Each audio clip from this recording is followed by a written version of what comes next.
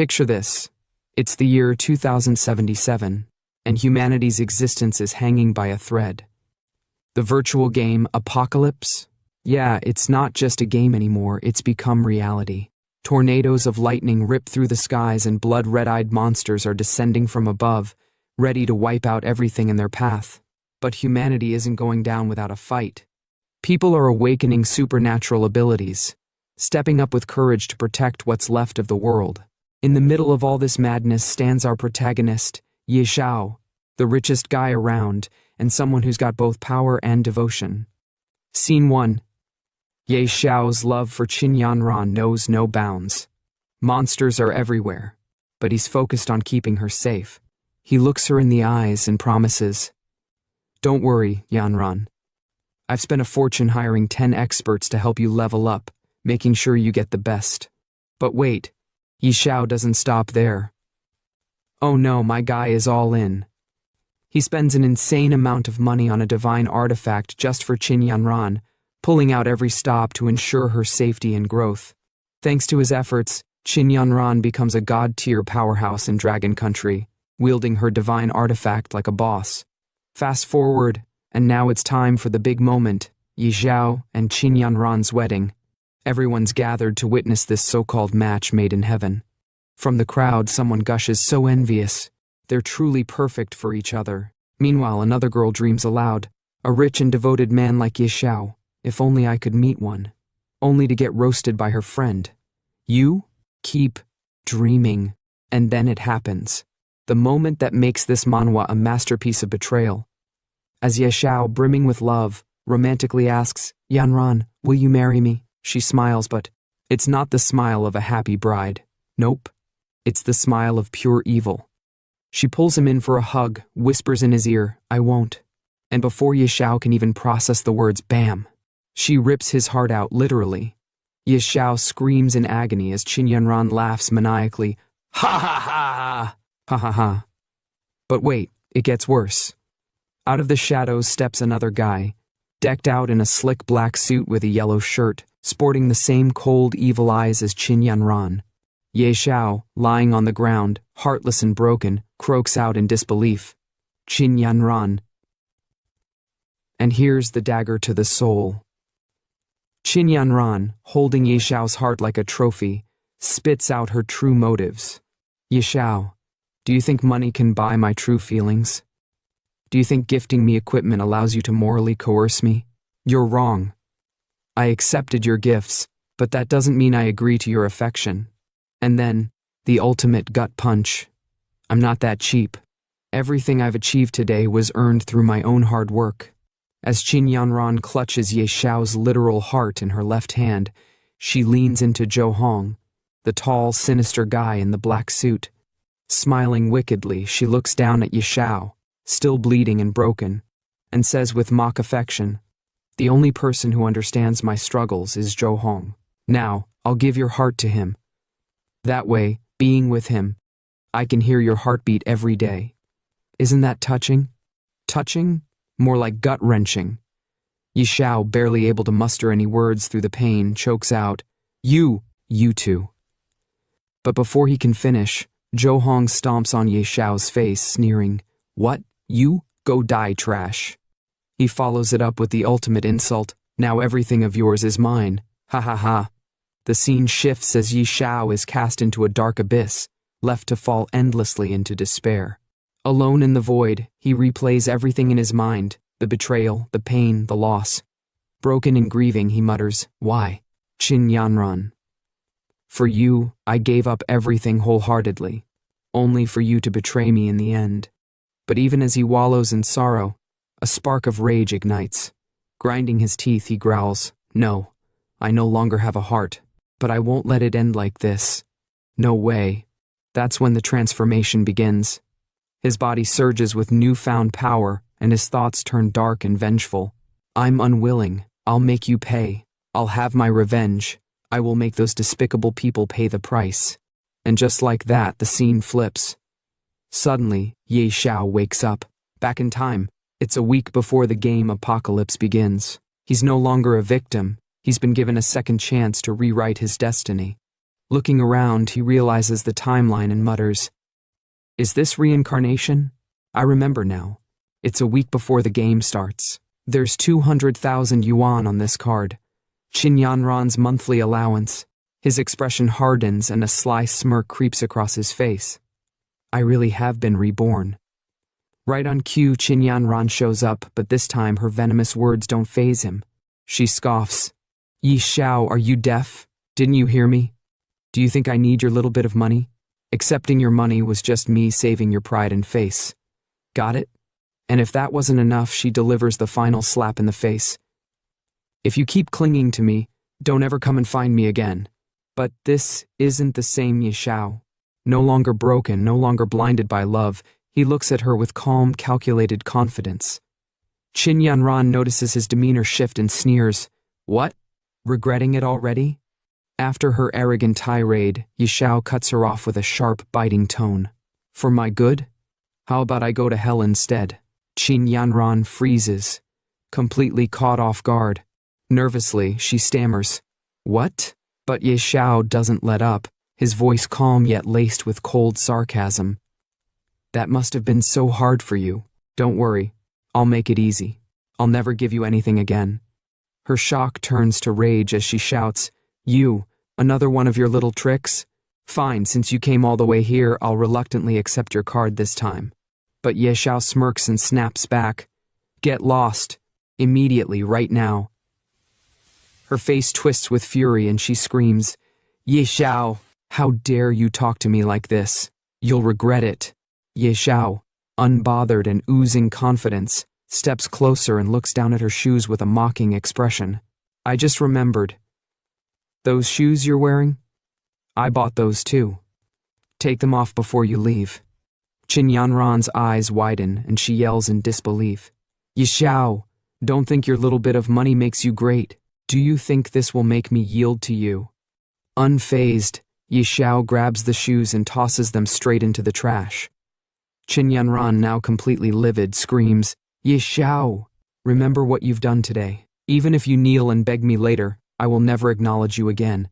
Yi Xiao, his face unreadable, delivers his final blow. "That would be a blessing. I beg you, don't ever show up in front of me again." With cold confidence in his eyes, he turns away, muttering, "I've got more important things to do than waste time on you." The Apocalypse beta test will begin in 1 week. At that time, during the first 10 minutes of the beta test, the recharge system will be briefly activated. Ye Xiao knows this is his chance to get ahead. Picking up his phone, he dials someone important. "I need to gather enough funds before the test begins." On the other end of the line, a sharp and professional voice answers, "Hey, isn't this the legendary romantic? Why the sudden call?" It's Yilin, a businesswoman known for her ambition. Ye Xiao doesn't waste time. "Hey Yilin, you've always wanted my shares, right? 20 billion all at once. Do you want them?" Yilin, stunned by the offer, nearly drops the phone. "What? Did I hear that right? You're selling your shares?" Without missing a beat, Yi Xiao replies with absolute certainty, 20 billion, not a cent less. Complete all the paperwork within 5 days and transfer the money to my account. With your skills, Miss Lin, that shouldn't be a problem, right? Yilin, ecstatic with her victory, smugly says, "Finally, Yi Corporation is mine, ha." But Yi Xiao shuts her down without emotion. "Cut the crap. Call me when it's ready." Hanging up the phone, Yi Xiao smirks to himself, the confidence in his voice unmistakable. "Next, I'll wait for the Apocalypse beta to arrive. This life, I'll climb the throne alone." A week later, the screen flashes with a dramatic intro. "Welcome to the game. This version of the game is in beta. Congratulations on gaining beta access. This test will last for 3 days. The public version will be launched soon." Ye Xiao, now fully immersed in the game, lands in a lush jungle teeming with danger. The wind rustles through the trees as he takes in his surroundings, a smirk forming on his face. That familiar feeling. This is it, the starting point of the Apocalypse game. The words on the screen boldly declare, "Apocalypse game begins." As Ye Xiao navigates the starting area, he spots a glowing interface in the air. Tapping it, he begins configuring his character. Nickname, Knight Xiao. As for my class, the scene cuts to a massive, majestic dragon breathing fire, scorching the battlefield.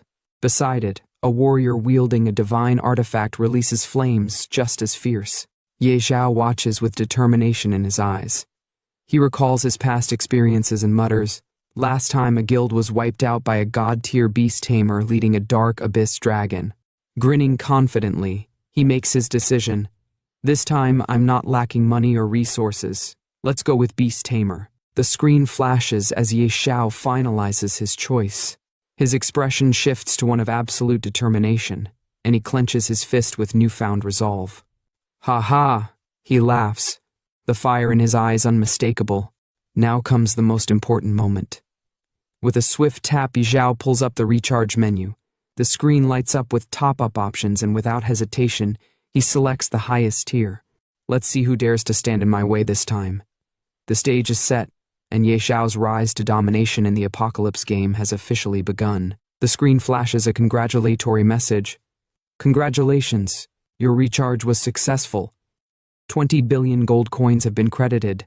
As the coins and cash rain down around him, Ye Xiao's face lights up with excitement. "Haha, amazing. 20 billion in, and within 3 days. The value of these coins will multiply tenfold." But just as he's soaking in the glory of his newfound wealth, another message appears on the screen. "Congratulations, you're the first player to recharge over 1 billion. The system has unlocked a unique hidden profession reward." A new message pops up.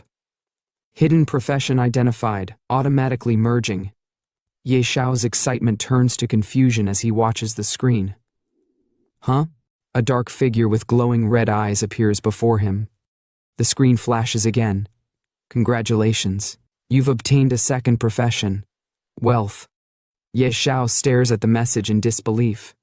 He then looks at his left hand, which is glowing with divine energy, and mutters, "What's this? A hidden profession unlocked by spending too much money?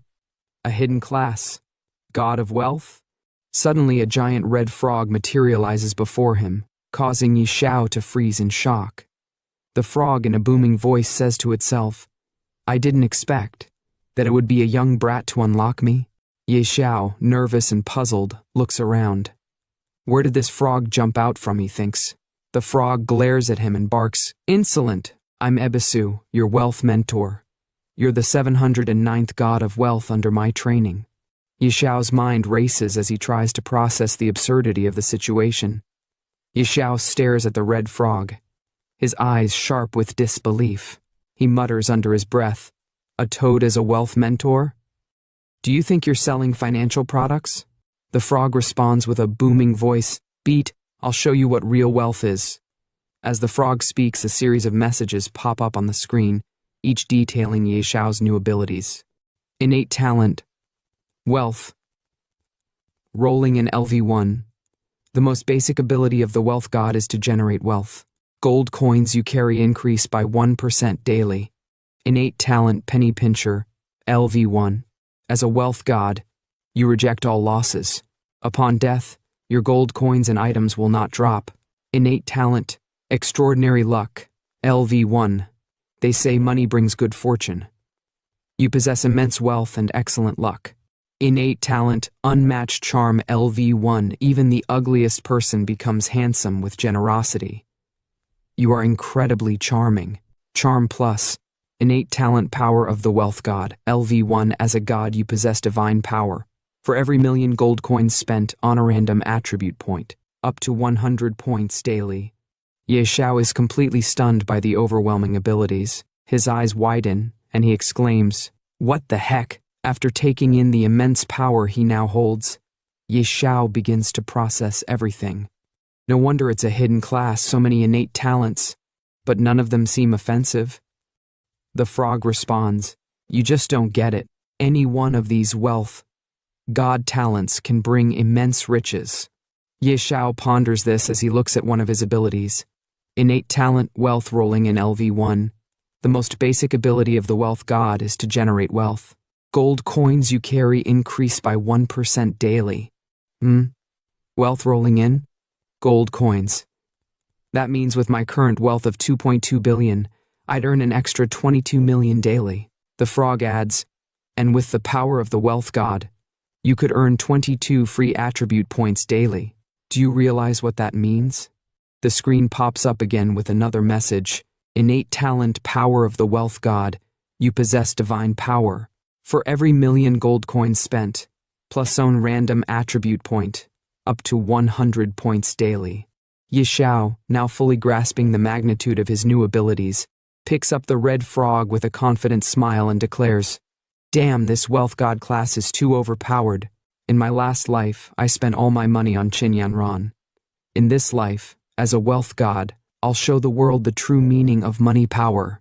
The frog, visibly angry, yells, "Beat! Put me down now." Xiao laughs and clicks the enter button on the screen. They both enter into the game area, and Xiao exclaims with excitement, "With this golden finger, why wait to grow stronger? Straight to the newbie village." As Xiao and the red frog land on the ground of newbie village flower plains, the frog lets out a loud "ouch" after hitting the ground. Xiao, still trying to get his bearings, looks around and says, "Looks like the server just opened. Not many people here. Perfect time to grow quickly." He takes a moment to check his profile in the game, studying the details of his abilities and attributes. Turning to the red frog, he says, "Starting as a beast tamer is dozens of times harder than other classes. Early on, you can't tame powerful beasts. To grow quickly, I need to think of a strategy." The red frog, now perched on Xiao's shoulder, looks down at the screen and responds, "Choosing beast tamer was reckless. You don't even start with a weapon. You don't understand. Beast tamer has the highest potential and the most growth." Suddenly, a group of elite level 5 goblins appears on the horizon, heading straight for them with weapons raised. Xiao's eyes widen in shock as the goblins scream in unison, "Meat, the smell of human meat." For the first time, Xiao feels the weight of fear gripping him as he looks at the terrifying creatures charging toward him. Crap, a level 5 elite warrior. How unlucky can I get? Should I fight or flee? He wonders, his heart racing. The red frog, however, isn't waiting for an answer. It leaps off Xiao's shoulder and starts sprinting away in panic. Xiao watches in disbelief, muttering, "This toad sure runs fast." The frog, now in full-on panic mode, shouts back, "What's there to think about? You're practically naked, no weapons, and facing a level 5 elite. Run." With no choice but to follow suit, Xiao starts running, his legs pumping as fast as they can carry him. The goblins, relentless in their pursuit, yell after him, "Food, stop running!" In a moment of desperation, Xiao looks around, hoping for some help. "Crap, someone save me!" He cries out, but all he hears is the sound of the goblins' laughter echoing behind him. After narrowly escaping the elite goblins, Xiao and the red frog finally make it to the main city, both exhausted and gasping for breath. Xiao looks around, relieved to have made it this far, and mutters, "Finally made it to the main city. That was close. Almost died at the start. I've never suffered such humiliation." Meanwhile, a group of players nearby are gossiping about him, clearly amused by his appearance and choice of class. One of them remarks, "Huh? Someone actually picked beast tamer?" Another one snickers and says, "Yeah, unbelievable." "And their beast is... Your beast is a toad?" Xiao, already on edge, snaps back, "You are the toad. Your whole family are toads." He storms off to the side, but the insults keep coming. "Ha ha! This beast tamer is hilarious. Right?" And he tamed a toad. Trying his best to ignore them, Xiao marches forward, but the red frog on his shoulder, ever the troublemaker, says, "There are beast eggs for sale in the city. Go buy one, brat."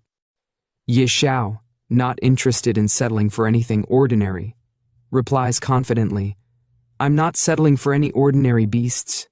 The red frog, a little confused, asks, "What do you want then?" They continue walking toward their destination, the Supreme Hall. The red frog warns him, "Are you crazy? At level 1, why come here? Only level 100 plus players can hire guards here." But Xiao remains determined, brushing off the frog's concerns. "Stop talking. I know what I'm doing. Let's go." They reach the entrance to the Supreme Hall, but just as Xiao starts to ascend the stairs, someone suddenly stops him. A deep voice calls out, "Wait!" Xiao turns to see a grand archmage standing in front of him, blocking his path. The archmage, holding a divine artifact, looks down at Xiao and says, "Young man, this is not a place for you. Return when you've trained more. Only with the City Lord's recommendation letter can the doors to the Supreme Hall open for you."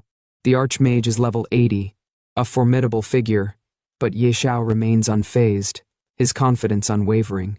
No wonder this place is so grand. Even the guard is a level 80 archmage. With a grin, Xiao looks up at the archmage and says, "Honorable archmage, I don't have a recommendation letter." The archmage responds curtly, "Then leave. The Supreme Hall is the Empire's pride, not for someone like you."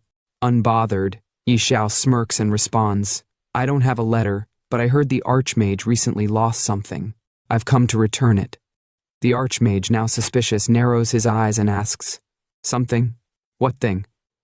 Don't try to fool me." As the conversation between Xiao and the archmage continues, Xiao decides to demonstrate the power of his wealth. He casually points and says, "Archmage, look over there." The archmage turns around, confused, but his expression changes when he sees gold coins scattered near his feet. Xiao continues, "Archmage, over there too, behind you, more coins. Archmage, do you like them?" The archmage, his eyes wide with surprise and joy, bends down and scoops up the gold coins. He exclaims with delight, "Oh my!" With a wide smile, he looks back at Xiao and says, "VIP room at the War God Pavilion, Supreme Hall upstairs, please." Xiao, ever the cheeky one, smirks and asks, "Ahem, Master, I liked your fierce demeanor earlier. Can I bring it back?" The archmage, clearly flustered, coughs and avoids making eye contact, muttering, "Cough! Young man, go on up." Xiao grins. Now this is more like it. Ha ha ha." The red frog, observing the scene, thinks to himself, "Money really works wonders, huh?" They approach the Supreme Hall, its grandeur impossible to ignore. As they enter, Xiao notices two towering guards standing in front of it. One is a Supreme Hall Honor Knight Golem, level 100, and the other is a Supreme Hall Honor Knight Golem, level 80. The red frog, impressed by the sight, says, "The Supreme Hall really lives up to its name. A level 100 hireable guardian, equip this, and you can dominate the novice village, kid." Xiao, unfazed, shakes his head and replies confidently, "These don't interest me, they're beneath me." Just as they're about to enter, a giant figure emerges, its presence commanding attention. With a deep, booming voice, the figure asks, "Who let you all in here?" The screen flashes with the words, "Berserk Blood Warrior." Xiao, unbothered by the intimidating figure, responds calmly, "I need to hire a divine-level golem guardian." The giant figure looks skeptical, replying, Divine level golems are extremely rare. How could they possibly be available for hire?" The giant guard, still processing Xiao's request, shakes his head and speaks again. "Besides, looking at your stats, hiring an 80-level guardian is already more than enough. Hiring a divine-level golem isn't something you can afford." Xiao, unfazed, replies confidently, 1 billion per day. The giant guard, now utterly shocked, stammers, 1 billion? Well, technically it's impossible. Rules are ultimately set by people. By coincidence, I know a divine-level spellcaster who might help. Xiao's eyes widen as he ponders to himself, "A spellcaster? That's a hidden class." He then continues, "Divine-level spellcasters are incredibly versatile. Protection, defense, offense, all in one package. Hiring them right from the start would be a great choice." "All right, let's go with that." The giant guard looks at him carefully and asks, "I can summon them any time, but first I need to confirm one thing. When will you pay the 1 billion? Xiao, with a confident smile, responds, "Let's sign the contract now, and I'll pay whenever needed." The giant warrior nods. "Then there's no issue. Once the contract is signed, I'll summon them right away." After signing the contract, Xiao exclaims, "Perfect, the sooner the better. I'm on a tight schedule." Moments later, a beautiful woman in a red dress, holding a divine artifact, materializes before them. Her presence is awe-inspiring, and she exudes a powerful aura. She introduces herself with a smirk. "Oh, it's a handsome young man. I'm Dolores, a divine-level spellcaster. According to the contract, I'll follow your orders for the next 24 hours. Xiao, visibly stunned by her sudden appearance, thinks to himself, her level's too high. I can't view her details at all. He then looks at her, trying to regain his composure, but his nerves show as he speaks. Nice to meet you, Senior. I've hired you mainly to tackle a very difficult. Dolores, amused by his nervousness, giggles and interrupts. Difficult? What hard dungeons could there be in the novice village? Goblin King, or maybe his entire family. All of them are a wave of my hand away from defeat. Xiao, now slightly embarrassed but determined, says, Let's not waste time, I'll leave this to you, Senior. Dolores smiles. Easy. Lead the way. The scene then shifts to a demonstration of Dolores's immense power. She effortlessly dispatches wave after wave of goblins, casting powerful fireballs that incinerate them with ease. As the goblins fall, a bystander watches in awe, thinking to himself, Whoa, are those damage values? Did someone just beat their enemies into revealing phone numbers? Another character, witnessing the destruction, screams, Destroy them! Take out all these goblins! They nearly killed me earlier. As Xiao and the Red Frog make their way through the scene, the chatter around them intensifies. 3 characters stand nearby, discussing the unexpected sight they've just witnessed. One of them exclaims, Am I seeing this right? That guy's partnered with a spellcaster? These damage numbers are insane. Another one, looking puzzled, asks, Doesn't seem like a spellcaster. They don't display a level. Is it a hack? The third character responds with certainty, There's no such thing as hacks. Must be a high-level NPC hireling. That spellcaster.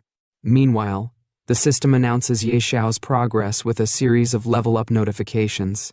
Ding! Congratulations. Your level has successfully risen to level 10. You've earned 10 attribute points for free allocation. Ding! Congratulations. You are the first player in Novice Village 9527 to reach level 10. You've earned an additional 10 attribute points. Ding! Congratulations. You are the first player worldwide to reach level 10. You've earned 50 bonus attribute points and the title Spend a Sender.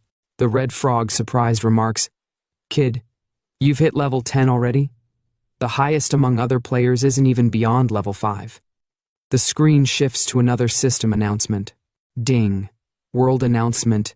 Players successfully reached level 10, unlocking the level leaderboard. Night Sorrow has. Ding! World announcement. Player Night Sorrow. In the distance, characters watching the announcement react with astonishment. One of them exclaims, What the heck? It hasn't even been a full day, and someone's already level 10? Who is this Night Sorrow?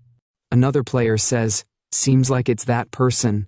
They're absolutely overpowered. A crow, observing the announcement, wonders aloud, Could they be the game's GM, running tests? One player, eager to get close to the rising star, says, I need to go cling to their coattails. Is it still too late? A voice in the background adds, Doubt all you want. Of course you don't know yet. Soon enough, when the game Doomsday becomes reality. Then another voice confidently states, You'll realize that I am the true God. As Xiao processes the information, he mutters to himself, That should do it. With the level-up attribute points, and the 100% earned from spending 1 billion today via wealth power, it's about time to head to our true destination. The scene transitions to Xiao and the Red Frog heading towards an unknown location. The Red Frog, curious, asks, This is far. Is this the hidden dungeon you mentioned? Xiao responds confidently, That's right, Dragon's Lair, here I come. The screen flashes again with the world-level leaderboard, and Xiao's name proudly displayed at the top. Rank 1, Night Sorrow, LV10, Wago, Rank 2, None. Rank 3, None. Note, level 10 is the minimum for leaderboard entry. In the next scene, a stealth walker, level 3, is shown slaying goblins with swift precision, his weapon cutting through them effortlessly. He mutters to himself, I've been hunting elite monsters since entering the game, and I'm still only level 3. Someone's already level 10? Is there some exploit in the game? And Xiao. Never heard of that name before. His face twists into a sinister, villainous expression as he continues. Looks like there's another strong rival. This is exciting. The atmosphere darkens, and his words hint at a dangerous rivalry brewing. The scene then shifts, showing a map of Novice Village 9527, deep within Whispering Valley. Coordinates 1102, 254. Xiao speaks confidently. So this is the place. He approaches a stone, his hand glowing with divine power, and with a surge of energy, he shatters it. As the stone crumbles, the screen reveals a magnificent dragon kingdom. A warning appears. Ding! This area is extremely dangerous. Leave immediately. The divine spellcaster Dolores observes the scene with a mix of awe and concern. How is this possible? Such an overpowering aura. How could a dragon reside here? There's actually a hidden dungeon. Kid, how did you even find it? She pauses, clearly uneasy. If it's a dragon, I'm not confident I can handle it alone.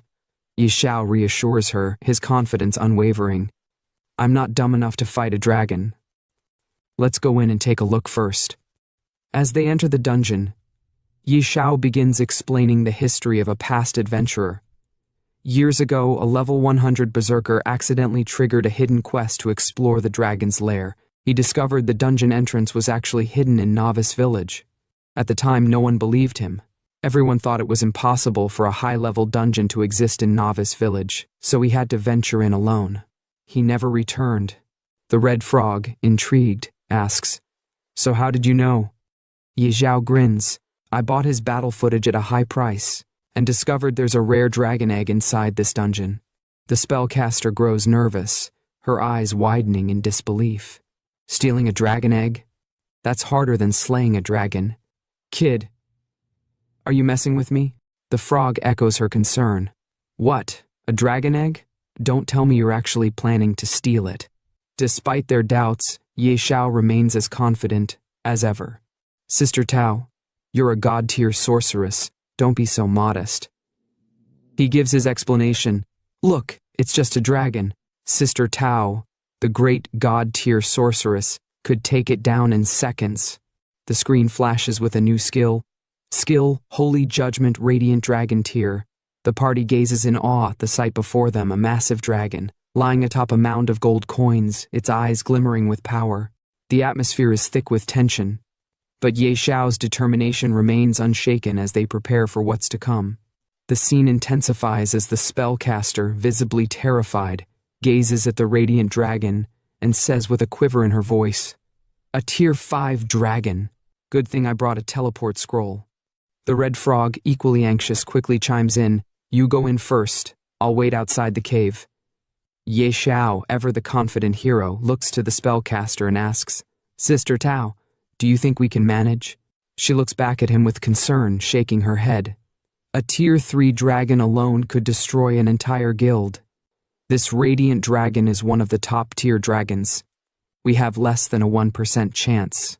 But Xiao, unfazed by her words, maintains his focus on the dragon's egg. That sounds terrifying. This dragon egg must be even more valuable than I thought. I have to get it. The spellcaster, now clearly terrified, exclaims, "Not a chance, I'm out of here." Xiao, not backing down, tries to persuade her with an offer. "Sister Tao, I'll pay you double the commission." Her resolve doesn't waver, though, as she responds, "Even doubling the pay won't help. It's not that I don't want the commission, but we just can't beat it." Xiao, ever the strategist, insists, "We're not actually fighting it. Just buy some time." The spellcaster's expression hardens. There's no buying time. No one can withstand a tier 5 radiant dragon. Xiao, with determination in his eyes, raises the stakes. "Triple the commission." After a brief pause, the spellcaster reluctantly agrees, gritting her teeth. "Damn it. If I have to risk my life, I'll do it." The scene shifts as the spellcaster prepares for the fight of her life. "I'll go all out." 3 minutes. I can buy you 3 minutes at most, she says, drawing her divine artifact and focusing her power. Ye Xiao watches in awe, seeing attributes pop up on his screen as he gains buffs from the spellcaster's support. He looks impressed and mutters to himself, "Wow, master, so reliable. Buffs active. A little preparation is key to surviving in this world." The spellcaster shouts at him. "Buff duration is 3 minutes. The rest is up to you." Ye Xiao responds with admiration. "Incredible. As expected of a god-tier sorceress. Truly terrifying." The battle begins as the spellcaster faces the radiant dragon head-on. "Wretched beast. Normally I'd fear you, but for these 3 minutes even you will bow before me," she declares, her voice filled with defiance. With a swift motion, she unleashes a powerful skill, Ice Arrow, sending a chilling blast toward the dragon. The ice arrow strikes the dragon, momentarily freezing it, buying Ye Xiao precious seconds to carry out his plan. The fight intensifies, and the clock is ticking as Ye Xiao prepares to steal the dragon's egg, with the spellcaster doing everything she can to hold the beast at bay. The tension builds as Ye Xiao, holding his breath, creeps closer to the radiant dragon's egg. "Shh, don't let it notice us, or we're dead meat," he whispers, glancing at the spellcaster who is still holding off the dragon with all her might. The spellcaster, panting, warns him, 1.5 minutes left, I'm running out of steam." Ye Xiao struggles with the egg, trying to lift it, but it's far heavier than he anticipated. Frustrated, he calls out to the frog, "This dragon egg is heavier than I thought. Toad, give me a hand." The red frog hesitates, muttering, "I've never done something this shady before." But before they can make another move, a loud thud shakes the ground, and the radiant dragon's piercing eyes snap open, catching them in the act. "Ouch!" the frog exclaims in panic. The dragon lets out a terrifying roar, sending shockwaves through the air. Ye Xiao and the frog freeze in fear as the dragon's fury ignites. "You useless toad!" Ye Xiao shouts. But the frog, equally terrified, retorts, "How dare you insult me like that, you brat? Run! Stop talking and move." With the dragon bearing down on them, Ye Xiao screams for help. "Sister Tao, help us!" The spellcaster, already exerting herself, responds with urgency. "Ice wall." She casts, trying to block the dragon's assault, but the ice quickly begins to crack under the dragon's power. It's not holding up. Then, with a flash of divine energy, she casts a more powerful spell. Skill. Dragon King's Breath. Her eyes widen as she sees the immense firepower about to unleash from the dragon. "Dragon King's Breath, run!" she yells, taking off. Ye Xiao, in disbelief, calls out, "Sister, why are you running too?" She glances back at him with exasperation. "Of course I'm running.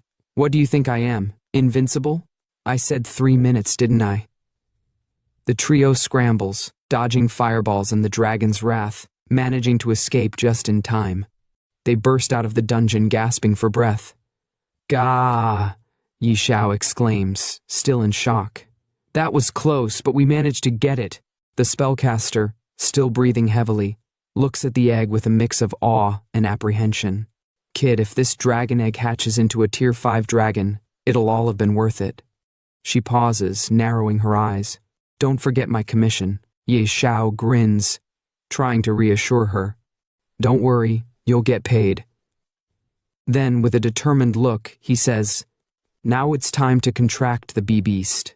The spellcaster, a bit more skeptical now, adds, "Let's hope it doesn't hatch into something strange.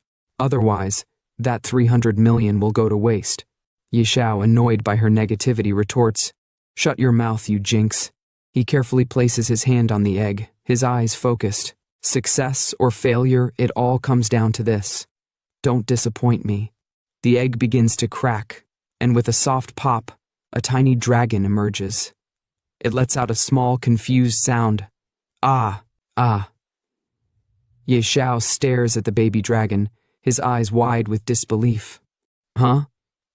The spellcaster leans in, scrutinizing the hatchling. "This doesn't look like a radiant dragon hatchling." Ye Xiao frowns. "Why does the color seem off?" The baby dragon, now fully out of its shell, blinks up at them. It scales a strange mix of colors that don't quite match the radiant dragon they expected. Ye Xiao and the spellcaster exchange uncertain glances. unsure of what they've just unleashed. Here's part 2 of the manhwa breakdown you've been waiting for. And seriously, a big shout out for all the love and positive vibes on the last video. Y'all are amazing. Keep smashing that like button and showing your support so I can keep bringing this fire content for you.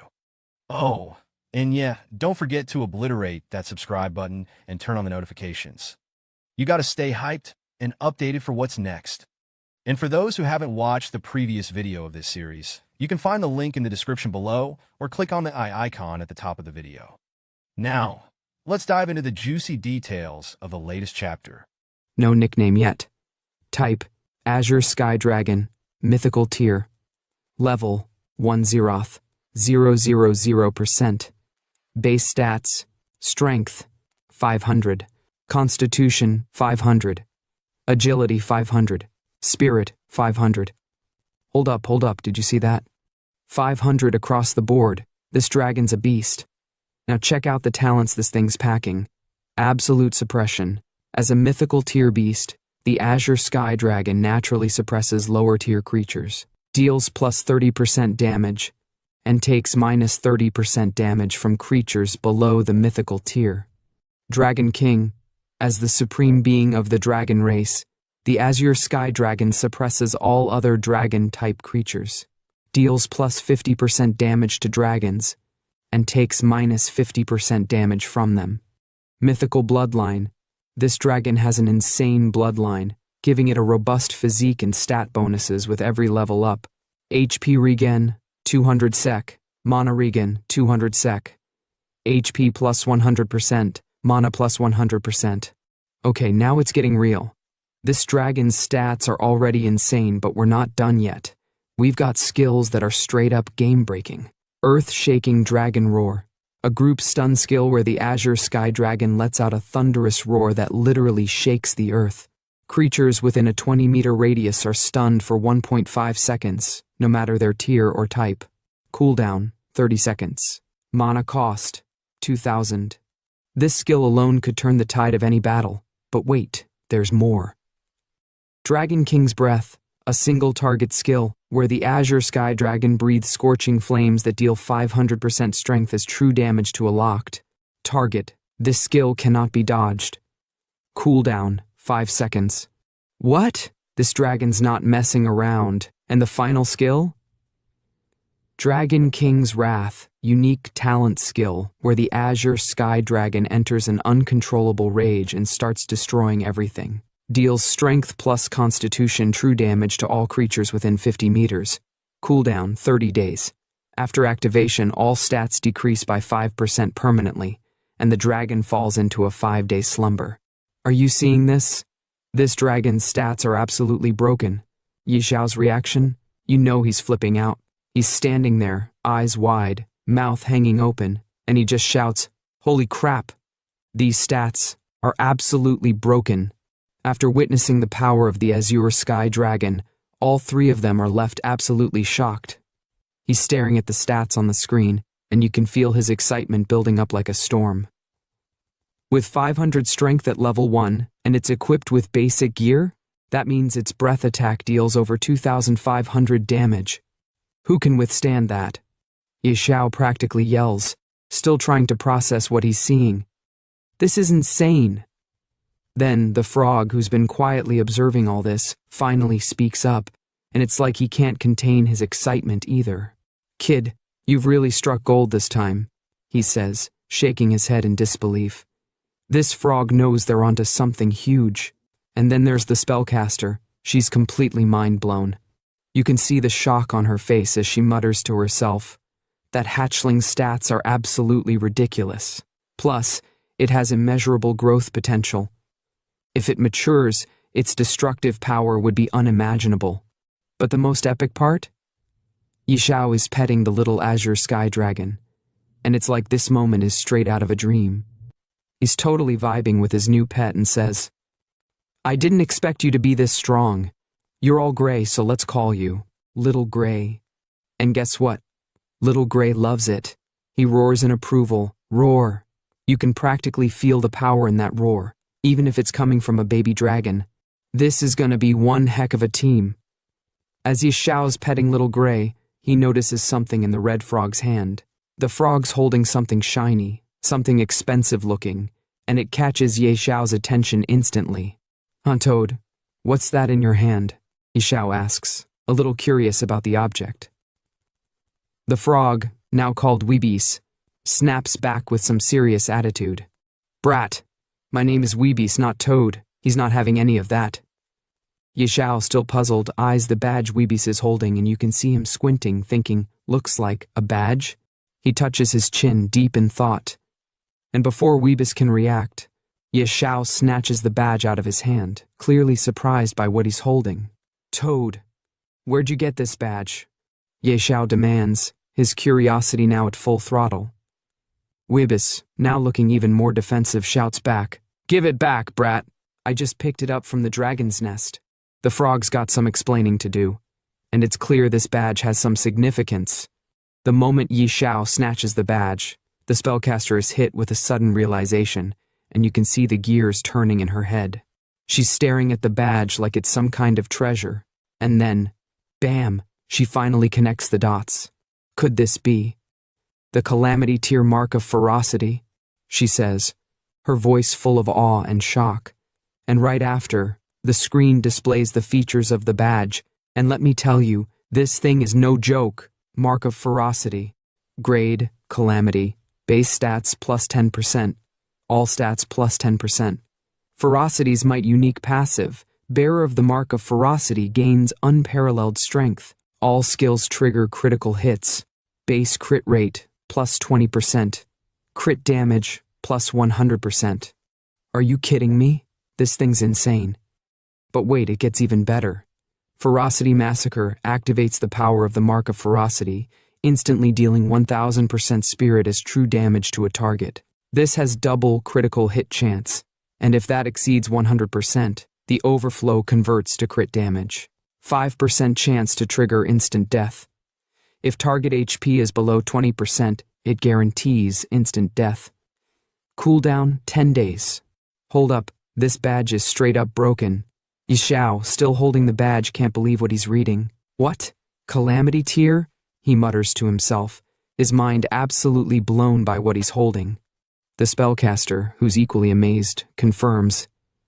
Judging by these insane stats, it's definitely Calamity Tier. Yeah, no kidding. This badge is on a whole other level. But of course, the red frog, now known as Weebis, isn't having any of it. He wants that badge back and starts demanding, "Brat, give it back. I risked my life for this." And Xiao? He's not having it either. He's standing there shaking his head in disbelief, and then he drops the bomb. "You risked your life? We almost lost ours because of you. As compensation, I'll borrow this for now." Oh, Xiao's not playing games here. He's getting the badge for himself. But Weebis isn't backing down, and he's not going down without a fight. "Why should I let you borrow it? 10,000 coins a day or no deal." He snaps, trying to get some cash out of this situation. Classic frog move, right? Xiao, ever the smooth talker, turns on the charm. He gives his best sweet voice, trying to smooth things over. "Come on, old Weebis. Don't be so stingy. We're buddies, right? Why talk about money?" But Weebis isn't falling for it.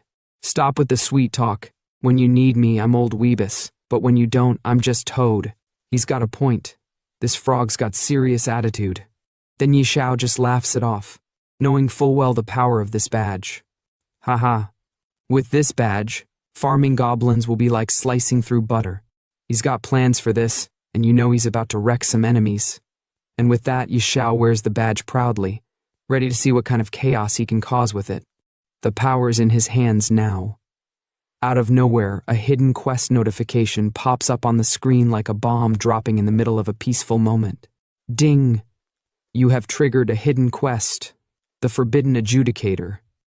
The message flashes across the screen with a dark, mysterious vibe. The quest reads, "Although mighty, the King of Ferocity was consumed by the abyss. Bearer of the Mark of Ferocity, seek the truth. Objective, find the Fang of Ferocity." And just like that, everything stops. The room is dead silent, and all three of them are just staring at the screen, shaken by what they just saw. The red frog, clearly stunned, stammers out, "Huh? A hidden quest?"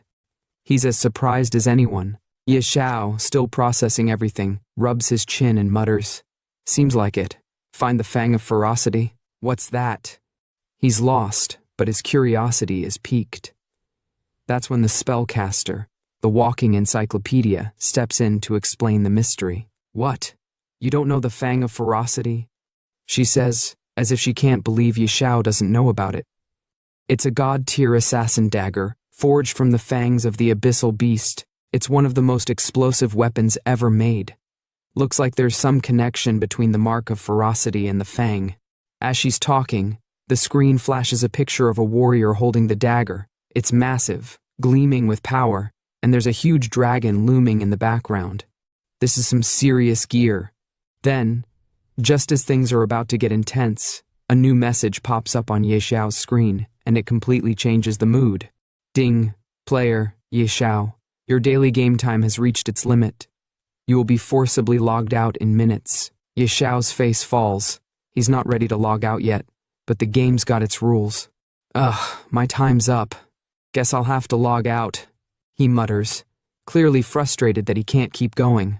But the spellcaster, ever the professional, just shrugs it off. With a flick of her magic, she opens up a portal to exit. Who knew a hidden dungeon in a starter village would take this long? "Well, Peachy sister, I'm off. Hit me up if anything comes up, be sure to prep your coins." Xiao, smiling as always, gives a quick nod. "All right, brother Yi, later." And just like that, the portal closes with a flicker of light. Now it's Xiao's turn to log out, and before he does, he's deep in thought. The Doomsday game is still in beta, and hasn't fully merged with reality yet. Better rest up. Don't want my body breaking down. You can tell he's thinking about the balance between the game and reality, knowing that he needs to be ready for whatever comes next. The next day at Xiao's home, it's a whole new world. The gaming community is on fire, with chaos everywhere. The game has taken over, and people can't stop talking about it.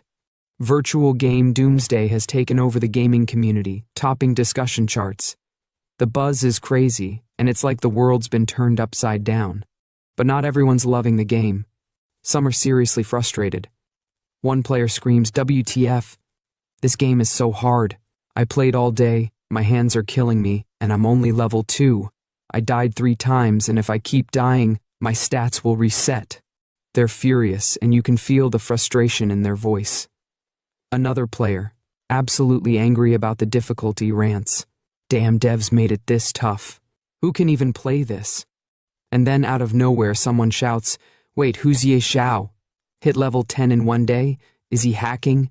They're shook, wondering how Xiao pulled that off. But there's always someone ready to hate. And the last comment we hear is, "Trash game, can't play without cheats, classic."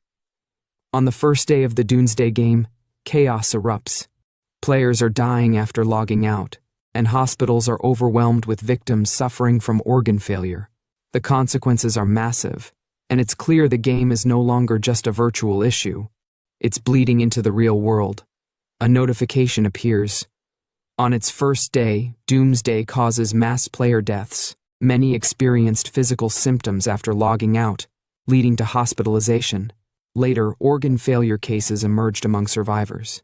Governments issued warnings against entering the game. Governments scramble, issuing bans and warnings, but Xiao? He's completely unbothered. He looks at the chaos and thinks to himself, "Huh?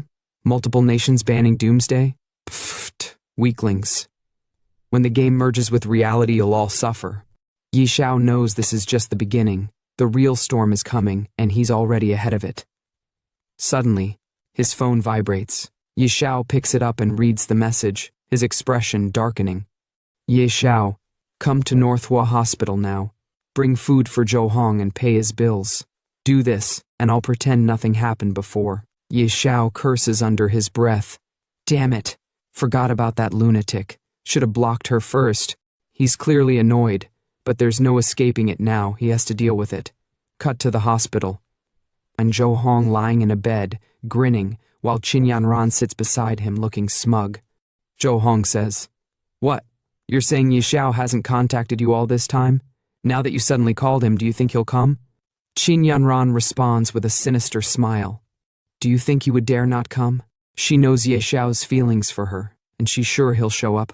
Zhou Hong, grinning like a fool, adds, True, he loves you so much that it's in his bones. Once you call, he'll definitely come running. But before they can celebrate, a doctor walks in, delivering a shocker. Patient in room 17, you can be discharged early. Please settle the bill first. Qin Yanran and Zhou Hong are shocked. Why the early discharge, they ask. The doctor answers, Our hospital is now overwhelmed with patients suffering from organ failure, just like you, caused by playing a game called Doomsday. We're currently short on beds. Qin Yanran's face twists with aggression, her voice sharp as she glares at the doctor. What do you mean? Short on beds? Does that mean poor people's lives are worthless? The doctor, clearly feeling the pressure, responds calmly. This is a special situation. We ask for your understanding. Please settle your bill and vacate the bed by the end of the day. But before the situation can escalate further, Zhou Hong suddenly stands up from the bed, brushing off the tension. He looks at Qin Yanran, speaking in a calm but determined tone. All right, Yanran, stop arguing. This game really isn't simple. I plan to get discharged and continue playing.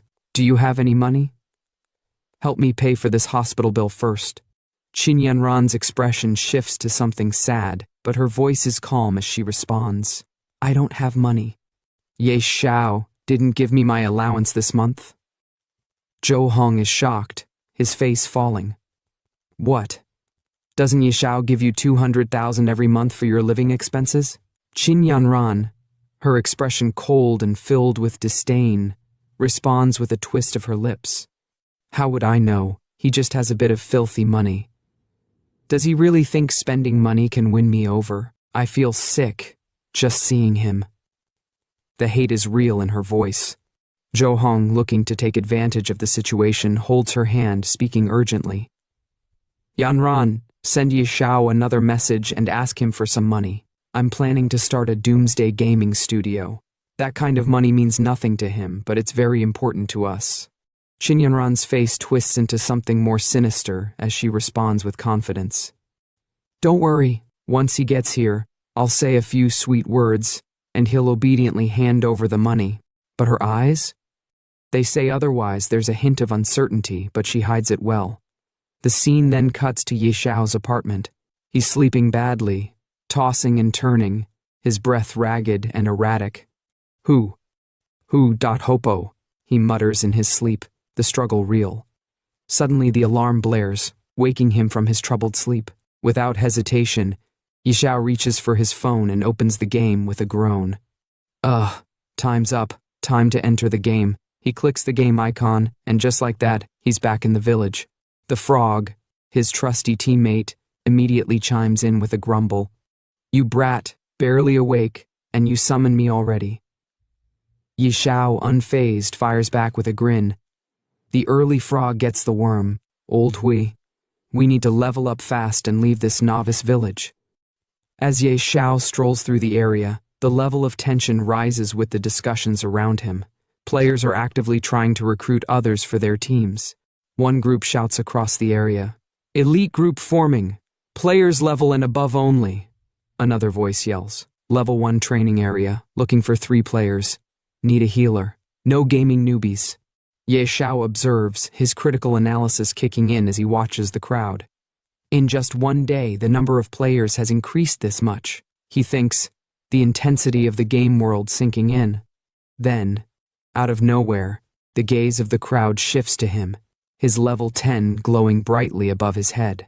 The whispers and gasps grow louder as people start to gather, amazed at his level. Damn, a level 10 pro? First place on the leaderboard? How did this guy level up so fast? The chatter intensifies as more people crowd around him. One guy shouts, Bro, wanna team up? We've got tons of pretty girls. Another shouts, Big bro, can you carry me? I'll show you my black stockings. Meanwhile, the Toad Wibbises pipes up, annoyed by the attention.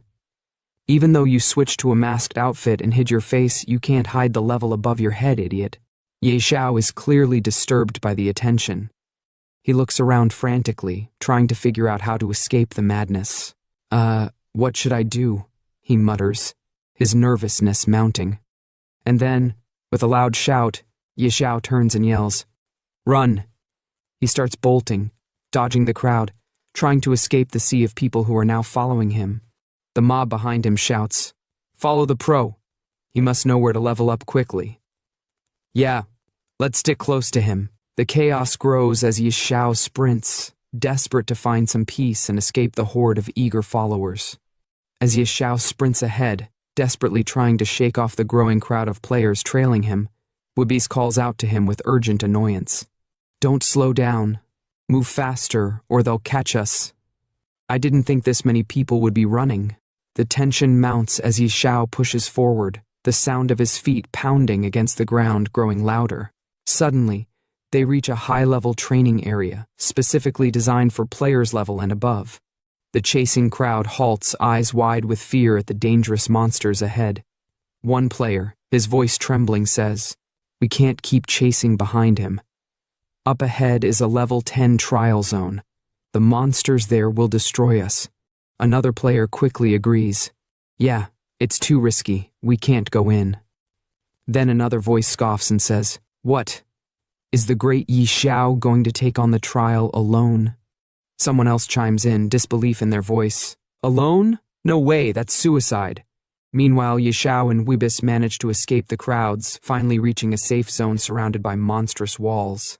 Wibis, his voice filled with relief, says, "Finally, we lost them." Xiao, still focused, replies with confidence, "They're not stupid. They wouldn't dare come here." The trial zone is now in front of them, with an opening guarded by a warrior holding a massive sword. Xiao approaches and surveys the area, speaking to himself. "All right, this is the spot." The guard, eyeing Xiao with skepticism, grunts. "Hey kid, this isn't a place for you." Xiao approaches him with a polite tone. "Hello, sir. I'm here to start the advancement trial." The guard's gaze sharpens when he notices Xiao's level. He raises an eyebrow. "Outlander, you reached level 10 this fast? Where's your team?" Xiao stands tall, confidence radiating from him. "I'm doing it solo. I don't need a team." The guard, now more concerned, warns him. "Solo? Kid, I'll give you the usual warning. Even on normal difficulty, going in alone is basically suicide." Xiao, undeterred, shrugs it off and continues walking toward the trial. "Don't worry, I've got plenty of my life left to live." The guard watches him, sighing to himself. Ha! He's just another reckless keiki. Ignoring the warning, Xiao steps forward into the main task area, his foot landing on a circular platform that triggers the difficulty level of the trial. The screen displays a prompt. Please choose the trial difficulty: normal, hard, nightmare, hell, abyss. Xiao, standing tall and confident, stares at the choices. Without a second thought, he selects abyss, the most dangerous and destructive difficulty. With a smirk, he mutters, "Soloing abyss difficulty should be fine, right?" He locks in the selection, his face filled with determination. The guard, standing nearby, watches in shock as Xiao confirms his choice. The guard, stunned, exclaims, "The advancement trial has begun. Selected difficulty abyss." "What? Abyss difficulty?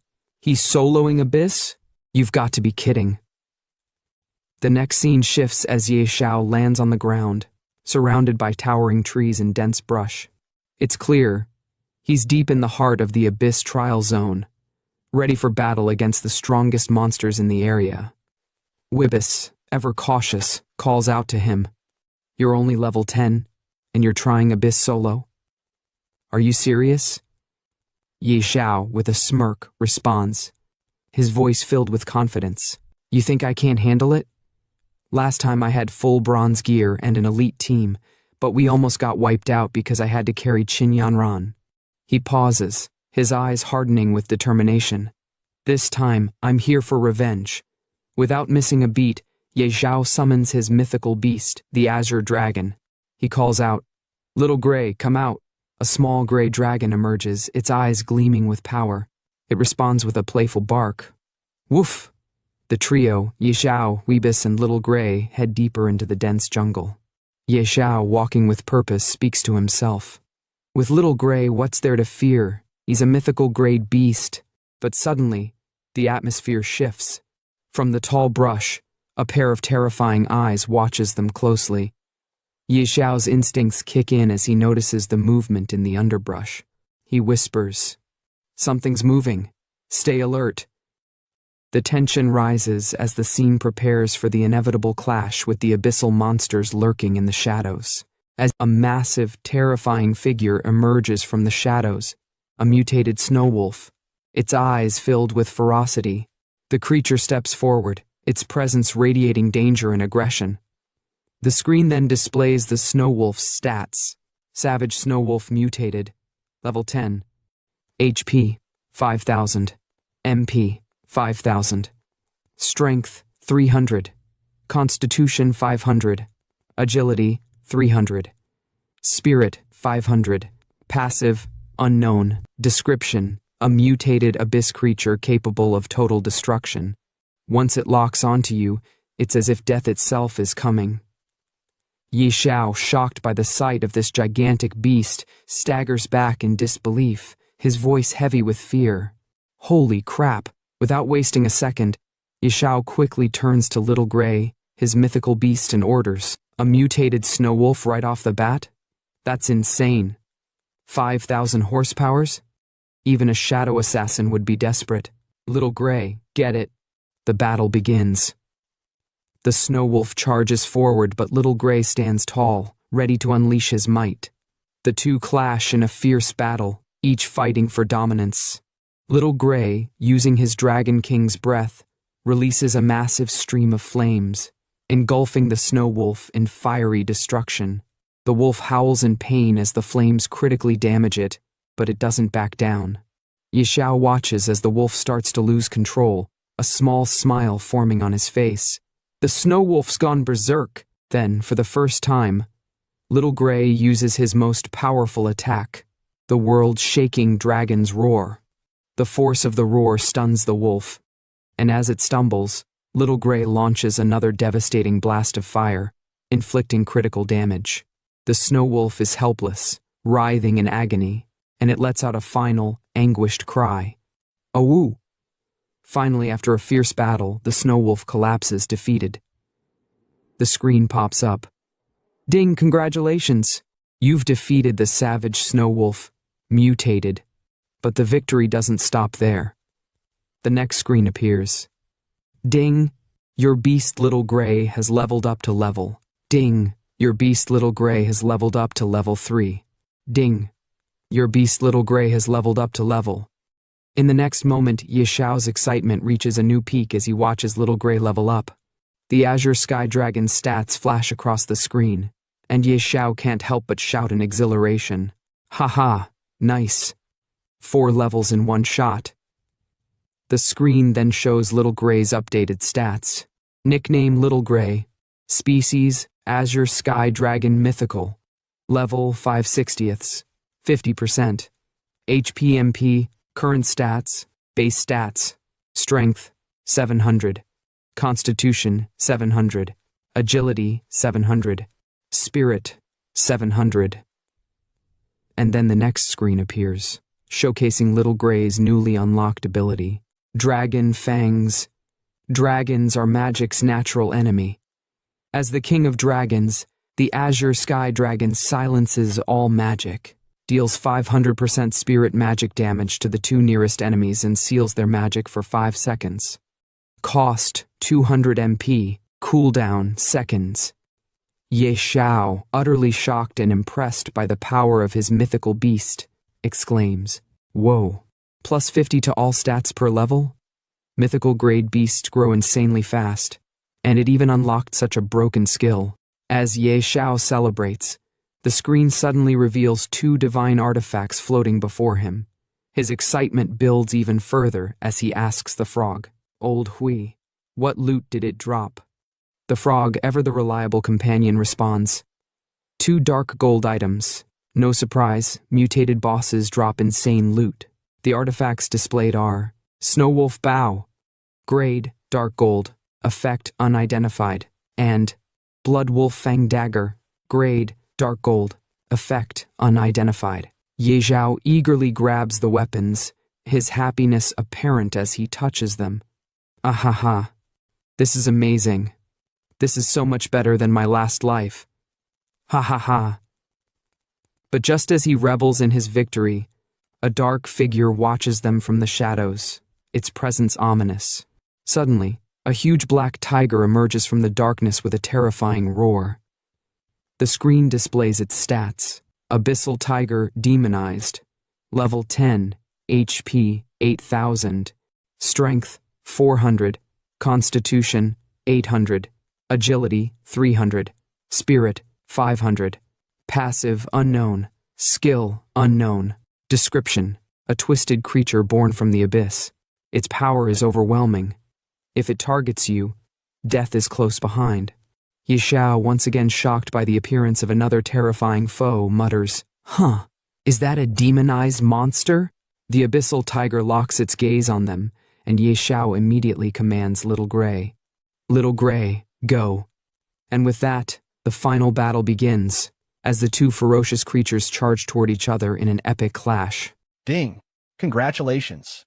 You have completed the Abyss trial. Congratulations! After an intense 1-hour battle, Yi Xiao slumped to the ground, completely out of breath. He let out a sigh and muttered to the red frog, "If I had known it would be this exhausting, I wouldn't have sold it. My legs feel like they're about to fall off." Hearing that, the red frog chuckled and replied, "Well, I've already picked up several pieces of equipment. Once I return to the city, I should be able to make a decent amount of gold." In front of them, a shield and a sword lay on the ground, glinting under the dim light.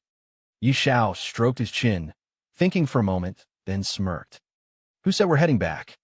Up ahead is where we can challenge the trial boss. I came here to take it down." The red frog's eyes widened in shock. "You're not joking, right? Even after all the monsters we've defeated, Xiao Hui is only level 7. Are you sure it can handle the boss?" Without hesitation, Yi Xiao stood before the boss's door, his expression unwavering. "Of course, it won't be a problem. In my previous life, this trial's final boss was only at the Lord level. Now, Xiao Hui can easily take down 2 demonic monsters. This will be a piece of cake." Yi Xiao stood in front of the massive door, extending his hand toward it while his pet dragon, Xiao Hui, circled above his head. With a confident smirk, he said, "With your support and mine, taking down a Lord-level boss will be as easy as chopping vegetables." Just as those words left his mouth, a glowing blue circle appeared beneath his feet. In an instant, time blurred, and when he came to, he was already inside the boss room, walking up a long flight of stairs. With each step, his excitement grew. He turned to Xiao Hui and grinned. "Old Hui, today, I'll show you what it means to be a pro. Let's go." The red frog, perched on his shoulder, sighed. "Why do you sound more and more unreliable?" As Yi Xiao approached the final platform, a sudden system notification flashed before him. "Adventurer, you have fallen into the abyss." Seeing the message, Yi Xiao's heart pounded. His eyes gleamed as he clenched his fists. "In my past life, I was a man of honor, trapped by love and emotions. But in this life, I wield the strongest power of the apocalypse. I am Yi Xiao." His voice echoed through the chamber as he stepped forward. Come on, let me conquer the abyss completely." And then he saw it. A towering monster sat upon a grand throne, its hulking form casting a menacing shadow. It held a massive staff in one hand, exuding an overwhelming aura. Above its head, a new notification appeared, revealing its details. Yi Xiao's entire party froze. The red frog, gripping Yi Xiao's shoulder tightly, shrieked, "K kid, where's the Lord-level enemy you mentioned?" Cold sweat trickled down Yi Xiao's face as he read the monster's title. "What's going on? In my past life, this was definitely a Lord-level boss. Why is it a King-level boss now?" Before he could process the situation, the boss stirred. It stepped forward, its heavy footsteps shaking the ground. Yi Xiao's sharp gaze locked onto its stats. 5,000 spirit points. A pure, magic-based beast. Its endurance and agility are at 0, meaning it doesn't have normal attack damage. Its attack speed is extremely slow, but if it lands a hit, we're dead for sure. The red frog gulped. Kid, if you die, I'm not cleaning up your corpse. Xiao took a deep breath, pushing his nerves aside. A king-level boss, huh? No big deal. Xiao Hui, don't use your skills recklessly. Follow my commands. His voice turned firm. This big guy is slow. Keep switching positions and don't get caught in a prolonged fight. With a roar, Xiao Hui launched forward, unleashing a stream of fire breath at the monster while darting around the battlefield. Yi Zhao's excitement grew as he watched his dragon in action. Yes, that's it, Xiao Hui. Keep moving. Don't let it cast any skills. He clenched his fists. Hold on, we've almost got this big guy down. But then, just as he was celebrating, the boss's focus suddenly shifted. It locked eyes with Yi Zhao, unmoving. Yi Zhao's heart skipped a beat. Why? Why isn't it attacking? Something feels off. Is it looking at us? The red frog's face turned pale. Does that mean it's about to? Before they could finish the thought, the boss roared and began preparing a devastating attack. Dodge quickly, the red frog screamed. Do you even need to say that? Yi Zhao shouted back, already leaping away. Boom! A massive explosion engulfed the spot where he had been standing just moments ago. Yi Zhao barely had time to react before another attack came flying past him, shaking the entire chamber. His face was drenched in sweat. Why is this thing only targeting me? Desperate, he shouted at Xiao Hui. Hurry up and save me. The boss didn't let up, relentlessly pursuing him. As Yi Zhao dodged attack after attack, he gasped, I can't hold on much longer. Then, in the nick of time, Xiao Hui reappeared in front of the boss and unleashed another fire breath attack. The impact sent the monstrous creature crashing against the chamber walls with a deafening boom. Yi Zhao slumped to the ground, panting. If this thing doesn't die soon, I'm the one who's going to collapse from exhaustion. The red frog, still trembling, groaned. Next time you want to challenge a place this dangerous, can you not drag me along? As Yi Zhao caught his breath, a familiar chime echoed through the room.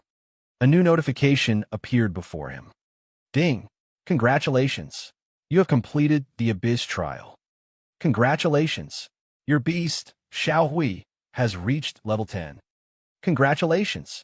As the first adventurer to complete the Abyss trial, you have received a reward, +5 to all attributes. Yi Zhao, still drenched in sweat, stared at the panel before glancing at the red frog. With a teasing smirk, he said, Old Hui, I didn't expect you to be such a coward. The red frog scoffed. And you're not afraid of dying? Then why were you running so fast? Ignoring the jab, Yi Zhao approached the fallen boss's body and grinned. Finally done. Now let's see what loot we got. At the same time, outside the dungeon, a world announcement echoed across the game. System announcement. Player Yi Zhao from Xiao Nation has completed the Abyss trial, becoming the first adventurer in history to pass it. He has obtained the legendary title Abyss Envoy. This is hereby announced to all players. The sudden announcement sent shockwaves through the gaming world. Players all over the world reacted in confusion and disbelief. Abyss trial? What kind of dungeon is that? One player muttered. Wait, someone actually cleared the Abyss trial? Isn't that supposed to be impossible? Another exclaimed. No way. This is a global first clear announcement, someone else shouted in astonishment. Meanwhile, in a small village, a crowd of players gathered in front of the world ranking board, their eyes glued to the newly updated rankings. A young man stared at the board before turning to his companion. A globally top-ranked player from our Xiao Nation? Beside him, a sharp-eyed boy, Xiao Qi, squinted at the leaderboard, then looked at his partner. And he's the only name listed here. This guy is no ordinary player. The first boy nodded. Xiao Qi, investigate him. Xiao Qi immediately responded, got it. Player for Beginner Village 9527. Based on analysis, he's likely from Jiang City. Hearing that, the boy's expression turned serious. Jiang City?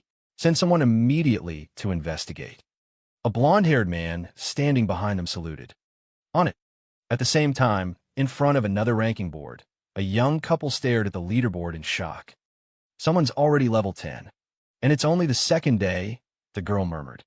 Her boyfriend scoffed.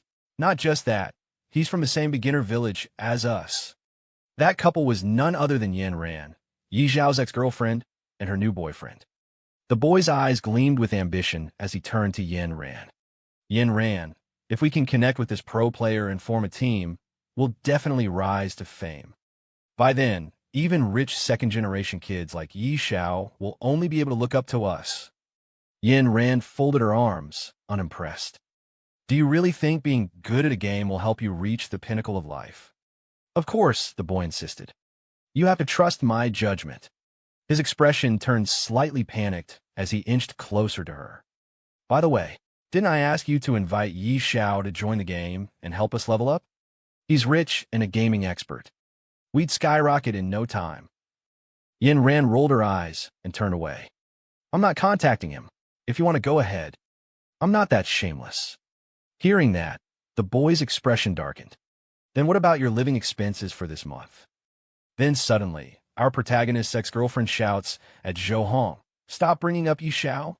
It's so rare for us to have some time alone together. I've never played a game before, so come on and teach me already. Hearing her words, the boy starts sweating and quickly says, all right, let's figure out how to level up first.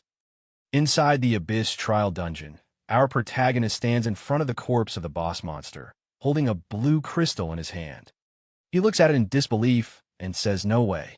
After all that effort, this is all that dropped? Just a fragment. A system notification appears. Abyss stone fragment. Grade unknown, unidentifiable. Seeing the notification, he frowns.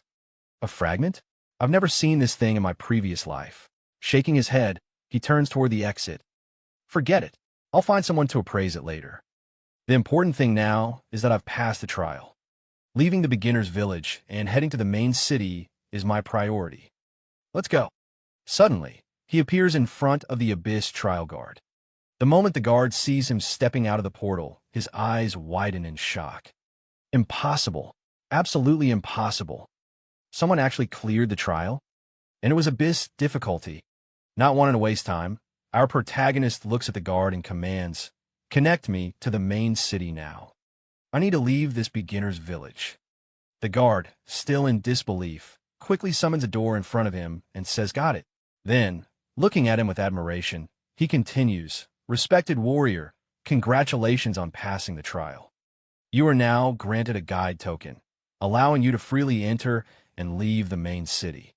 Hearing the guard's words, our protagonist responds respectfully, thank you. Much appreciated. The guard then hands him a box and adds, additionally, since you clear the Abyss level advancement trial, you are entitled to an epic item, Badge of Valor. Looking at the box, our protagonist's eyes gleam with excitement. Not bad, a commemorative item.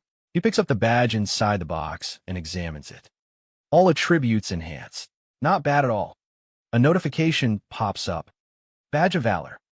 Description: proof of a hero. Only those who clear the Infernal level trial are qualified to receive it. This is the highest honor. Base stats, plus 20. Charisma, plus 3. Satisfied, our protagonist walks toward the summoned door. Before stepping through, he looks at the guard and says, Little Gray, Old Hui, keep up. Main city, here we come. In an instant, he is teleported to Wild Leaf Main City, appearing in the middle of a quiet town. Looking around, he comments, wow, it's so empty. In my previous life, the job transfer square was packed with over 100 people. Coming early really makes a difference. At the same time, the red frog beside him speaks. So this is Wild Leaf Main City. Without wasting time, our protagonist starts walking and says, let's go. We need to find Beast Master Gyudel. Hearing that, the red frog looks confused. Beast Master? You already have a beta, so why look for him? Our protagonist laughs. You'll find out soon enough. He wanders through the city, eventually arriving at his destination. In front of a small house, a man sits on a chair. Looking at him, our protagonist smirks. Here it is. Approaching the man, he respectfully says, Respected mentor, I would like to transfer my job. Without even looking at him, the man scoffs. If you want a job transfer, find someone else. Don't bother me. Undeterred, our protagonist insists, I want to transfer to the hidden class, Beast Whisperer. No one else can handle it. Hearing that, the man finally looks at him with a serious expression. Do you think just anyone can become a Beast Whisperer? Prove your strength first. Go to the outskirts and bring me 100 eyes from those demon wolf cubs. A system notification appears. Ding! Gyudol has issued you the quest, Eyes of Demon Wolves. Head to the outskirts, defeat 100 elite demon wolves, and bring their eyes back to Gyudol. Seeing the notification, the red frog turns to our protagonist. How did you even know about this hidden class quest? With an arrogant smirk, our protagonist replies, No way am I wasting my time killing 100 elite monsters. Hearing that, Gyudol scoffs. What a useless fool. If you can't even handle it, get lost and stop wasting my time. But our protagonist smirks and confidently replies, You've misunderstood. I don't think I need to kill any demon wolves. These items should be enough to prove my strength. Then our protagonist shows the man the badge he got from the trial guard. Seeing this, the man's eyes widen in shock. Is that an epic badge of valor? With one hand in his pocket and the other holding the badge, our protagonist smirks. That's right, a badge of valor. The man, now visibly excited and shocked, exclaims, I can't believe it. Someone so young has already cleared the Inferno-level advancement trial. But our protagonist corrects him with a smirk. Wrong. Not Inferno-level, Abyss-level. The man stiffens. Abyss-level? He swallows hard before cautiously asking, May I ask, how many people were in your team? Our protagonist, exuding confidence, simply raises a single finger. Just one. Me. Hearing that, the man awkwardly rubs the back of his head and laughs. I knew it. From the moment I saw you, I could tell you were an extraordinary talent. A true dragon among men. Our protagonist's face twitches as a bead of sweat rolls down his forehead. From the moment you saw me, didn't you just call me a useless fool not long ago? Even the red frog is speechless at the man's sudden change in attitude. How was this guy flipping his tune faster than turning a page? Ignoring the weird atmosphere, our protagonist turns to the man and asks, So, does this mean I can transfer to Beast Whisperer now? The man, now sweating, holds up his hand. Of course, but I have one small request. Our protagonist narrows his eyes. What is it? The man swallows nervously. I'd like to see what kind of beast was strong enough to pass an Abyss-level trial. Without hesitation, our protagonist replies, No problem. Then, with a simple gesture, he summons his dragon. The moment the dragon appears, the man nearly falls over in shock. His jaw drops. Holy crap. G-God tier beast. A dragon hatchling? Our protagonist nods casually. Yeah. The man suddenly clasps his hands together and bows respectfully. My goodness. In my lifetime, I never thought I'd see a god-tier beast with my own eyes. This is my dream beast. Seeing the man's over-the-top reaction, our protagonist raises an eyebrow. Master, are you okay? No need to get so worked up. But the man suddenly turns and starts walking toward the room. Without looking back, he says, Today, you might not be able to transfer to Beast Whisperer. Our protagonist frowns. What do you mean? The man finally stops and looks back with a serious expression. Because Beast Whisperer isn't worthy of a god-tier beast. I will introduce you to the Royal Chief Beast Tamer. But then, suddenly, the man hands our protagonist a letter. This is a referral letter. Follow the address to find him, and he will give you the answer you're looking for. Seeing the letter, our protagonist smirks. Such good fortune. He takes the letter from the man, and immediately, a new notification pops up. Ding! You have triggered the hidden class quest, Dragon's Whisperer. Head to the Royal City to find the Royal Chief Beast Tamer. As our protagonist walks through the alleyways of the town, the red frog hops alongside him, shaking his head. You're insanely lucky, getting transferred to a hidden class just like that. Our protagonist glances at him and shrugs. But the Royal Chief Beast Tamer is in the Royal City, which is far from here. Besides, I have other things to take care of first. The red frog blinks. What things? Our protagonist smirks. Follow me and you'll find out. I need to complete another hidden quest first. Then, in the next scene, a luxurious building comes into view. The red frog looks at our protagonist suspiciously. How do you know about so many hidden quests? Before he can answer, the scene shifts to a luxurious courtyard where a stunning woman in an elegant dress stands, flanked by 3 guards. Her presence is noble, yet her expression carries a hint of sorrow. As our protagonist approaches, he mutters, "There she is." The red frog blinks. "What are you planning? Sell yourself out." Our protagonist smirks. "You don't understand. That's Lady Xiao, the widow of the former city lord, rich, beautiful, and grieving." Before the frog can react, one of the guards notices our protagonist and immediately reaches for his sword. "Halt! Who are you?" But our protagonist completely ignores him, stepping forward and addressing the woman with utmost respect. "Respected Lady Xiao, why do you always seem so sorrowful? Is there a problem I can help you with?" The noble woman sighs lightly, her eyes glistening with a hidden pain. "There is indeed a personal item I have lost, young man. If you can find it, I will be deeply grateful." Ding! You have received Lady Xiao's request. Please retrieve her beautiful flower. Our protagonist bows slightly. "Rest assured, my lady, I will take care of this for you." The red frog's eyes widen. "Another hidden quest? What kind of cheat code are you running?" The red frog hops beside our protagonist as they walk through the city. But the flower Lady Xiao is looking for should be in a garden or outside the city. "Why are we wandering around town?" Our protagonist smirks. "What do you know? She's not looking for an ordinary flower." The red frog's eyes widen.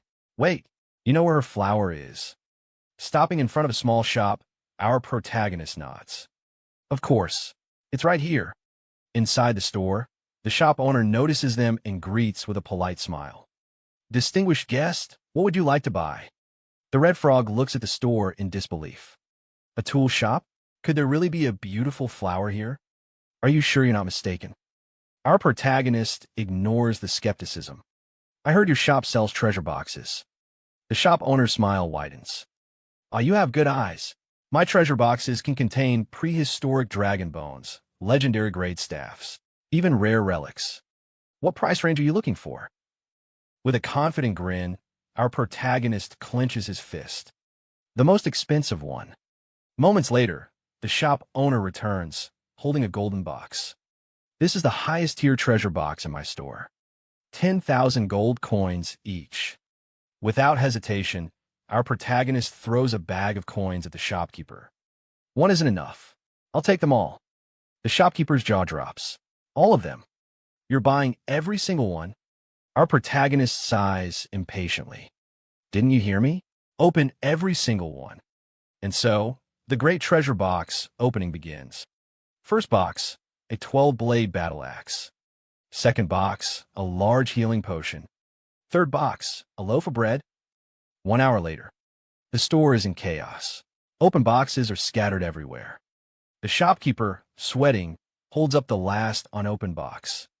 "Honorable guest, out of 100 treasure boxes, only one remains." Without hesitation, our protagonist gestures. "Open it." The box lid creaks open, revealing a crystal rose. Ding! You have obtained beautiful flower. Our protagonist wipes the sweat off his forehead. Finally, it really is a beautiful flower. Grabbing the rose, he turns to his companion. "Laowi, let's go." Scene transition, a majestic bathroom. A luxurious bathtub, filled with scented water, reflects the glow of chandeliers. A stunning woman relaxes inside, rubbing her arm as steam rises around her. "Do you think someone will actually find that flower for me?" "Wait, what am I seeing here?" "My eyes. Don't stare too hard, or they might pop out." Ahem, back to the story. A maid stands nearby, holding a silk towel. "Of course, my lady. With your charm, luck is always on your side." Just then, another maid rushes into the room, panting, excitement mixed with disbelief. "Madam, A young man is outside asking for an audience. He says, "He's brought the flower you requested." The noblewoman gasps. "What?" Suddenly, she stands up from the bath, everything on full display. And I won't lie, this scene is a blessing. Her voice trembles. "Someone actually found it for me." Scene transition, outside Lady Shirel's mansion. Our protagonist waits, arms crossed. The guards return and bow to the noblewoman. "Madam, this is the young man who possesses what you were looking for." Lady Shirel's gaze lands on him, eyes filled with curiosity. "Young man, you really found what I wanted." With a confident smirk, our protagonist presents a golden box. "Genuine and authentic, my lady. Please take a look." She carefully opens the box. Upon seeing the crystal rose, her lips curl into a delighted smile, and a faint blush spreads across her cheeks. "Wow, it truly is the beautiful flower. I've searched for it for so long, and today I finally..." She suddenly looks back at our protagonist, warmth in her expression. "Pardon my rudeness, I was simply overwhelmed." "Young man, you have helped me greatly. What reward would you like? Money? A rare artifact?" Our protagonist, keeping his composure, replies in a calm voice. "Beautiful lady, I'm not interested in money or artifacts." Lady Shirel's eyes gleamed mischievously as she leans in slightly. "Oh, since you're not interested in money or treasures, I have no choice but to offer myself as your reward." Error. System overload. Our protagonist's face turns red in an instant. What? In broad daylight. Is she serious? This is too much. Who could handle this? Before things escalate, he quickly raises a hand. "Madam, you misunderstand. I only need you to help me obtain a citizen status." Lady Shirel chuckles, resting her hand lightly on her cheek as she gazes at our protagonist. "You little rascal. So, all you wanted was citizenship? That's too easy." At the same time, a notification pops up. Ding. "Due to your noble actions and outstanding charm, Lady Shirel's favorability +20. With a satisfied smile, Lady Shirel turns to one of her maids. "Elisa, prepare the paperwork and bring my seal." The maid nods respectfully. "Yes, madam." Our protagonist watches with anticipation, then speaks up. "I have another request. I'd like to purchase property in Windleaf City and settle down." He hands Lady Shirel a map, and she raises a curious eyebrow. "Oh, buying property? So you don't want to wander around anymore? That's a stable choice." She studies the map, her eyes narrowing slightly as she spots the marked location. "Wait, the West District? You must be joking. That's not exactly a bustling area. Are you sure you want to buy here?" With unwavering confidence, our protagonist responds respectfully. "Esteemed lady, I am certain of my decision. I hope you can assist me in making the connections. I'd be very grateful." Lady Shirel sighs, shaking her head. "All right, I will arrange for someone to contact a real estate agent in the West District." Our protagonist bows slightly. "Many thanks, Lady Shirel." From his shoulder, the red frog snickers. "You brat, why aren't you buying in the prosperous East District? You're intentionally making a loss. That's not how you build wealth." Our protagonist smirks. "What do you know?" He then leans in slightly, explaining in detail. "Of course, you wouldn't understand. Soon, Windleaf City will be attacked by strange creatures. Under the assault of powerful beings, even the current city lord will fall in battle. The East District, being the wealthiest and most densely populated, will take the heaviest damage. But the West District, sparsely populated and overlooked, will suffer the least. After the chaos, it will become the most functional and valuable area in the entire city." The red frog blinks in shock. What kind of monster plans their real estate investments based on future destruction? Our protagonist just smirks. "How could I ever make a losing investment?" The scene shifts to a grand room where a man sits across from our protagonist. Lady Shirel stands gracefully beside him, watching with amusement. The man looks at our protagonist and says, "Lord Knight Xiao, the real estate contract for your purchase has been finalized. You have acquired 340 residential units and 184 commercial properties, totaling 1.2 billion gold coins. When would you like to make the payment? Our protagonist casually replies, I got all that for just 1 billion? I can pay right now. The man waves his hand with a satisfied smile. Pleasure doing business with you. He then walks away, leaving Lady Shirelle to hand over another set of documents. She smiles. Here is your citizenship document. Our protagonist reaches out to take it, grinning. So, I'm officially a citizen of Windleaf City now. But before he can celebrate, Lady Shirelle corrects him with a playful tone. Not just a Windleaf City citizen. You are now a first-class citizen of the Dragon Phoenix Empire. Sweat immediately rolls down our protagonist's face. Wait, what? The Dragon Phoenix Empire? The red frog jumps in, croaking in disbelief. No way.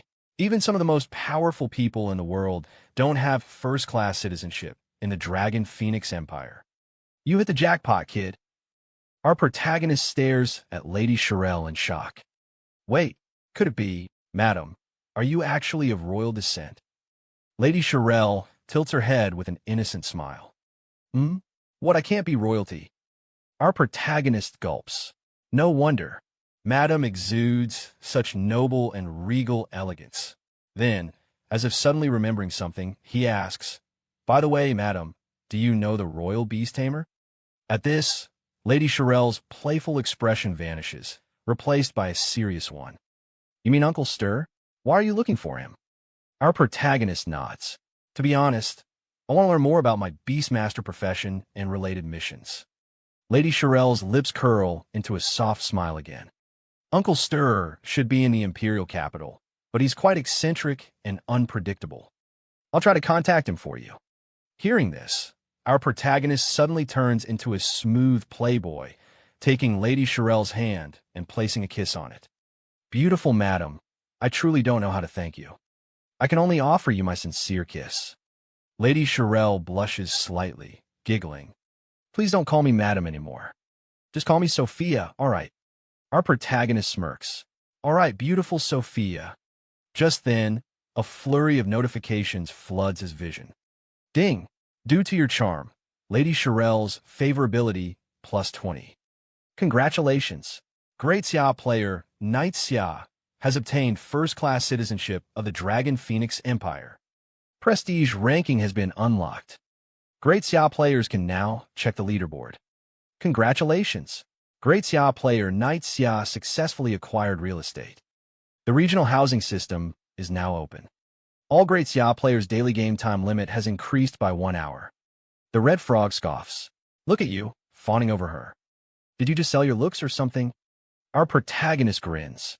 Old Hui, I just love seeing you irritated but completely powerless against me. Before the red frog can fire back, another notification pops up. Ding!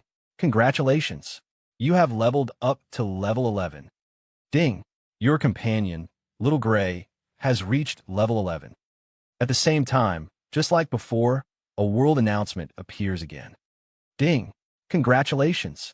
Great Xiao player, Knight Xiao, has obtained first-class citizenship of the Dragon Phoenix Empire.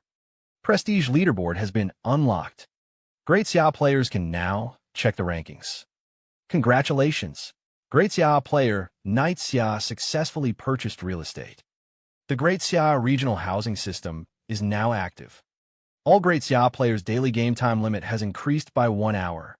As always, players explode with excitement. What the hell? First-class citizenship? A housing system? Is this game even real? Another player jumps in. Wait, all Great Xiao players just got an extra hour of game time? That's insane. From another group, someone shouts, Damn, what is this first-class citizen thing? What rank are we then? Third class. A frustrated teammate groans. Being a nobody in real life is bad enough, and now I'm a nobody in the game too. What were the devs even thinking? Someone else snaps back. Stop complaining. Does anyone even know who the developers are? Meanwhile, the scene shifts to our protagonist's ex-girlfriend's group. A male teammate turns to her in disbelief. Oh my god, Knight Xiao is already level 11 and even a first-class citizen. That's insane. She crosses her arms. Yeah, pretty impressive. But his name is kind of weird. Then suddenly, she sighs and slumps to the ground, muttering, "If we had a top player like him leading us, we'd probably be level 4 or 5 by now." She looks at her struggling team and adds, "Unlike now, where we can't even kill a single slime." But before she can continue, a green-haired girl glares at her and scoffs. "From your tone, are you unhappy with our team?" A white-haired girl joins in, rolling her eyes. "You've done nothing but still gained levels just by tagging along, and you're still not satisfied?" Then a black-haired man snorts, "Yeah, if you don't like it, you can leave." The ex-girlfriend's new boyfriend quickly tries to calm things down. "Everyone, it's a misunderstanding. My friend didn't mean it that way. Sorry about that." But she's already angry. "Fine. I'll leave. Who cares?" She stands up and storms off, dragging her boyfriend with her. "Johan, we're leaving." Her boyfriend stares at her, confused. "Yinran, what are you doing?" As the couple walks away, someone from their ex-team sneers. "You think just because you're a little pretty, you can act like a princess now?" The boyfriend sighs, looking at his girlfriend. "Great, now it's just the two of us. How are we supposed to level up?" But Yinran glares at him. "You said you'd help me level up, but when they all insulted me, you didn't defend me. Do you even care about me?" The boyfriend massages her shoulders, trying to smooth things over. All right, I was wrong. By the way, did you contact Xiao to play Apocalypse with us?" Yinran scoffs. "Why should I contact him first?" But her boyfriend clasps his hands together, pleading. All right, you have your pride. But just this once, do it for me. Reach out to Xiao and ask him to help us level up." She crosses her arms, smirking. "Since you're begging me, I'll consider it." She checks the time. "It's getting late anyway. I'll message him after I log off." Her boyfriend grins, waving at her. "Great. Yinran, I'll be waiting for good news." As Yinran logs out, she turns back with a smug smile. "See you tomorrow. I'm logging off." Inside her real-life bedroom, Yinran stretches and smirks to herself. Even though Xiao's way of throwing money around is a bit crude, I can't completely blame him. She picks up her phone, lying on her bed. "All right, I'll take the initiative one more time." She quickly types out a message to our protagonist. "Xiao, I'm playing a game called Apocalypse. Hurry up and buy the equipment, then help Xiao Tao and me level up. If you can get me onto the ranking board, I might consider being your girlfriend. What do you think? Are you touched?" She sent the message, smiling proudly. "Good thing I'm such a generous girl. I'll forgive you this time." She places her phone down. 5 minutes later, she picks it back up. "Huh, why hasn't Xiao replied yet?"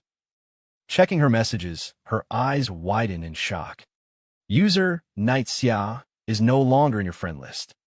She freezes, staring at the screen in disbelief. "He deleted me?" Then, rage fills her eyes. Xiao actually deleted me from his friend list? How dare he? She shouts loudly in her room. "Xiao, from today onwards, we are completely done. If you really have any dignity, don't ever come begging to me like a dog. Even if you kneel, I will never forgive you. Never."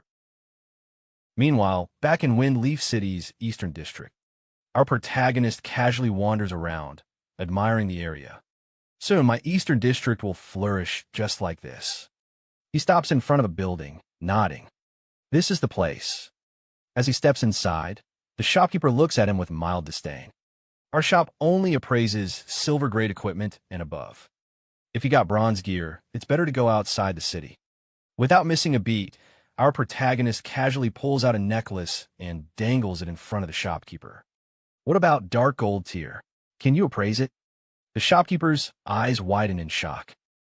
"Holy crap, it really is dark gold." He quickly composes himself, clears his throat, and says, "Don't worry, sir, if it's dark gold grade, the shop owner himself will handle it to ensure success." Our protagonist raises an eyebrow. "Cut the nonsense. What's the success rate?" The shopkeeper adjusts his collar, suddenly speaking more politely. "I'm a gold tier appraiser, highly skilled, with over an 80% success rate.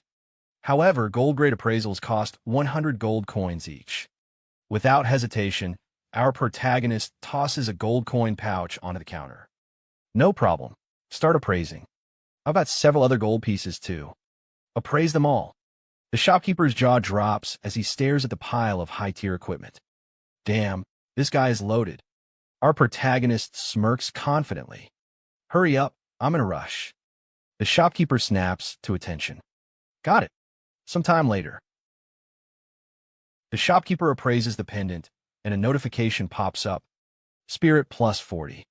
Strength plus 40. Dark attribute damage minus 20%. The shopkeeper wipes sweat off his forehead, staring at the stats in awe. These stats are absolutely insane. Our protagonist grins, inspecting the pendant. Not bad. Continue. That's it for today's video.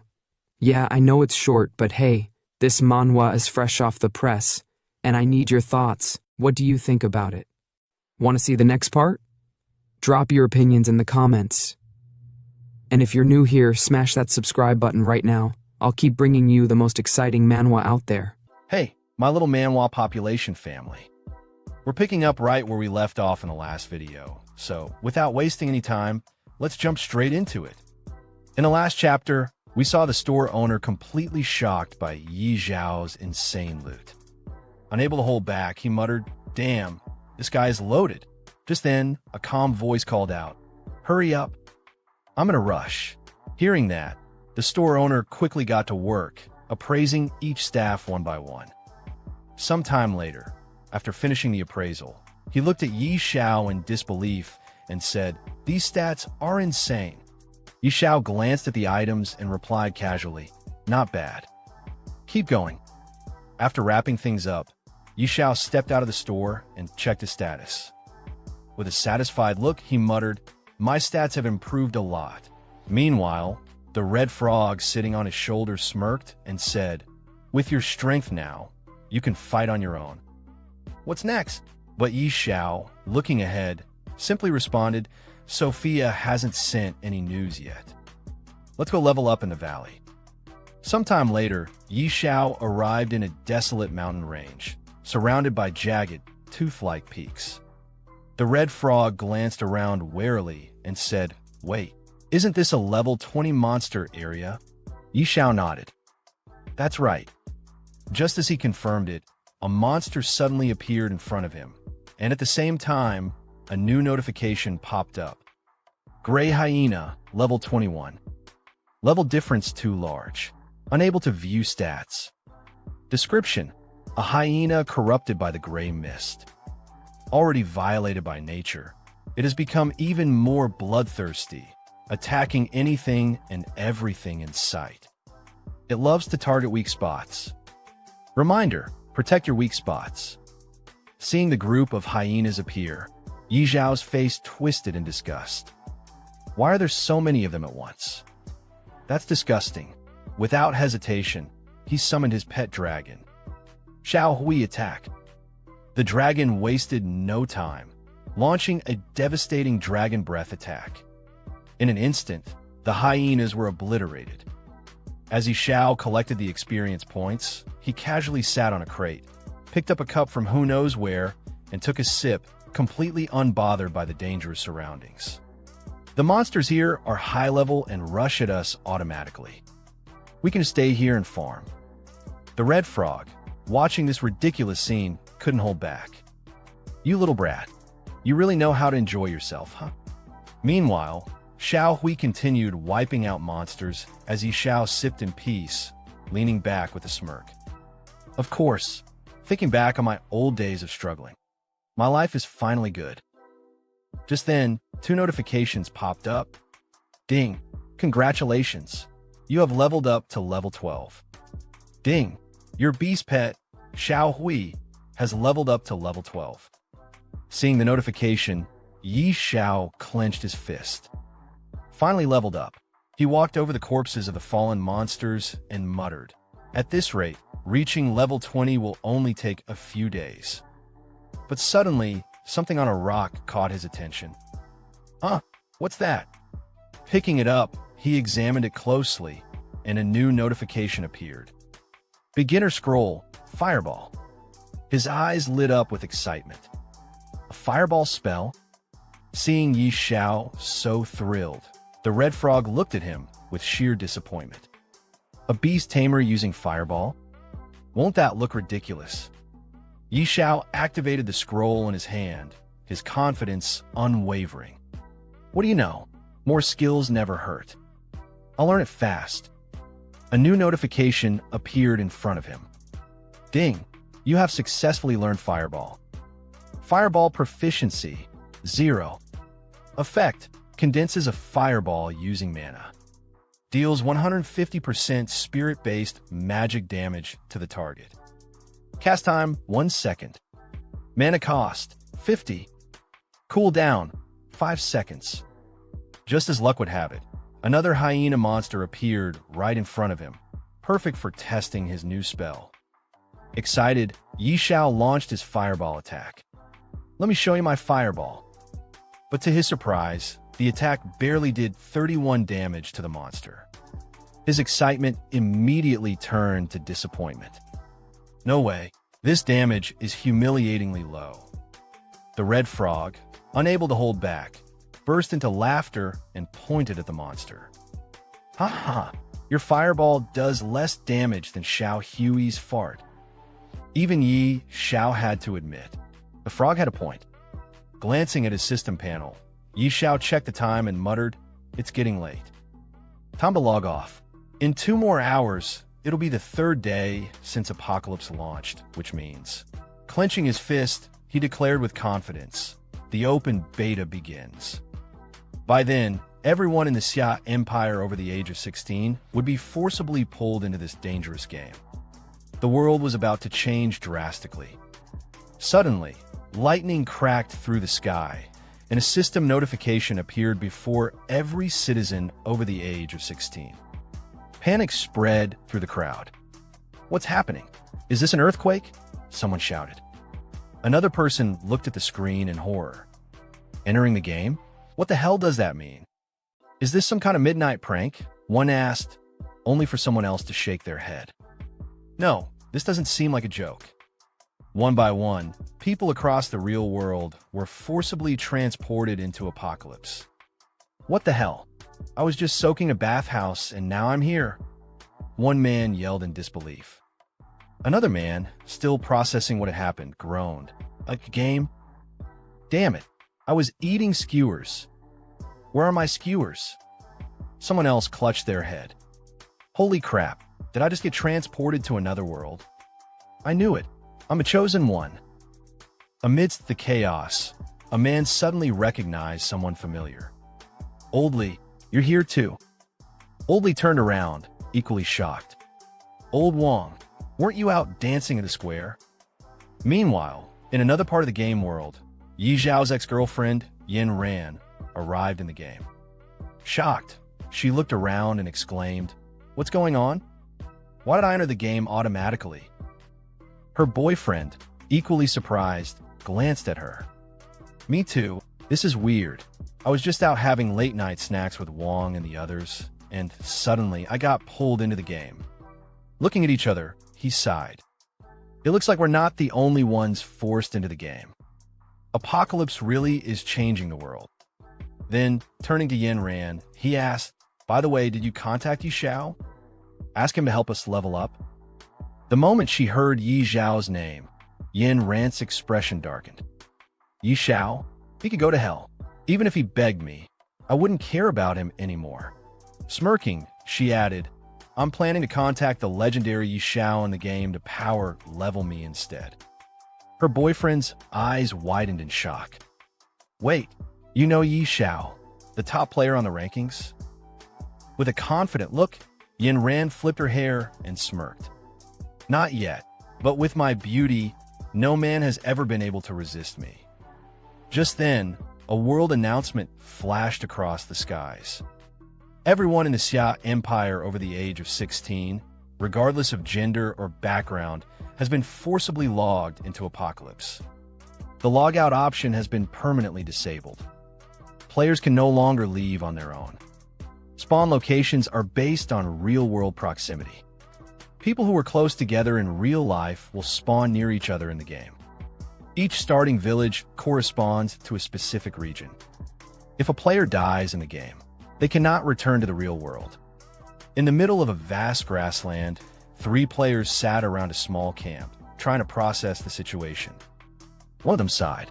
Now that everyone has been forced into the game, something is seriously wrong with this world. Another chimed in, "Where's Xiao? Isn't he the #1 ranked player? Maybe he knows how to log out." The third player nodded. "Yeah, he leveled up ridiculously fast during the beta test. Does he know something we don't? This guy levels up like he's cheating. Could he be a GM? We need to find him." Meanwhile, the scene shifted to Beginner Village 001. A man knelt on the ground in front of Budong Russian, someone who seemed to hold great importance in the real world. The kneeling man's voice was filled with unease. "So far, we still haven't found a way to log out. We might be permanently trapped in this game."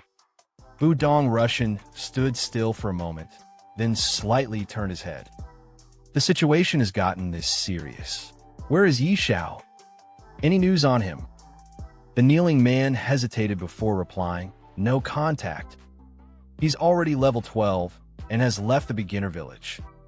No one else has managed to leave yet." Budong Russian's eyes narrowed. "What about Chen Kuang? Can he do anything?" Lumen sighed. "Chen Kuang? He's only level 4. Budong Russian's expression darkened. "Wasn't he a beta tester? Why is he only level 4? The kneeling man quickly explained, "He's been leading a team and grinding levels, but Apocalypse is way too difficult. Most players are still stuck at level 2. Hearing this, Budong Russian turned around, his gaze sharp. "To think that Jiang City has someone like Xiao. He's definitely not ordinary." His voice was firm as he issued his command, "Spread the word. We must find him at all costs." The kneeling man bowed. "Yes, sir."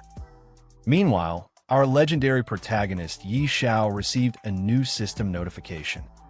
Curious, he clicked on it. The message read, "Xiao, come to the Duke's mansion. We have news on what you were investigating." Seeing the message, Xiao muttered to himself, "Got it. I'm on my way." As he approached the same grand, cathedral-like building we saw earlier, he smirked. "I didn't expect news about the royal beast tamer to come this quickly. This is exciting." Entering the building, our protagonist meets the noble lady from earlier, the one searching for the rose. She's wearing an absolutely stunning dress, and I won't lie, she looks amazing. Honestly, she seems way more suited to be our protagonist's girlfriend. She smiles and says, "You're here. I missed you." Seeing her in that dress, even our protagonist gets a little flustered. His face turns slightly red as he responds, "I am here." In his mind, he's thinking, wow, she's so attractive. Who could possibly resist this? He rubs his head awkwardly and then clears his throat. "Beautiful Sophia, do you have any news about the royal beast tamer?" Sophia gives him a soft smile and replies, "Don't be in such a rush. Uncle Stir is out traveling and can't come back yet." Hearing that, Yixiao's sweat drips down his face. So, it was a false alarm. But Sophia just chuckles before adding, "However, he did ask me to tell you how to unlock a hidden class. It's actually not hard. It's inside Fengyi City." Yixiao's eyes widen. "What? It's inside Fengyi City?" In his mind, he's screaming, "Whoa. I thought we'd have to travel to the ends of the world, but the treasure was right at home." He immediately turns to Sophia. "My dear Sophia, where exactly is it?" Sophia smirks, turns slightly, and rests her hand on her cheek. "Well, it might be a bit difficult.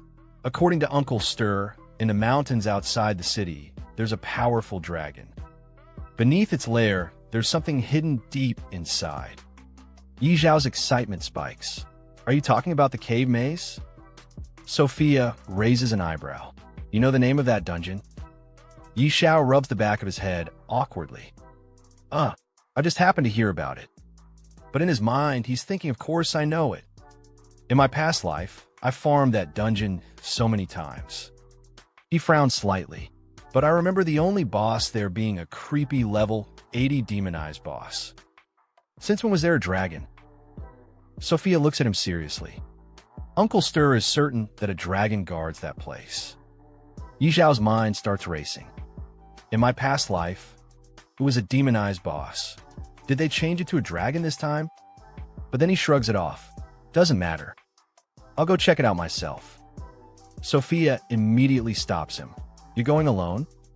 That's a level 80 area. Even elite players from the city never come back alive. And you're just... Yi Xiao simply gives her a confident smile. Don't worry, dear Sophia. I have my ways. At that moment, a new notification pops up. Ding. Uncle Stir has provided new information.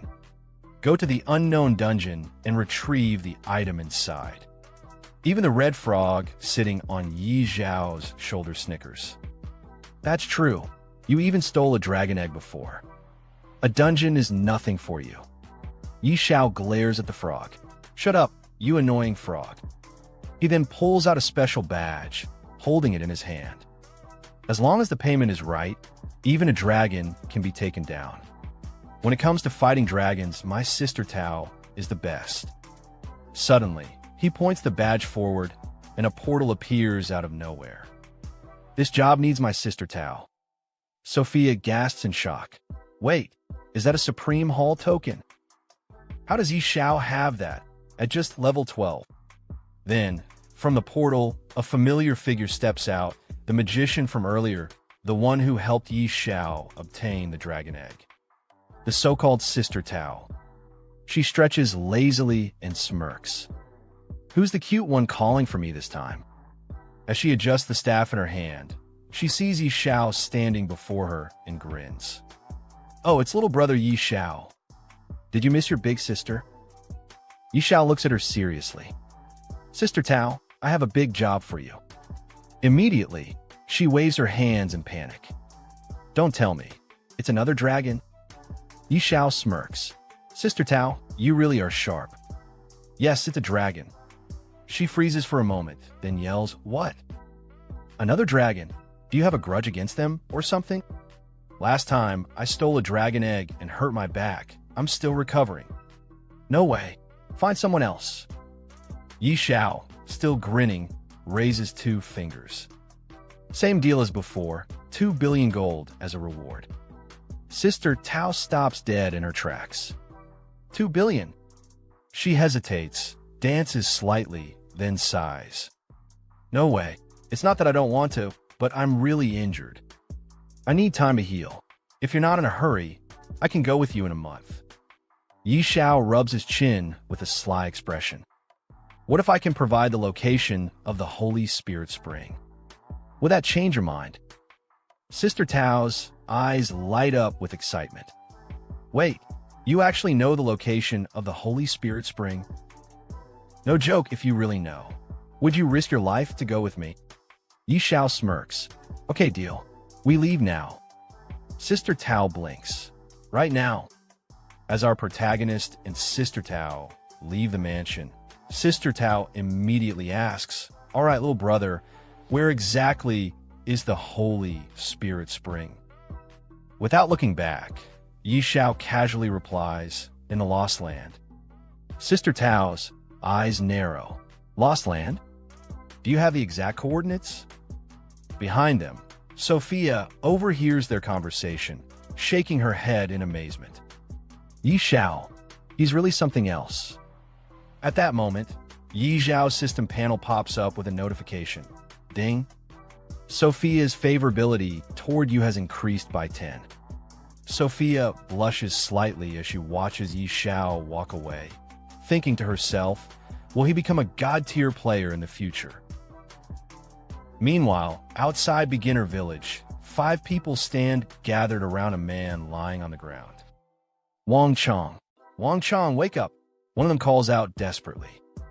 A girl in the group anxiously replies, he was killed twice by goblins. After reviving, his body just shut down. The pink-haired girl in the group bursts into tears. This game is insane. People can actually die in here. Help! I want to go home. A black-haired man glares at her. Shut up. Who doesn't want to go home? No one even knows how to log out. Someone else murmurs. I heard someone already reached level 12. Let's find him and ask. Back at the Dragon Mountain Range, Xiao, Sister Tao, and the Red Frog are making their way forward. The Red Frog looks around, admiring the scenery. Such a beautiful place. It doesn't even look like a dragon would be hiding here. Sister Tao, however, remains on guard. The more peaceful a place looks, the more dangerous it usually is. Xiao nods. Sister Tao is right. The monsters here are all level 80. If we didn't have her level boost, we'd be surrounded in seconds. Sister Tao adds, since we're heading to the dungeon, let's avoid unnecessary fights if possible. Xiao agrees, got it. Suddenly, a massive dragon lands on a distant mountain peak, its wings stirring up a storm of dust. Xiao's eyes lock onto it, while Sister Tao grips her staff tightly. Kid, are you sure you know the entrance to this place? That's a tier 5 beast. I don't want to get noticed by it. Xiao walks ahead confidently. Don't worry, we won't be detected. The dungeon entrance is beneath that steep slope on a mountain. Sister Tao sighs in exasperation. You better not be wrong. If you are, you'll be dealing with the consequences. A few moments later, Xiao stops in front of an ancient stone door embedded in the mountainside. Smirking, he gestures towards it. Look, I was right. The three of them stand in front of the entrance, examining it. Xiao places a hand on the stone and nods. This is the place. Sister Tao steps forward, pressing her palm against the entrance. Now we have a problem. This teleportation formation is incredibly well crafted, but there's no trace of mana. I don't think I can activate it. Xiao steps up confidently. Let me handle it. Taking out a knife, he slices his palm slightly and presses his bloodied hand against the stone. Immediately, a crimson circle appears, glowing with power. Sister Tao's eyes widen in shock. Little brother, how do you know how to open this? Before he can respond, the massive stone doors creak open, revealing a dark passageway. Sister Tao watches Xiao step forward, glancing back at her with a smirk. I have my ways. Hurry up and follow me. As he walks ahead, Sister Tao mutters to herself, so mysterious. Just how many secrets does this kid have? As soon as they step inside, Xiao's system panel lights up with multiple notifications. Ding! This maze has only one exit. Find it within the time limit or you'll be trapped forever. Hint! This maze is occupied by eerie creatures. Proceed with caution. The red frog on Xiao's shoulder immediately panics. Kid, can't you take me somewhere safe for once? Behind them, Sister Tao frowns. An eerie zone, and only 3 hours. Xiao thinks to himself, last time, the time limit was 3 days. Something's definitely off. Sister Tao crosses her arms. As expected, something's different this time. Xiao, I have to warn you, this mission is even more dangerous than facing a tier 5 dragon. Are you sure you still want to go after this item? Xiao smirks. Sister Tao, you're a god-tier sorcerer. Are you scared? A bead of sweat forms on Sister Tao's forehead. She hesitates for a moment, thinking, this brat actually thinks I'd be scared? Then, she straightens up and scoffs. Me? Scared? Don't be ridiculous. I'm a god-tier powerhouse, a Supreme Hall Elder, and a top sorcerer. Why would I be afraid of some eerie maze? Xiao grins. Exactly.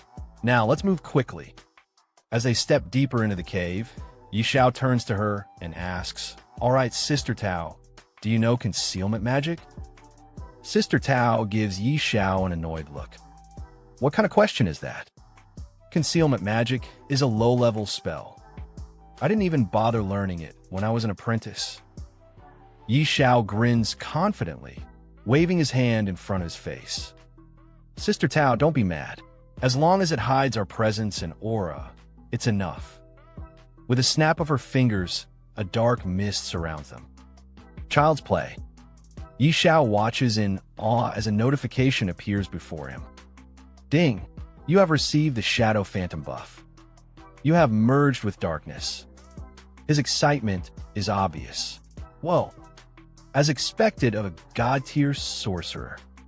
This effect is incredible. As they proceed inside the dungeon, Yi Xiao suddenly speaks. Sister Tao, there are 5 eerie monsters in this maze. 3 are level 60 crawlers. 1 is a level 60 elite boss, and the last one is a level 80 regular eerie monster. We need to be careful. Sister Tao stops in her tracks, staring at him. Yi Xiao, how do you know that? Are you some kind of prophet? He smirks. You could say that. I don't know a few things. Inside his mind, he thinks, I cleared this maze 800 times in my past life. Of course, I know everything. Sister Tao shakes her head. This is insane. What else do you know? Yi Xiao shrugs with a mocking smile. Nothing. Sometime later, they stand before a trap-filled corridor. In the distance, monsters lurk patrolling the area. Yi Xiao whispers, we need to sneak past them without drawing attention. Watch my footwork. Sister Tao scoffs. Are you seriously trying to teach me? Do you even know what level I am? Do you even know what level you are? Yi Xiao smirks. I've cleared more mazes in my lifetime than you've walked roads. Without another word, he leaps forward, weaving through the traps with precise movements. Landing right near a level 60 elite, he swiftly avoids detection and keeps moving. Sister Tao watches in shock, sweat rolling down her face. What the? He just passed by a level 60 elite, and it didn't even notice him? She exhales in disbelief. I take it back. You're the master. Your whole family are masters. Following his lead, she mimics his movements, successfully crossing the traps. She approaches Yi Xiao, whispering, All right, what's next? Yi Xiao suddenly notices a monster standing guard over a treasure chest. Hiding behind a rock, he mutters, Looks like this is it. As expected, things are different from my past life. His system panel flashes. Yi Xiao frowns. I can't see its details clearly. Sister Tao, can you? She glances at it. A level 100 Berserk Eerie boss. Pretty average strength. Yi Xiao grins excitedly. Then I'll go open the treasure chest. Sister Tao, get ready to strike. She nods. All right, I'll put an absolute defense buff on you. Yi Xiao then points at the red frog. Better safe than sorry. Lao Hui, don't move recklessly, or you'll alert the Een Spirit Beast. The red frog huffs. Worry about yourself, kid. Slowly approaching the treasure chest, Yi Xiao whispers to himself, the hidden class scroll. It's almost mine. Opening the chest, he sees a blue diamond and an unfamiliar scroll inside. His eyes widen. What the? Even the treasure inside is different.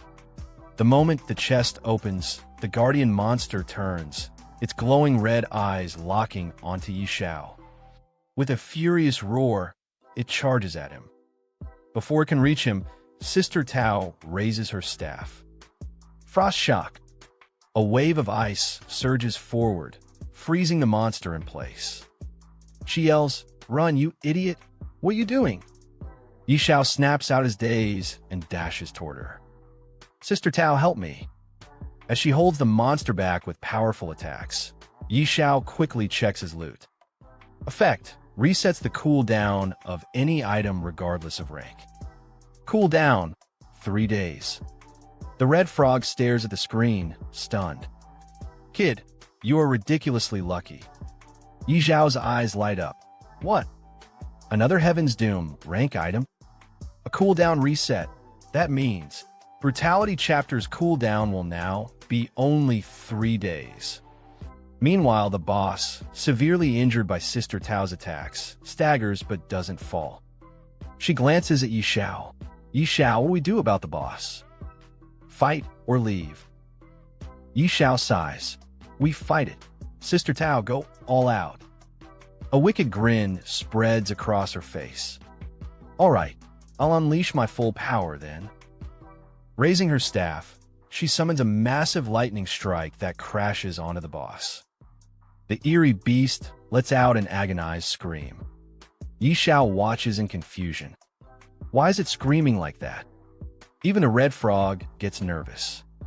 Wait, is it going berserk? A realization hits Xiao like a brick. Could it be? Suddenly, a bright glow erupts from the ceiling. Xiao's eyes widen in horror. Crap, it's summoning a dragon. Before they can react, a massive dragon appears above them, its scales glowing ominously. Without hesitation, it breathes a torrent of fire straight at them. Xiao, Sister Tao, and the red frog all turn on their heels. It's a dragon. Don't just stand there, run. Hey, my little manhwa population family. We're picking up right where we left off in the last video, so without wasting any time, let's jump straight into it. As Xiao and the others sprint for their lives, dodging the dragon's fiery breath, he yells, "Make a run for it." Sister Tao, panting, shouts back, "There's no way we're beating that thing." The red frog, barely clinging onto Xiao's shoulder, groans. Why does it always come down to us running for our lives? Just when things couldn't get any worse, the dungeon boss, the Een spirit beast, bursts through the cavern, still chasing them. Sister Tao's eyes widen in disbelief. How the hell can an Een beast summon a dragon? Xiao, still running, shrugs. Maybe they're just neighbors. The red frog, gasping for breath, snaps, "Shut up. It's catching up. Why don't you ask it yourself?" Sister Tao glances back and her face turns pale. "Move it, kid. It's coming straight for you." The red frog screams. "Damn it. This thing's gone berserk. It's immune to slow effects. Run." Xiao looks at the enraged monster, his expression turning serious. "Run? No way. If it went berserk just to go all out on us, then I'll just take it down first." Sister Tao stares at him like he's insane. "That thing's level 100. You're level 12. Don't be an idiot." Ignoring her, Xiao pulls out the gemstone he looted earlier. At the same time, he takes out the badge from before. His eyes gleam with excitement. "With my cooldown stone and brutal chapter, this is the perfect time to test my firepower." Sister Tao watches in horror. "You're seriously gambling with your life here." Xiao points his badge straight at the monster and roars, "Die, you bastard." Suddenly, a red beam shoots out from Xiao's badge, striking the monster. He watches in shock, sweat dripping down his face. "That's it? That's all the damage I did? Just how unlucky am I?" On his shoulder, the red frog lets out a groan. "If you die, don't expect me to pick up your call." But before Xiao can even react, blood gushes out from the monster's body, and a massive hole suddenly appears in its chest. The beast trembles, then collapses to the ground, completely defeated. A system notification pops up in front of Xiao. Ding! Target SP below 20%, triggering forced instant death effect. Then, a flood of notifications follows. Ding! Congratulations! You have successfully killed the level 100 demonized boss. Ding! Congratulations! Your level has increased to level 13. Ding! Congratulations! Your beast companion, Little Gray, has leveled up to level 13. Ding! Congratulations! Your level has increased to level 20. Ding! Congratulations! Your beast companion, Little Gray, has leveled up to level 20. Ding! Your level has reached the cap. You can no longer level up for now. Xiao's eyes widen in disbelief before he bursts into laughter. Haha! Straight to level 20. This feels amazing. Behind him, Sister Tao stares at him in utter shock. This is insane. A level 100 demonized boss taken down by a level 12 rookie. At that exact moment, a world announcement echoes across the game. World announcement. Xiao player Xiao has successfully killed the level 100 demonized bossine beast, achieving the first kill on a level 100 boss. Reputation plus 500, attribute points plus 50, Xiao Warzone points plus 1. This is an official announcement.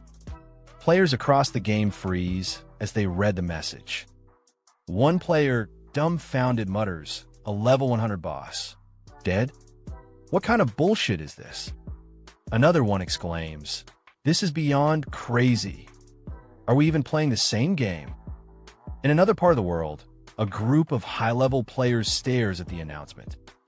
One of them says in disbelief, holy crap, a first kill on a level 100 boss?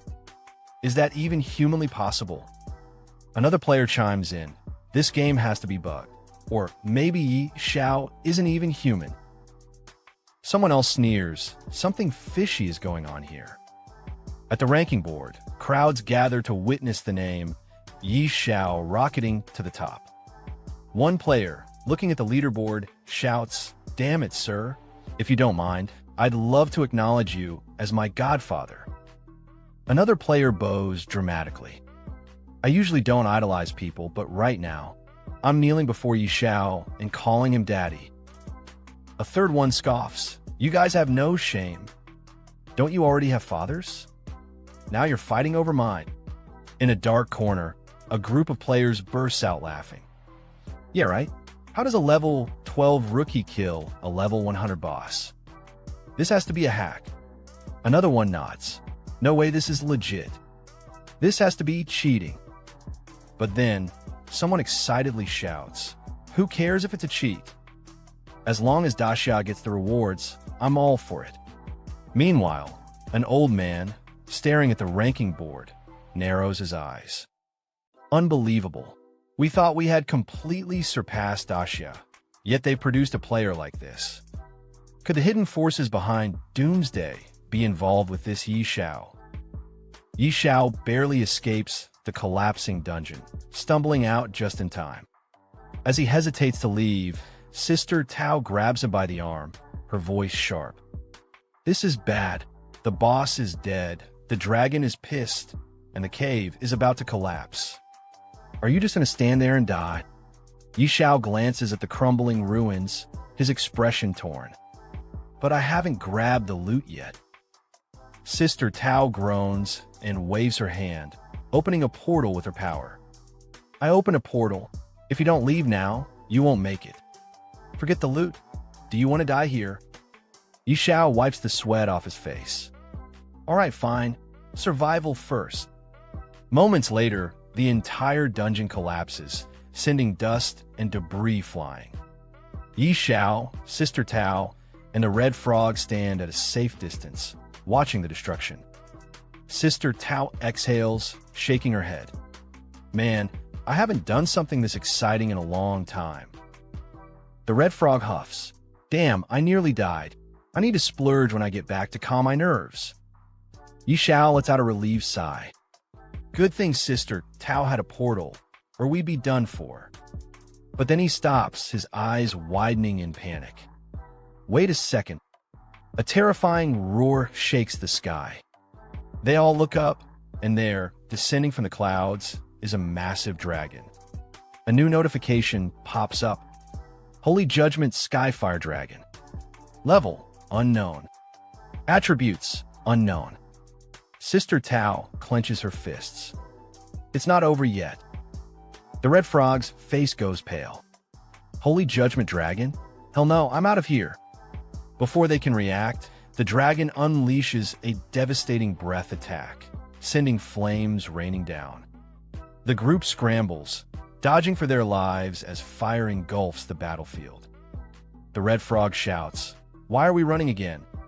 Xiao yells back, "Because if we don't, we're actually going to die this time." Sister Tao, sprinting ahead, glances at Xiao. "I'm gone. Just make sure to send me the location of the Holy Spirit Spring. And my payment."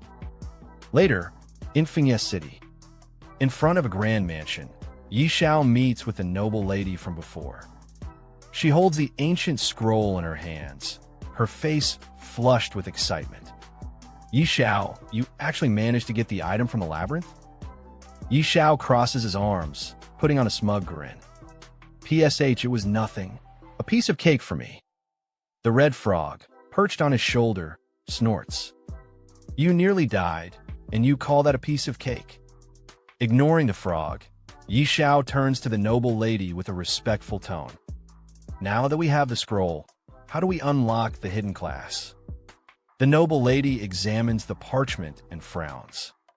This doesn't seem to be a class-changing scroll. Yi Xiao's confidence cracks.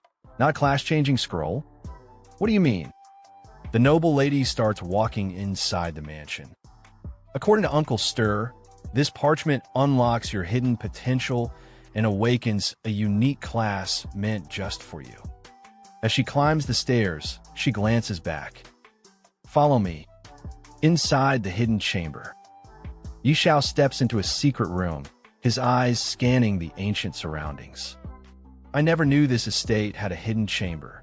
I didn't discover this in my past life. In the center of the room, a dignified man stands waiting. This is Stir, the royal beast master. His gaze is calm, yet sharp as he looks at Yi Xiao. Welcome, young one. I am Stir, the one you seek. Yi Xiao bows respectfully. Master Stir, hello. I am here to unlock my hidden class. Stir studies him for a moment before nodding. I thought this method of class changing had vanished from the world, but it seems I was wrong. He picks up the scroll, his expression turning serious. Very well. I shall assist you in your transition. Are you ready? Yi Xiao grins, eyes gleaming with anticipation. I'm ready. I can't wait any longer. Stir chuckles, then raises the scroll. Excellent. This parchment will awaken the deepest power within you. Follow your heart's guidance. Yi Xiao hears Stir's words and focuses his mind steady. Suddenly, 5 glowing orbs appear around him, pulsing with energy. Stir watches closely and speaks firmly. Stay calm. Don't panic. Don't resist. Yi Xiao nods. Understood. One by one, the orbs start glowing blue, their light intensifying. Stir's eyes widen in shock as all 5 activate at once. Impossible. All 5 crystal balls have been activated. The noble lady beside him gasps. Uncle Stir, is this what you meant by the supreme class transfer? Stir, still in disbelief, nods. That's right. Do you see those 5 crystal balls? They represent potential. Why change my class? I only managed to activate 3. Yi Xiao keeps his eyes closed, fully concentrating, not saying a word. Stir watches him with awe. This is breaking the limits of humanity. Activating all 5 crystal balls. Is this guy even human? The noble lady, staring at Yi Xiao with flushed cheeks, murmurs, could Knight Xiao be something far beyond an ordinary person? Then, suddenly, Yi Xiao's eyes snap open as a flurry of notifications flood his vision. Ding! Congratulations! You have successfully completed the class transfer quest, Whispers of the Dragon. Ding! Your class has evolved into the unique hidden profession, Dragon Speaker. Ding! Due to the infusion of mysterious power, your class rank has been upgraded. Ding! You have surpassed the class rank limit and successfully advanced to the unique God-tier hidden profession, Beast God Master. Yi Xiao looks at the glowing orbs around his body and clenches his fists, feeling a surge of overwhelming power. As expected of a hidden profession, my body feels incredible. Another wave of notifications appears, detailing the insane talents and bonuses of his new class. Yi Xiao smirks confidently. Beast God Master, these stats are absolutely insane. Stir, still stunned, mutters, unbelievable. Someone actually unlocked the legendary Beast God Master class. That means mastering the supreme power of the Beast God and gaining 40 attribute points per level. Yi Xiao examines the scroll in his hands and nods. These stat boosts are crazy. And the God's Guardian set event even comes with a crafting blueprint. Interesting. Another notification pops up. Ding. New blueprint acquired. Beast God Claw rank. Epic. Xiao raises an eyebrow. Equipment that grows in power. And it starts at epic rank. He scrolls through the materials list and sighs. Figures. All the crafting materials are rare. Looks like I'll need to go monster hunting. He turns to Stir and bows slightly. Master Stir, the class transfer is finally complete. Thank you. From behind him, the noble lady speaks, her cheeks flushed. Knight Xiao, you are truly astonishing. Stir places a firm hand on Yi Zhao's shoulder. Young man, you've already stepped into the divine realm. Your potential is limitless. The red frog, sitting on Yi Zhao's shoulder, lets out a deep sigh. KH, you really are something else. Yi Xiao, brimming with confidence, grins. Haha, looks like I'm destined to reach the peak in this lifetime. But first, I need to craft the Beast God Claw. Scene shift, the Abyss Trial. In a dark, ominous chamber, a group of 3 adventurers stands before a towering guardian. One of them steps forward. Respected Guardian, I wish to challenge the Abyss Trial. The Guardian's glowing eyes scan them. The 3 of you seem well-equipped. What level of trial are you attempting? The group leader, a fierce-looking warrior named Tiger Unleash, steps forward with unwavering confidence. I'm going solo. Abyss-level trial. The Guardian lets out a low chuckle. Oh, another one daring to challenge the Abyss-level trial. Tiger Unleash smirks. I live for challenges. No regrets, even if I die. Seeing his determination, the Guardian steps aside, allowing him to enter. Before stepping through, Tiger Unleash glances back at his companions. One of them calls out, Boss. We'll be waiting outside for your good news. He chuckles, cracking his knuckles. Don't worry, you won't be waiting long. As he enters the trial grounds, the Guardian watches him disappear into the darkness and mutters. Tisk TSK, these visitors from another world really are built different. 5 minutes later, the leader of the group staggers out of the trial, covered in bruises and screaming for help. Help me. His companions rush toward him, eyes wide with shock. Boss, what happened? Tiger Unleash, gasping for breath, stumbles forward. It's terrifying. The monster mutated. Seeing their leader in such a sorry state, both of his companions grab him before he collapses. Boss is seriously injured. Quick, give him a potion. One of them, irritated and pained, grits his teeth. Damn it. So not just anyone can solo the Abyss, huh? World Chat, Great Reef, Level 20 Abyss Trial. Meanwhile, in the World Chat, players are buzzing about the game. Global Chat. Class? Is anyone else in the game? The school is taking attendance. Please respond. Just saw Zhou Hong and Qin Yinran. Looks like most of us made it in. Where is everyone leveling? Yi Xiao, sitting on a rock at the edge of a battlefield, watches the chat flood with messages. He sighs. I don't want them knowing my identity. Better to lay low and focus on leveling up. In front of him, his pet dragon, Little Gray, is locked in battle with a towering golem. Yi Xiao watches intently. Old Hui, let's get to work. Little Gray lunges, his claws glowing. A moment ago, he attacked with fire, but now he tears into the golem with pure brute force. The massive creature collapses, defeated. With a heavy thud, 2 items drop. Yi Xiao steps forward, scanning them. Rock Sword, Dark Gold rank, effect, unidentified. Rock-shattering Hammer Warhammer, gold rank, effect, unidentified. Yi Xiao grins. Good job, Old Hui. The Abyss Watcher King appears. Suddenly, a new notification appears before Yi Xiao. Ding. Warning. A powerful enemy has detected your presence. Yi Xiao frowns. Why is it that every time I get a good drop, a monster shows up? Looking up, his eyes narrow. A massive golem stands before him, its glowing blue eyes locked onto him. Ding. Enemy identified. Abyss Watcher King. Level 20. HP. Strength 3000. Constitution. Agility 2000. Spirit 3000. Talent unknown. Skills unknown. Xiao exhales sharply. A king tier boss. Good thing it's only level 20. He grips his sword and gives a command. Old Hui, you go first. I'll cover you. The red frog on his shoulder scoffs. As if I need your cover. Meanwhile, the failed Abyss trial group. Back at the entrance of the Abyss trial, Tiger Unleash lies on the ground, still covered in bruises. One of his teammates tends to him, while another stands in disbelief. The boss. The boss actually died in the trial.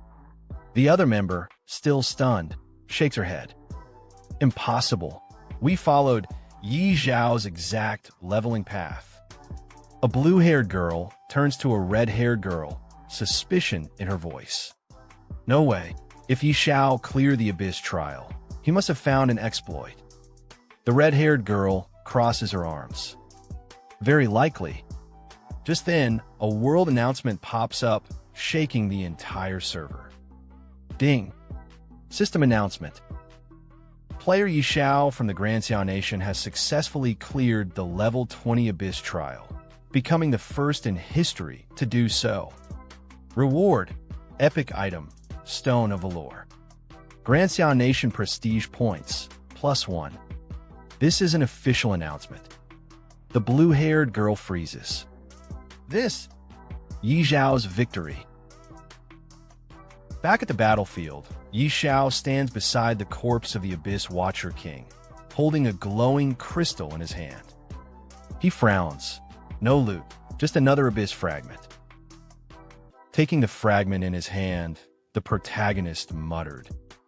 The Wanderer dropped Fragment 1, and now the Watcher dropped Fragment 2. What exactly are these? Could they be for crafting some god-tier item? Hearing that, the red frog sitting on his shoulder responded with a sarcastic tone. You wish. Then, without wasting any more time, the protagonist turned his gaze toward the portal ahead. Whatever, no point overthinking. I'll figure out later. Time to head back. As he stepped into the portal and arrived at a new destination, a voice suddenly echoed. Congratulations, warrior. Standing before him were 3 guards staring straight at him. One of them spoke firmly.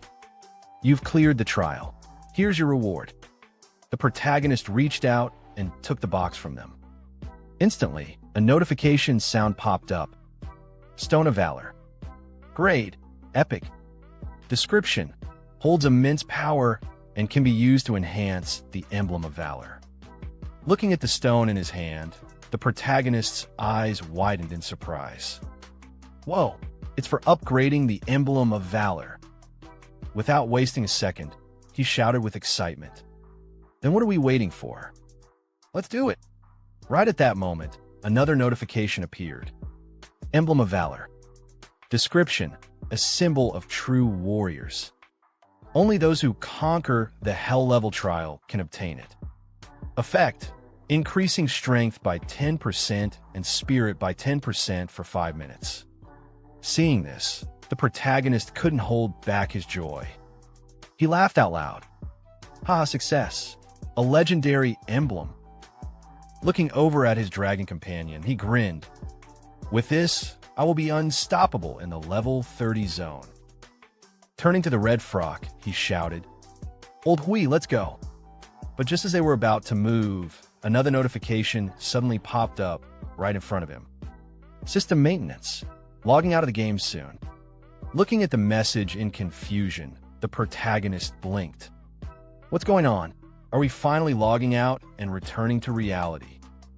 But it wasn't just him. This notification appeared in front of every player across the entire world. Everyone saw it. One player, staring at the message, shouted, System maintenance? Now of all times. Another one exclaimed in shock. So we can finally leave the game? Someone else almost cried out. I want to go home. I miss my mom. And another player cheered in excitement. This is amazing. We're finally getting back to the real world. And just like that, all the players from the old world started logging out, disappearing from the game one after another at the very same time. And our protagonist in his house watching the TV, and the news reporters say after Dacia, the United States has also fallen into doomsday. Experts predict that this supernatural game phenomenon will gradually spread worldwide. Falling asleep now means entering the game. Doomsday has become reality for all of humanity. What comes next? Player Ferocious Tiger Unleashed dies in the Abyss trial. Just how terrifying is the Abyss level trial? And what does this mean for ordinary players? Today, we have the privilege of speaking with high-level player Qingfeng Suju, who will share the latest updates on Doomsday and strategies for leveling up quickly. Player Qingfeng Suju recently led a team to clear the hard-level advancement trial. In today's livestream, he'll reveal whether dying in the game affects reality. And seeing the TVs with an annoying tone, our protagonist say Qingfeng Suju? Never heard of that name before. Interesting. Let's see what he's got. In the TV, the news say again Qingfeng Suju as the first to clear a hard-level advancement trial and the second to pass an advancement trial after night Xiao. What are your thoughts? Honestly, I was just lucky. And to clarify, I didn't do it alone. My team barely made it through. What do you think about the fact that players are automatically logged into Doomsday when they fall asleep? Even the officials can't explain Doomsday's existence. But surviving inside the game is far from simple.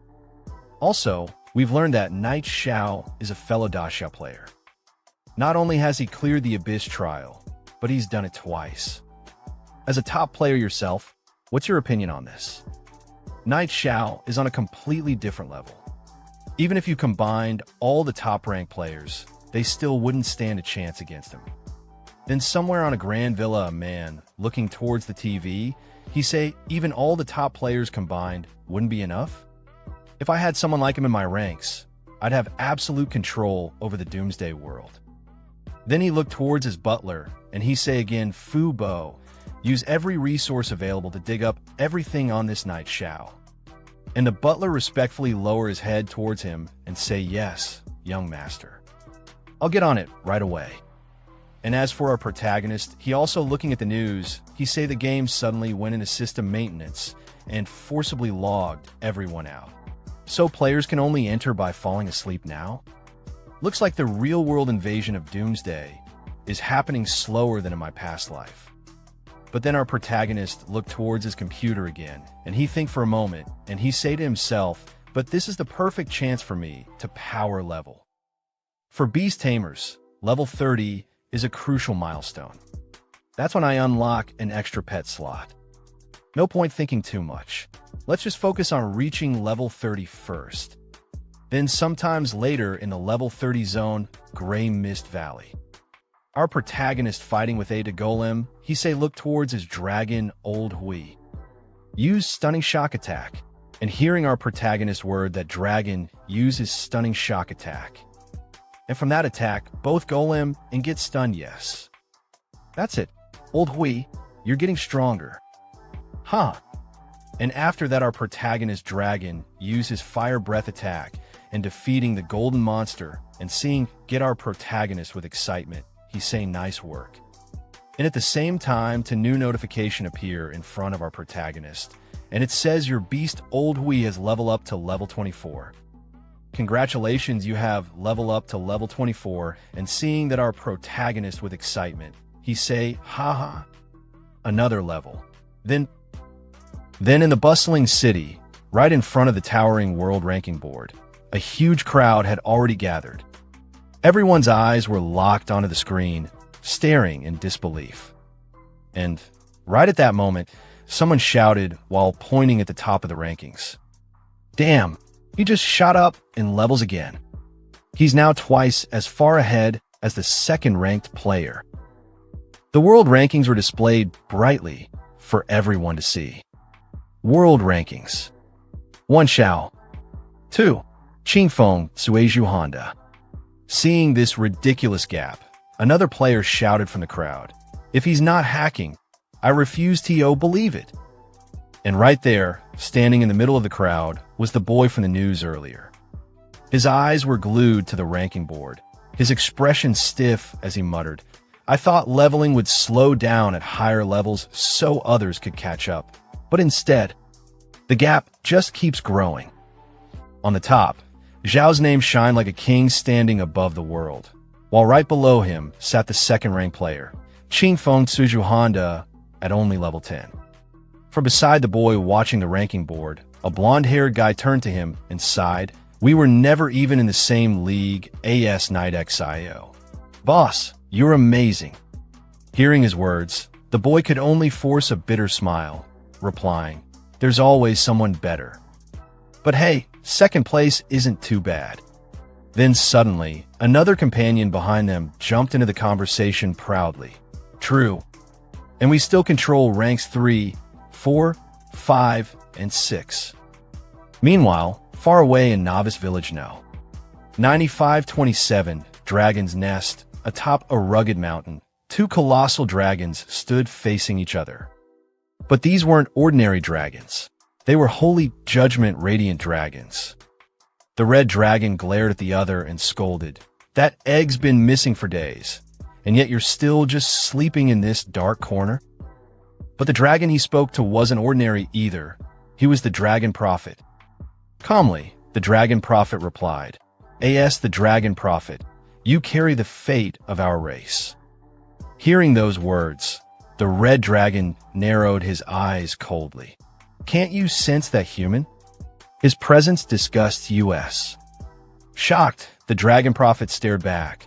"Are you talking about those wretched gods?" "No, impossible. A mere human worm couldn't possibly wield that kind of power." But with an annoyed snarl, the red dragon growled, "I am the Dragon Prophet. I see more than you do, and I am willing to entrust our race's future to this mortal." The other dragon's eyes widened in disbelief. "No, that's reckless." Then both of them spread their wings wide and soared into the sky, leaving behind the battlefield in an instant. The fierce winds howled in their wake as they shot through the clouds like crimson and black streaks, tearing across the heavens. While flying at high speed, the red dragon turned its head slightly, looking at the other dragon with a deep, serious tone. "There's no time left." High above the clouds, a red dragon sliced through the wind, his massive wings beating with rhythmic power. Beside him flew his companion, a black dragon, silent and watchful. The red dragon turned his head slightly, his voice booming like distant thunder. "Darkness will transcend space and time," he declared. "It will devour everything. This mortal is our last hope." With a powerful surge, he veered ahead. "Follow me," he roared. "I said this is our last hope." The black dragon hesitated for only a moment, his golden eyes narrowing as he kept pace. His voice came low and grim, carried by the wind.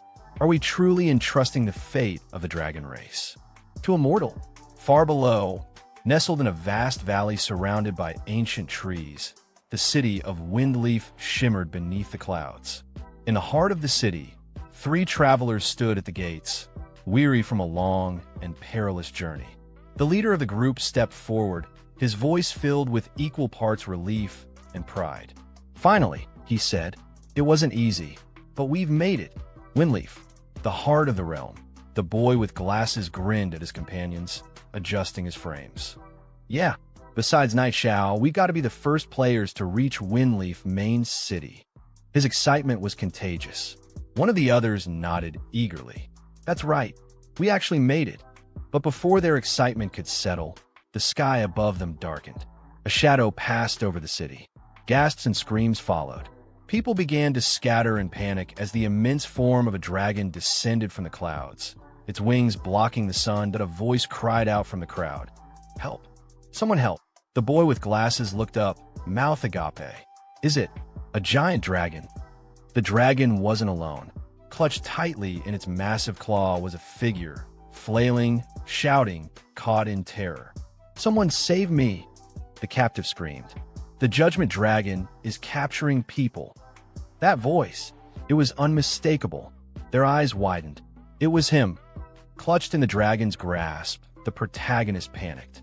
His voice cracked as he yelled again, but a second, smaller voice snapped at him. Stop yelling, croaked a red frog perched awkwardly near him. Do you think anyone's strong enough to save you? Despite the brave words, the frog was trembling even more than the boy. Together, the two dragons, one red and one black, swept away from the city, disappearing into the clouds with terrifying speed. Down below, the group stared upward, dumbfounded. I've never seen such a huge dragon before, one whispered. Then the boy with yellow hair squinted, jaw-dropping. Is that Knight Xiao? That's impossible. Their leader stepped forward, voice tense with confusion. And the dragon seems to be carrying someone. He began to walk ahead, eyes still fixed on the sky. Even if you reach level 100, there's no way you'd be involved with a dragon of this caliber. The yellow-haired boy turned, visibly shaken.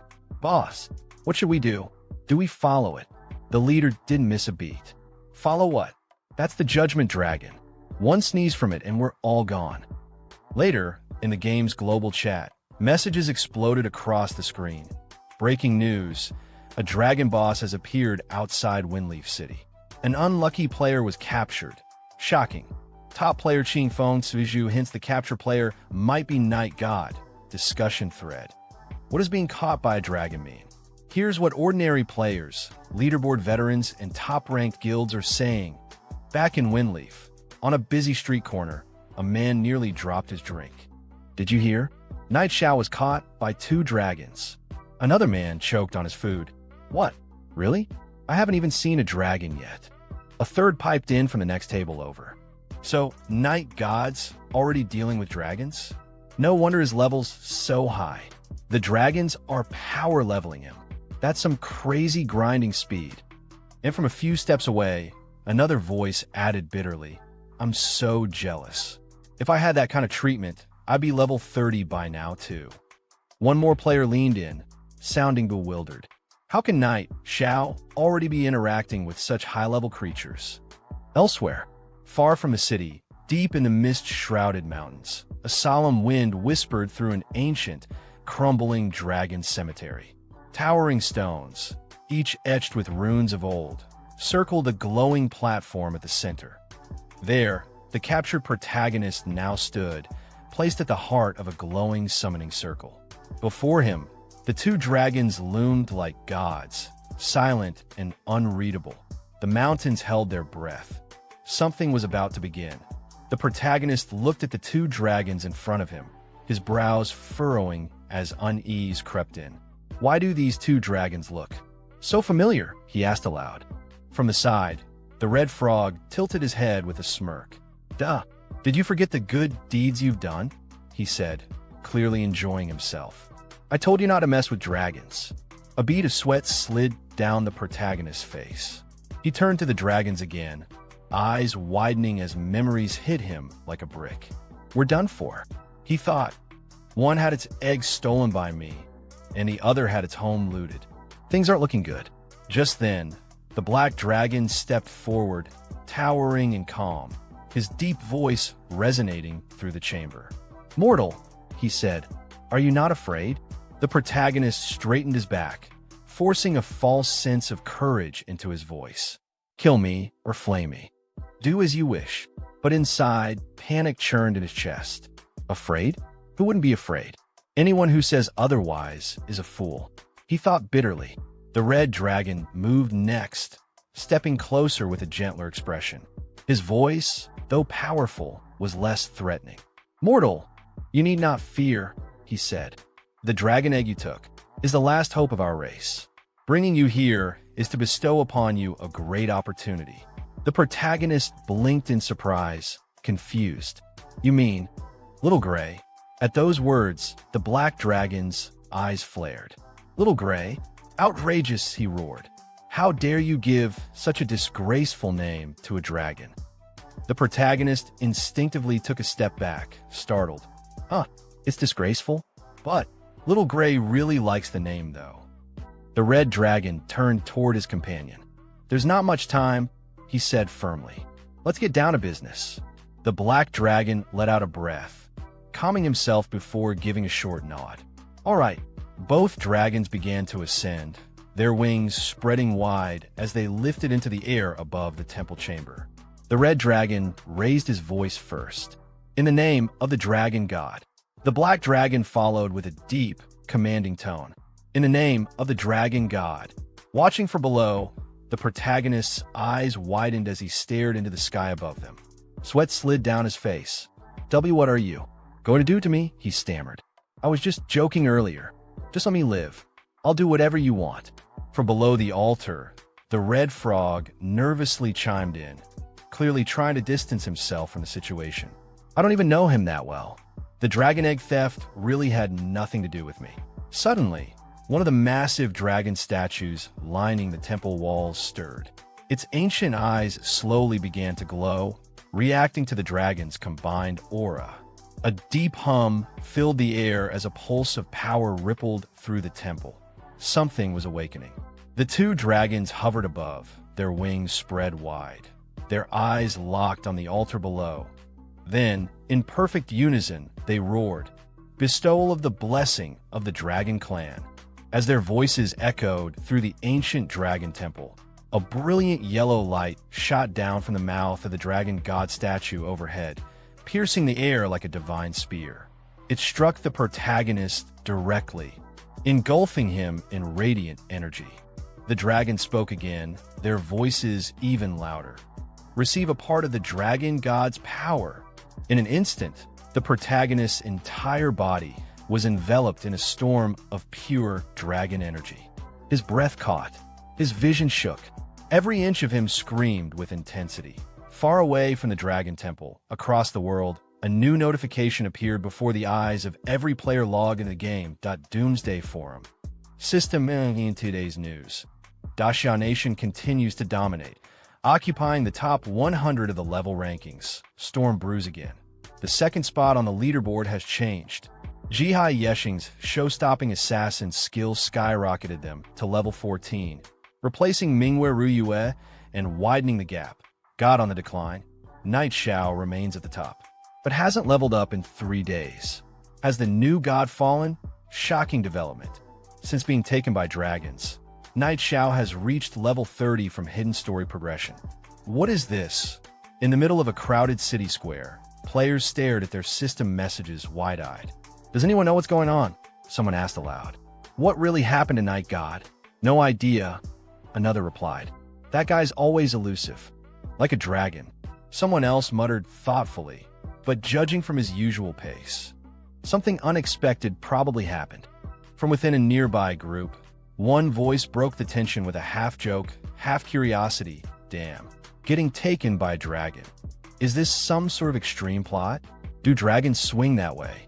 2 more players joined the chatter. TSK, you think Knight God made some kind of shady deal, and now it's time to pay the price by. Offering up his ass? One laughed, the other grinned. Haha, must have used some trick to steal the top spot. Now that he's been exposed, he's getting punished. A pair of players standing off to the side were also deep in conversation.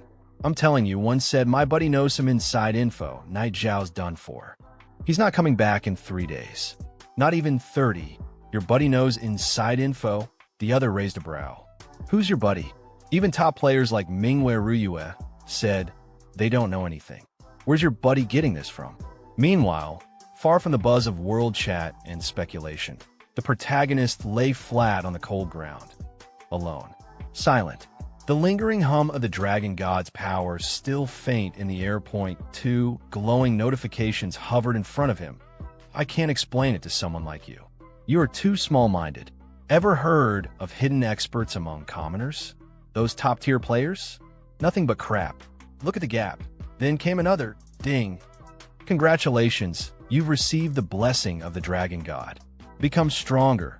The protagonist groaned and clutched his head. Ugh, my head hurts. As the golden glow from the dragon god's blessing faded, silence returned to the ancient mountaintop. The wind rustled through the grass, carrying with it the scent of something old and powerful. The protagonist, the red frog clinging to his shoulder, and Little Gray, the small dragon he once borrowed, all stood still, gazing at the distant mountain range cloaked in mist. Wiping sweat from his brow, the protagonist took a shaky breath. "Where is this place?" he asked, eyes scanning the unfamiliar terrain. "This looks like a level 40 area." The red frog gave a small sigh. "Those two dragons are gone." Before the protagonist could reply, a sudden wave of system notifications burst into view in front of him, crowding his vision. Class: God of Fortune, innate talent. Endless Fortune, LV1 innate talent.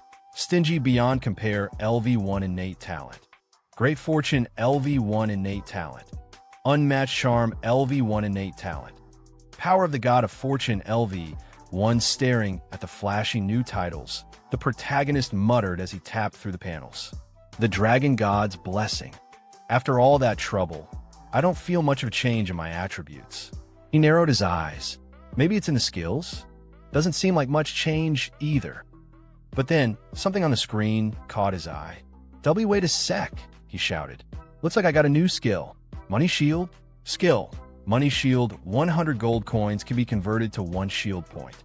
Current balance, 1.81 billion gold coins." The protagonist's jaw dropped. Holy crap, is this skill for real? At that exact moment, the red frog leapt into the air and landed on his shoulder, peeking over at the panel with an unimpressed look. Meanwhile, the protagonist grinned wide, eyes sparkling. "And no cooldown. This is insane," he cried, nearly shaking from excitement. The red frog rolled his eyes. Talk about dumb luck. Little Gray flew slowly in circles above their heads, curiously glancing at the panel, but clearly not understanding a single thing. Still scanning the interface, the protagonist blinked in realization. Huh, since the God of Fortune class got new talent skills. Then what about Beast God Controller? Once again, new notifications cascaded down before him. Class: Beast God Controller innate talent. Divine Power LV1 innate talent. Source of Magic LV1 innate talent. Divine Beast Set LV1 innate talent. Beast God Aura LV1 innate talent. Command of the Beast God LV1 innate talent. Infinite Beast Mastery LV1. As the Beast God Controller, you have grasped the true essence of beast taming. There is no limit to your number of beasts. The protagonist's eyes widened in disbelief. Holy, infinite beast taming? No limit on the number of beasts. He slowly lifted a hand, staring at it, feeling the pulse of new power flowing through his veins. A grin crept across his face, full of confidence and awe. "Even royal beastmasters only get 3 core pets," he muttered. "And this punk has no limits." The red frog, still on his shoulder, let out a long, defeated sigh. Damn. The protagonist glanced at him, still smiling like a man who just hit the jackpot. "Is all this real?" he whispered. "Am I dreaming?" Kneeling on the grassy hilltop, the protagonist pressed his palms together, his voice full of reverence and barely restrained excitement. "Almighty dragon gods," he began, bowing deeply. "From now on, this little brother is following your lead. I'll burn incense for you, for the elder dragon gods, and thank your ancestors and sisters for 8 generations." He trembled with joy, grinning from ear to ear. "This is just too awesome." Time passed. Now standing at the massive gates of the level 30 trial hall, the atmosphere shifted to something more serious. A towering stone fortress loomed ahead, glowing with ancient energy. 2 armored guards flanked the entrance, their eyes sharp, until one of them caught sight of who approached. He straightened his posture, surprised.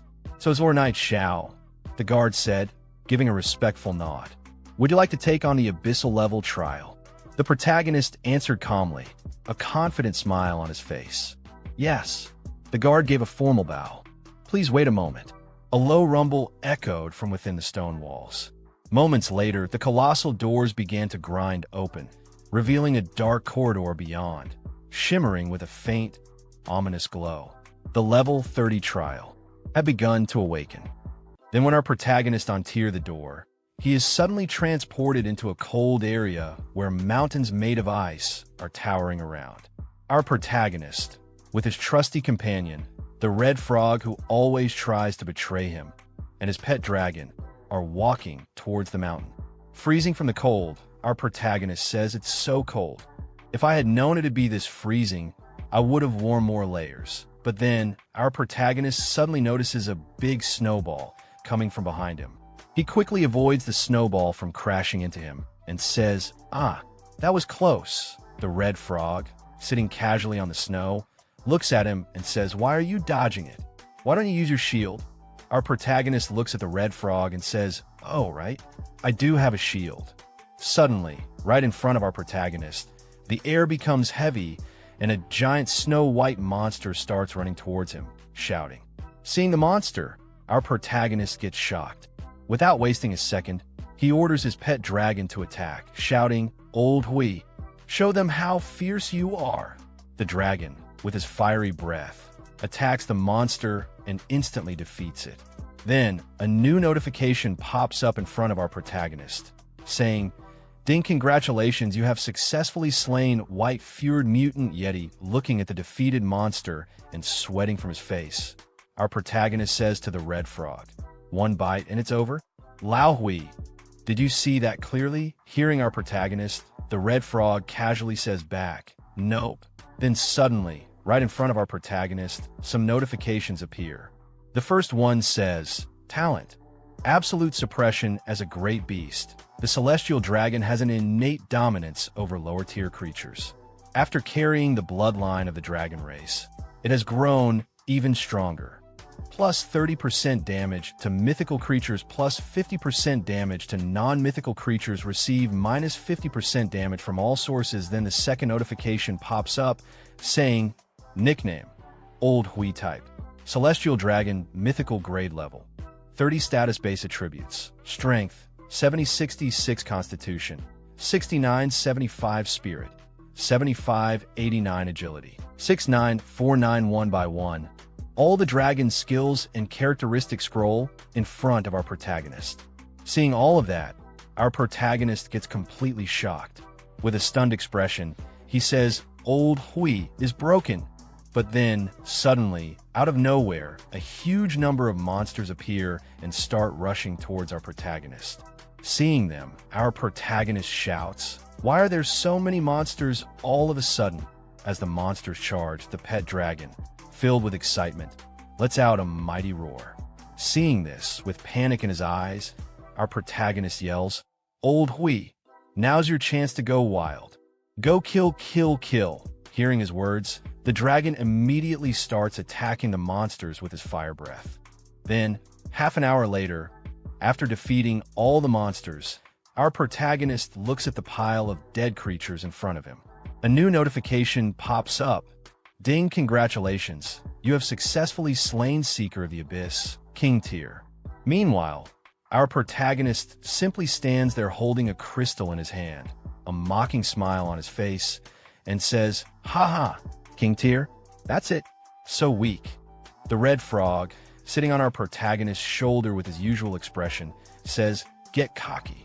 Did you forget how badly you got crushed before?" But then all over the world, a global announcement appears in front of all the players. Ding, system announcement. Xiao player knight Xiao has passed the Abyss level advancement trial and become the first ever hero to pass the level 30 Abyss trial. Awarded epic item, Heroine Radiant Stone. Plus 1 point to Xiao Warzone score. Announcement end. Looking at the announcement, some players react with shock. One shouts, "Holy crap, I knew it. Night God was preparing something big this whole time, and you didn't believe me. Our Xiao deity. Bow before him, Moda." Then, another player cuts in and yells, "Shit, how did this guy get taken by a dragon and still come back?" Xiao's advantage grows again, and another one bursts out, "You idiot, this is impossible." But then suddenly, in front of the city gates, two men are seen talking with each other. Both of them look strong. The man wearing red armor laughs and says to his companion, "Huh, I knew it. There's no way a character like him would die so early. Just as I expected, his companion, wearing a hood, looks at him and says from behind, even the level 30 Abyss trial could be cleared. This guy's potential really is bottomless. Both of them stand there in front of the city gate, looking at the bustling city. The man in red armor speaks again. Let's go back to the city. I want to meet this interesting fellow myself. Once I bring him under my command, that's when the real game begins. Hearing his words, his companion simply responds with one word, understood. Then, the scene shifts to our protagonist. He holds a stone in his hand and looks at it. A new notification appears in front of him. System message item description. Seeing the details in front of him, our protagonist says, third fragment already. Just how many are there? Then, holding a crystal in his left hand, he looks at it. As always, another notification appears. Heroic Radiant Stone Grade. Epic description. A rare material infused with radiant energy from the heroic stone can further enhance the heroic emblem. Only powerful heroes are qualified to own it. Seeing the notification, our protagonist smiles and says, this heroic radiant stone is actually useful. I can enhance my heroic emblem again. Then, as he walks away from the trial gates, the guard looking at him says, Lord Knight Xiao, take care. Waving his hand casually, our protagonist replies, all right, see you. Suddenly, the scene shifts to Fengye's main city. Wearing a hood and blending into the crowd, our protagonist looks around and says, seems like Fengye is getting crowded. Hearing that, the red frog sitting on his shoulder responds with a mocking tone, well, you were missing for several days. Then, our protagonist notices a huge crowd gathered in front of a shop. Seeing the scene, he says, come on, let's get this gear appraised. The red frog, still perched on his shoulder, adds, why are there so many people? But then, our protagonist notices an old man appraising items. Seeing that, he confidently steps forward and says, boss, appraise this gear.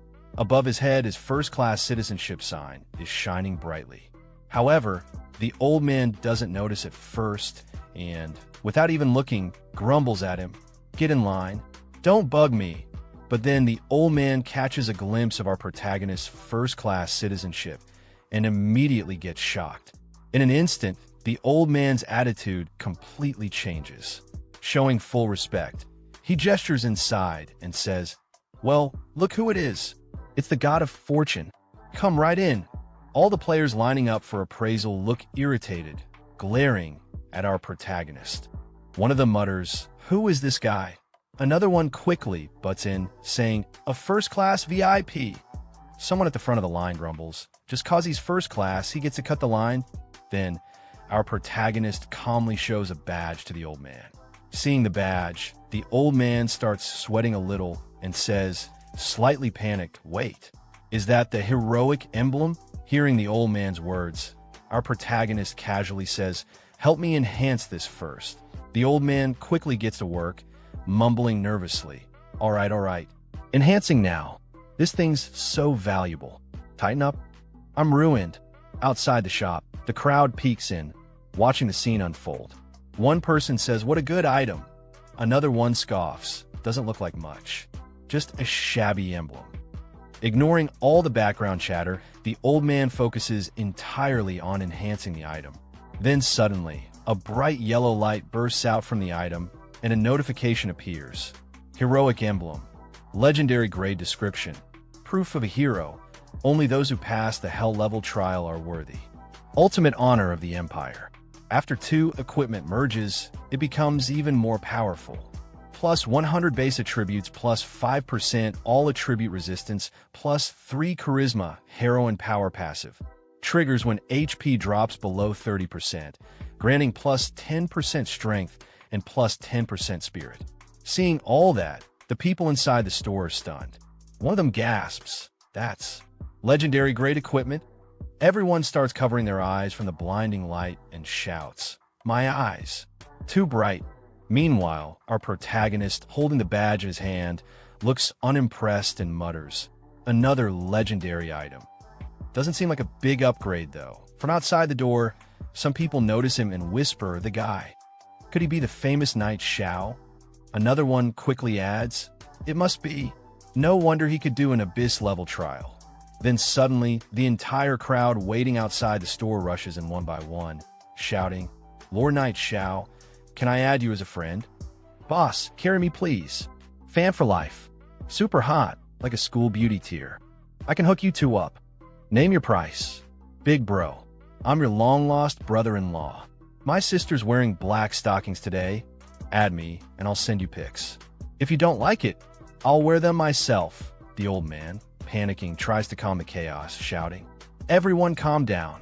Don't disrupt the store's business." Meanwhile, our protagonist, holding a red dagger he picked up from the shop, sighs and says, "Staying low-key is so hard."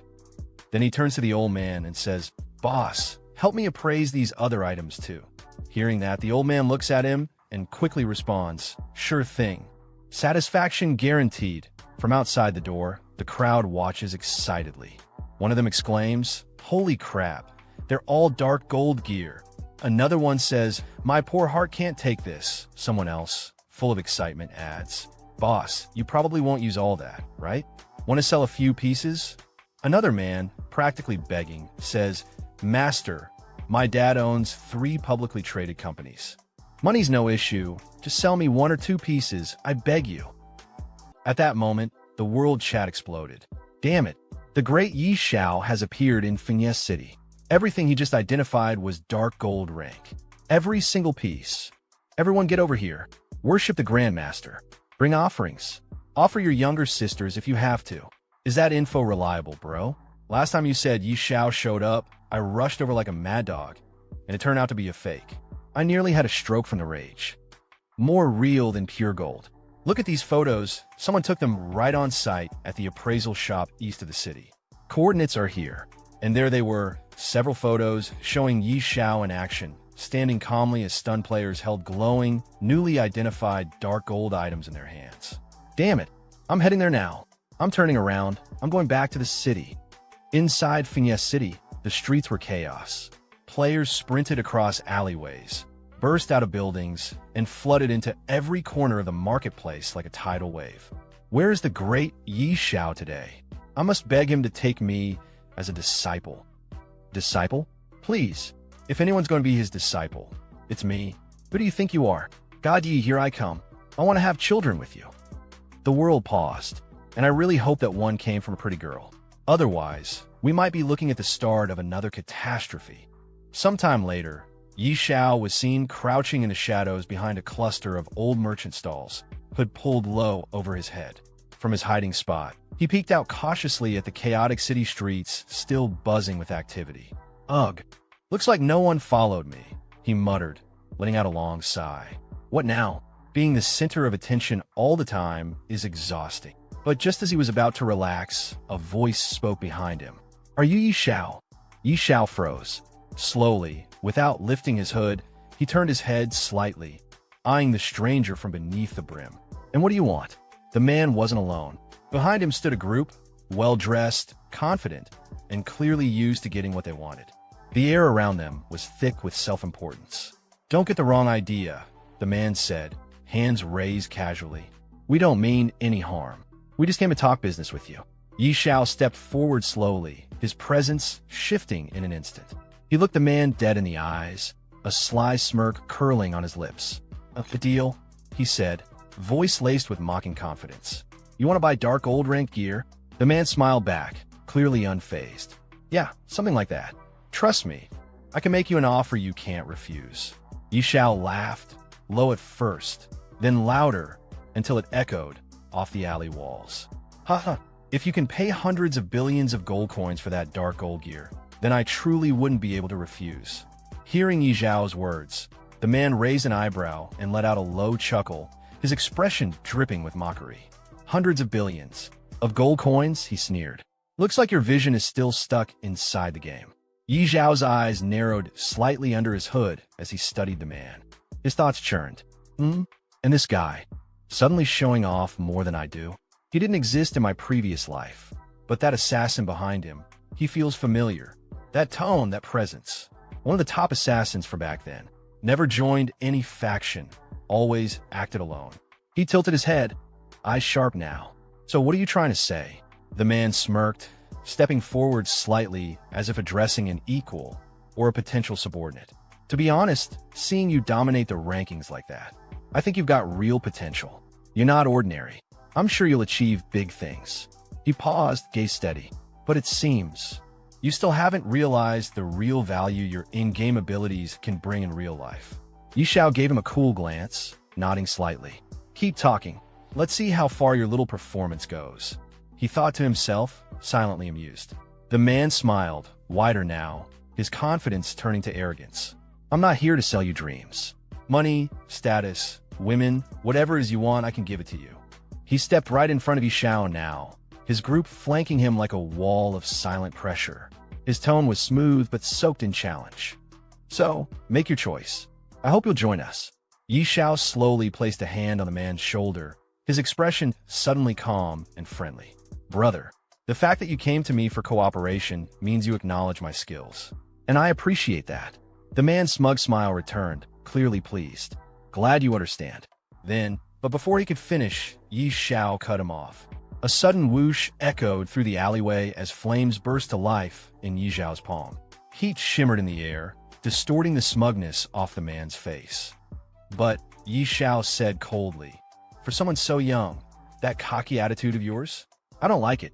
He leaned in slightly, fire curling up his arm. So I'll give you a manual respawn, just to calm you down a bit. The man's eyes widened. What? You dare attack me? One of his underlings stammered from behind. Careful.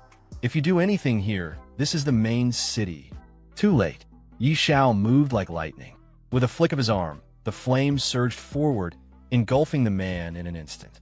Screams were cut short as the fire consumed him, and a burst of golden light marked his forced logout. Silence followed. Idiot, Xiao muttered, brushing off his hand. You talk too much. Gasps erupted from nearby players who had been watching from a distance. Word was already spreading. Did he really kill the young master? Is he crazy? That guy had a whole group with him.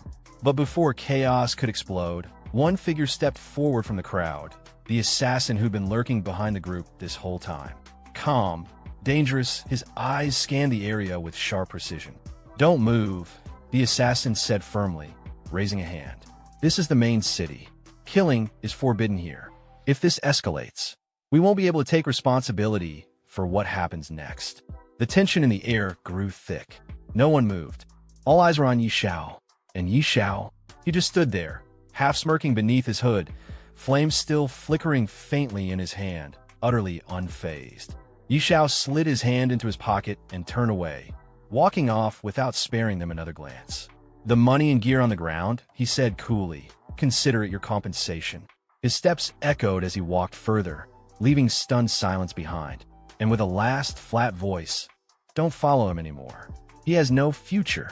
The group stood frozen. One of them finally spoke, eyes locked on Xiao's retreating back. It's terrifying, killing someone in the main city. He's insane. But before anyone could respond, a sharp voice rang out behind them.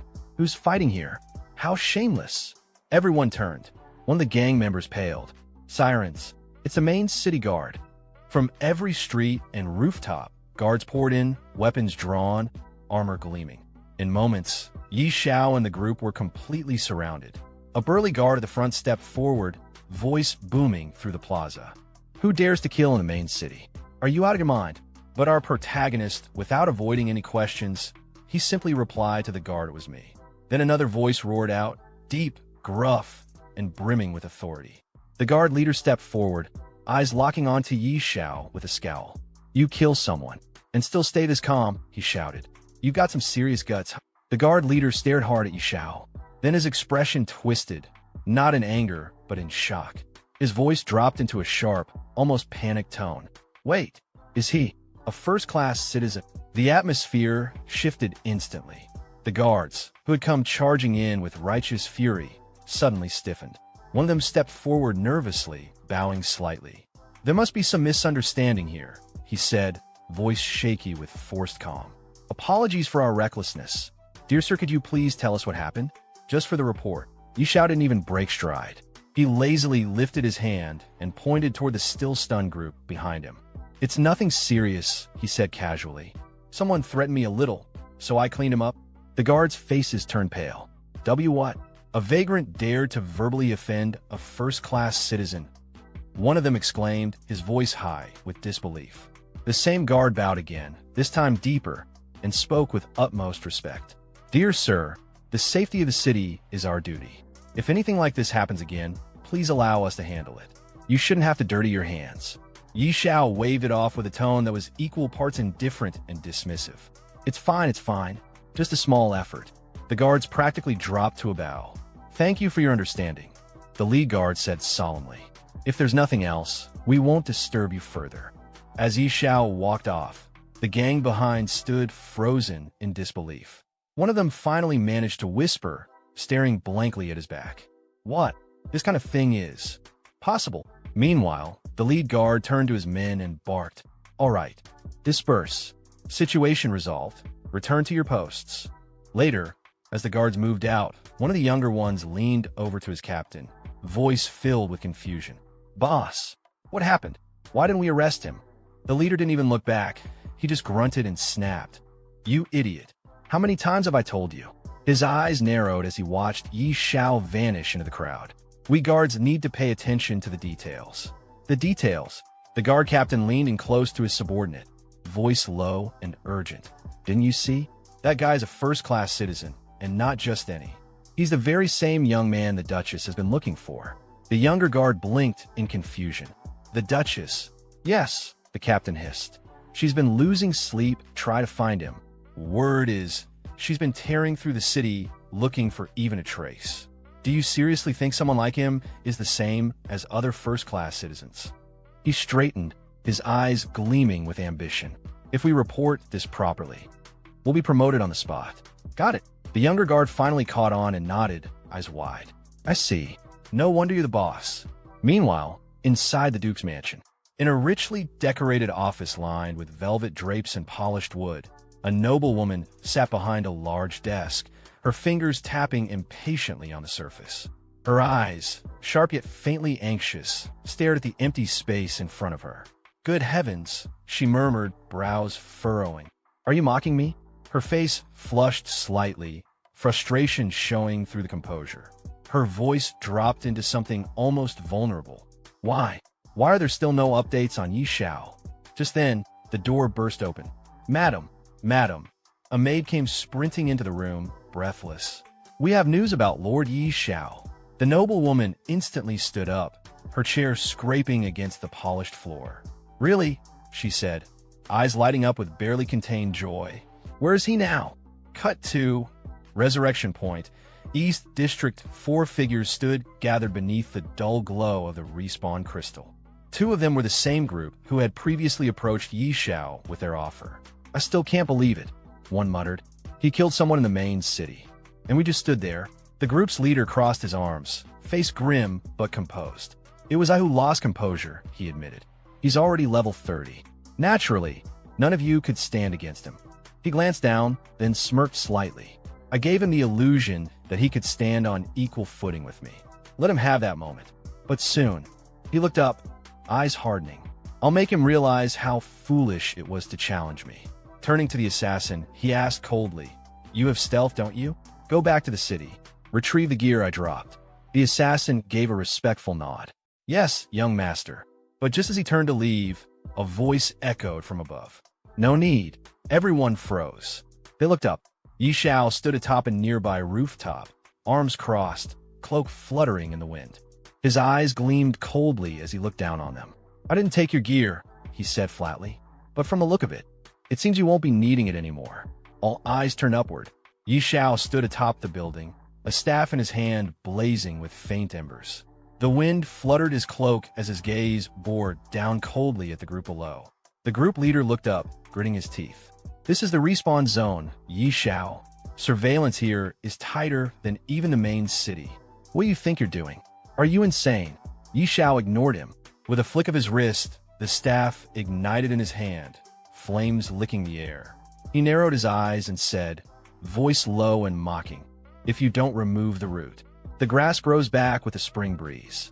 Before the group could react, whoosh, a torrent of fire engulfed the group leader. "Gaia!" The man didn't even get a scream fully before his body burned to ash. One of the group members staggered back in horror, his hand reaching instinctively for his sword. "You bastard!" But before he could draw it, Yi Xiao's cold voice rang out. "I suggest you don't move, or he won't be the only one to die." The man froze. Then Yi Xiao's flames surged again. His eyes glinted as he smiled. "Killing one or many makes no difference to me." The group leader's body reappeared at the respawn crystal, gasping from the respawn shock. But there was no relief in his eyes. His face twisted in panic, and he shouted at Yi Xiao, "What is the meaning of this? I'm warning you, don't take things too far. If something happens to me, not only you but your family, your friends, they'll all pay the price." Yi Xiao's response? Another wave of fire. "Boom! You're about to die again, and still you boast? That kind of threat means nothing to me." The man burned once more, his form vanishing into light. Crowds began to gather. Gasps and whispers spread like wildfire. "Look, it's Yi Xiao. Is he? He's killing someone at the respawn point. Killing in the respawn zone. He's lost it. He's insane." One of the gang members backed away, trembling. He stared at his leader's scorched remains and muttered, "Why, young master? Didn't respawn. He was forced to log out." Then boom, a new group of city guards arrived, their armor darker, bearing a crest of black flame. At their head stood a tall, broad-shouldered man with a cloak trimmed in gold and crimson. His voice thundered across the plaza. "Who dares cause bloodshed at the respawn point?" The crowd fell silent. The assassin among the group narrowed his eyes and looked between Yi Xiao and the new guards. He muttered under his breath, "The black-robed judge. Even Yi Xiao won't escape his judgment. Now, he's really in trouble." Yi Xiao narrowed his eyes, scanning the black-robed commander and the elite guards behind him. He could feel the difference in aura, sharp, overwhelming. TCH. So he even alerted him. "With my current level, fighting that guy head-on would be a massive loss." With a controlled breath, Yi Xiao lowered his staff. He calmly stepped down from the rooftop, landing silently before the stunned crowd. Hands raised in a surrendering gesture, he spoke coolly. "I was the one who killed him. I'll go with you." The guard captain stared at him, suspicious at first, then surprised by the composure. "Humph. At least you're reasonable," the captain muttered. He turned to his squad. "Take him away." In the real world, within a grand estate, an elderly butler sat beside a young man lying unconscious on a luxurious bed. Young master, wake up," the butler said softly, worry in his eyes. Just then, the door slammed open. A stern-looking man in an ornate robe strode in. It was the young man's father. "What's going on?" he barked. "What happened to my boa?" The butler lowered his head, voice solemn. "Sir, the young master has been killed." The father froze for a moment, as if the words had struck him physically. Then rage overtook him. "What? Who? Who killed my boa? I want his entire family buried with him." Meanwhile, in the game world, inside the Dragon Phoenix Empire's prestigious court in Fengye City, Yi Xiao stood calmly in the center. The judge sat high upon the bench, peering down at him with an unreadable gaze. "Yi Xiao, first-class citizen of the Dragon Phoenix Empire," the judge began, "why did you break the laws of Fengye City by committing murder in the respawn zone?" Yi Xiao lifted his head with confidence and spoke clearly. "That person gathered a group to harass and threaten me. As a first-class citizen, I acted to protect my dignity. I had no choice but to kill him." Murmurs erupted in the courtroom. Among them, members of the group Yi Xiao had slain were present. One of them stood and pointed at him. He admitted it. "He blocked the respawn point and killed our young master 5 times in a row. That's insane. Not even the respawn zone is safe if you offend him. He didn't even give him a second to breathe." So that's Yi Xiao. Terrifying. If he wants you dead, you're doomed, even in-game. The judge slammed his gavel down, his face stern. "Silence," he shouted, then turned back to Yi Xiao. "For violating city law and committing mass murder within a restricted zone, and though this is your first offense, I hereby sentence you to lifetime exile from the Eastern District of Fengye City." Yi Xiao opened his mouth. "Respected judge," about this. Before he could finish, a firm and elegant voice echoed through the court. "Judge Aiter, Yi Xiao only killed a vagrant who dared to insult and threaten him. Both morally and legally, his actions were justified." All eyes turned toward the entrance. "It's the Duchess," someone gasped. Layla, dressed in her noble regalia, strode in with calm authority. Her eyes scanned the room before resting on Xiao. Isn't this punishment a bit excessive, Judge Aita? She asked. The judge immediately stood, sweat beading on his forehead. Respected Lady Layla, Judge Aiter greets you. Layla didn't acknowledge the greeting. Her tone was firm. This man is my friend. I won't stand by and watch him be punished unfairly. Don't you agree, Judge Aiter? Yi Zhao's gaze softened slightly. Layla. Aiter quickly nodded. Yes, of course. The lady is right. My sentence was hasty. According to Fiancée City law, if a vagrant offends a first-class citizen, he is to be executed on the spot. In that case, Layla replied, why don't you remove the restraints from Mr. Yi Xiao? Immediately, the judge shouted, guards, release him immediately. As the judge gave his final word, the Duchess turned toward Yi Xiao and said calmly, Mr. Aiter, if Yi Xiao is not guilty and there's nothing else, may we leave?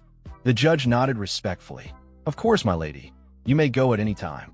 Very well, she said simply. She turned and walked out of the courtroom, motioning for Yi Xiao to follow. Yi Xiao, let's go. He nodded, following her. All right, Layla. Outside the court, Yi Xiao rubbed the back of his head a little awkwardly. Thank you, Layla. Really.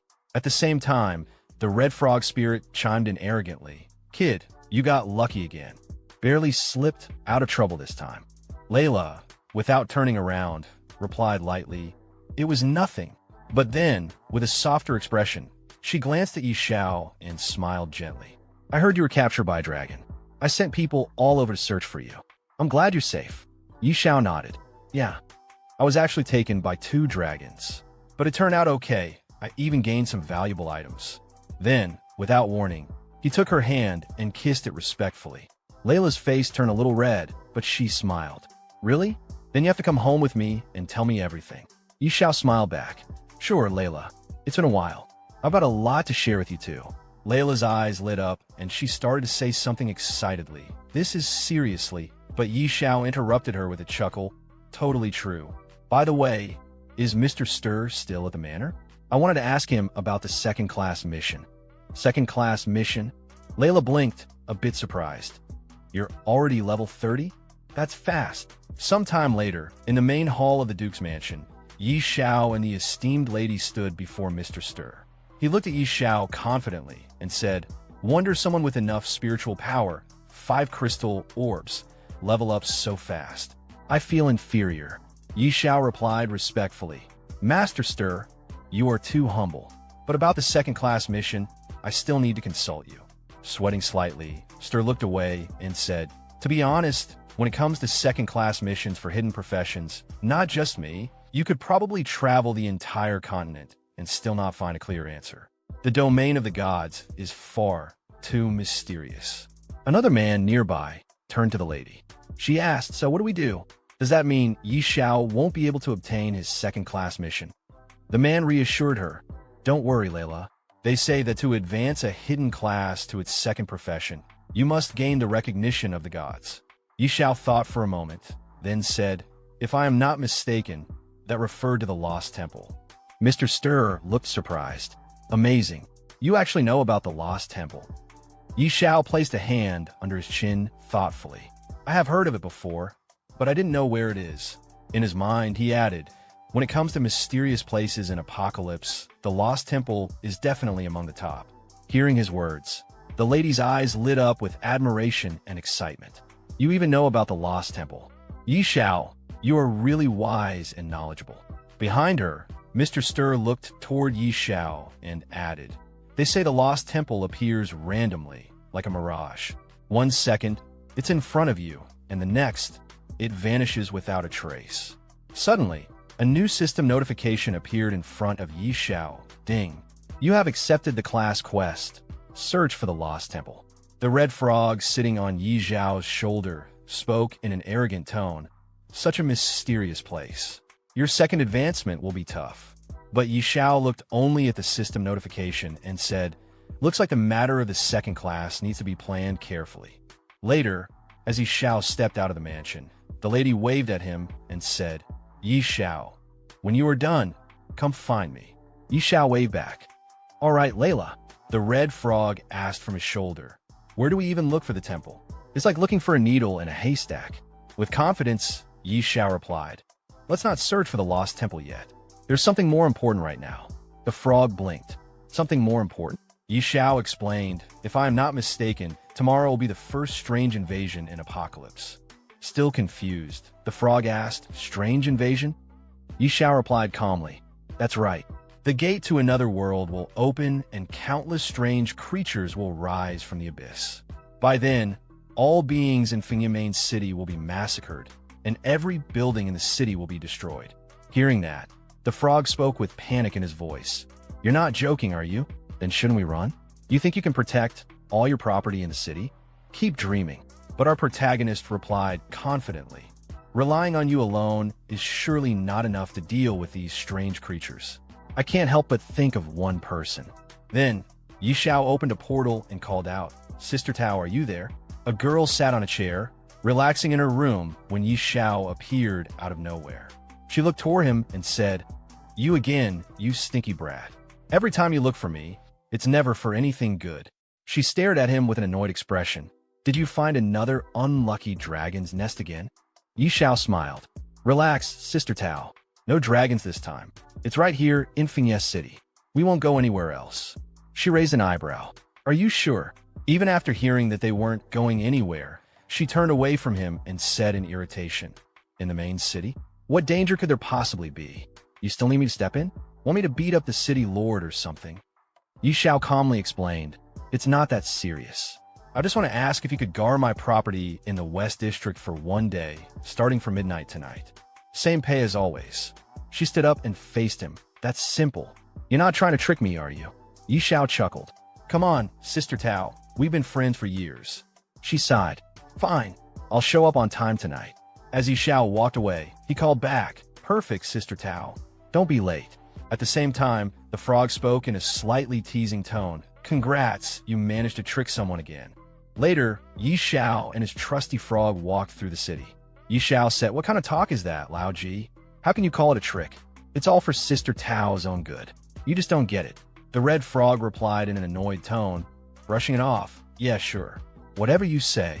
Yi Xiao added, I'll use the time left to level up one more time and get fully ready for the strange invasion.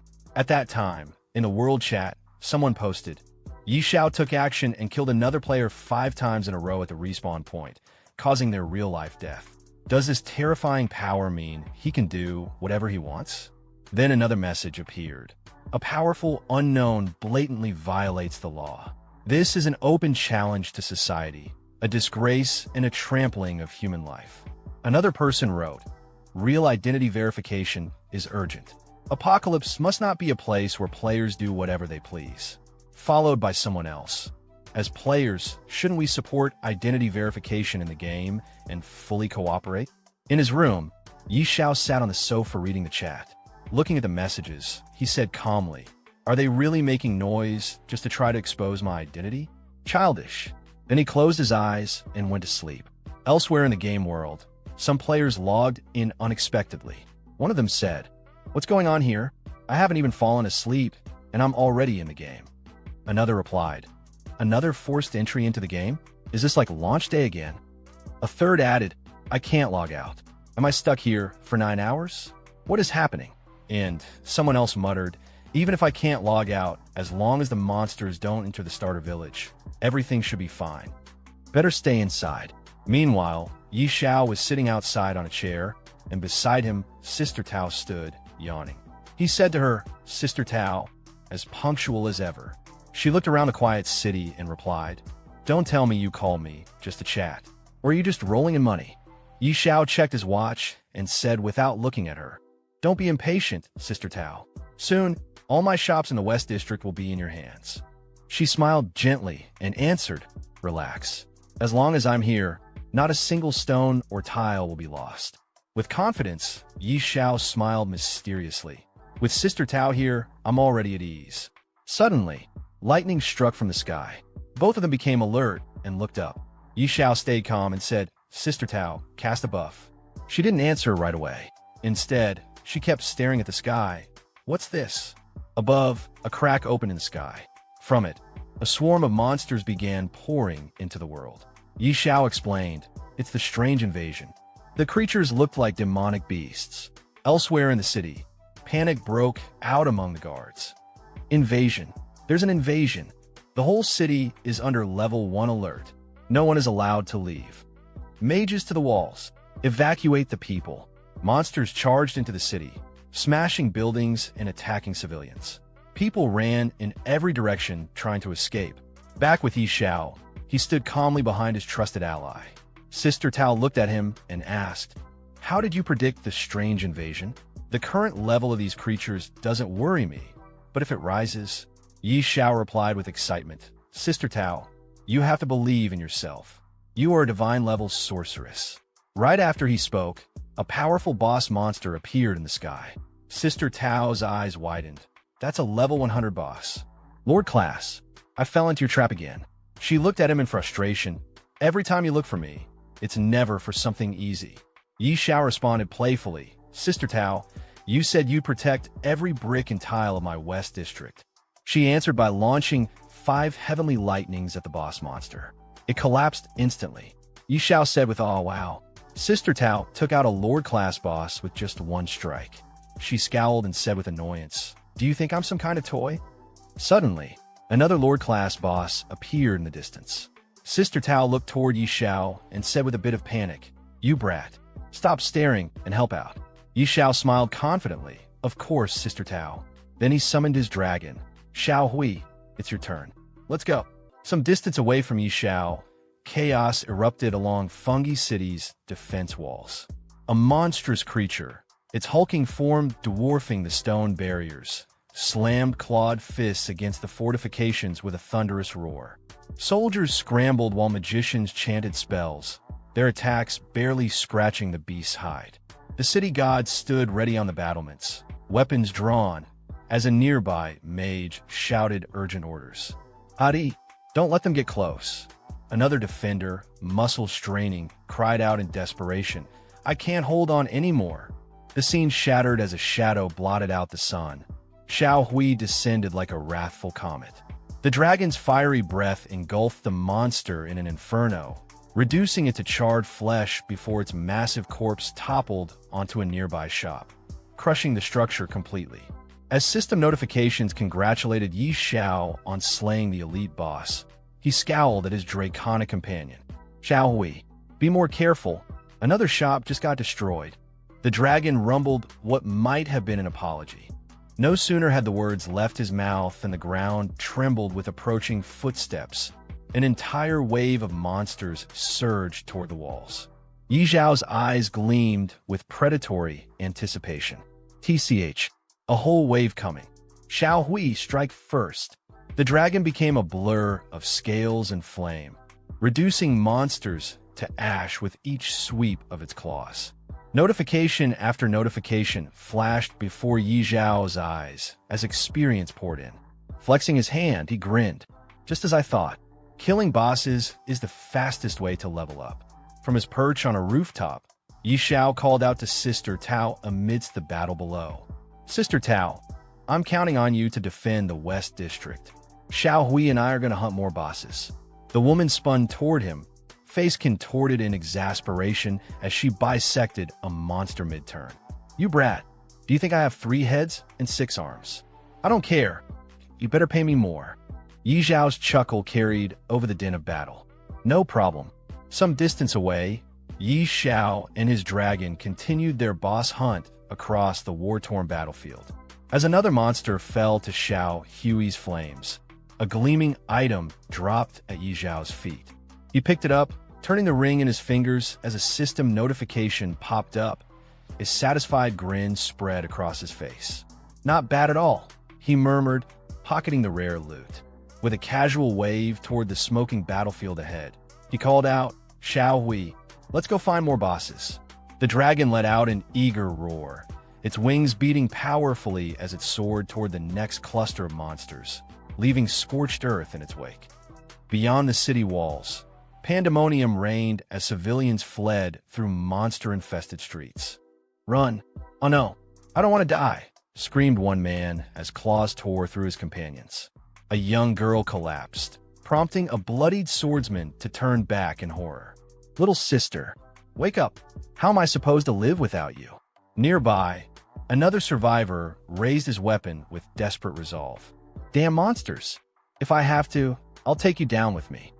A shield-bearing warrior intercepted a killing blow meant for the group, the impact rattling his bones. Boss, I can't hold on any longer. At the rear, a bespectacled man scanned their surroundings frantically. Look for a way to escape. Those bosses are too strong. We're no match. The shield-bearer glanced back at his trembling comrades, voice raw with urgency. Boss, go. Hurry up. Take Xiao and the others. I can only distract it for 5 seconds. The monster's next strike sent him flying, but even as he tumbled across the dirt, his final shout followed his fleeing friends. Boss, go. Don't worry about me. The glass-wearing man and his team stood frozen, watching in horror as their comrade Storm crumpled to the ground. Storm, are you okay? Storm, wake up! They cried out, their voices cracking with panic. The bespectacled leader stared at the advancing monster with widening eyes, his breath coming in short gasps. His remaining friends scrambled to drag their fallen defender to safety, but the creature was already upon them, its maw gaping wide for the killing strike. There's no hope, the leader whispered, his glasses reflecting the monster's glistening fangs. One of his teammates grabbed his arm desperately. Are we all going to die here? Then, like divine intervention, a torrent of flames engulfed the beast, reducing it to smoldering bones before their eyes. The sudden heat made them stagger back as the monster's corpse collapsed at their feet. The bespectacled man stared dumbfounded at the charred remains. Wow! The boss was defeated in a single strike. His gaze shot upward, where a gleaming green dragon circled overhead, its wings casting ominous shadows across the battlefield. Sweat trickled down the leader's face as he muttered, "Looks like a baby dragon." But his assumption shattered when a majestic creature unleashed a psychic pulse across the battlefield. Every monster in the vicinity turned as one, compelled by some unseen force to charge recklessly at the dragon. What followed wasn't a battle, it was a slaughter. Before the horde could even raise their claws, Xiao Hui's fiery breath turned them to ash, their dying screams cut short by the inferno. The group watched the carnage with awestruck expressions. This baby dragon is unbelievably strong, one member breathed. The shield-bearing warrior who'd nearly sacrificed himself earlier managed a weak smile, gazing at their draconic savior through bloodied vision. God, did you hear my prayer? Some distance away, Xiao waved dismissively at the scene. Come on, Xiao Hui. Looks like there are more bosses over there. His casual remark drew the group's attention to his presence. A girl suddenly pointed, her voice trembling with recognition. That's the great Xiao. The others whirled around, their exhaustion momentarily forgotten. It really is the great Xiao, they echoed in reverent tones. Their bespectacled leader scrambled forward. Xiao, wait. The renowned cultivator paused mid-step, turning with visible annoyance. You guys, what is it? Though his tone made it clear he wasn't interested in conversation, the group bowed deeply. Thank you for saving us just now, the leader said sincerely. Another member added with fervent respect. If you ever need anything, Grandmaster, we'll risk our lives to repay this debt. Yi Zhao's lips quirked in amusement. He gestured toward the city with a lazy flick of his wrist. The West District is relatively safer now. If you don't want to keep hunting bosses, you can head there. As the group murmured their thanks, the girl whispered dreamily to her companions. Yi Zhao is so cool. One of her friends chuckled. If I were a woman, I'd definitely have his children. She gave him a deadpan look. You're way too ugly for that. Their leader clapped his hands, snapping them out of their reverie. Okay, enough talking. Pick up the gear and items. We're heading to the West District. Meanwhile, Xiao was already moving toward the next cluster of monsters, watching as Xiao Hui reduced another wave to cinders. Killing these common monsters is just a waste of time, Xiao Hui, he remarked, though the dragon continued its relentless assault, bathing the battlefield in cleansing fire. Yi Zhao's gaze swept across the burning cityscape, flames licking at the night sky like hungry serpents. The acrid scent of smoke stung his nostrils as he tightened his grip on his weapon. "Come on, Xiao Hui," he muttered, his voice cutting through the chaos. "We should head to the city gates. That's the real battlefield of this strange invasion." The dragon gave a rumbling growl of agreement as they turned toward the heart of the inferno. The scene shifted to the smoke-choked streets where the rescued group staggered through the aftermath. The bespectacled leader wiped soot from his glasses, surveying the relatively intact West District.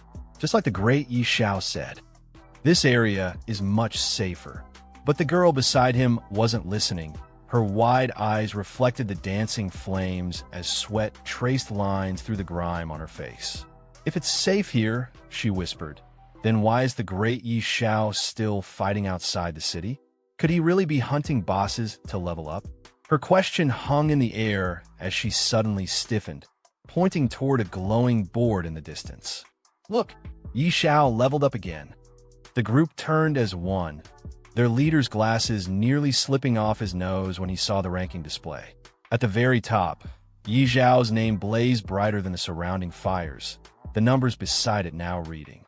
"W what? 35?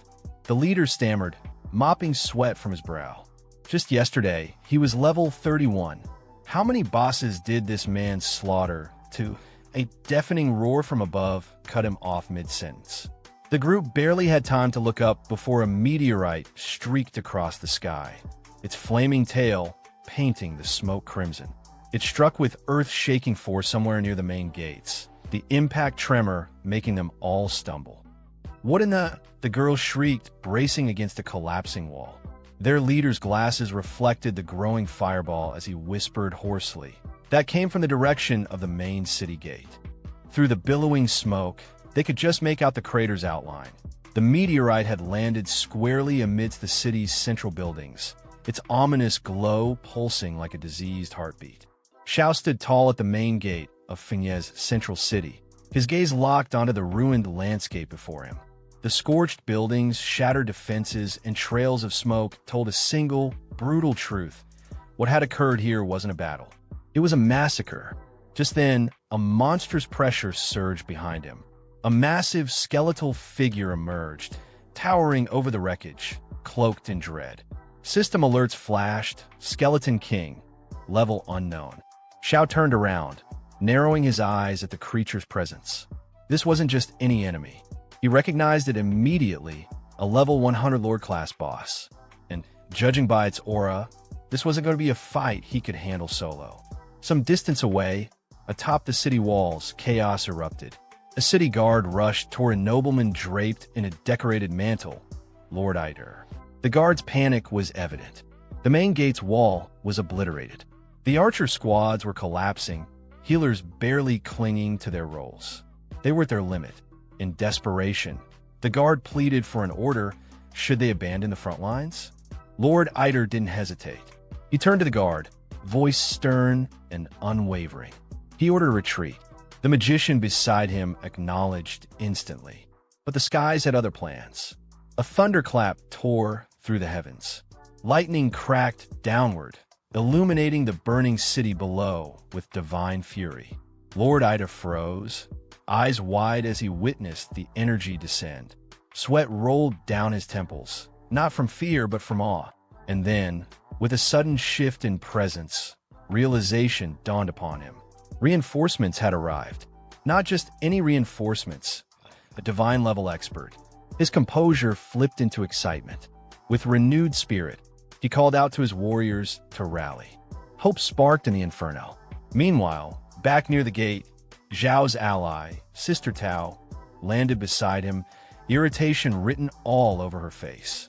She had clearly been summoned in a hurry, and the presence of the Lord-class monster explained why.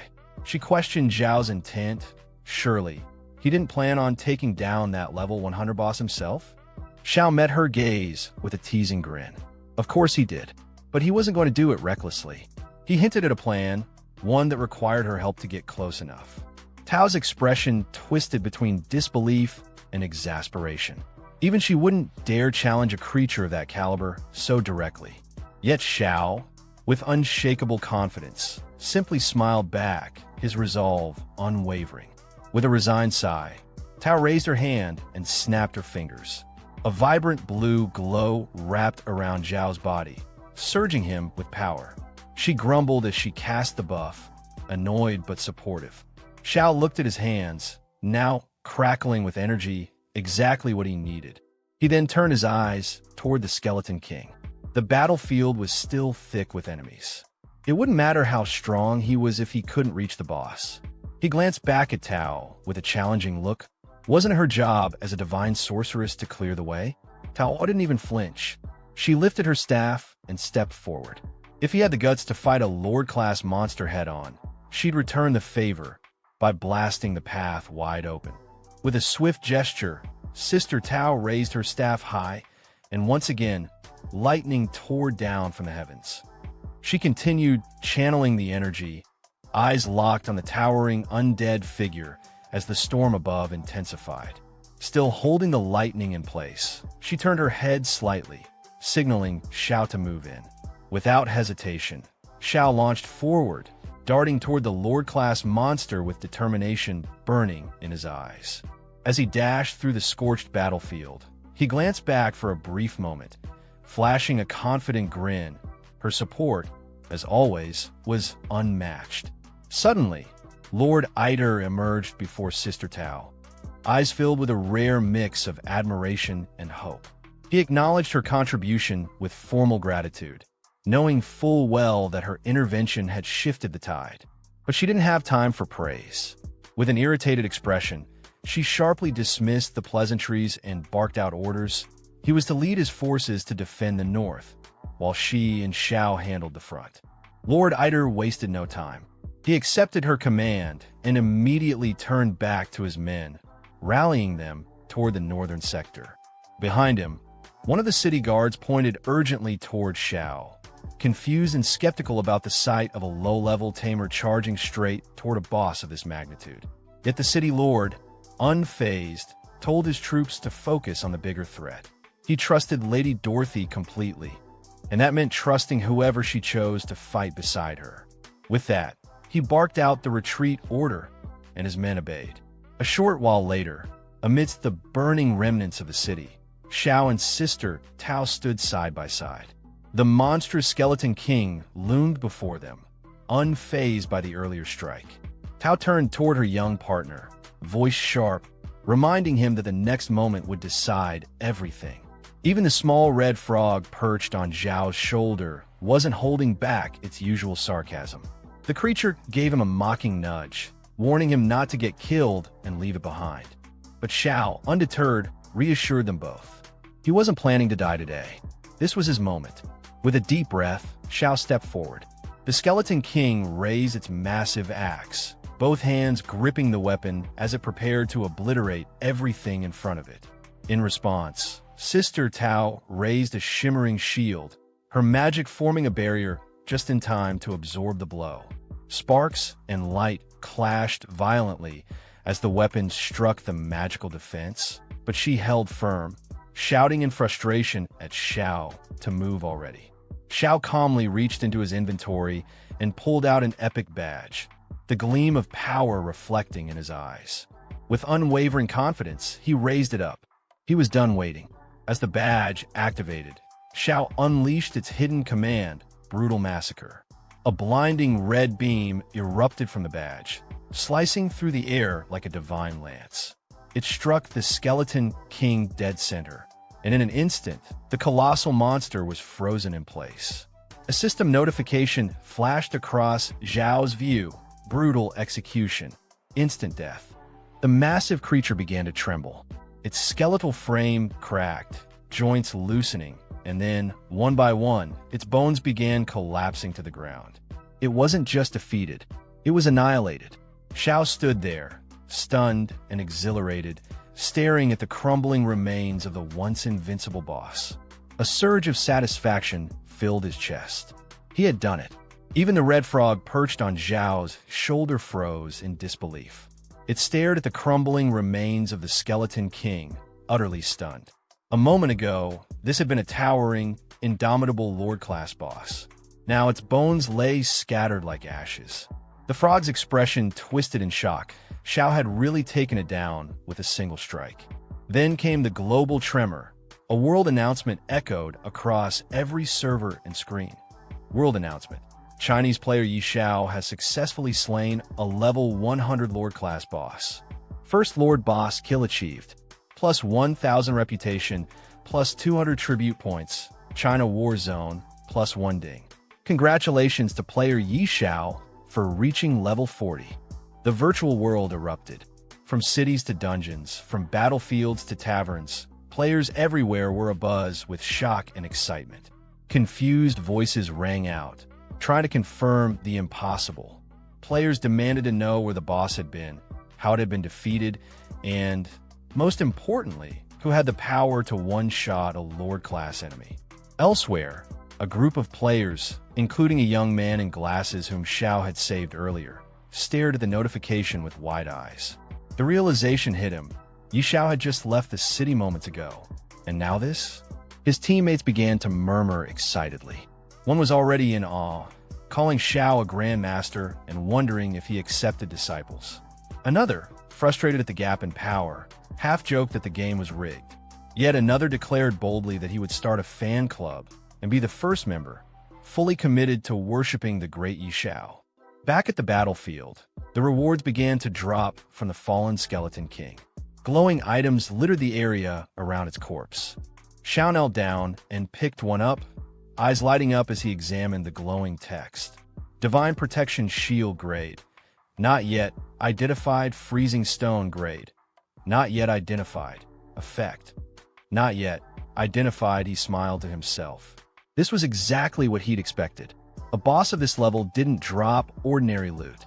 The rewards were on a completely different scale from anything he'd encountered before. He turned toward the red frog still sitting on his shoulder and asked if it had spotted anything valuable. The frog was already staring at a horn-shaped item buried among the drops. It recognized it immediately, an artifact. Xiao reached down, picked it up, and gave the frog a smirk. That sharp eye of its had paid off again. This item was definitely something special. He stood up, satisfied. These rewards weren't just good. They were beyond even what a legendary quest would offer.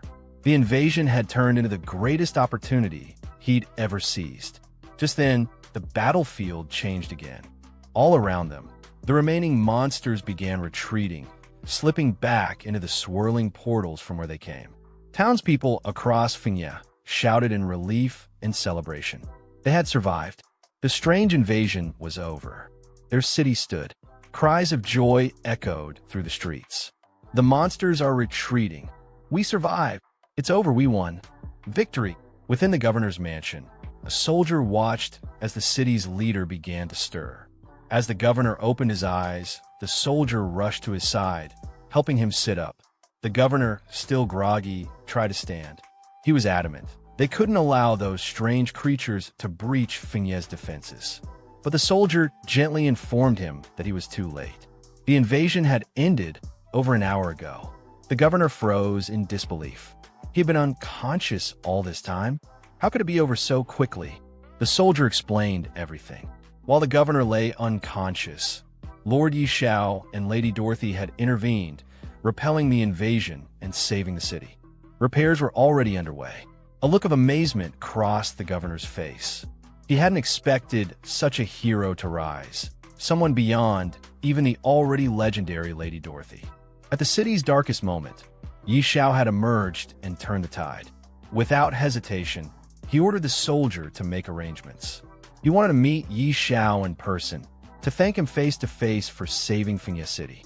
The soldier saluted, acknowledged the command, and left the room to carry it out immediately. The next day, our protagonist Yi Xiao arrived at the city lord's mansion, accompanied by his sister Tao. They were warmly greeted by the city lord and the noble lady, Lady Layla. The city lord politely invited Yi Xiao inside. In response, Yi Xiao respectfully thanked him and stepped in.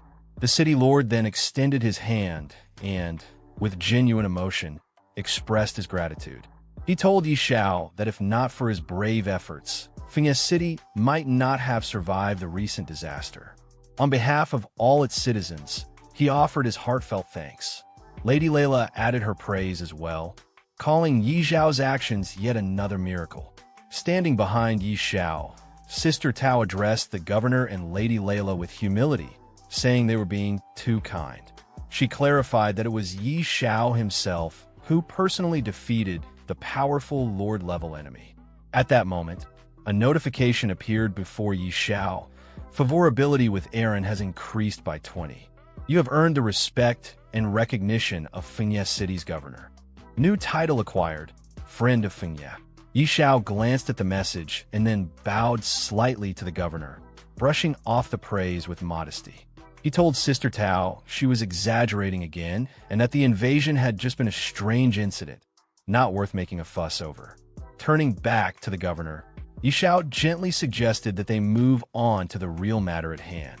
Taking the cue, Sister Tao addressed the governor, saying that if there was nothing further, she would return to the Supreme Temple to handle other affairs. The governor promptly agreed and wished her well, addressing her respectfully as Lady Dorothy. Lady Layla then turned to the governor and asked if there was a particular reason he had called her there. The governor nodded and explained the situation. More than half of Fengye City had been destroyed in the battle. The East District was in ruins, and only the West District still had intact buildings. That's why he wanted to ask if she could provide some properties in that area to help with reconstruction. However, Lady Layla replied that she wasn't in a position to decide that. Then, turning to Xiao, she pointed out that most of the West District's properties were now under his ownership. The governor, a bit surprised and disappointed, said he didn't realize Yi Xiao owned the entire West District, but asked if he might consider transferring some of the property to aid the city. Yi Xiao smiled and calmly said that he didn't mind, so long as the price was fair. At that point, the red toad perched on Yi Xiao's shoulder chimed in with a mocking tone, calling him a brat and teasing him for profiting once again. This time, it's worth noting that I am referring him as a toad rather than a frog, correcting a detail pointed out by a subscriber in my previous video. Returning to the story, the governor, pleased by Yi Xiao's cooperation, told him to name his price, and he would have the Fengye Bank prepare the gold coins immediately. With a hint of excitement in his eyes, Yi Xiao responded that since the governor was being so direct, he would keep a few of the larger shops on the corners for himself and transfer the rest of the properties. The governor thanked him sincerely. Just then, Lady Layla stepped forward from behind and addressed the governor. She said there was one more thing she needed his support with. He encouraged her to speak. She explained that the incident in Fengye City had already been reported to the royal family, and Yi Xiao's contributions were witnessed by all the citizens. With that, she gestured toward Yi Xiao and declared her intention to request that the royal family grant him a noble title. Yi Xiao was stunned. In his mind, he thought, another piece of good news? The red toad on his shoulder gave him a side glance and quipped with a smug expression, "Title plate, you're really lucky, huh?" After hearing Lady Layla's suggestion, the governor turned to her and said he had no objections. He fully supported the idea. Layla's eyes lit up with excitement, and she turned to Yi Xiao, asking what he thought of the decision. Meanwhile, the governor quietly observed her expression. Looking at Layla and then at Yi Xiao, a fleeting thought crossed his mind. Who would have thought? The noble duchess seems to admire this young man. Could there be something more between them? But he didn't finish the thought aloud. In response, Yi Xiao gently took Lady Layla's hand and kissed it with sincere respect. He thanked her and the governor, genuinely moved. Layla, blushing slightly as she looked at him, softly replied that he had saved Fengye City. This honor was only what he deserved. Watching the two of them, the governor smiled warmly. He remarked that, in truth, it was he who should be thanking Yi Xiao on behalf of all of Fengye City. Sometime later, in the real world, inside an apartment belonging to Yanran, an emotional outburst shattered the quiet. Yanran screamed out, tears in her voice. "Zhou Hong, answer me. Stop joking." She sat on her sofa, eyes locked on her phone screen. Her hands trembled, and her expression was on the verge of breaking. Again, she cried, "If you keep this up, I'm really going to get mad." On the screen was an image showing her current boyfriend, Zhou Hong, along with other players, lying dead in-game. Tears streamed down her cheeks as she shouted, heartbroken and furious. "Zhou Hong, you're useless. I gave you the gear I bought with my entire savings, and you still couldn't defeat one strange monster." Her voice cracked. "What am I supposed to do now?" A wave of panic surged through her. Sweat began to roll down her face. She rubbed her cheeks with trembling fingers, trying to snap herself out of it. Her eyes sharpened with a mix of desperation and clarity. "That's it. I can still look for Yi Xiao," she exclaimed. Gritting her teeth, she continued, "That useless Zhou Hong. I was wrong to trust him. He's the one who led me astray. If it weren't for him, Yi Xiao and I wouldn't be like this now." She finally realized it. "Now I understand. Yi Xiao is the one who's treated me the best in this world. Yes, I can still find him." She stood up from the sofa, her mind set, and began walking briskly. Her voice, firm but emotional, echoed in the apartment.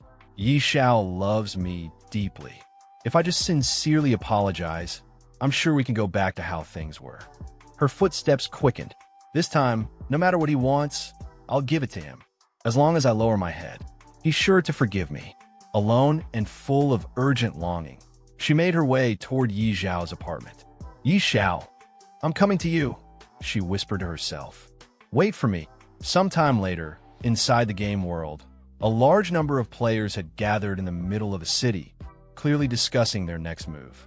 One of them loudly declared that starting tomorrow, he would find a way to transfer his character to Fiancée City. He believed the other regions had become far too dangerous, and only Yi Xiao could ensure their safety now. Another player quickly agreed and asked if anyone wanted to form a party for the journey, believing it would be safer to travel together. Others were offering to buy city transfer scrolls, even willing to pay high prices, open to negotiation, just to reach Fiancée City. Excitement surged through the crowd as more players ran around, scrambling to buy property in the city. Shouts filled the air, with players bidding higher and higher amounts for available houses, offering thousands, even tens of thousands of gold coins. Amid the chaos, Yi Xiao stood quietly, observing the commotion. He couldn't help but wonder why so many people were suddenly flocking to Fiancée City. It puzzled him, but instead of dwelling on it, he decided it wasn't the right time to take on new challenges. He figured he should focus on forging equipment first. With that thought, Yi Xiao made his way back to the blacksmith he had met earlier. Upon seeing Yi Xiao, the blacksmith respectfully asked what brought him back this time. Yi Xiao explained that he needed to forge and identify some equipment. However, the blacksmith regretfully pointed out that his shop had been destroyed and he didn't have the means to help at the moment. Yi Xiao then thought for a moment and told him not to worry. He could lend the blacksmith a forge and an identification device. This surprised the blacksmith, but he followed Yi Xiao without hesitation. When they arrived at a well-kept shop in the West District, Yi Xiao gestured for him to go inside.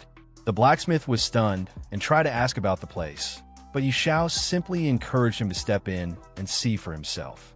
Once inside, the blacksmith was amazed. The forge was top-tier, clean, modern, and fully equipped with high-grade tools and even identification equipment. He commented on how luxurious it was and asked who the owner might be. Yi Xiao calmly explained that the shop belonged to him. He offered to let the blacksmith take over the place under the same profit-sharing arrangement the blacksmith used to have before. Since the shop had been sitting unused and the blacksmith was clearly skilled, it made sense. The blacksmith was overjoyed, deeply moved by Yi Xiao's generosity. Especially in a time when many in his profession had been left unemployed, he expressed his heartfelt gratitude, promising to give it his all in return for the opportunity. After settling the blacksmith into the new forge, Yi Xiao pulled out a mysterious item and held it out toward him. He told the blacksmith there was no need for thanks. The important thing now was the work. He then asked if the item could be identified, clearly interested in testing its properties. The blacksmith examined it carefully. He seemed surprised, asking if this was truly an artifact meant for identification. As he took it into his hands, his expression grew more serious and slightly disheartened. Without even looking up, he admitted that even with the most advanced identification tools currently available, he couldn't guarantee a successful result. Yi Xiao, unfazed, simply encouraged him to try anyway. Motivated by Yi Xiao's trust, the blacksmith immediately began working on the process. He was determined to give it his all, doing everything he could to identify the mysterious artifact. However, after some time, the results were disappointing. The blacksmith lowered his head and admitted he had failed. He couldn't even maintain the identification spell. Just as he had feared, the artifact was far too advanced. Yi Xiao asked whether it was really that difficult. The blacksmith responded honestly, explaining that no one had ever successfully identified an artifact of this nature before. He apologized, clearly feeling he had let Yi Xiao down. But Yi Xiao didn't seem bothered at all. With a calm expression, he pulled out a few more items, 3 epic grade ones, and handed them over. He acknowledged the artifact was probably too complex, so it was better to start with something more manageable. The blacksmith immediately shifted back into work mode, replying that identifying epic-grade equipment wouldn't be a problem. Meanwhile, elsewhere in the city, a man was trying to enter the governor's mansion, but the guards stopped him firmly. They told him the governor was far too busy to meet visitors and insisted that he leave immediately. Moments later, Yi Xiao arrived at the mansion and approached the same guards. When he asked if the governor was available, their tone changed instantly. Recognizing him with respect, they informed him that the governor was in his office and invited Yi Xiao to go right in. Yi Xiao nodded in acknowledgement and proceeded inside without hesitation. When Yi Xiao entered the governor's mansion and stepped into his office, the governor turned toward him, visibly surprised. He hadn't expected this visit. Curious, he asked Yi Xiao if something urgent had brought him here. Without hesitation, Yi Xiao replied with a serious and determined tone. He got straight to the point. He wanted to search for the long-lost race. The governor raised his eyebrows at that. Turning slightly in his seat, he commented that searching for the lost race was nearly impossible. According to legend, they had vanished over a century ago.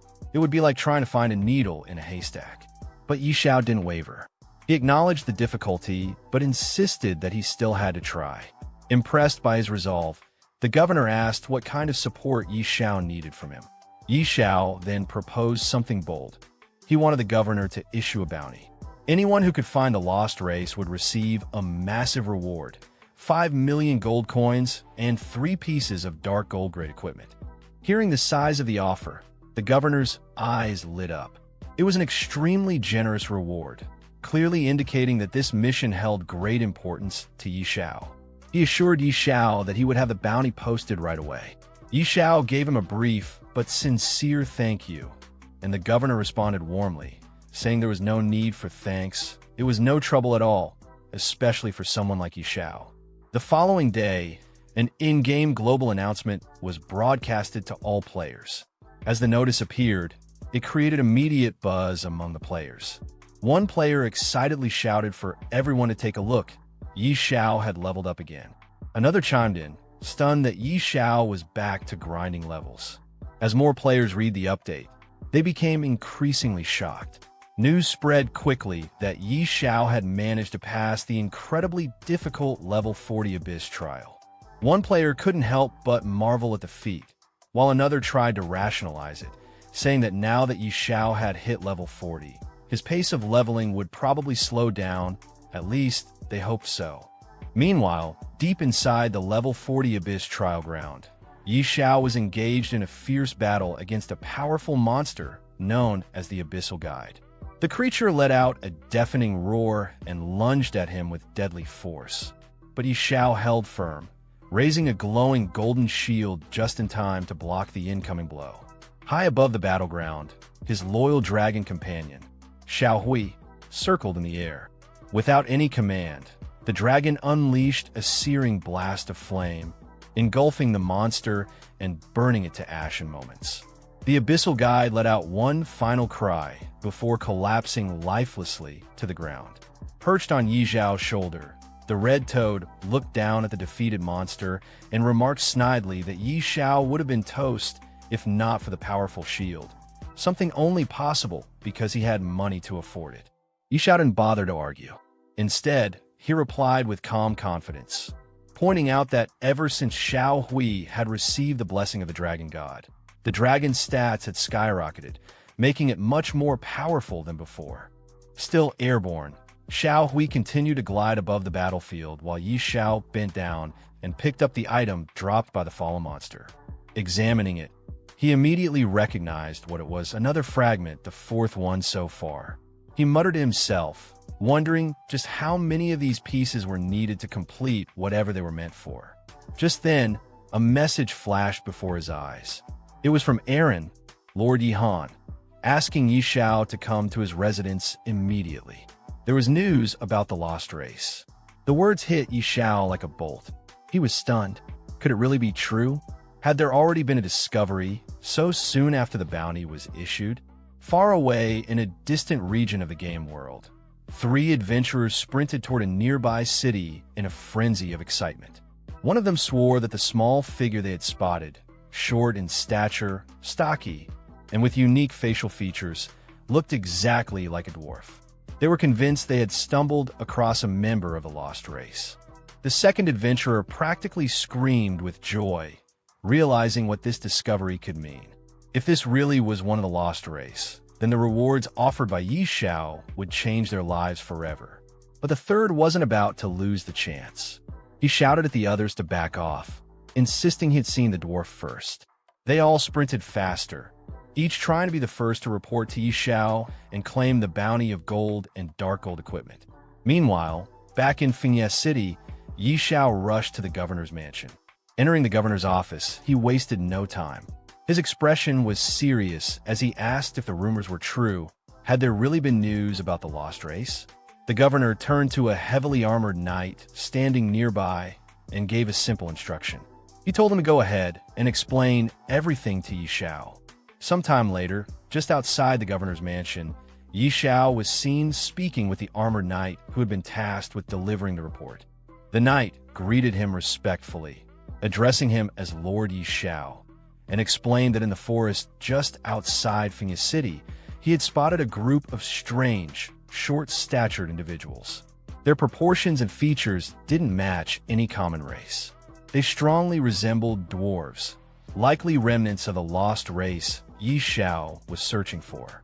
Yi Xiao raised his hand slightly, gesturing as if to clarify something, then asked the knight if he was absolutely certain that such a group had appeared so close to the city. The idea that the lost race could be hiding right outside Fengye City was almost too convenient. The knight responded with full confidence. He swore he had seen them with his own eyes while hiding in the woods during the recent strange invasion. If not for Yi Xiao's intervention that ended the event, he admitted he might not have survived long enough to bring this news back.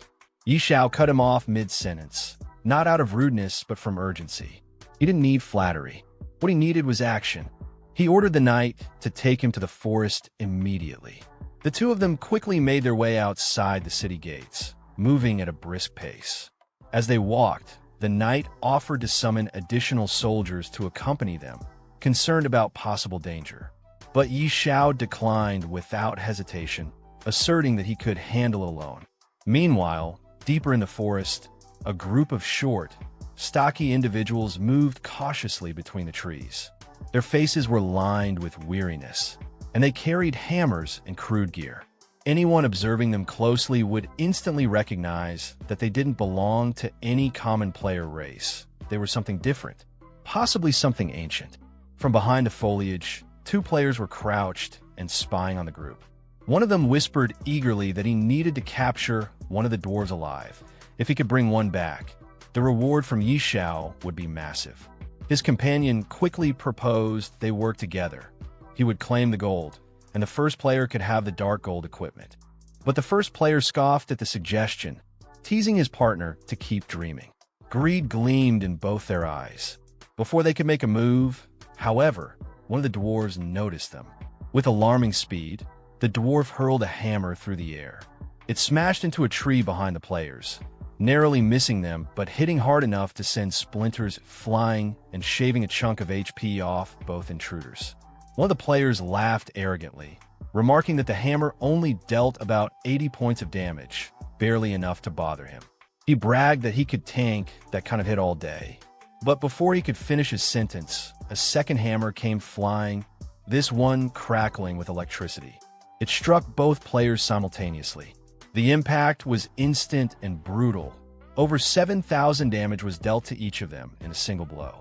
They collapsed to the ground in stunned silence, completely overwhelmed. Amidst the chaos unfolding in the forest, another group of players hid cautiously behind a tree, watching the destruction with wide eyes. One of them gasped in disbelief, his voice trembling as he processed what he just saw. Over 87,000 damage dealt in a single hit. It was absurd. His companion, equally shaken, muttered that the dwarves weren't just strong, they were downright broken. Their power didn't seem remotely human. Meanwhile, the dwarves themselves had taken notice of this new group. Their expressions hardened, and a muscular one among them, clearly annoyed, growled about how humans were always troublemakers. Just seeing them, he said, made his blood boil. He turned toward another dwarf, blaming him for choosing a path that crossed through human lands. It was a mistake, he claimed, and he was ready to unleash destruction on them all. Another dwarf, his voice gentler and more reserved, urged the angry one, Dulin, to calm down. But Dulin wasn't finished. His tone grew more aggressive as he declared he had no intention of being treated like a spectacle for human entertainment. If not for the safety of their tribe, he would have already smashed the entire group to pieces. The gentler dwarf, now visibly irritated, cut him off. His voice was firm this time. There was no use escalating things. They had to leave as quickly as possible before things got worse. At that same moment, Xiao and the armored man were sprinting through the forest. The knight ran ahead, glancing back over his shoulder to inform Xiao that the dwarves were just up ahead. Xiao acknowledged with calm determination and urged him to quicken the pace.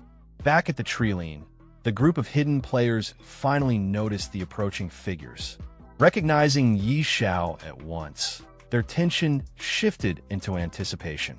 They whispered excitedly among themselves that the great Xiao had arrived. This, they felt, was going to be something worth watching. Yet, even with their admiration, they couldn't help but remember what had just happened. One of them muttered with unease that Xiao might be strong, but those dwarves? They were monsters. A short while later, Xiao's group slowed their advance. The armored man pointed into the dense woods ahead and reported that the dwarves were just inside. Xiao, completely unshaken by the earlier reports or the dangerous aura ahead, gave a confident nod and declared that they'd go straight in. He wanted to see their strength for himself, up close. As they drew closer to the dwarven group, the armored man beside Xiao glanced nervously at the stout figures ahead. His voice, though calm, carried a warning laced with genuine concern. The dwarves, he explained, were known for their volatile tempers, and worse, their damage output was beyond terrifying. Xiao, however, remained unbothered. His eyes were sharp with confidence, and without hesitation, he told the knight that he knew exactly what he was doing. Then, shifting his gaze forward, he made it clear the knight's job was done. Everything from this point on would be his responsibility. The red toad, still perched arrogantly on Xiao's shoulder, scoffed at his calm approach. He couldn't believe Xiao was seriously planning to walk straight into the dwarf's path without any backup.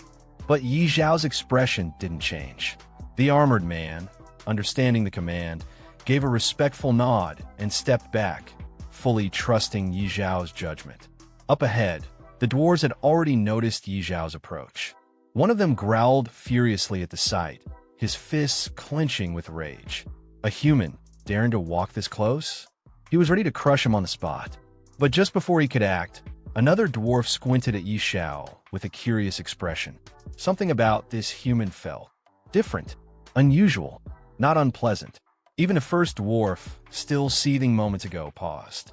The more he looked, the more his rage seemed to dissolve. His desire to fight melted into a strange feeling of intrigue. Xiao walked toward them calmly, his hand casually tucked into his pocket. The red toad on his shoulder remained, glancing around with a wary but amused look. One of the dwarves, clearly more sensitive than the rest, stepped forward and closed his eyes as if sensing something beyond sight. His expression slowly shifted into awe. He could smell something powerful, something divine. It wasn't just one artifact, either. There were multiple. The scent was overwhelming. Another dwarf, catching the same scent, gasped softly. It was unmistakable. Several divine artifacts were emanating from Yi Xiao's presence. The energy was rich, ancient, and unbelievably strong. But then, as they focused further, their expressions twisted into something more intense. Beneath the divine aura, there was something else, another presence. One they hadn't felt in what seemed like ages. Familiar, yet distant. Ancient beyond belief. Beads of sweat formed on the dwarves' foreheads as they stared at Yi Xiao, eyes wide with recognition. Then it hit them. One of the dwarves whispered in awe, barely believing the truth he was sensing, the faint, unmistakable scent of a god. A true deity. It wasn't just magical residue. It was divine essence itself. The kind only the most ancient races could recognize. The second dwarf, after a moment of silence, nodded slowly. Now that it was mentioned, he could feel it too. That aura. It belonged to no artifact. It was the aura of a god, something not seen or felt for a very long time. One of the dwarves pulled out a scope and examined Yi Xiao closely. He noticed that Yi Xiao was only level 40, which was relatively low. However, as he scanned further, something unexpected caught his eye. Yi Xiao's mental strength was exceptionally high. It was unusual enough that he called out to another dwarf to come look. Taking the scope from his companion, the second dwarf also analyzed Yi Xiao and was taken aback. He was surprised by how extraordinary Yi Xiao's mental attributes were. To him, it wasn't just a matter of raw stats. It almost seemed like Yi Xiao had been directly guided or blessed by divine power. As Yi Xiao reached the group and stood calmly in front of them, none of the dwarves made any hostile moves. This shocked the nearby players, who had been watching the scene unfold. Many whispered among themselves, wondering why Yi Xiao wasn't being attacked. It was especially strange considering that other players had been assaulted just for getting close. The general feeling was disbelief, while others triggered aggression.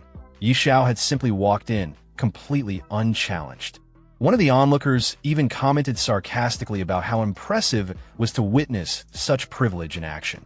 Nearby, a group of players had started recording the event, treating it like breaking news. They made casual, joking remarks about how the situation looked from the outside, like a betrayal of expectations or a twist in the story, with even the proud dwarves seemingly bowing to Yi Xiao's influence. One of them added that this encounter alone was sensational enough to make headlines. Back with the dwarves, one of them finally asked Yi Xiao what his purpose was. Yi Xiao introduced himself and explained that he had come seeking their help, not to fight, but for a specific purpose. Hearing this, another dwarf assumed Yi Xiao wanted them to craft a divine-level item, but Yi Xiao clarified that wasn't the case. He told them his true goal was to locate the lost temple. The dwarves became more cautious upon hearing this. They questioned Yi Xiao's intentions, wanting to know why he would be searching for such a significant place. Yi Xiao responded sincerely, explaining that it was tied to a class quest. His character needed to contact a god, and the only known method was through the lost temple. He assured them he had no bad intentions. One of the dwarves seemed intrigued but cautious.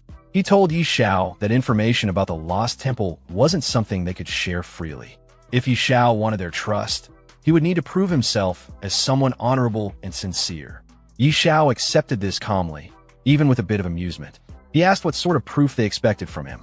The red toad, sitting on his shoulder, made a snide remark, implying that such a test of character wouldn't be easy. Instead of pushing the issue, Yi Xiao smoothly changed the subject. He mentioned that he had a divine artifact with him and asked if the dwarves could appraise it. This caught their interest immediately. They eagerly asked to see the item. Yi Xiao handed it over and explained that his usual blacksmith had failed to identify it. He wanted to know if the dwarves could do better. The dwarves responded with confidence. They dismissed other forgers as amateurs, proudly stating that their own skills were on a much higher level. One of the dwarves took the artifact and studied it carefully. After a moment, he commented that the item didn't appear to be a typical divine artifact forged by normal means. Yi Xiao, curious about this unexpected assessment, asked the dwarf what he meant by that. One of the dwarves picked up the divine artifact and examined it carefully. He remarked that the item showed no signs of being forged. It had no hammering marks or artificial refinements. Instead, he explained that the artifact had likely formed naturally into its divine state after coming into contact with a certain rare element, due to its already high-grade nature. Another dwarf took the artifact to inspect it as well.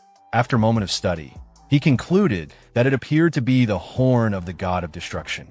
He speculated that it was either severed or had fallen off naturally at some point. Curious and cautious, the dwarves asked Xiao how he had come to possess such a rare divine object. Xiao casually replied that he had obtained it by defeating the boss during the recent bizarre invasion. That revelation shocked the dwarves. The idea that someone had managed to kill a Lord rank boss from the bizarre invasion seemed unbelievable to them. Some even questioned whether Xiao had actually ventured into the divine realm itself. Xiao, however, didn't elaborate further. Instead, he refocused the conversation and asked whether or not the artifact could be appraised properly. The dwarves affirmed that they were capable of appraising it, though they warned him that the cost would be very high. There was uncertainty in their tone, as if they doubted whether Xiao could afford it. Unfazed, Xiao responded with confidence, while the red toad, sitting on his shoulder, asked them directly for the appraisal fee. The dwarf held up 5 fingers, intending to suggest a number. At first, Xiao misunderstood and thought the dwarf meant power, but then the dwarf clarified he meant 500 gold coins. Both Xiao and the toad were stunned by the steep price. To them, it felt outrageous. One of the dwarves, seeing their reaction, tried to bargain a bit. He insisted that even 300 gold coins was the absolute minimum they'd accept, and if Xiao couldn't pay that, he would have to think of alternative solutions. But Xiao wasn't interested in haggling. He simply stated that if the appraisal was successful, he would reward them with 1 million gold coins. That left all the dwarves stunned and speechless. The thought of that much gold seemed unreal to them, an amount that could feed a tribe for generations. To prove he was serious, Xiao threw a bag of 1,000 gold coins down as a deposit. He promised to send even more supplies and food later. The dwarves were overwhelmed. Their excitement bubbled over as they hurried to begin the appraisal immediately. One of them became so eager, he shouted out that they should start at once. Not long after, the appraisal was complete. The lead dwarf proudly announced that they had succeeded. Xiao took the artifact back and studied its new stats with great interest. The results clearly confirmed that the dwarves' appraisal skills were top tier. The artifact's properties were extraordinary, so powerful that even Xiao began to suspect a deeper connection between this artifact and the gods. When the dwarves asked if they could now collect their payment, Xiao reassured them he would honor his promise. He instructed them to pack up and follow him to Windleaf, the human main city, where he would personally make sure they were paid in full. That suggestion surprised the dwarves. None of them had ever set foot in a human capital before. They were visibly excited, even honored. Xiao promised them a feast and mentioned that he had more divine artifacts he would like them to examine or forge. The dwarves, thrilled by the offer, began preparing right away. The idea of entering a grand human city and attending a feast was too enticing to resist. Sometime later, as Xiao and the dwarves walked into Windleaf City, onlookers stopped in their tracks. Players and NPCs alike stared, shocked to see dwarves walking side by side with a human, not as captives or enemies, but as honored guests. The murmurs among the crowd ranged from disbelief to envy. Some joked about how these kinds of powerful connections seemed completely out of reach for ordinary people. Soon, the scene shifted to a lavish dining hall. The dwarves were seated at a long table, enjoying a grand feast. They were deeply impressed by the quality of human food. Many admitted they'd never eaten anything so delicious in their lives. A nearby soldier assured them they could eat as much as they liked and that Xiao would cover all expenses. With the atmosphere now relaxed, Xiao finally brought up his main concern. He turned to Thor, one of the dwarves, and asked if he could now share information about the lost temple. Thor nodded and pulled out a strange device. He explained that it was a temple detector passed down from the dwarf ancestors. The device could sense when they were close to the fire temple, and it would react accordingly. With it, tracking down the temple would be much easier. However, Thor hesitated. He advised Xiao not to pursue it recklessly. When Xiao asked why, Thor gave a serious warning. There was a terrifyingly powerful creature residing near the temple. After learning about the dangers surrounding the fire temple, Xiao asks the dwarf what kind of creature resides inside. Surprisingly, The dwarf admits that no one from their race has ever actually seen it. He explains that a long time ago, their ancestors were guided by the fire god to abandon the temple after a terrifying creature emerged. To trap it, the fire god created an extremely hot area that was impossible for regular people to survive in. Since then, the dwarf race has avoided the fire temple, following ancestral warnings passed down for generations. Xiao listens and reflects seriously. Despite the danger, he says he still has to go. The fire temple is directly linked to his class change, and turning back isn't an option. Hearing Xiao's determination, the dwarf admires his bravery. He says there are two things that might help him survive the journey. When Xiao asks what they are, the dwarf presents two items: a special compass that reacts to the presence of the temple, and a crystal infused with fire spirit energy, called the Fire Spirit King Crystal. As thanks for the feast Xiao provided earlier, the dwarf gives them freely. Xiao inspects both items carefully and is impressed by the quality. They clearly reflect top-tier dwarven craftsmanship. Curious, he asks if there are more items like this he can buy, offering to pay with gold coins. The dwarf sadly shakes his head. There's only one of each, and he doesn't have duplicates. But he does offer a few smaller fire spirit orbs, which have weaker effects but may still prove helpful. Xiao accepts the orbs, but admits that the supplies still won't be enough for what lies ahead. The dwarf tells him that's all he has. Xiao thanks him anyway and tells the dwarves to continue enjoying their food while he figures something out. As he prepares to leave, the red toad on his shoulder asks what he plans to do about the temple. Xiao replies thoughtfully, it's clear he can't face the fire temple alone. For a challenge this dangerous, he needs someone to help. The scene then shifts to Sister Tao. She's admiring a new magic robe in front of her mirror, confident that it enhances her power. She remarks that soon even the powerful elders in the temple won't be able to rival her.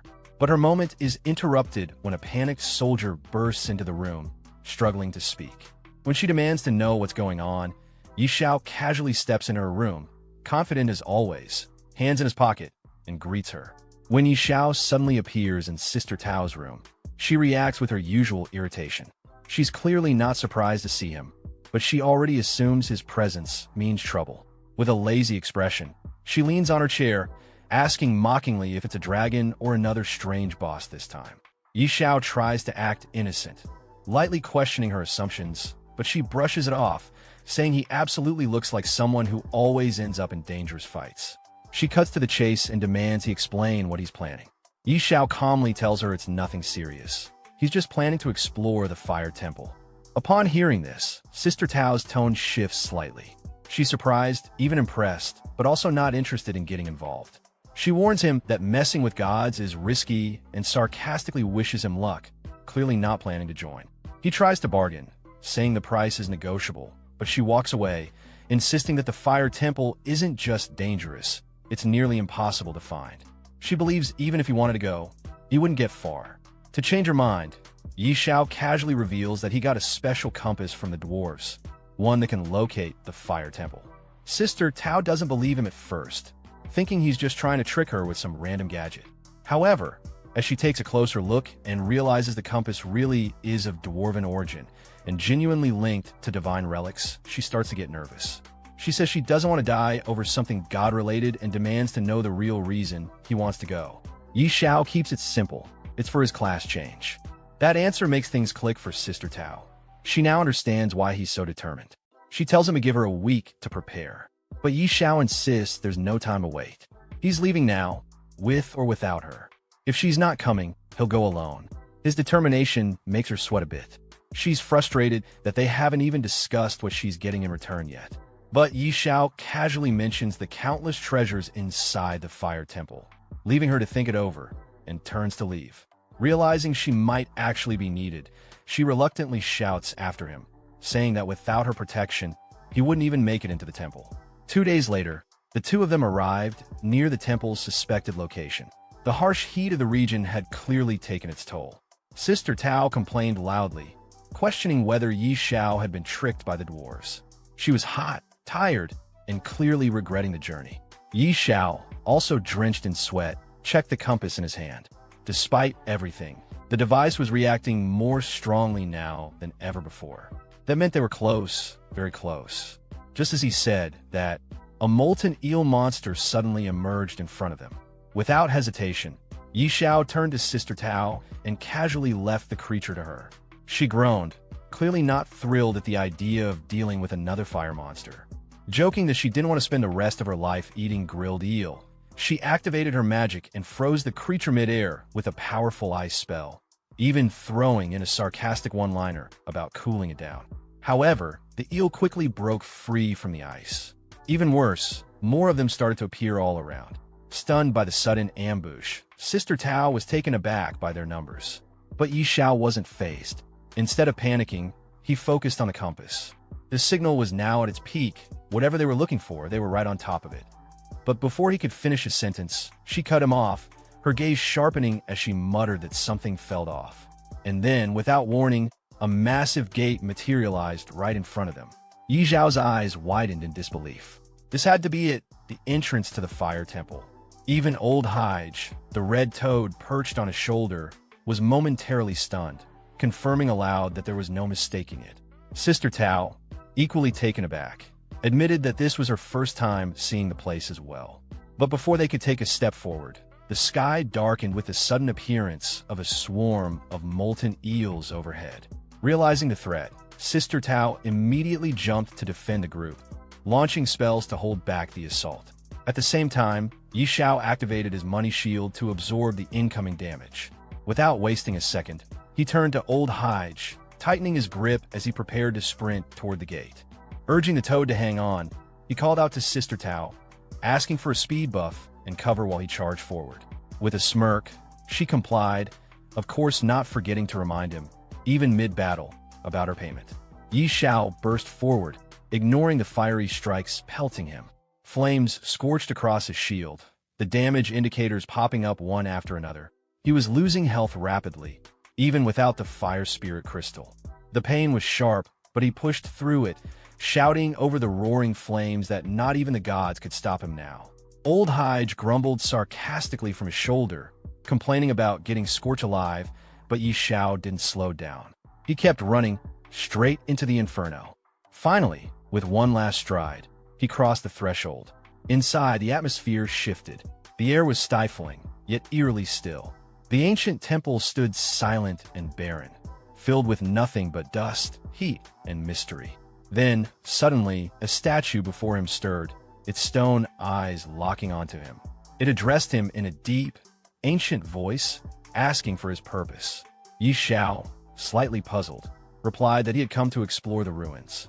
The guardian statue let out a low chuckle and declared that if he wished to unlock his full potential, he would need its blessing. After Xiao questioned whether second-class change really required a blessing, the guardian statue responded by asking him to kneel, offer praise, and submit. The red toad on his shoulder found the statue's demand strange and mocked it lightly, while Xiao refused with confidence, wondering why a mere statue would expect him to kneel. The guardian statue became visibly angry and declared that it was a great honor to kneel before Hephaestus, the god of fire and craftsmanship. As the guardian spoke, the temple began to shake slightly, and it seemed like an attack might come at any moment. Xiao prepared to fight by summoning his divine artifact.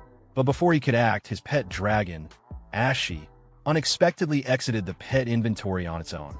Xiao was surprised and told it to return, but the dragon ignored him and immediately launched a fire breath attack at the statue, dealing heavy damage. The statue couldn't withstand the attack and broke apart into several pieces. As it collapsed, the guardian's voice warned Xiao that breaking it could cause a sealed demon to escape and accused him of making a serious mistake. It also said Xiao would pay for his arrogance. Shortly after that, beams of golden energy came down from above and began to strike around Xiao. He tried to avoid them, realizing that the attacks might be from a divine source. It became clear that damaging the statue had triggered a reaction from the gods. The attacks continued, and Xiao understood that things had escalated beyond what he expected. He started questioning whether he could handle the consequences of what had just happened. Suddenly, a mysterious voice echoed through the temple, angrily calling out Hephaestus' name and declaring that he deserved to die. Xiao, caught off guard, looked around in confusion, unsure where the voice came from. Right after that, the ground beneath him started to collapse. He fell through the broken floor as the structure shook violently, realizing it was likely an earthquake triggered by the destruction of the statue. While falling, golden beams, possibly divine attacks, continued to strike around him. To defend himself, Xiao quickly activated his money shield. However, each second of defense came at a steep cost. His gold coin balance dropped rapidly. Minus 18,637,291 minus 18,637,301 minus 18,637,311, and so on.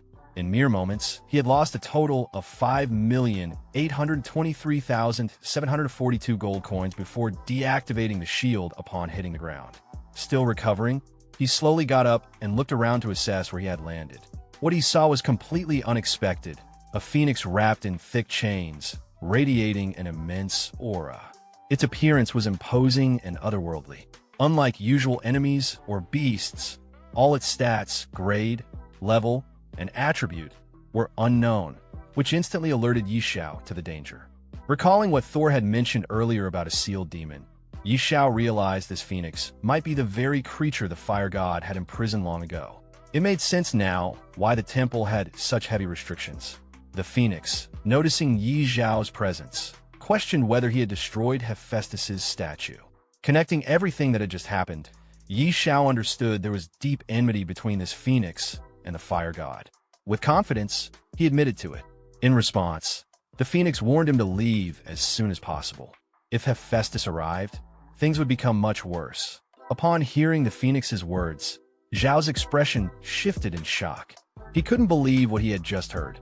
Was that figure truly returning? The phoenix didn't hesitate. With a proud and powerful tone, it confirmed Xiao's suspicions. The statue had been broken, its power awakened once more, and soon it would shatter the last of its restraints. And before that moment arrived, that man, without a doubt, would return. As Xiao processed this, he clutched the chain in his hand and questioned the phoenix directly. If this creature had the power to break divine shackles, then why had it been imprisoned here in the first place? The phoenix responded almost immediately, flustered and furious. It shouted about a vile conspiracy, an ambush carried out by Hephaestus, a false god. The attack had come at the worst possible moment, when the phoenix was weak and vulnerable after laying its offspring. That last word caught Xiao's attention. Offspring? Did that mean a phoenix chick existed somewhere? With a surge of hope, he raised his hand confidently, declaring his intent to save the child. But the phoenix, filled with pride and disdain, scoffed at him. It reminded Xiao of his status, calling him a mere human and insisting that no one of his kind could ever tame a creature bearing such a noble bloodline. Unfazed by the insult, Xiao stood his ground. He wasn't here for games or meaningless chatter. Above him, a massive presence made itself known. A dragon appeared in an instant, and Xiao called out to it with purpose. He urged the beast, Ashi, to show the phoenix what it could do. Ashi soared toward the phoenix, and the moment it came into view, the majestic bird recoiled in disbelief. It was stunned. A dragon of such caliber under the control of a human? That was simply beyond comprehension. Sweat rolled down the phoenix's face as it struggled to accept what it was seeing. The idea that the dragon god, an ancient, revered being, would grant his blessing to a human seemed utterly absurd. But Xiao didn't flinch. He summoned his divine artifact without hesitation, eyes locked on the phoenix, demanding once more to know where its offspring was hidden. Seeing Xiao's resolve and the divine power at his disposal, the phoenix finally relented. It seemed to accept that this moment was perhaps dictated by fate itself. With a heavy but calm voice, it told Xiao to go and find the chick. Then, as if guided by destiny, it released one of its feathers, letting it float gently toward Xiao. Catching the feather, Xiao's eyes lit up with excitement. The thought that another mythical rank pet was within his reach had him grinning wide. But just then, the red toad nearby snapped him back to reality with a warning. This wouldn't be easy. Xiao wasn't just stepping into danger. He was walking into a literal sea of fire. Looking ahead, Xiao caught sight of the blazing terrain.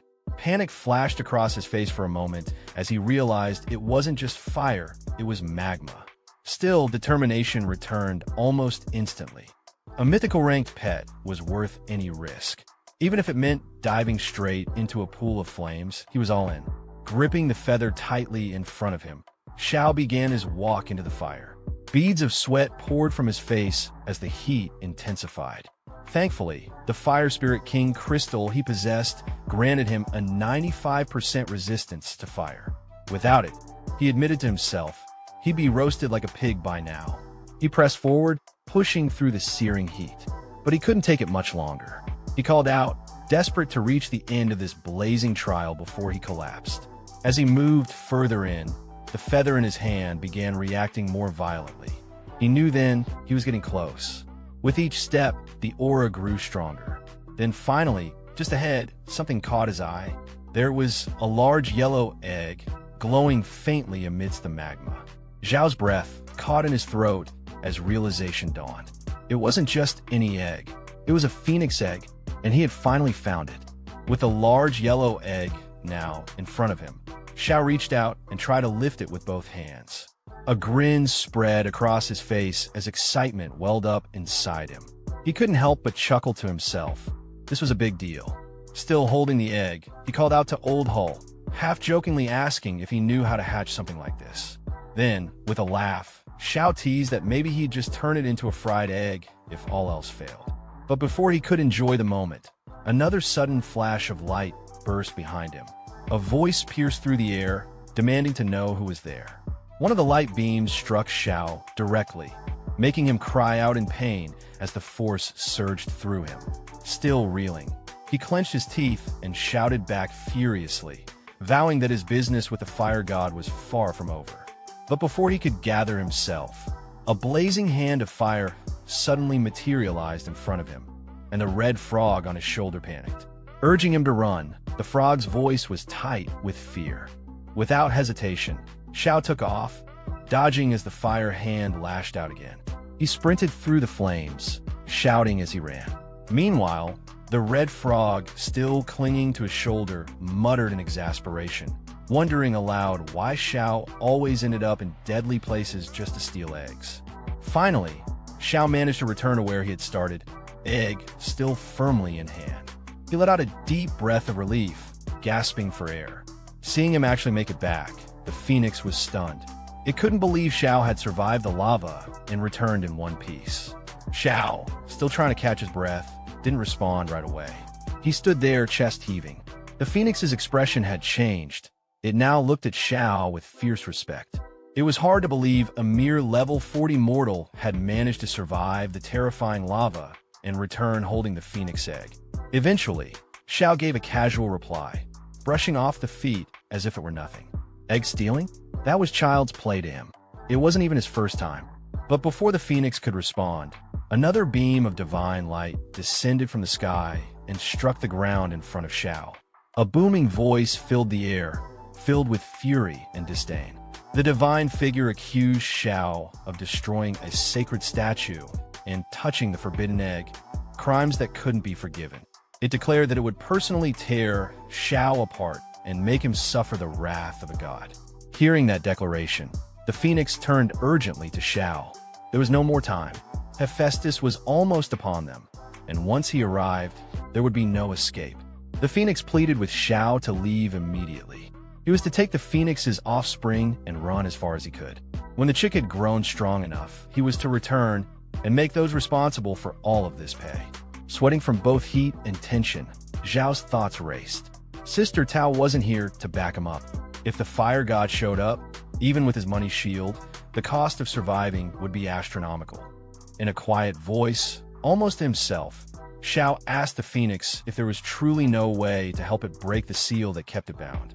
The phoenix paused, then admitted there was a way, but Xiao was far too weak. Even the strongest of humanity might not be capable of doing what was required. But Xiao wasn't discouraged. Reaching into his pocket with confidence, he encouraged the phoenix to share the details. What if he did have a way? The phoenix finally gestured toward two faint, black aura-filled markings nearby. They shimmered with power and mystery. It explained that these two marks were divine seals. The only way to undo them was to break them at the exact same time. Xiao responded without hesitation, remarking that it didn't sound too difficult. But the phoenix immediately shot down that idea. A mortal had no power to open divine seals. Still calm and collected, Xiao raised his divine artifact, the horn-shaped relic he carried, and asked whether it would be possible with this. The phoenix's eyes widened as it recognized the artifact immediately. It was the horn of the destruction god. The phoenix was stunned that Xiao actually possessed such a powerful divine item. But even with it, the phoenix warned him it still wouldn't be enough. To break both seals simultaneously, 2 divine artifacts were required. As soon as Xiao heard that he would need 2 divine artifacts, he responded without hesitation. He didn't have another artifact, but he wasn't ready to give up. Thinking quickly, he pulled out a glowing stone with a calm, confident expression. What he did have was a cooldown stone. With it, he could activate the power of the destruction god not once, but twice in a row. The phoenix stared at him in disbelief. It couldn't understand how a mortal like him kept pulling out such rare and strange treasures one after another. Each item he revealed seemed more extraordinary than the last. But before they could continue, the air grew tense, thick with divine pressure. A booming, arrogant voice echoed from the heavens, mocking Xiao. It was Hephaestus, the god of fire, who had finally descended. His tone was dripping with scorn as he proclaimed that Xiao should feel honored. To be torn apart by his divine hand would be the greatest moment of any mortal's life. He declared that both Xiao's divine energy and the beast beside him were destined to become his nourishment. Xiao looked up at the sky, determination replacing fear. There was no turning back. He clenched his fists and muttered to himself, if he didn't act now, there'd be no stopping this old geezer from succeeding. Without waiting another second, Xiao launched himself toward the ancient seal, landing before the ancient mark glowing with black aura. He raised his artifact and focused his energy. His eyes were full of resolve. Then, with a powerful swing, he shouted out for the divine energy to taste the might of the horn of the destruction god, slamming it directly into the mark. But he wasn't done yet. He immediately brought out the cooldown stone, using it to activate the artifact once more. With another swing, he struck the seal again. A powerful rumble followed. The black aura that had once marked the seal began to vanish, its presence breaking apart under the dual blasts of divine power. Xiao stood tall and proud, defiant as ever. He shouted into the chaos with fiery confidence, proclaiming that he didn't care what kind of god he was facing. It was time to shatter. The phoenix, watching from behind, was wide-eyed with shock. This mortal had actually succeeded in breaking the seal. But just as things seemed to be turning, an enormous shadow loomed behind Xiao. A towering figure with a massive hammer stepped forward, none other than Hephaestus himself. He stared down at Xiao, his voice thunderous as he ordered the human to surrender his life. Xiao looked up, sweat beading on his forehead. The sheer size of the god stunned him. He couldn't stop himself from muttering in disbelief. This guy was way too big. Hephaestus continued, speaking with arrogant confidence. He proclaimed that the mighty god of fire had arrived, and Xiao should kneel in submission. But before Hephaestus could make another move, the air around them shifted. The chains that had bound the phoenix shattered, freed by Xiao's destruction of the divine seal. The majestic creature rose into the sky and flew directly in front of the fire god, cutting him off. Facing Hephaestus head-on, the phoenix shouted with a fierce, righteous fury. It declared that the false god had come at the perfect time. Hephaestus staggered in shock. He couldn't believe what he was seeing. The seal was supposed to be unbreakable. How could the phoenix possibly be free?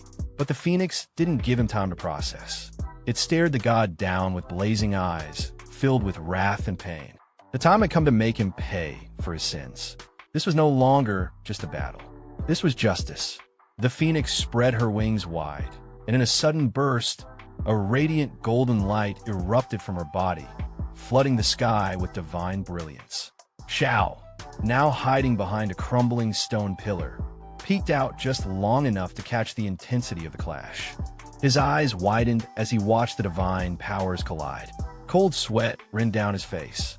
This fight wasn't one he had any business being part of.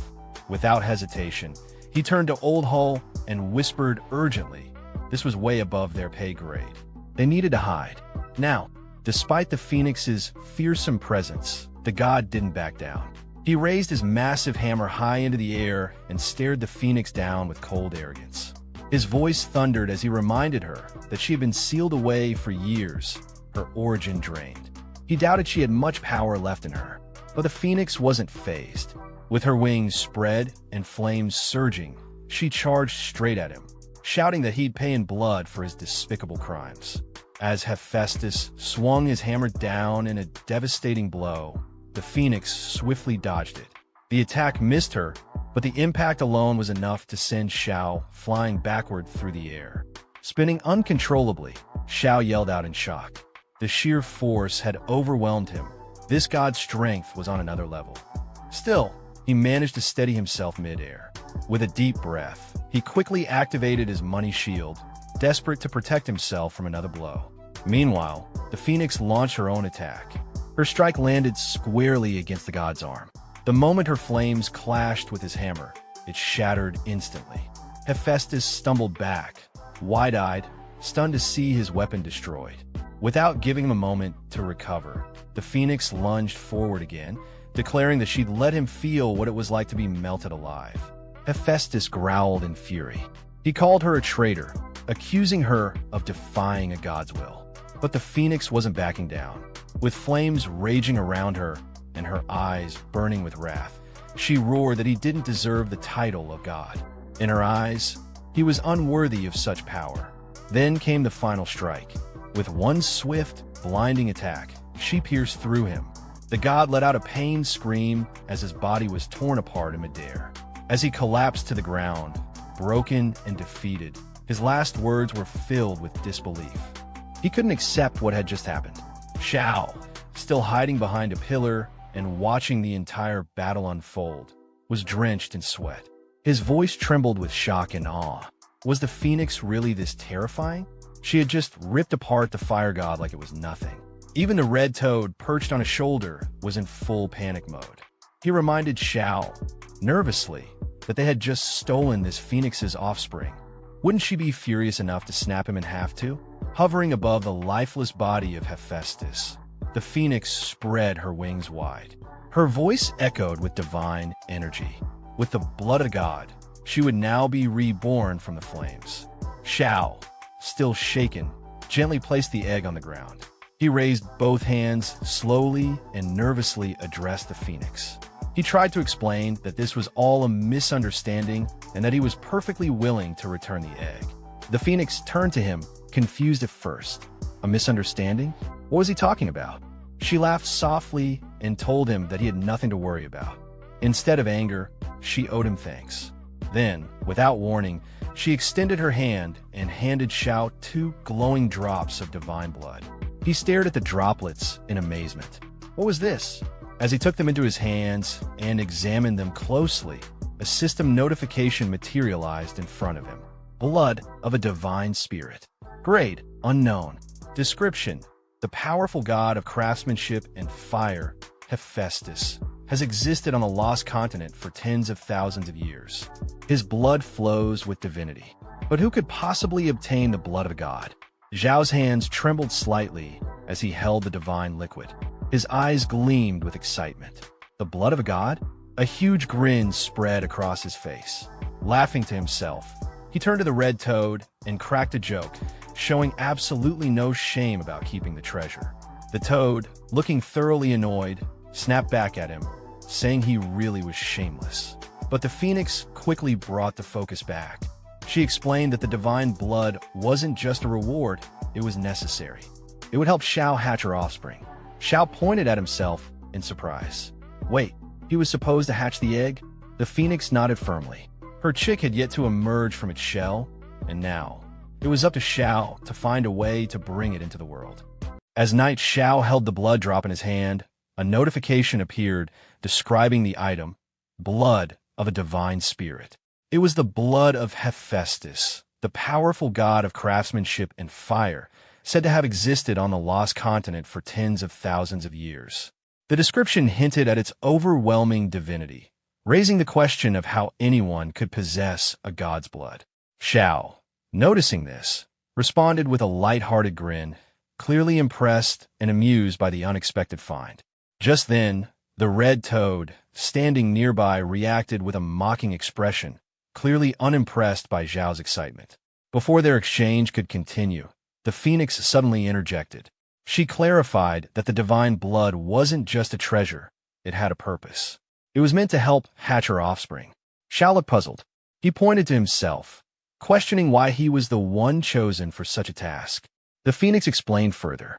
Her child, still unhatched, needed a way to awaken, and Xiao had to find a method. The situation triggered a change in his class. Now, he had become someone capable of taming divine beasts. As she flew upward, the phoenix expressed her gratitude for his help in breaking the seal. But time was short. She warned that the place was collapsing, and word of Hephaestus's fall would soon spread. Before leaving, she reminded him once more of his responsibility toward her child. She then told him they had to leave immediately. Xiao, still dazed, protested he hadn't collected the loot yet. But the temple had already begun to crumble, stones falling from the ceiling. The phoenix brushed off his concern, calling the remnants nothing but broken junk. Despite her dismissal, Zhao's attention locked onto a particular artifact. To him, this was no ordinary debris, it was a drop from the fire god. Leaving it behind felt wasteful. He reached out and picked it up. Another notification appeared. It was Hephaestus's divine staff, damaged but still powerful. The stats showed a significant boost to spirit and fire-based skills, though many of its abilities were currently inaccessible due to the damage. Xiao smiled as he examined the staff. Even in its broken state, it was epic grade. With full repairs, it might even reach divine artifact level. Just then, the phoenix activated a magic circle in front of him, insisting once more that they needed to escape. The entire structure was coming down fast. Xiao, glancing nervously at the collapsing temple and the activated circle, quickly agreed. He muttered to himself about losing only a clone and hurried toward the portal. Far above, in the heavenly realm, lightning danced across the sky. Statues of gods stood tall, radiating presence as if they were alive. One of them commented quietly about a clone and the loss associated with it. Another responded, reminding Hephaestus not to make such a fuss. It was only a clone, after all. Hephaestus looked down at his hand after hearing the others. Calmly, he acknowledged that what had been destroyed was the clone assigned to guard the Lin-dead divine phoenix. From what he could sense, that world had already collapsed. One of the other god statues responded with concern. The Lin-dead divine phoenix was crucial to their plans. They had sacrificed their divinity to seal it away, and now that world was gone? Another god joined in, pressing Hephaestus for an explanation. His tone was sharper, impatient. Then another statue, clearly angrier than the rest, accused Hephaestus of incompetence and even called for his death. The tension built until one of the god statues finally stepped in to stop the argument. He reminded the group that after so many years of extracting origin power, they had gathered enough. Now, the focus should be on identifying the root of the problem. The rest of the statues fell silent and nodded in understanding. Meanwhile, outside the fire temple, Sister Tao stood by the entrance, waiting. Beads of sweat rolled down her face as she glanced at the crumbling structure in front of her. She began to wonder if that brat had died inside. Then suddenly, Xiao appeared in the sky alongside the phoenix. She was startled to see him, shocked that he was still alive. As Xiao descended and landed in front of her, she couldn't help but blurt out her disbelief. Xiao, full of energy, responded teasingly, asking why she sounded so eager for him to be dead. Before she could answer, her attention shifted to the phoenix beside him. She was stunned. It wasn't just any creature, it was a high-level divine being. Her expression turned even more serious as she realized what Xiao had gotten involved with. At that moment, the phoenix spread its wings and released a warm aura across the area. It then took off into the sky, leaving behind a parting message to Xiao, telling him to take care of her offspring and that they would meet again. Xiao acknowledged the message casually. Sister Tao, still overwhelmed, tried to take it all in. She pointed out that not only had he survived, but he had also come out carrying a phoenix egg. She guessed aloud that he must be blessed with unbelievable ancestral luck. Xiao replied confidently, saying that maybe one of his biggest strengths was simply being hard to kill. Without wasting time, Sister Tao pressed him about what else he had picked up. She wanted to see more of the treasures he'd brought out. Xiao happily revealed a drop of divine blood, holding it up proudly. The moment Sister Tao laid eyes on it, her expression changed again. She immediately recognized it for what it was, blood of a god, and was stunned. Xiao, examining the blood, realized something incredible. It held real divinity, and both of his classes had advanced because of it. Above them, the red toad hovered in the air, congratulating Xiao. Since Xiao's god of fortune class had advanced, the red toad, his companion, had also been upgraded. As Xiao checked the notification in front of him, he noted how powerful the class skills had become. One particular skill, Rolling in Riches, granted him a 2% daily increase in gold. He joked to himself that even someone like Warren Buffett would be jealous of that.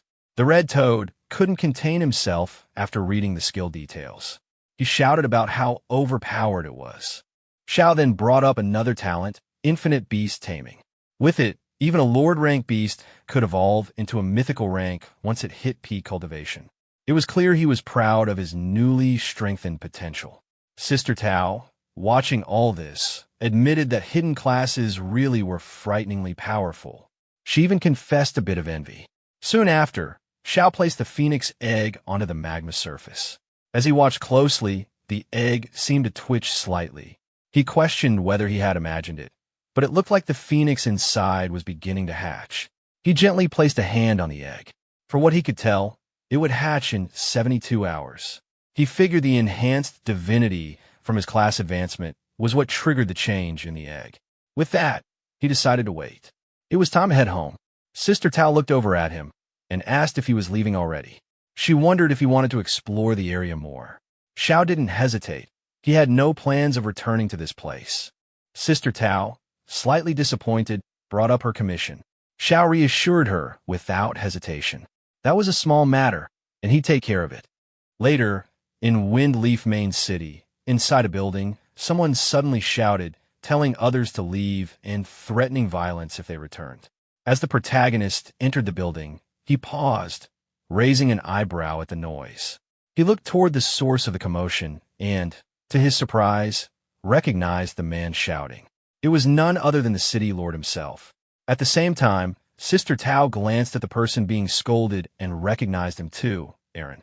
The city lord noticed the protagonist and greeted him casually, acknowledging his return.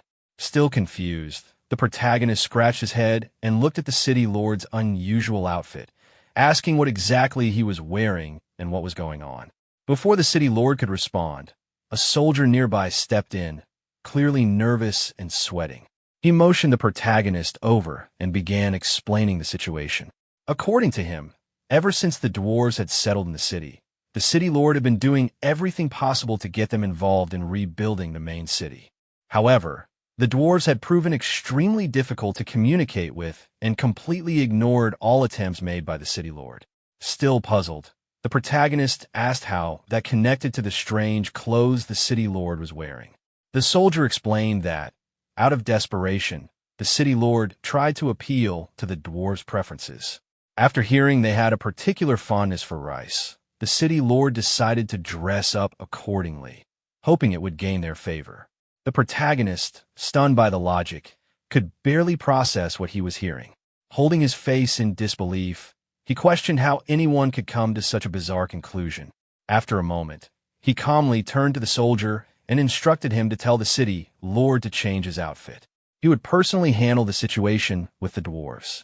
Relieved, the soldier quickly agreed and left to deliver the message. As the protagonist walked toward the dwarves' location, he muttered about how stubborn they were. Suddenly, one of the dwarves, gripping someone by the collar, shouted in frustration, warning him not to come back or else face a beating, even if he was a friend of Xiao. Hearing this, the protagonist called out from behind, calmly revealing his identity. The dwarf, Thor, turned around in surprise. Seeing Yi Xiao back so soon, He immediately asked if the fire temple had been found. The protagonist confidently replied that not only had he found it, but he had also entered it. Thor's expression lit up, and he eagerly asked if they could return to the temple together. However, the protagonist shook his head and explained that returning wasn't an option. When Thor asked why, the protagonist pulled out the divine artifact he had retrieved and showed it to him, revealing the fire god's divine staff. The temple had collapsed, and this was all that remained. Thor was visibly shaken. Seeing the staff, he immediately recognized its significance. The other dwarves, upon witnessing it, fell to their knees. To them, the one holding the staff was the chosen emissary of the fire god. With utmost sincerity, they begged Xiao to guide them as their emissary and to lead the dwarf race forward. Accepting the role, Xiao instructed them to stay in Windleaf Main City and assist in its reconstruction. The dwarves pledged their full support without hesitation. Thor, reaffirming their loyalty, said he would go and inform the rest of the clan immediately. Before he left, Xiao turned to him with a final request. He had a few more pieces of equipment that needed forging. After hearing the emissary's reassurance, the dwarf responded confidently, saying that any number of pieces would be fine. The emissary simply chuckled and reminded him not to joke about the gods, even if jokes were otherwise acceptable. With that, he gave the signal to proceed. The scene then shifted to Windleaf City, where the city lord stood in front of a mirror admiring his reflection. He had dressed himself in an outfit styled to resemble a flatbread, wondering aloud if this unusual appearance might help him win favor with the dwarves. Just then, a soldier rushed in behind him and urgently announced that the dwarf Thor had already departed with Lord Xiao. Shocked, the city lord immediately asked where they had gone. The soldier pointed out that the dwarves were on their way to help rebuild the main city.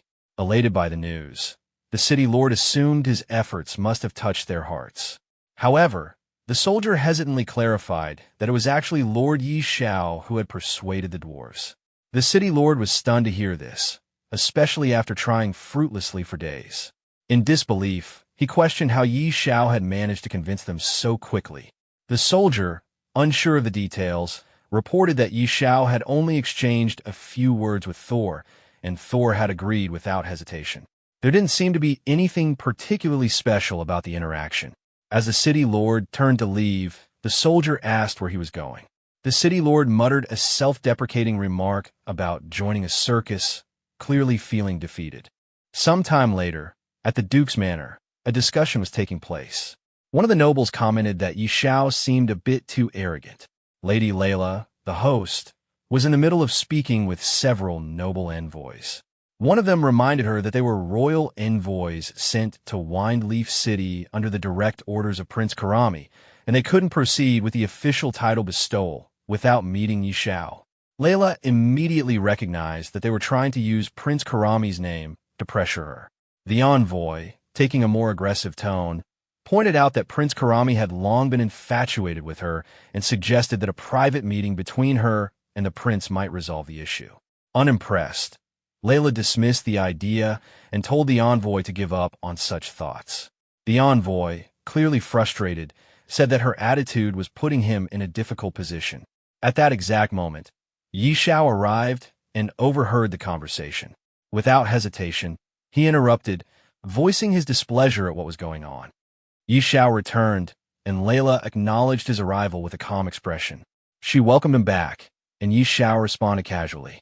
Their exchange was light, indicating familiarity and mutual respect. An envoy, clearly arrogant, stepped forward to confront Xiao. He mocked him for showing up late and criticized his appearance, implying that he was unimpressive and cowardly. He also compared him unfavorably to a certain Prince Karami. Layla immediately defended Xiao, firmly scolding the envoy for speaking so rudely, reminding him that Xiao was the hero who had saved Windleaf City. Xiao, however, stopped her from continuing and casually mentioned that he was in a good mood and felt like killing someone for amusement. The envoy reacted with disbelief and threatened him, questioning if Xiao understood the consequences of such talk and asking if he knew who he was dealing with. Ignoring the threat, Xiao walked up and punched the envoy directly in the face, knocking him down without hesitation. He then looked around and asked if anyone else had any objections. The other envoys quickly panicked and distanced themselves from their fallen comrade. They changed their stance immediately, saying that the envoy had brought it on himself by being disrespectful, and they praised Yi Xiao's decisive action. With that settled, Yi Xiao asked who among them was actually in charge and whether the issue of his noble title could be resolved. One of the envoys, who turned out to be the deputy, stepped forward and assured him that there would be no problem. The title would be granted, and the relevant procedures for territory allocation would be completed without delay. Yi Xiao looked at Layla, satisfied with how easily the matter was resolved once they became cooperative. Layla smiled in return, clearly used to his methods. Meanwhile, across the game world, players noticed a major development.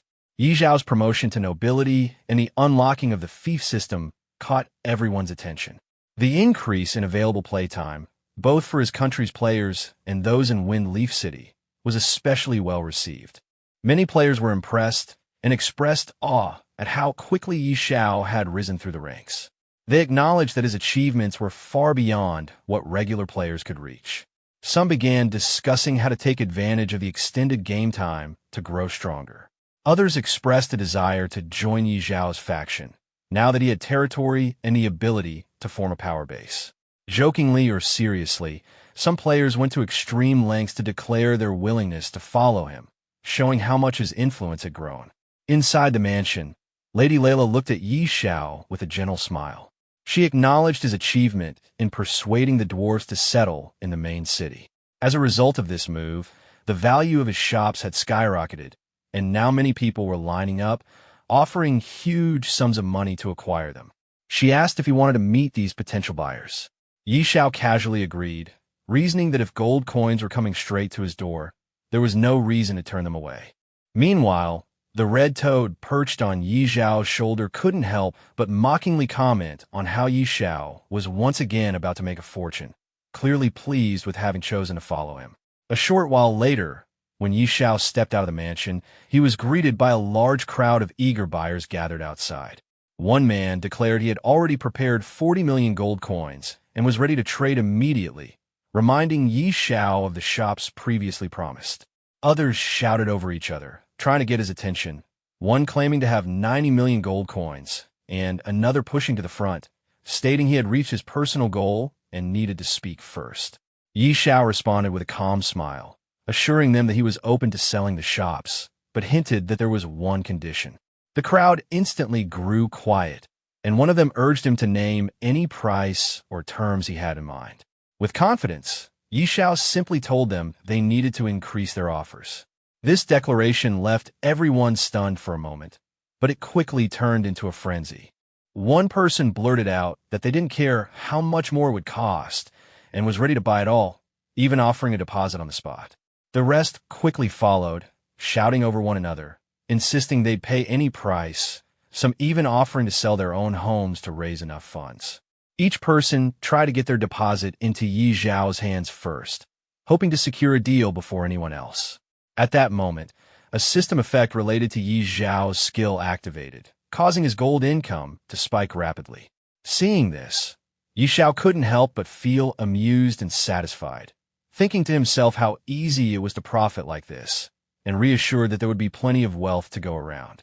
Later, back in the real world, Yi Xiao glanced at his phone and confirmed that the news of the dwarves' relocation to Wine Leaf City had already gone public.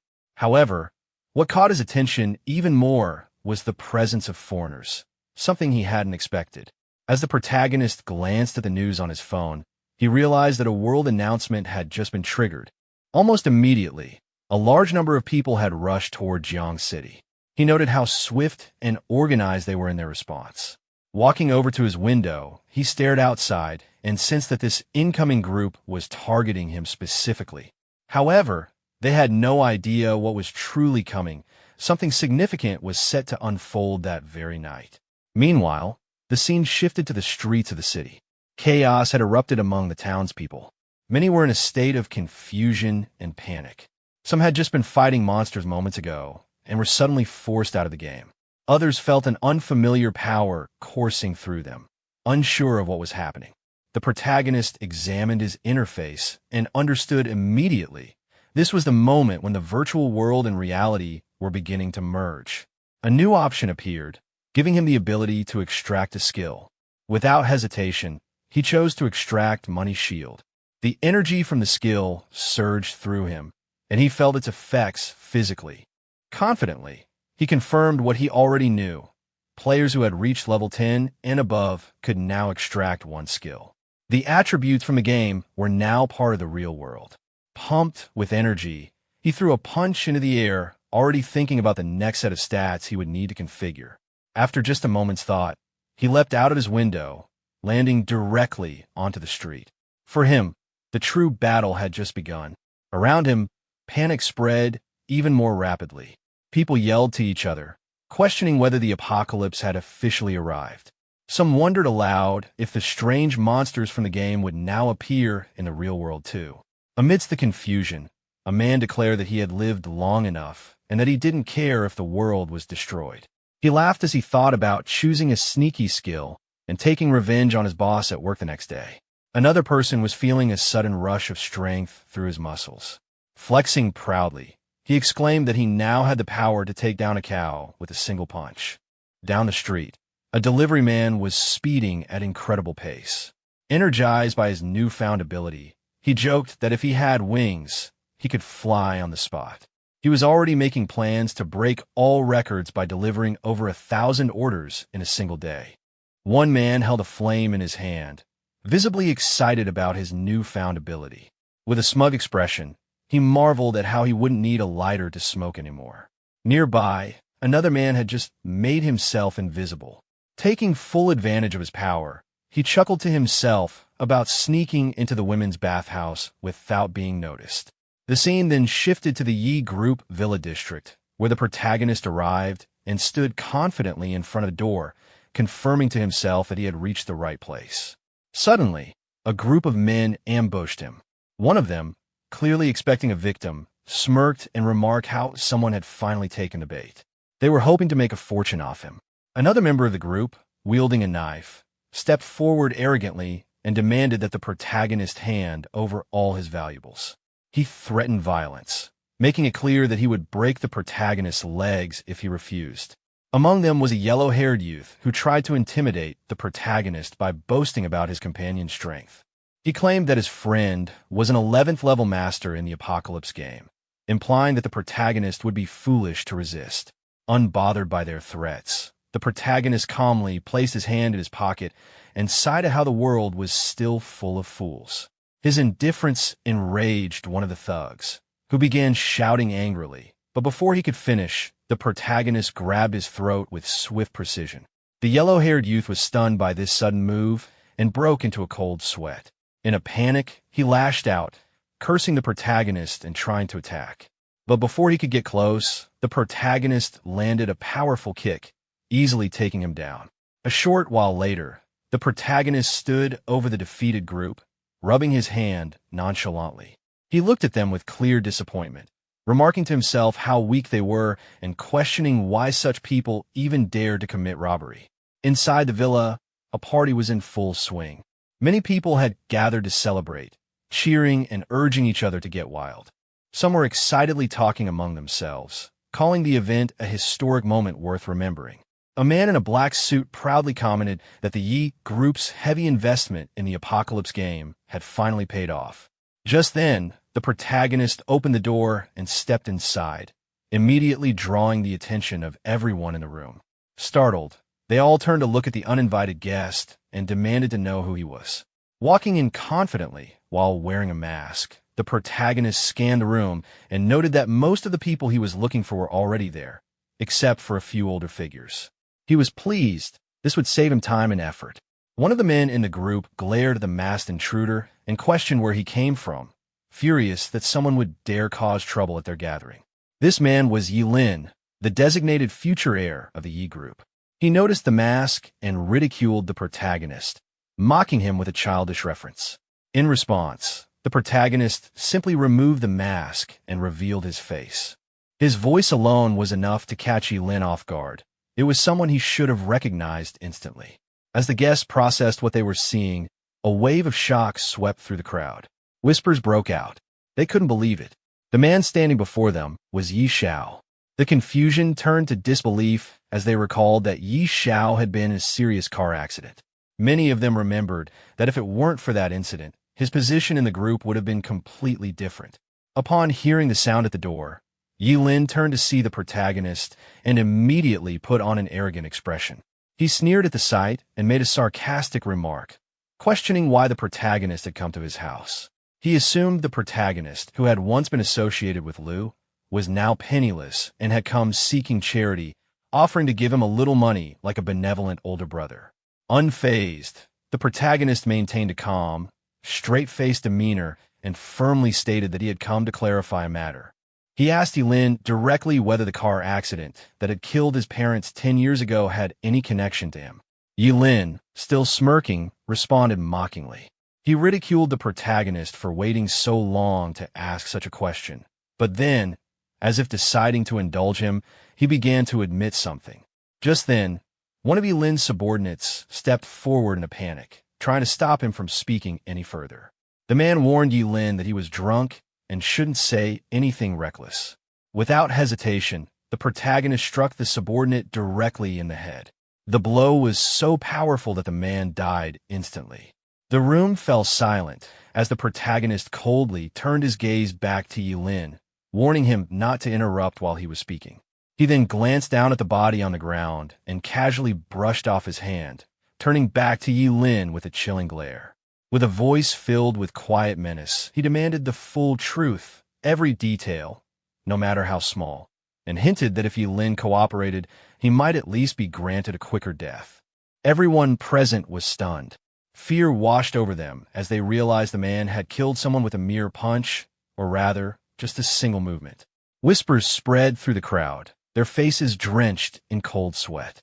One of the onlookers, barely able to speak from shock, wondered if the man standing before them could truly be Xiao, the fearsome figure from the apocalypse. The protagonist heard the whisper and looked toward the speaker, acknowledging the thought with a sharp glance. He remarked that the man wasn't entirely foolish for recognizing him, but Lin remained defiant. He laughed mockingly, scoffing at the idea that the protagonist could be the Xiao. He dismissed the possibility outright, claiming that just because someone shared the name didn't mean they were the same person. With bold confidence, Lin stepped right up to the protagonist and declared that it was he who had tampered with the car 10 years ago. Then, with a smirk and cruel humor, he mimicked the sound of the explosion from the crash, mocking the tragedy and laughing at the fact that the protagonist had somehow survived it. His taunts were filled with contempt and amusement. In response, the protagonist's eyes began to glow red with fury as he glared at Lin. He called him a true monster, consumed by cruelty.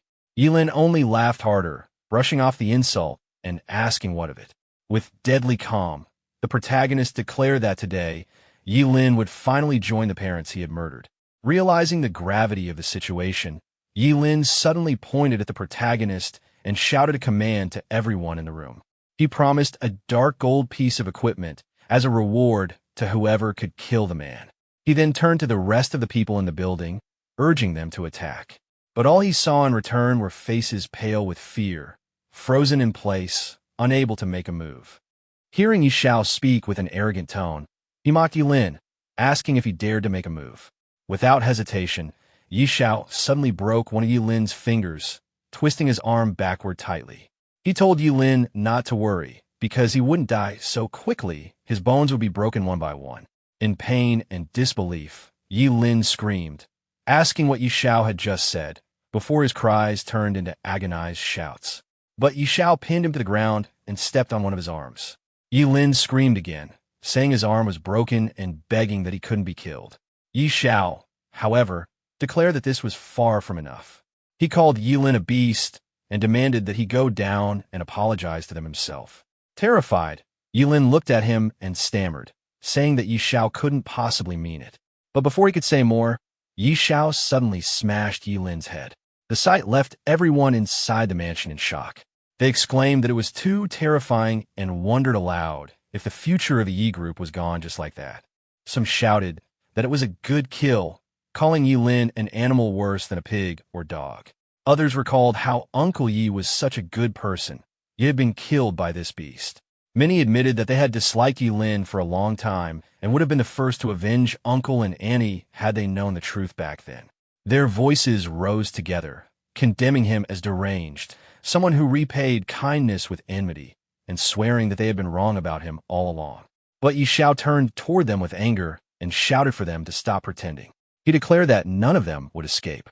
As he attacked the people inside, he roared that all of them would die. Panic spread instantly. The crowd screamed that it had nothing to do with them, insisting Yi Lin was the one behind everything. They begged him not to kill them, crying out that Yi Lin was already dead and asking what more he wanted.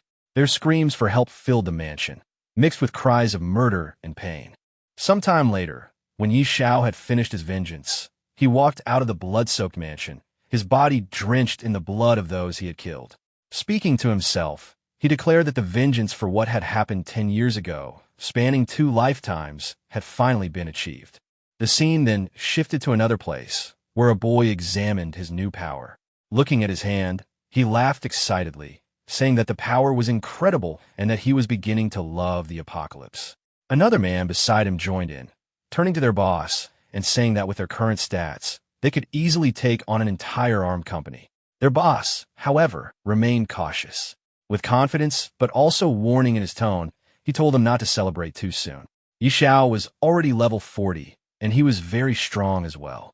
Hearing this, the yellow-haired boy testing his power dismissed the concern. He asked what there was to be afraid of, saying that since there were 5 of them against just Yi Xiao, defeating him would be a piece of cake. Another one in the group supported the yellow-haired boy, agreeing with him and declaring that he would beat Yi Xiao until he knelt down and begged for mercy. But suddenly, a loud explosion shook the place as the wall burst apart, and Yi Xiao appeared. With confidence, he told them there was no need to wait, because he was already there. The boss, shocked at his sudden appearance, cried out in disbelief, calling Yi Xiao's name and demanding to know how he had found them. Yi Xiao wasted no time.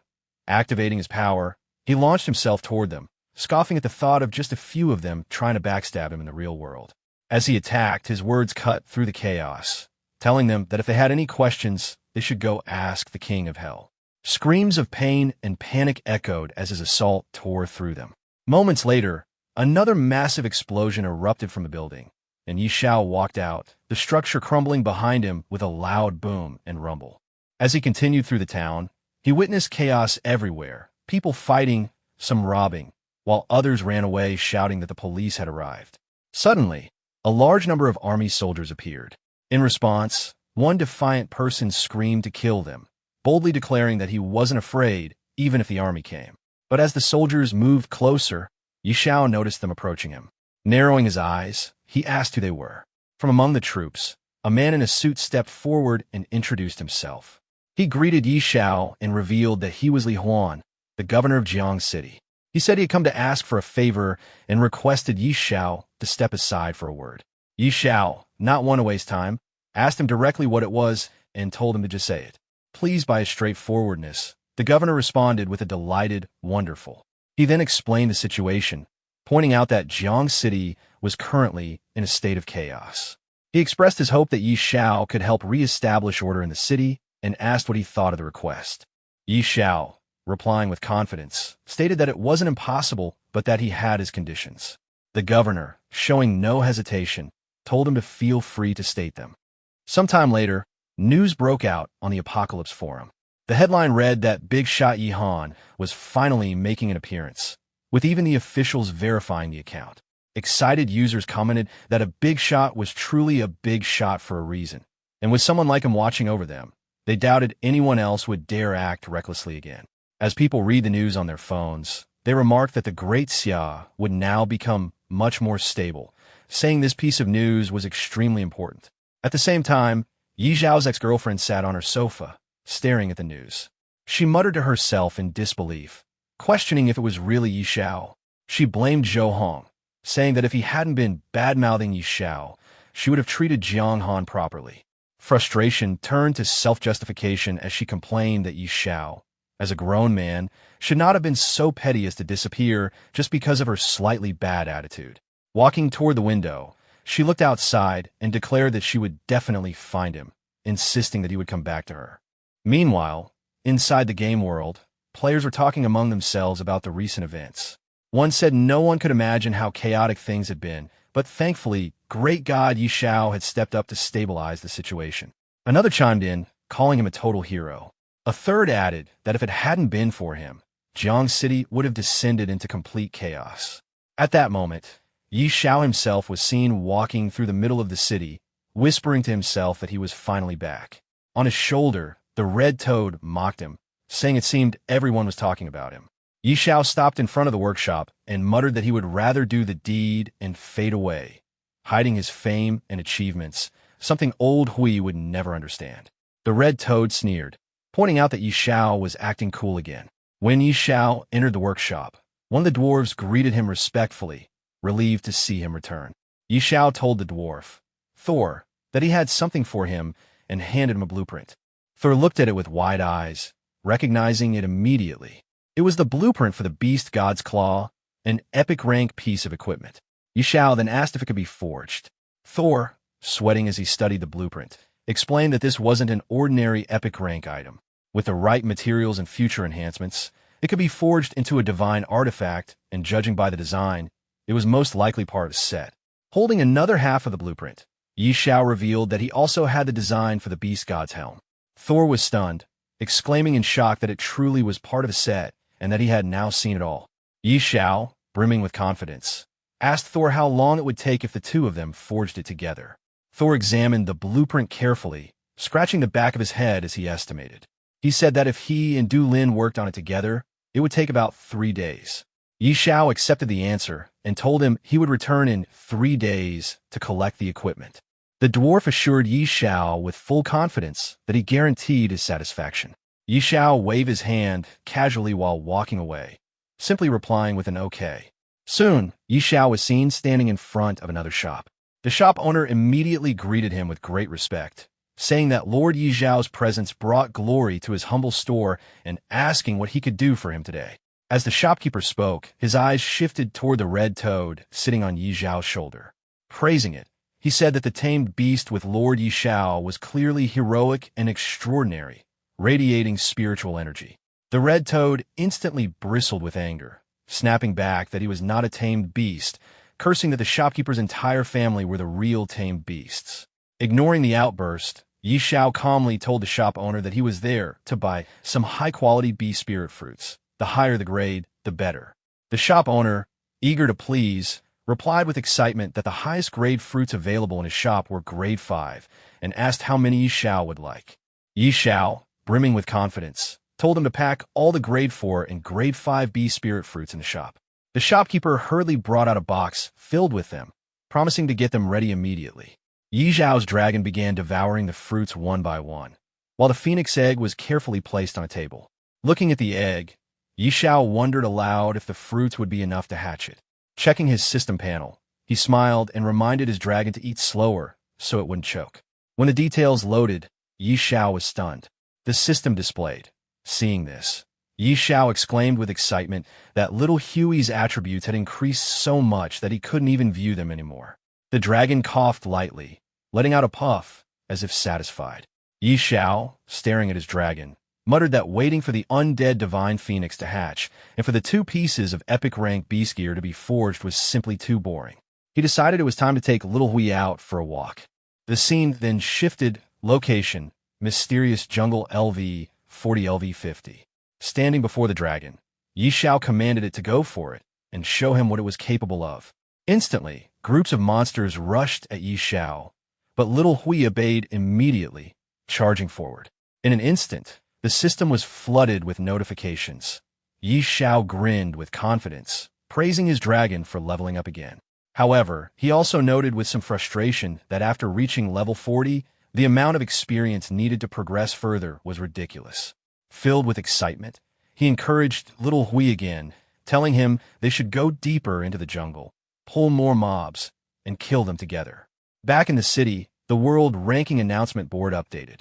It displayed World Rankings first place, Xiao, LV41. A crowd quickly gathered in front of the board.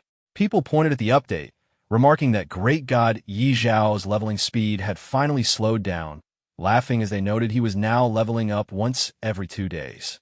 In front of the ranking board, a crowd gathered, their faces filled with disbelief. Many were shocked at the difficulty curve, realizing that even top players were struggling past level 40. They murmured among themselves, astonished that progress had slowed so drastically, and some even complained that it might take months to gain a single level. To them, reaching level 100 felt like an unreachable dream, something only the strongest could hope to achieve. Meanwhile, the protagonist was finishing off the last monster nearby. Despite the battle, his level had not increased, leaving him slightly frustrated. The red toad perched on his shoulder reminded him that the time for the phoenix egg to hatch was near. Excitement filled his eyes as he pulled out the egg to check on it. The egg trembled in his hands, and he could barely contain his thrill as small cracks began to form on its surface. Moments later, the shell burst apart with a radiant explosion of golden light that streaked from the sky to the ground. A majestic phoenix, wreathed in divine fire, soared into the air. Its cry echoed through the heavens, marking the birth of a creature thought to be impossible to hatch for hundreds of years. The protagonist gazed at it in awe, realizing the magnitude of what had just occurred. The red toad smirked arrogantly from his shoulder, teasing him for his luck. The newly born creature radiated overwhelming power, its flames shimmering like molten gold, the air around it trembling with heat and energy. Before him stood the immortal phoenix, a mythical being of unparalleled might, one that possessed ancient talents of suppression, flame mastery, and rebirth. It was a creature blessed by divine lineage, capable of commanding the fires of heaven and enduring even death itself through its nirvana. The protagonist stood silently beneath the blazing aura, the realization sinking in that this was no ordinary summon. It was a true immortal beast, destined to reshape the balance of power in his world. As the protagonist stared at the magnificent phoenix, he couldn't help but compare it to his other companion, Xiao. The fiery bird's power was overwhelming, its burning flames, its comet-like attacks, and its soul-shattering abilities made it seem like the ultimate force of destruction. He felt like luck itself had smiled on him at the perfect moment. When the phoenix landed gracefully in front of him, he reached out and patted its head, thinking about what to name it. Remembering that the phoenix's father had once called it Luo Huang, he decided that name didn't sound quite right and tried calling it Xiaohua instead. The bird seemed unimpressed, so he tried a few other names playfully until he finally settled on Xiao Luo, a name the phoenix appeared content with. Just as he was enjoying the moment, he sensed something strange ahead, a faint, toxic haze spreading through the air. Realizing it was poison gas, he immediately became cautious. Out of the mist emerged a swarm of rats, their bodies twitching with venomous energy. He quickly recognized them as venomous rats, dangerous creatures capable of spitting poison that inflicted lasting damage. Before he could react, the horde rushed toward him. He shouted for Xiao Hui to retreat, realizing that direct combat would be risky. The rats multiplied rapidly, surrounding him from every side. Feeling cornered, he called out for Xiao Luo to attack. The phoenix responded instantly, unleashing waves of blazing fire that engulfed the rats. One after another, the creatures burned to ash as a flurry of notifications appeared before him, indicating his rising experience. The sight filled him with exhilaration. The entire battlefield lit up like fireworks, the explosions of flames reflecting in his eyes as he laughed in disbelief at the sheer power of his new companion. Xiao Luo then took to the skies, releasing another wave of devastating energy. The radiant flames covered the area in golden light, wiping out the remaining rats. More system messages appeared, confirming that both he and his beasts had leveled up multiple times. His excitement peaked as he saw the results. His own level had jumped rapidly, his beasts had grown stronger, and his attribute points had increased significantly. He could hardly contain his excitement, laughing breathlessly as he realized how fast his progress had skyrocketed. At the same time, across the world, players gathered around a ranking board in disbelief. His name, Xiao, had shot straight to the top of the world rankings, surpassing everyone else by multiple levels within minutes. People gawked as they watched the numbers rise in real time, unable to comprehend how anyone could advance so quickly. Soon, the news spread across forums and media posts, with comments flooding in from stunned players. Many couldn't believe what they were seeing, calling him a monster of leveling speed. Others joked that they hadn't even finished their daily routines before seeing him gain 5 levels. Some offered exaggerated admiration, while others could only sigh, realizing how impossible it would be to ever catch up to him. Yi Zhao's name now dominated every screen. His rise was nothing short of legendary. After finishing off the poisonous rats, the protagonist reflected on his progress. Clearing out every rat within a mile radius had only increased his level by 5. From this, he confirmed that monsters living in groups gave much less experience. As he observed the area, his 2 loyal companions flew above him. Grateful for their effort, he acknowledged their hard work before pressing onward. With determination, he set his sights deeper into the area, aiming to reach level 50. Not long after, another swarm of rats suddenly appeared before him, catching him off guard. Reacting quickly, he ordered Xiao Luo into action, and the phoenix immediately launched forward, tearing into the horde with powerful attacks. The battle ended in their favor, and the protagonist's strength increased further. His companions also grew stronger from the fight, and he found himself reaching level 48, just 2 levels away from his target. While reviewing his progress, he became aware of a new development. A message reached him from Pinnacle main city, stating that the Beast God suit had been completed. Deciding it was time to check on this, he turned to his companions and prepared to leave the battlefield. Together, they set out for the city. Upon arrival in Pinnacle main city, the protagonist encountered a dwarf craftsman holding a gauntlet. The dwarf confirmed that the Beast God suit was finished and explained that, during the process of creating it, he had discovered that the equipment possessed hidden functions. Intrigued by this revelation, the protagonist carefully examined the gauntlet, studying the hidden features with keen interest. The protagonist put on the gauntlet, realizing that after wearing the claw of the beast god, the appearance of the equipment could be displayed or hidden at will. The system provided detailed specifications, explaining the gauntlet's grade, its attribute boosts, its increase in attack speed, and even a passive effect that inflicted bleeding damage over time. It also hinted that the equipment could be further strengthened. Excited by these discoveries, the protagonist immediately wanted to test it out. The dwarf craftsman then revealed another piece of equipment, the Beast God helmet. The protagonist wore it, and the set attributes were activated. By equipping 2 pieces of the Beast God equipment, he gained increased final damage, damage reduction, and resistance across all attributes. Studying the effects carefully, he found the set's power to be overwhelmingly strong. His companion, the red toad, gave a blunt comment about how odd he looked in the helmet, while the dwarf countered with reassurance that it actually suited him. Smiling with confidence, the protagonist remarked that appearance mattered little compared to practicality, especially since he could hide the equipment whenever he wanted. Satisfied with the results, he prepared to leave. Thanking the dwarf for his hard work, he waved and departed, while the craftsman wished him well. As he walked through the bustling city, he overheard people gossiping. Many were whispering about troubling New Shuiwa City had been invaded. Their fearful discussions spread quickly, confirming that something serious had indeed occurred there. The red toad on his shoulder suggested gathering more information, and the protagonist immediately thought of someone reliable he could ask. The scene shifted to a quieter place, where Sister Tao sat on a bench reading through documents. A man entered and informed her that she had a visitor. Without even glancing up, she instructed him to say she was not there. But at that very moment, the protagonist appeared behind her, making his presence known, catching her completely off guard. When the protagonist appeared behind her, Sister Tao was startled. She had not expected to see him and felt uneasy, since trouble always seemed to follow whenever he arrived. After calming herself, she listened as he asked about the situation in Shuiwa City.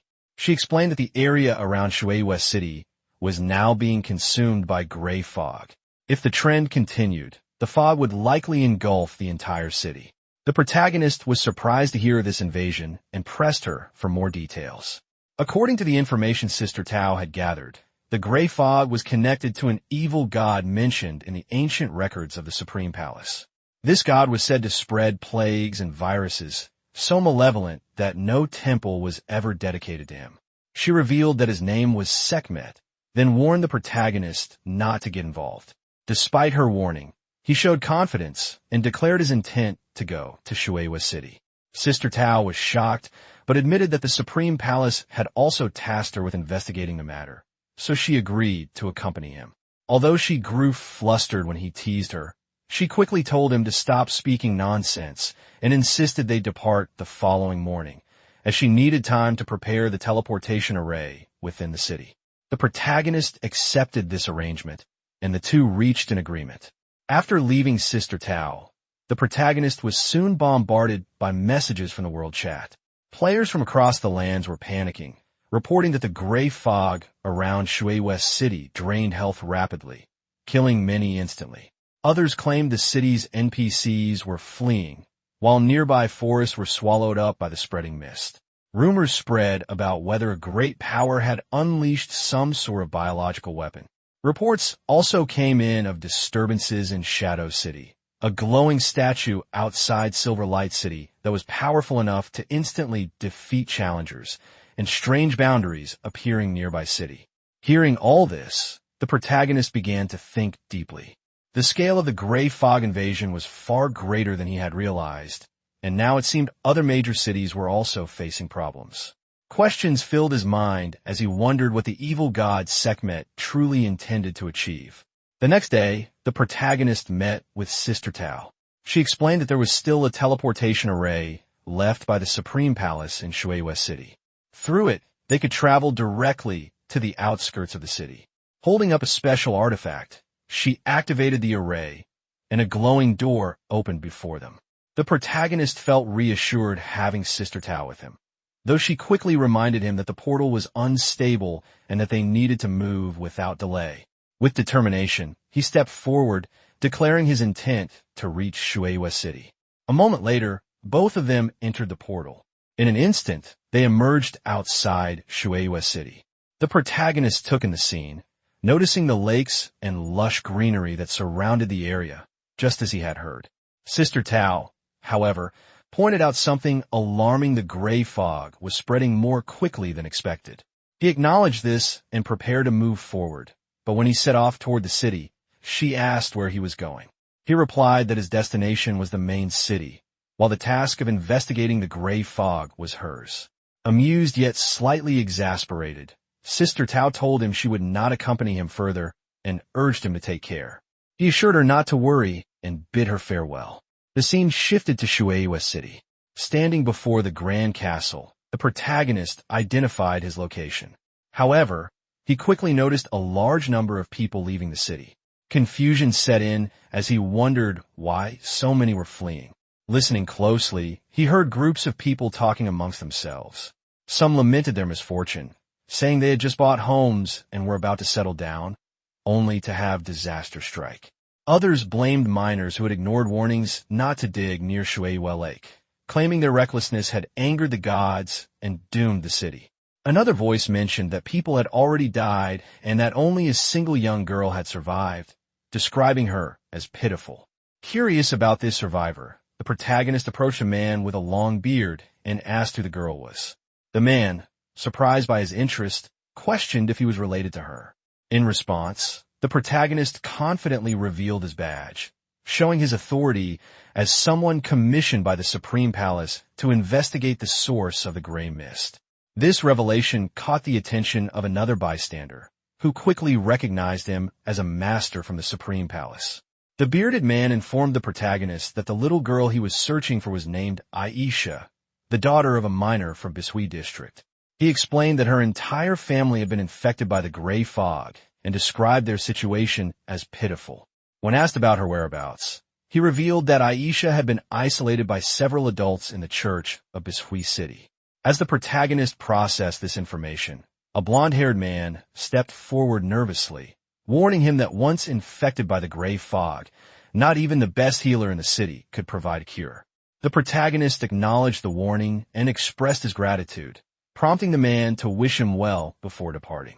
Upon entering the city, the protagonist fixed his eyes on a particular building and concluded that Aisha must be there, inside the church. However, when he attempted to approach, guards immediately blocked his path. They declared the place extremely dangerous and ordered him to leave, threatening to take action if he did not comply. The protagonist revealed his imperial status as a viscount, explaining that he had come to investigate the source of the gray fog. The guards, recognizing his authority, quickly shifted their attitude and escorted him forward. One of them reported his arrival to a red-haired woman named Lady Xena, informing her that the imperial viscount had come to investigate the matter of the gray fog. Surprised by the title, Lady Xena agreed to meet him. Soon, the protagonist stood before her and respectfully requested permission to examine the condition of Aisha. Lady Xena, after considering his words, agreed and led him to a different room. On the way, she cautioned him that the gray fog was both highly contagious and incurable. She explained that whether or not a shield could withstand the infection depended on the concentration of the fog, and if the density was high, a stronger barrier would be necessary. The protagonist, however, remained calm, knowing inwardly that he carried the protection of the god of wealth shield, which rendered him unaffected regardless of the fog's intensity. Eventually, he reached a room where a little blonde-haired girl awaited. As he approached her, he confirmed to himself that she was indeed Aisha, the one he had been seeking. When the protagonist approached, the little girl recoiled in fear, worried he would be infected if he came any closer. Yet he moved forward calmly, unaffected, his shield silently protecting him. Reassured by his presence, the girl's fears softened into a gentle smile as she asked if he was truly all right. The protagonist crouched down to her level and requested to see the small bottle she held tightly in her hands. Trusting him, she agreed and handed it over. As he examined the bottle, he realized it was no ordinary toy. Once soaked in a peculiar spring, it had gained a strange property that allowed it to offset the damage of the gray fog. But along with that power came a curse, one that harmed anyone who touched it except for Aisha. The sharp pangs of cursed damage confirmed his suspicion. The protagonist concluded that the bottle was unique, bound in some way to the girl alone. Curious about its origin, he asked her where she had found it. After thinking carefully, Aisha recalled a cave by Griffin Lake, west of the city, where she had come across the strange object. Her words confirmed his own thoughts. This was indeed the place he needed to investigate. With a smile, he thanked the girl, acknowledging how much she had helped him. In response, she shyly brought forth a glowing glass orb, holding it out with both hands as a gift to him, her way of expressing gratitude for his visit and reassurance. Our protagonist examined the glass bowl with growing excitement. In that moment, he realized it was something deeply precious to Elsa, an item tied to her childhood fondness for beautiful things and unknown even to her parents. After studying it carefully, he thought that perhaps it might prove useful later on. He then waved goodbye to the little girl, thanking her for the help and promising to return once he had dealt with the gray fog. The girl happily waved back, encouraging him with confidence that he could definitely get rid of it. Outside, a lady approached him, asking if he had found any clues. He replied calmly that he was heading to Griffin Lake. Shocked, the lady reminded him that the area had already been consumed by the gray fog.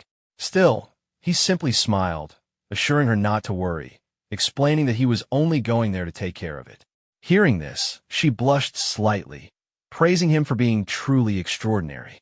A while later, the protagonist arrived near Griffin Lake. The air grew heavier with every step, and the damage to his body increased noticeably as the fog thickened. Wiping sweat from his face, he acknowledged that the closer he got, the greater the strain became. Estimating his position, he figured the lake was less than 5 kilometers to the north and pressed on. As he moved forward, he spotted a group of people through the mist. Curious, he wondered who they might be, possibly members of the Supreme Palace. As he got closer, he saw Sister Tao arguing with 2 men, refusing to take unnecessary risks. One man tried to persuade her, saying that without her, the mission would fail, while the other suggested retreating altogether. Before their argument could continue, the protagonist stepped in casually with a confident smile, greeting Sister Tao. She looked surprised to see him and asked why he was there. Her companions, startled, whispered among themselves, trying to figure out who this stranger was. When she reminded him he had gone to Shui West City for information, he explained that his investigation had led to some new clues and then asked what she was doing there. She told him they were discussing the source of the gray fog. Without lingering, he waved them off, telling them to continue their work while he went ahead. His calm departure left them stunned, whispering among themselves in disbelief that he had just walked into the fog so casually. Sister Tao frowned in confusion, admitting that it truly was strange. Her companions grew anxious, asking what they should do and if they should follow. Annoyed, she snapped at them, challenging them to go ahead if they wished, but warning she'd only burn incense for them afterward. Meanwhile, the protagonist continued deeper into the gray fog, coughing as his health steadily declined. The closer he got to Griffin Lake, the harsher the damage became, but he pushed on until he finally reached his destination. Surveying the area, he noted the grim scene, dead creatures and signs of corrosion everywhere. It was a complete mess, and he concluded he needed to locate the source of the decay as quickly as possible. Not far ahead, something caught his eye, a faint, unusual glow. Following it, he entered a cave, confirming from the environment that he had found the right place. Inside, rows of purple crystal bottles glimmered faintly. Then a red light from deeper within drew his attention. Moving toward it, he found a hidden basement. There stood another statue of a god, confirming that he truly hadn't come to the wrong place. Sensing a strange presence, he summoned his beast companion, noting that the air felt impure, as if belonging to another deity's domain. His eyes then caught a glowing disk resting on an altar. Upon examining it, he realized it was a divine artifact, an aquamarine glazed plate of immense power that required proper appraisal. Before he could inspect it further, the ground trembled violently. The statue suddenly spoke, addressing him as a visitor from afar and asking if he was prepared to begin the trial of the Holy Spirit. Startled and sweating, he barely had time to react before he and his red-toed companion were pulled into a portal. When they landed roughly on the other side, he realized they were standing inside a gladiatorial arena. As he groaned in pain, the toad muttered nervously about finding a way to escape later. Then a deep, resonant voice filled the air, announcing that a courageous visitor had entered the holy arena and that the challenge could only end in death. A towering figure appeared before him, the wrestling giant Abak, a warrior renowned for his 100 consecutive victories in the Holy Spirit arena. The opponent's immense power and lord-level status made even the protagonist pause in shock. Regaining composure, he summoned his dragon companion, recognizing the intensity of this fight would surpass any trial before it. The dragon appeared and unleashed powerful attacks from every direction, striking the giant repeatedly and dealing massive damage each second. Enraged, the giant roared, his defenses hardening as he entered a furious state.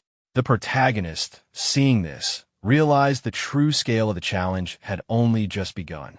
The protagonist gestured toward the giant and called Xiao Luo into action. In an instant, the phoenix dove, scorching the battlefield with a concentrated inferno that struck the giant with devastating force. The lord-level warrior collapsed almost immediately, and the field fell silent as the last embers faded. From a fallen foe came several valuable items, an imposing hammer, a sturdy shield, and a piece of dark gold leather armor, evidence that the victory had been significant and rewarding. The protagonist took a quiet moment to appreciate the haul, pleased by the rare finds. Hardly had he finished surveying the spoils than two figures emerged from the shadows of the subterranean chamber, acknowledging his triumph, but warning that the Holy Spirit arena's true cruelty had only just begun. Their words were scarcely finished before the altar itself summoned a new challenger. Alec, a swift and deadly giant famed for an unbroken string of victories. Her arrival raised the stakes instantly. Alec came forward furious, intent on avenging the fallen. With a practiced motion, she attempted to revive her fallen partner, activating an arcane resurrection rite. The arena trembled as the ritual began to take hold. The protagonist reacted without hesitation, ordering his beasts into a coordinated strike to interrupt the resurrection. Xiao Luo and Xiao Hui unleashed everything they had, flames and ferocious assaults that engulfed Alec. The giant fell beneath the combined onslaught, apparently defeated, and the arena stilled once more. For a breathless instant there was relief. The threat seemed ended. That relief proved premature. From the wreckage, the defeated husband rose again, giant physiology and arena magics granting him a savage, unnatural rebirth. He returned to his feet with fury in his eyes, demanding his warhammer and roaring his intent to fight. The couple's apparent immortality turned the battle into a whirlwind. The resurrected giant charged, the protagonist's companions answered with relentless strikes, and the arena filled with fire and clashing force. Then two new items appeared before the protagonist, followed by two glowing inscriptions showing their names and ranks. He examined them closely and found that one was a swift dagger of epic grade, and the other a dark gold light armor with yet-to-be-identified effects. Excited by the discovery, he picked up the dagger, admiring its gleaming surface and craftsmanship, clearly pleased with his find. Before he could study them further, the statue from earlier re-emerged, declaring that his will and strength had been recognized by the Holy Spirit, and that the road to sainthood would now be opened. As the ground trembled, a new statue emerged before him. He wondered what kind of unique mechanism was behind it, his eyes narrowing in curiosity. A yellow glowing disc appeared again, similar to before. As he lifted it, he noticed something unusual at its top and wondered if it could be a godly weapon. However, the statue suddenly warned him to put it down, saying he was not qualified to touch it. Confusion spread across his face as the gray fog returned, realizing the statue was behind it all. Without warning, his beast companion, the dragon, appeared and launched an attack at the statue. The creature's sudden aggression shocked him, but in an instant, the statue was shattered. As dust settled, he stood sweating and speechless. Soon, the air thickened again, and from the fragments emerged a corrupted divine presence. It was once a holy spirit, but had been contaminated, taking on a dragon's form resembling his own companion. He was shaken to see how similar it looked to Xiao Hui, with identical attributes and aura. The corrupted dragon spread a poisonous mist, draining his health every second. Acting quickly, he ordered his dragon to seal its skills, and the beast cast forbidden magic in response. The statue sneered, declaring that their trump cards were already exposed. Noticing the effects, he realized that even Xiao Hui's magic had been restricted. He then summoned another companion, Xiao Luo, calling it forth to join the fight. As the phoenix appeared, its flames illuminated the battlefield. The enemy, astonished that he had a second beast, staggered. With a confident gesture, he commanded his beasts to attack. The phoenix's flames rained down while the dragon charged headfirst, splitting the corrupted statue apart with a powerful roar. The shattered figure screamed in defiance, warning that mortals would one day face divine retribution, before vanishing into dust. The protagonist stared at the remains and muttered dismissively. A calm voice then echoed from the void, thanking him for liberating the Holy Spirit arena from Sekhmet's control and offering him a token as a certificate for the path to sainthood. A faint light gathered before him, forming a mysterious object that pulsed with divine energy. Another inscription appeared, revealing the item as the guidance of the Holy Spirit. An unknown ranked relic said to lead the worthy towards sainthood. He smiled, pleased with the unexpected reward. Immediately after, more notifications appeared, announcing that he had triggered a hidden mission to search for the lost Holy Spirit and completed the Holy Spirit Arena Challenge. Before he could react, a portal opened beneath him, pulling him through. Emerging from the portal, he found himself back near Sister Tao's group, who were observing the gray fog. Her companions noted how dense and frightening it had become. Tao remarked that its density had increased, wondering what was happening inside. Another companion worried aloud that he might have been poisoned, but Tao scoffed, saying he was tougher than a cockroach. Soon, they noticed the fog thinning. As it began to dissipate, the protagonist appeared through the portal, calling out to them.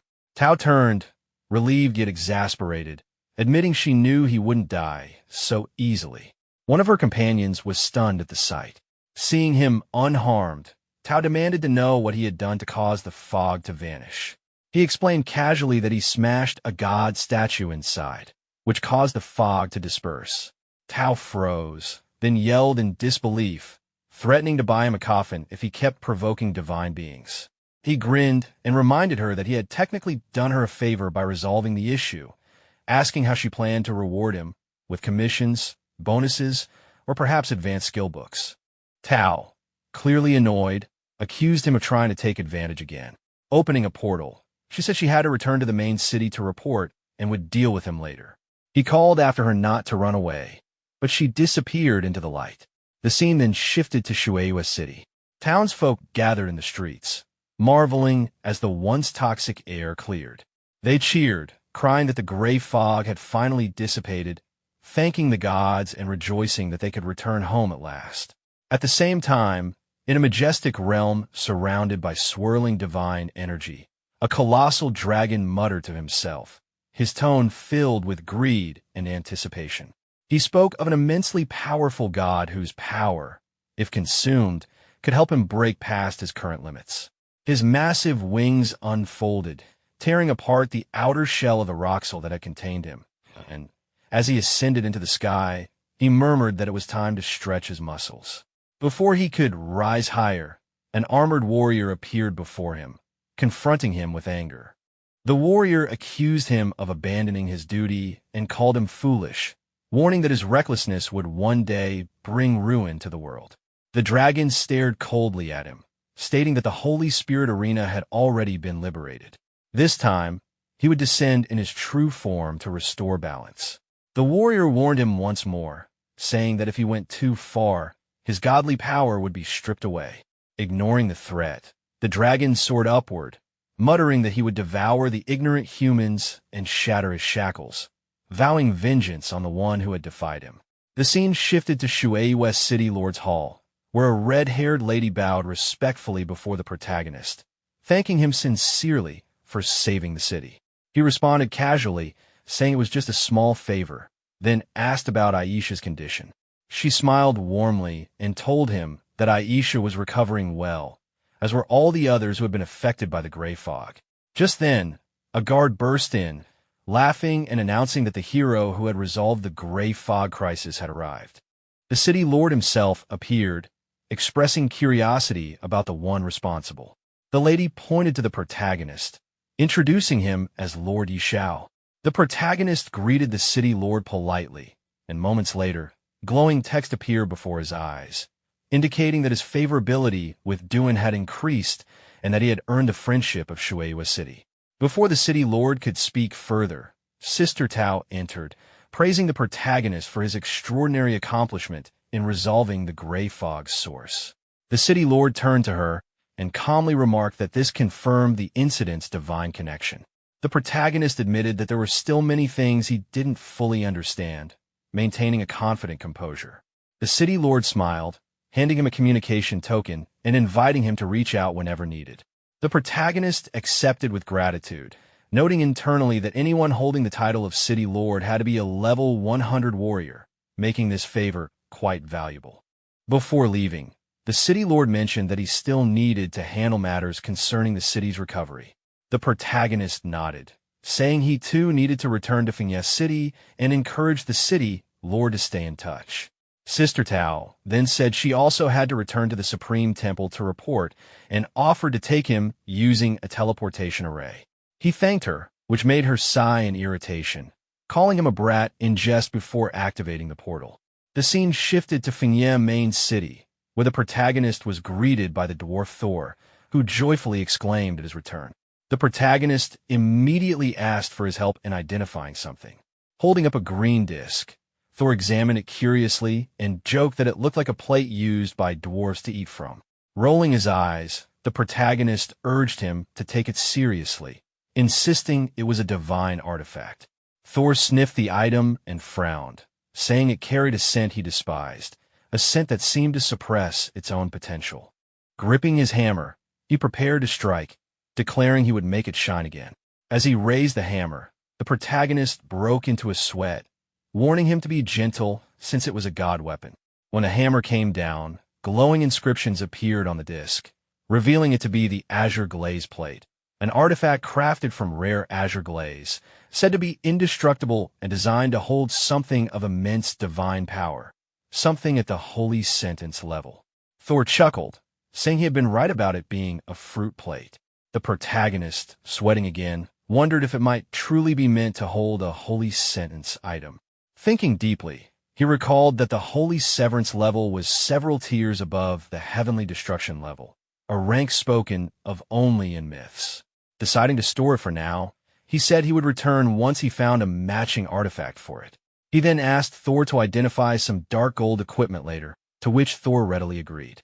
Later, as the protagonist walked through the streets, the red toad perched on his shoulder commented arrogantly that he was nearing level 50 and would soon need to undergo another trial.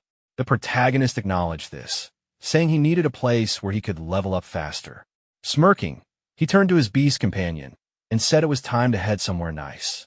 They soon arrived at the gravel wasteland, a harsh area crawling with large sand thorn scorpions. The toad warned him that farming monsters in a level 50+ zone was reckless, and that if those scorpions targeted him, he'd be in serious danger. The protagonist, however, stood confidently, brushing it off with a grin, saying it was no big deal. The protagonist called out to his trusted dragon companion, commanding it to take charge. Responding instantly, the dragon soared into the air and unleashed a devastating wave of dragon breath upon the swarm of scorpions, dealing massive damage and scattering them across the battlefield. Without wasting a moment, he summoned his phoenix next, entrusting it with the next attack. The phoenix rose high into the sky, its fiery wings glowing brilliantly before raining down blazing energy that wiped out countless scorpions in an instant. Seeing the overwhelming destruction caused by both his beasts, the protagonist felt genuinely impressed by the sheer destructive power of his team. Amidst the chaos, several notifications appeared before him. His level had increased to 50, bringing with it a significant rise in his strength, constitution, spirit, and agility. However, he had now reached the level cap and could no longer gain experience until he completed the special level 50 promotion trial. 2 of his classes had also unlocked new talents. As the god of wealth, he had gained the ability to spend gold coins to reveal detailed information about enemies, and as the beast godmaster, he could now enhance all of his beast stats, temporarily granting an even greater boost to 4 of them. His dragon, Xiao, had also advanced to level 50, gaining the ability known as the Dragon King Body, which doubled its strength and constitution while granting resistance to nearly all forms of control effects such as stun or imprisonment. Seeing all these new upgrades, the protagonist was thrilled. The Eye of the God of Wealth ability fascinated him, as it allowed him to literally pay for information in battle, while the beast god Aura and his dragon's new power made his combat potential skyrocket. He could feel that everything was coming together perfectly, and it was finally time to take on the next challenge, the promotion trial. The scene then shifted to Fingyem main city, where the protagonist stood before the city lord's mansion. He reflected that this place held one of the few temples capable of initiating the level 50 trial, and the closest gateway to the imperial city lay here. Inside, he met the city lord, who expressed surprise at his decision to head to the imperial city so soon. After a brief exchange, the city lord explained that the teleportation formation leading there had been destroyed during a mysterious invasion. The news momentarily troubled the protagonist, but the city lord mentioned that a hidden formation still existed, one located within the Duchess Sophia's mansion. Recalling his familiarity with Sophia, the protagonist decided to visit her immediately. The scene then moved to the Duke's palace, where Sophia greeted him warmly, half playfully scolding him for not visiting sooner. He greeted her respectfully, but his tone soon turned serious as he explained his purpose. He needed to reach the imperial city. She quickly understood his request and agreed to help, though she warned him that her teleportation formation hadn't been used in many years. After expressing his gratitude, the two proceeded to her private office. Sophia admitted she was unsure whether she could still activate the formation, given how long it had been since she last used it. At his encouragement, she tried anyway. Pulling a hidden lever on the wall, she successfully triggered the mechanism, and a glowing teleportation circle appeared beneath his feet. Impressed, he praised her skill as she urged him to step in quickly, explaining that the formation was only temporary and would soon fade. He promised her that once his promotion trial was complete, he would return to see her. Sophia smiled and asked him to deliver her regards to the king when he reached the imperial city, before giving him one final, affectionate reminder not to forget to come back to her. Sometime later, the protagonist appeared in front of a gate where guards were stationed. One of them looked at him and asked who he was and why he had suddenly appeared. The protagonist reassured him, explaining that he had come from Finya City and that Lady Sophia had opened the teleportation formation for him. He identified himself as Viscount Xiao of Finya City. Hearing this, the god acknowledged him politely, recognizing his noble status. Both guards then turned to the protagonist and saluted him. Xiao waved off the formality and asked for the direction to the World Temple. One guard stepped forward, offering to lead him. As they walked inside, the guard asked if he was there for the level 50 advancement trial. Xiao confirmed. The god explained that there was only one passage to the World Temple in the imperial capital, and entering normally required a complicated series of procedures. However, with Xiao's status as a viscount, the process could be expedited. Xiao expressed his gratitude and asked to be taken there as soon as possible. Later, as he looked at the temple, the protagonist admired its majesty. The World Temple lived up to its reputation, with a world tree standing behind it. Climbing to its top would earn recognition from the gods. When he reached the gate, some people standing there seemed to be waiting for him. He wondered if they were addressing him. An old man, a 5th-level deacon named Abosai, stepped forward and asked if he was Lord Xiao. Xiao confirmed. Abosai explained that he had come after hearing the news and invited him to follow. Inside the temple, Abosai asked what level of trial he intended to take this time. Xiao immediately replied, the Abyss. Abosai looked at him and cautioned that the level 50 trial would be twice as difficult as before, and no one knew exactly what the Abyss trial would entail. With confidence, the protagonist affirmed that it didn't matter. He had made up his mind. Standing at the temple gate, the old man wished him good luck. Xiao thanked him and prepared to move forward. Elsewhere in the city, a soldier ran through the streets, shouting that there was news for His Highness. A gray-haired man turned to him, asking why he was so panicked. The soldier reported that Xiao, the person they had been monitoring, had arrived in the imperial capital. The gray-haired man was shocked and muttered that Xiao had dared to come to the capital alone, clearly reckless. He asked how many people Xiao had brought, and the soldier replied that Xiao had come alone via the teleportation formation. Angrily, the man clenched his fists and ordered his personal guards to go teach Xiao a lesson, demanding to know how he dared enter the capital alone and harm his people. The soldiers hesitated, noting that Xiao was likely in the World Temple and now quite famous, warning that a rash action could be dangerous. The man dismissed their concern, asserting that no one in the imperial capital could stop Prince Karami from taking action, and instructed them to proceed. The soldiers acknowledged and prepared to act. The scene then shifted to the trial ground. The protagonist walked alongside his dragon companion, noting the unusual nature of the level 50 trial. There wasn't a single monster in sight. Suddenly, a surge of purple energy hit the ground, catching Xiao off guard. From the ground, a beast emerged, the broken-toothed black sky tiger, level 50. Its stats and abilities were unknown, and it had a terrifying description, having not encountered a living creature in countless years. Xiao, impressed and slightly concerned by the beast's immense power, commented that its health was likely over 1 million. He immediately commanded his dragon companion, Xiao Hui, to attack. The dragon unleashed a powerful fire breath, dealing significant damage. Xiao encouraged the dragon, urging it to be relentless.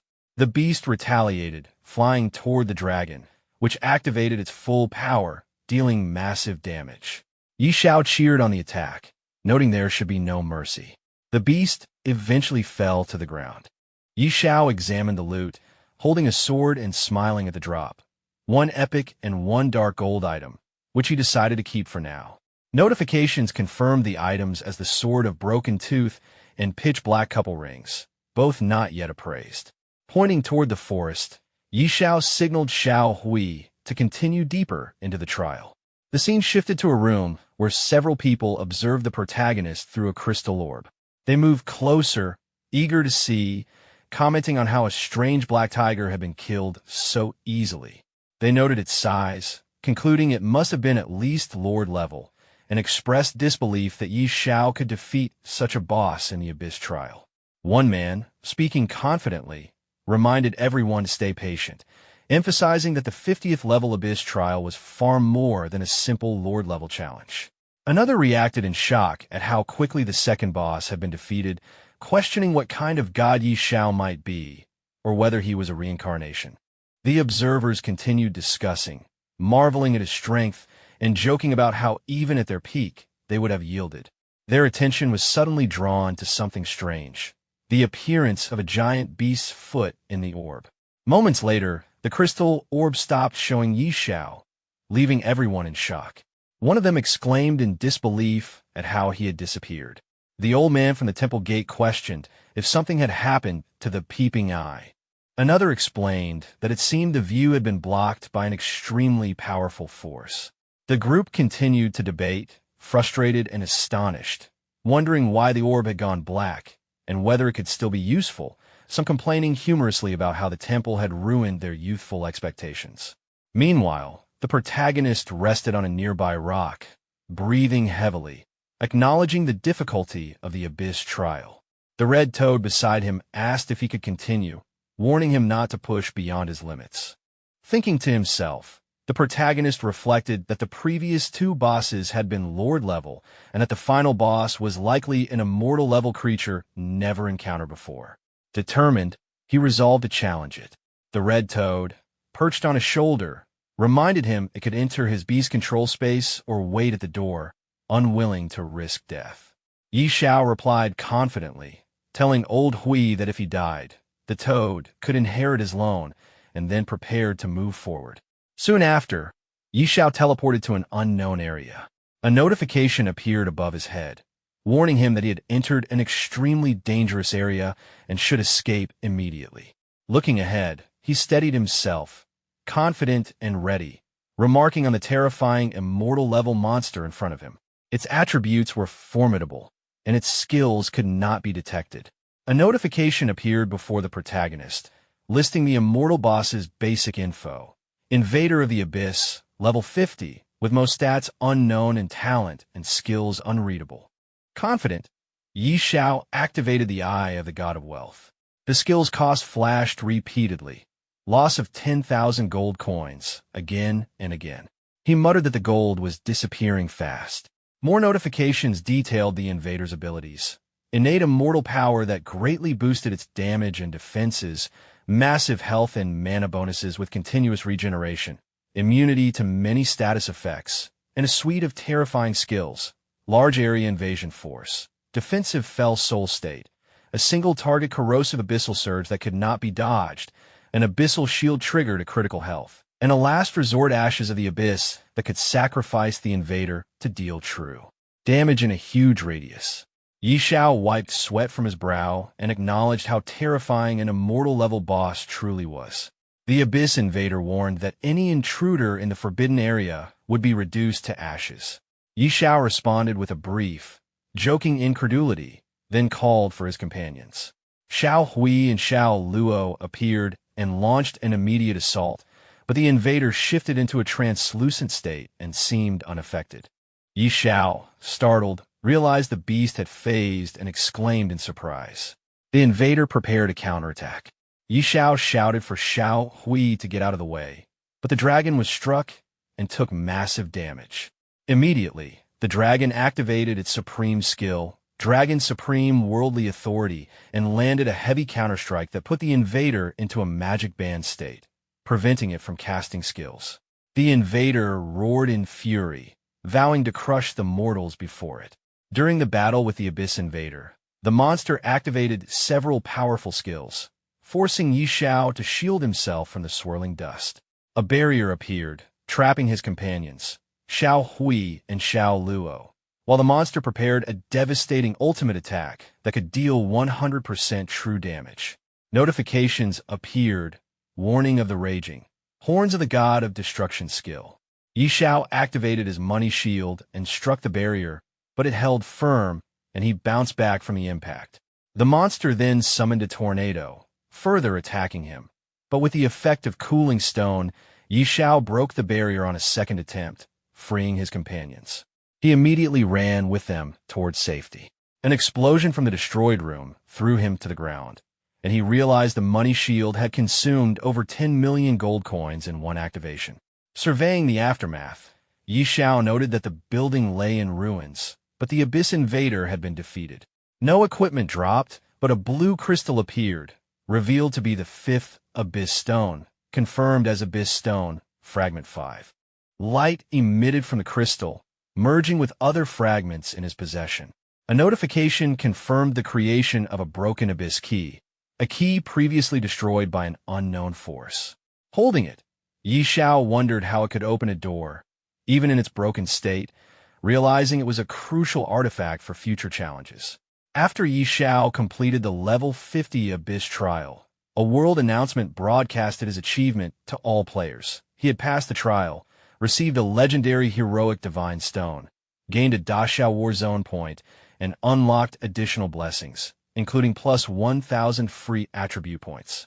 The announcement also revealed that the Battle Zone system was now activated for level 50 players, offering access to high-quality equipment and items. In the streets, players discussed the news in shock and excitement. Many were stunned that Yi Xiao had reached level 50, speculated about the new War Zone system, and realized that high-tier equipment could only be accessed by those willing to invest early or possess exceptional skill. They debated the scarcity of epic gear and acknowledged that Yi Xiao, being the only player in the War Zone at that point, would naturally acquire a vast advantage. Meanwhile, at the Supreme Temple, Yi Xiao entered a room only to find it empty, though voices indicated that people were waiting for the crystal images to restore.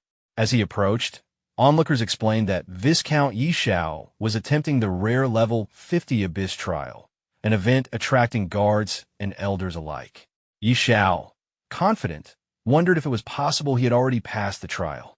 The people in the room were stunned when they realized Yi Xiao himself had arrived. Their shock turned into excitement as they greeted him, questioning whether he had truly completed the Abyss trial. Yi Xiao confirmed his success, noting he had not yet received his reward. Attention then shifted to his companion, the red toad, prompting questions about its role in his victory. The toad angrily defended itself, asserting its importance in the trial. Finally, when asked about the final boss's level, Yi Xiao revealed it was immortal level, leaving everyone in the room astonished and horrified at the scale of the challenge he had overcome. The old wizard guided the protagonist through the temple, asking him to follow and not worry about the trial reward yet. He explained that before anything else, the protagonist must receive the world's blessing. They reached a massive blue leaf tree, and the wizard revealed it as the holy tree's will, instructing him to wait patiently as the ceremony began. A sudden gust of wind swept through, and the protagonist felt the tree's power. Visions of the world's creation appeared before him. The birth of dwarves, dragons, elves, and goblins. Gods later descended, demanding submission, and while some races bowed, others like the dragons resisted. Darkness soon consumed a part of the continent, marking the beginning of the strange invasion. As the vision ended, the protagonist realized the gods might be connected to these invasions. A divine message then urged him to seek the holy judgment to stop the darkness. When he touched the holy seed, divine power surged through him. The blessings enhanced his strength, doubled his growth, and multiplied his health and constitution many times over. His beast companion also shared in the transformation, and a new skill awakened, the holy tree's protection, granting him one chance at resurrection. Bathed in a blue aura, he marveled at the power, recognizing it as a divine gift that made him nearly invincible. When the old wizard asked about the process, he replied calmly that everything had gone smoothly. The old wizard expressed satisfaction that everything went smoothly, and told the protagonist that since he was acknowledged by the holy tree, he was now considered a friend of the temple. He then asked if the protagonist had ever thought about joining the World Temple. The protagonist declined for now, saying he didn't have such an idea at the moment. Understanding his answer, the old wizard handed him a reward, the heroic Godstone, a legendary item given only to those who cleared the Abyss-level trial. It held divine power used to strengthen the emblem of heroism. The protagonist examined the stone briefly, acknowledging its purpose before preparing to leave. The wizard respectfully told him he would always be welcome back should he ever decide to join the temple. The scene shifted to Dragon Phoenix City, where Lansley pushed through the crowd, shouting for people to move aside. The townsfolk whispered among themselves, recognizing him and wondering who would be his next target, whispering that he was known as a ruthless killer. Growing impatient, Lansley muttered to himself, frustrated that his target still hadn't appeared, his killing intent barely restrained. A soldier warned Lansley to control himself, reminding him that delaying the prince's orders could cost him dearly. Lansley brushed it off, saying they should deal with Xiao first since his sudden fame had drawn too much attention. When a soldier teased him about being afraid, Lansley laughed it off, confident that a level so low wasn't worth fearing. As the protagonist appeared through the city gate, Lansley's expression shifted to excitement. He impatiently muttered that he couldn't wait to face him. When the protagonist questioned his identity, Lansley arrogantly introduced himself as a law enforcement officer from the arbitration office, claiming he was there under Prince Karami's orders to investigate unregistered participants in the World Temple trial. The old wizard, watching from the side, found the intrusion absurd, Judgment Hall officials daring to interfere with temple matters. He reminded them that Xiao had completed the Abyss trial and was now a recognized friend of the World Temple. The statement left Lansley uneasy, wondering when Xiao had gained such powerful connections. Trying to recover, Lansley stumbled over his words, while the soldier quickly shifted tone, pretending they were there to offer blessings on behalf of the prince. Lansley glared at him internally, frustrated at how fast his ally had changed sides. The soldier continued flattering the protagonist, calling him a hero of the Empire. Amused, the protagonist simply smiled and told them to dance for him. Caught off guard, Lansley broke into a nervous sweat, while the old wizard, clearly entertained, encouraged the idea, saying the blessing dance was said to be quite delightful. Both men panicked, insisting they couldn't dance, but the protagonist remarked playfully that they didn't seem too willing, leaving Lansley flustered and speechless. Lansley broke into a nervous sweat, silently cursing his luck. The old wizard, clearly enjoying the scene, firmly ordered them to dance. Just as the soldier began to relax, thinking the protagonist would let them off, the protagonist pointed toward the street and told them to perform there instead. Both men froze in disbelief before being forced out into the open.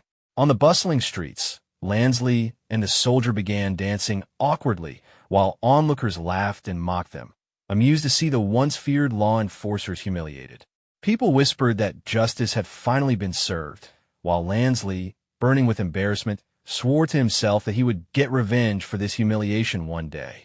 Ignoring the chaos behind him, the protagonist walked toward a glowing portal, muttering that he had wasted enough time on such trivial people and needed to head to the battlefield. Perched on his shoulder, the red frog protested, warning that the battlefield was a dangerous place and that he wanted no part in it. The protagonist reassured him confidently, promising to pull him out if things got too risky, but the frog grumbled in disbelief, calling him a liar.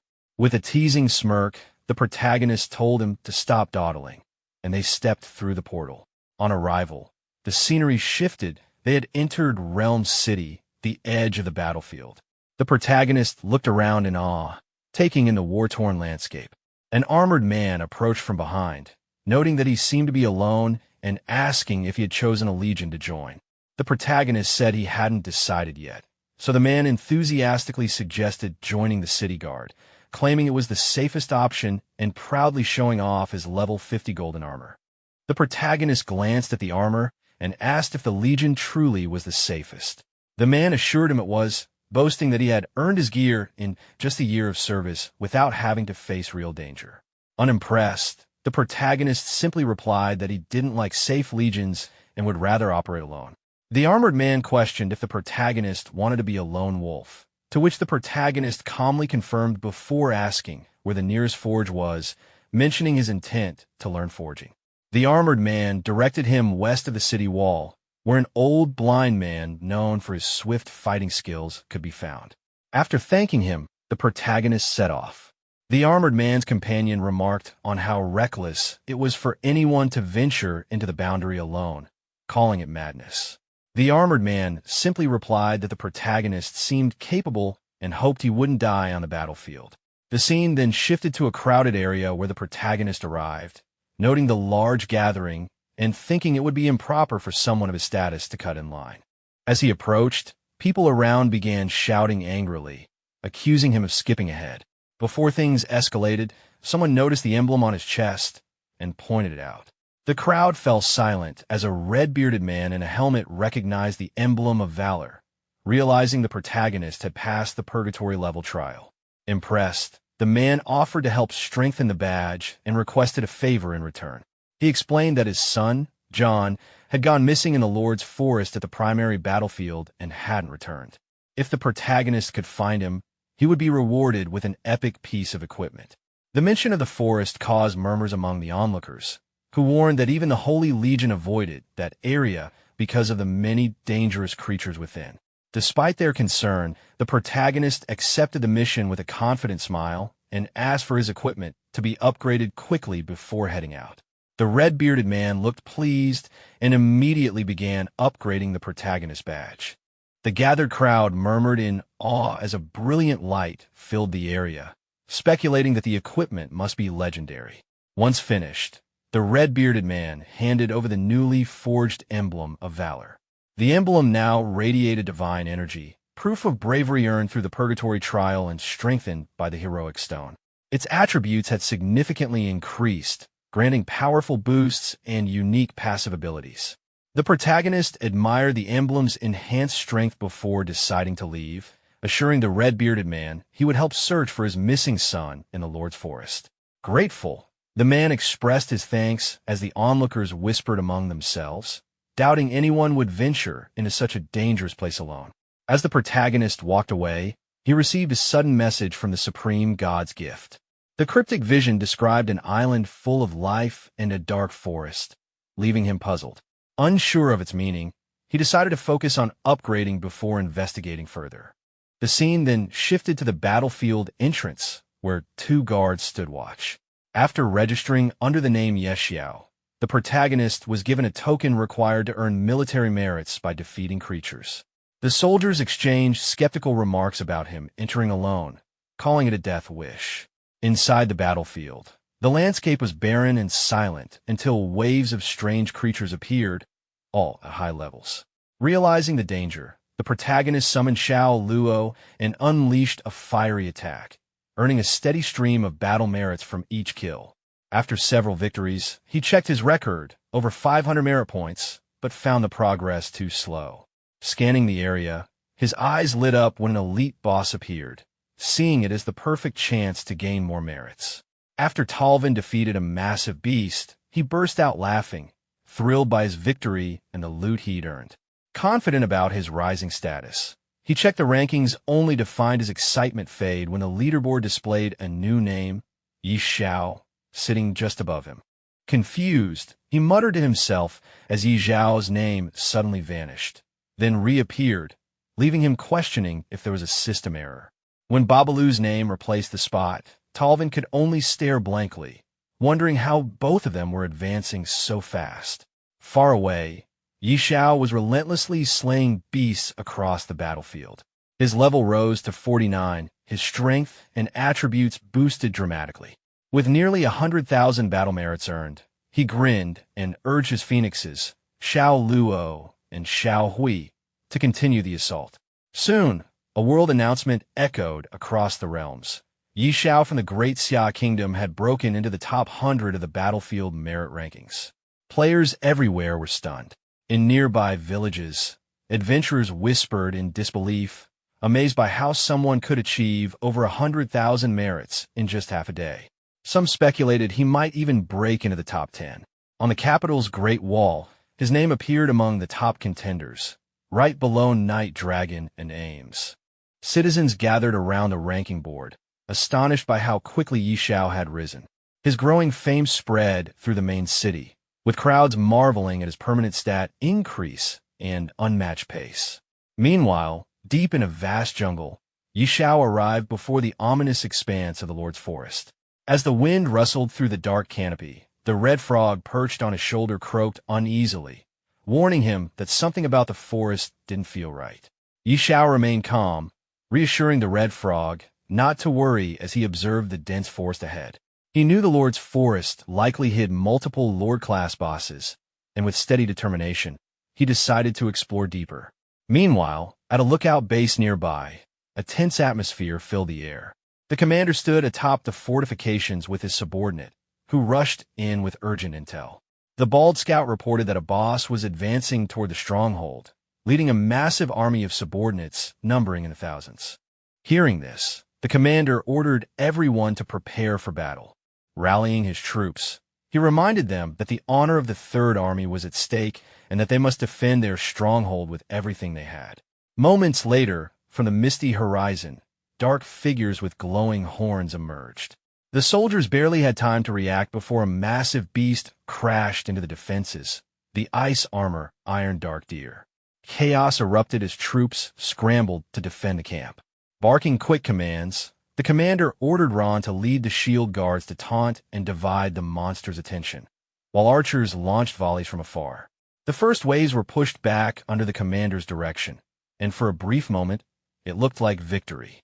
Then, the bald scout pointed toward the forest, his voice trembling as an enormous silhouette emerged. The ground shook as the true boss appeared, the ice armor Iron Deer King. The commander's expression hardened, realizing the scale of what they were facing. As the massive creature charged, its roar echoed through the battlefield. The commander shouted for all troops to be on full alert, witnessing the sheer power of the monstrous foe for the first time in his life. A sudden blast of flames descended from above, engulfing the monstrous beasts in a blazing inferno. The battlefield fell silent as the smoke cleared, leaving behind only charred remains. Soldiers froze in disbelief, murmuring among themselves, wondering if the boss had collapsed on its own or if they were hallucinating. Even the commander, stunned by what he witnessed, questioned whether the creature had unleashed a mental illusion to confuse them. The bald subordinate pointed ahead, his voice trembling as he spotted someone standing in the distance. When the commander's gaze followed, his eyes widened. The lone figure was Xiao. Realization struck instantly. The boss had been annihilated in a single strike. The commander immediately ordered his subordinate to approach, eager to identify the mysterious warrior capable of such power. As the troops surrounded Xiao, he glanced around, confused by the sudden crowd. Uninterested in attention or praise, he turned and left, muttering about his priorities, leveling up and completing missions. The soldiers called out after him, shouting for the hero to wait, but he had already vanished into the shadows. The commander, watching him disappear, instructed his men to hold their ground and observe, still processing the impossible strength they had just witnessed. Hidden from sight, Xiao released his phoenix to finish the remaining creatures. The majestic bird soared through the air, flames consuming every enemy in sight. Notification after notification appeared as the system tallied his kills and announced his phoenix's new talent skill, Divine Phoenix Body. Xiao, pleased with the progress, admired the strength of his companion and pressed forward deeper into the battlefield. Meanwhile, far away in a fortified village, the old wizard and the Red Knight discussed Xiao's astonishing rise. His battle merits had skyrocketed beyond 5 million, a figure powerful enough to purchase an entire set of epic armor. Both were astounded by the rate of increase, acknowledging that even a veteran like the Red Knight couldn't match that killing speed. The old wizard, thoughtful yet uneasy, admitted that even for him, capable of taking down level 50 or 60 lord bosses with ease, the scale and speed of these kills were unnatural, something far beyond normal combat, or even large-scale forbidden spells. The Red Knight, eyes narrowing with interest, asked quietly if Xiao could truly be that strong. They always heard replies that if the boy ever grows up, he might achieve things no one has ever done before. The Red Knight questioned if the old wizard was referring to the hidden elders of the Empire, and the wizard confirmed it, expressing concern about how fast the eerie invasion was advancing. If it continued at this pace, the world might not last more than a few decades. The scene shifted to the Lord's Forest, where the commander and his subordinates discussed the chaos erupting there. They wondered if another wave of strange invasions was coming and debated whether to retreat or reassess. The commander explained that a powerful individual was currently purging the eerie phenomena and ordered each legion to cooperate with him. When someone questioned if the mysterious flames were connected to that person, the commander confirmed he had checked the battle merit rankings, where a new name, Yi Zayad, had appeared. He pointed to the blazing battlefield, saying it was Yi Zayad defeating a Lord-level boss. Shock spread among the soldiers as they realized he had slain multiple Lord-level bosses. The commander then urged everyone to seize this opportunity to counterattack, declaring that even death was worth it if they could break deep into the Lord's Forest. Fired up, other Legion members joined in, pledging to charge forward in the name of their legions, ready to die with honor. Suddenly, a massive blast echoed through the forest. The commander turned sharply toward the sound, realizing that the strongest being in the forest might have awakened. Meanwhile, deep within the blazing woods, the protagonist defeated another beast. Exhausted, he decided to rest under a tree trunk. Nearby, the red frog emerged, grumbling about being woken up and complaining about the heat. The protagonist lazily replied that he only wanted the frog to get something to eat. As he relaxed, a faint movement caught his attention. He looked up, sensing someone or something approaching. The red frog also noticed it, tensing up as it warned that something wasn't right. As the situation escalated, a massive dragon suddenly descended from the sky, charging toward Xiao with overwhelming hostility. It was identified as the Blood Rain Ghost Wyvern, a level 55 King-class boss with terrifying stats and immense health exceeding 3 million. Realizing the threat immediately, Xiao recognized it as a king-level enemy and ordered his dragon, Xiao Hui Xiao Luo, to engage without hesitation. The dragon responded instantly, surging into the air and launching in attacks. Dragon flames rained down, slamming the wyvern into the ground. After regaining altitude, Xiao Hui gathered power and unleashed an even stronger flame attack. The Blood Rain Ghost Wyvern, still recovering, was struck head-on and let out a painful roar as heavy damage was dealt. The wyvern retaliated at full power, releasing violent electrical storm, like waves toward both Xiao and his companions. The dragon moved to shield Xiao, using its power to block the incoming attack. Observing the exchange, Xiao acknowledged that this king-level boss was far more formidable than expected and warned his companions not to underestimate it. He then ordered them to attack together and prevent the wyvern from activating any more skills. At that moment, an unfamiliar presence emerged from the shadows behind Xiao. Sensing danger, he turned just in time to see a new beast reveal itself. A towering werewolf-like creature with glowing blue eyes stepped forward, roaring as its information became clear. It was the Ghostly Wolf, a level 56 Monarch-class monster with even higher health and terrifying combat potential. Seeing a second high-ranking enemy appear, Xiao began to tremble, realizing that he was now facing multiple Monarch and King-level threats at the same time. The scene shifted to the village, where players gathered around the ranking display. Xiao's battle merits were climbing at an alarming rate, rising again and again in rapid succession. The sudden surge left everyone stunned, with many struggling to understand what kind of monsters he could possibly be defeating.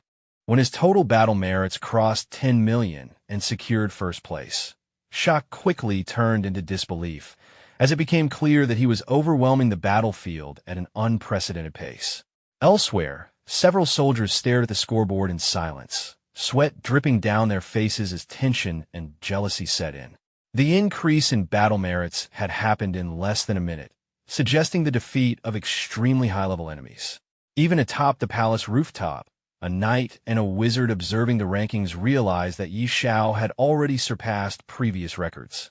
From their perspective, it seemed increasingly likely that the level 50 battlefield itself might soon be completely cleared under his presence alone.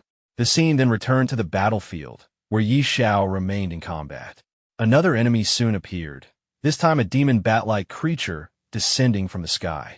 It was revealed to be the Dark Bat, a level 58 king-class monster with massive health and powerful attributes. Without hesitation, Xiao allowed his summoned companions to take the lead once more. Xiao Hui surged forward, unleashing intense flames that slammed the Dark Bat into the ground. Although the monster quickly recovered and retaliated by releasing powerful sonic waves, the attack only reinforced the scale of the threat rather than stopping the advance. In response, Xiao called in Xiao Luo.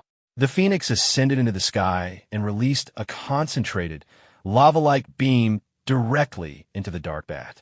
The attack pierced through its defenses and detonated from within, causing the monster to explode midair. As blood and remains scattered across the battlefield, it became clear that yet another Monarch-class enemy had been eliminated with overwhelming efficiency. Despite the grotesque aftermath, the outcome was undeniable. Xiao continued to dominate the battlefield, dismantling even the highest-tier enemies with speed and control. When the Dark Bat was destroyed by the Phoenix's attack, its body shattered instead of disappearing. From the fragments, numerous smaller bats burst out and scattered across the sky. Xiao immediately realized that the monster had the ability to split into multiple entities, making the situation more complicated. The smaller bats quickly counterattacked by spitting green liquid from their mouths, revealing that they carried venom. Recognizing the danger, Xiao reacted without delay and ordered Xiao Hui to restrain them. The dragon rose into the air and released sonic waves, disorienting the swarm and forcing the smaller bats into a stunned state. With their movements disrupted, Xiao followed up by having Xiao Luo finish the attack. The phoenix ascended and unleashed blazing flames, burning through the remaining bats until none were left in the sky. With the last of the Dark Bat's fragments eliminated, the battle finally concluded. Xiao's level increased, and both Xiao Hui and Xiao Luo also grew stronger as a result of the victory. Despite the successful outcome, the remains scattered across the ground were unpleasant to look at, and the lack of equipment drops made the fight feel unrewarding. After assessing the battlefield, Xiao confirmed that all 4 Monarch-level enemies had been dealt with. With no reason to remain, he recalled his companions and left the area. The scene then shifted to a forest path, where Xiao noticed a group of soldiers approaching from ahead. The soldiers quickly identified him and treated him with clear respect. Their leader introduced himself as Ager, the commander of the 5th Legion of the Holy Legion, and confirmed that he was responsible for maintaining order in the region. After learning that the 5th Legion controlled the local garrison, Xiao issued a direct request. He instructed the Legion to gather all strange creatures within the Lord's forest and lure them into a single location, signaling that his actions on the battlefield were far from over. The Legion commander reacted with visible confusion when Xiao explained his plan. Drawing all the strange creatures of the Lord's forest into a single location sounded dangerous, even suicidal. If too many monsters gathered at once, the Legion could be overwhelmed instantly, and the soldiers were well aware of that risk. Xiao calmly addressed their concerns by revealing his resources. He showed that he possessed gold and dark gold level equipment, assuring them that their efforts would be rewarded. He further clarified that once the monsters were eliminated, all equipment drops below epic level would belong entirely to the Legion. The implication was clear. Xiao intended to wipe out every strange creature in the Lord's forest in one coordinated operation.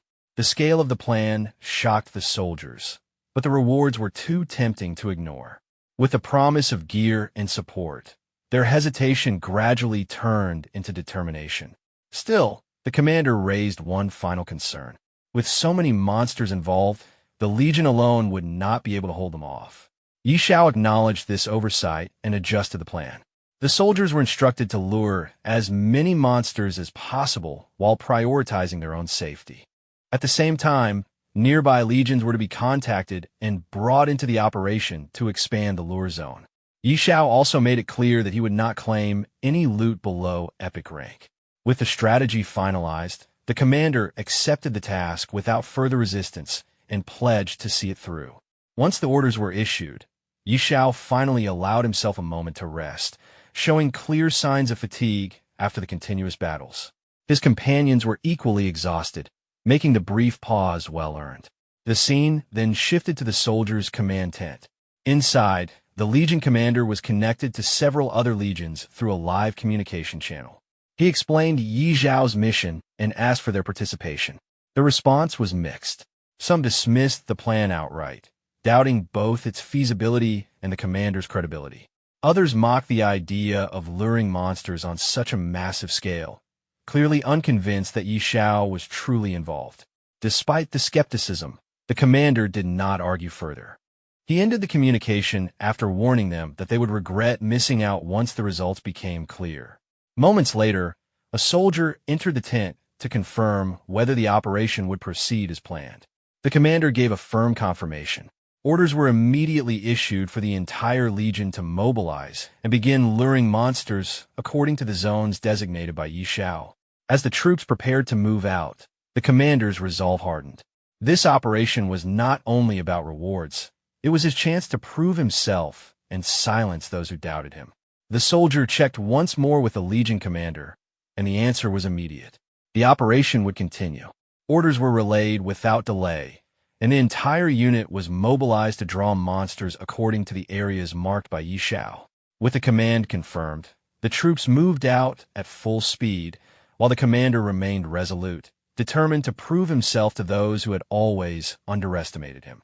The battlefield soon became active.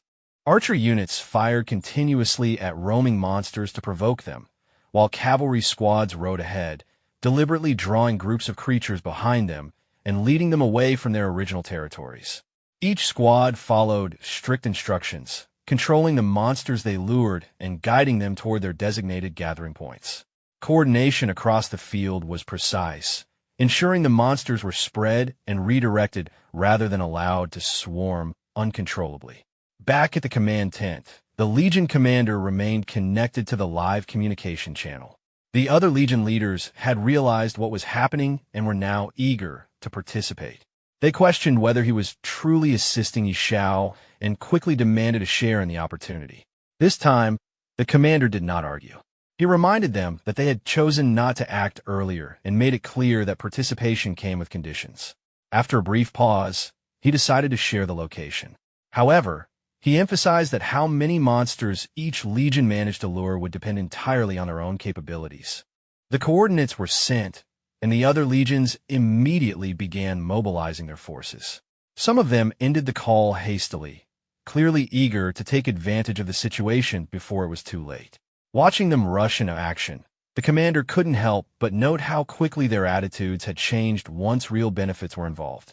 For hours later, the situation on the battlefield had escalated dramatically. From a distant vantage point, an army general surveyed the scene through binoculars. What lay ahead was far beyond normal expectations. Monsters were gathering in overwhelming numbers, far more than anticipated. The battlefield had descended into complete chaos, with waves of strange creatures converging from every direction. What began as a calculated plan had now transformed the entire region into a massive convergence zone, signaling that something unprecedented was about to unfold. From the rooftop of a castle, the general and his companions surveyed the battlefield through binoculars. What they saw defied all prior experience. Endless waves of anomalous monsters surged forward, every single one at or above Lord level. Even seasoned veterans could not recall witnessing such a concentration of powerful creatures in one place. The scene shifted to the Legion commander, who questioned how such an overwhelming number had been gathered. His apprentice explained that anomalies now dominated the battlefield. Once the soldiers learned that all loot would belong to them, they stopped hesitating and actively dragged every monster they encountered back toward the designated zone. Soon after, a knight arrived on horseback, clearly proud of the number of monsters his own unit had lured. The Legion commander did not let him linger and ordered him to move directly to the assigned location.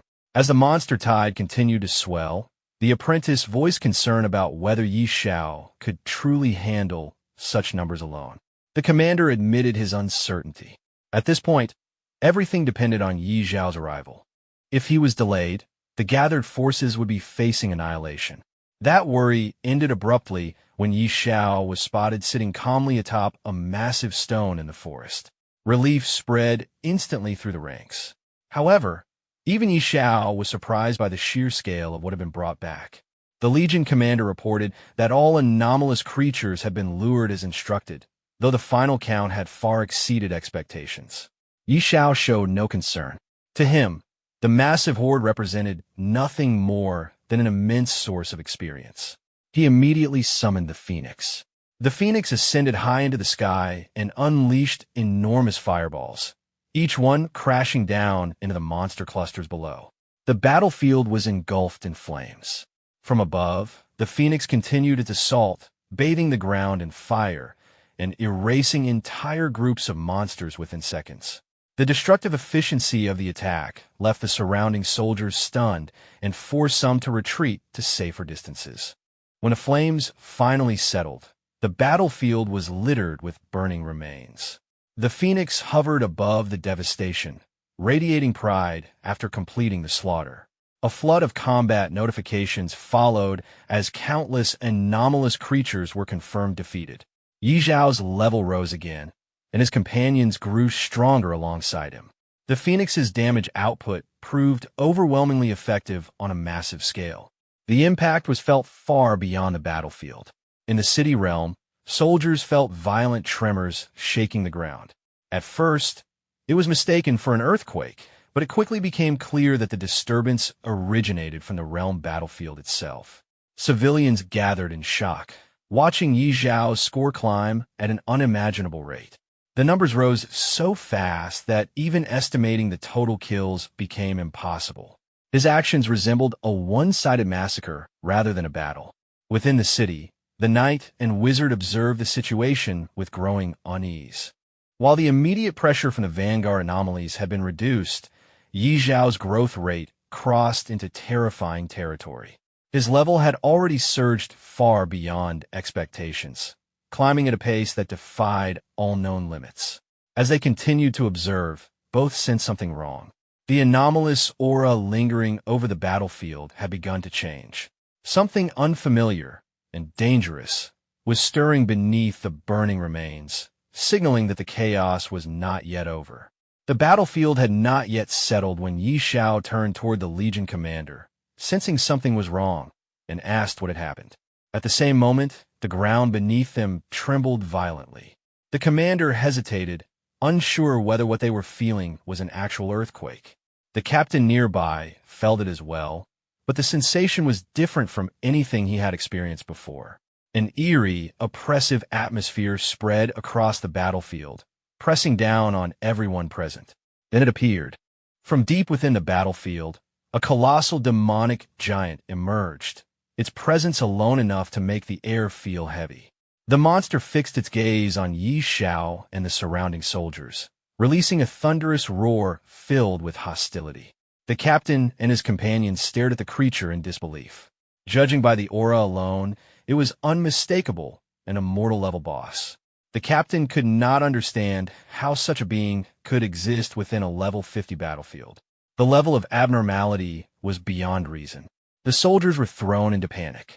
Some struggled to comprehend what they were seeing, while others realized the horrifying truth. Beneath the Lord's forest lay a creature of legendary status. Immortal-level beings were not something they had ever expected to encounter firsthand. The captain hurried to Xiao, urging an immediate retreat. An immortal-level boss was far beyond what ordinary forces could handle. Xiao, however, showed no fear. He questioned whether an immortal-class enemy was truly that impressive. In his mind, he dismissed the monster's arrogance, recalling how he had already slaughtered multiple king-level beings in rapid succession. One immortal-level enemy was not enough to intimidate him. With calm confidence, Xiao summoned his dragon and ordered it to unleash its fury. The dragon charged toward the demonic giant and engulfed it in raging flames. However, the massive size difference became clear immediately. The attack barely scratched the creature. Xiao reinforced his command, urging the dragon to push harder. The dragon slammed into the giant with brute force, but even that failed to cause meaningful damage.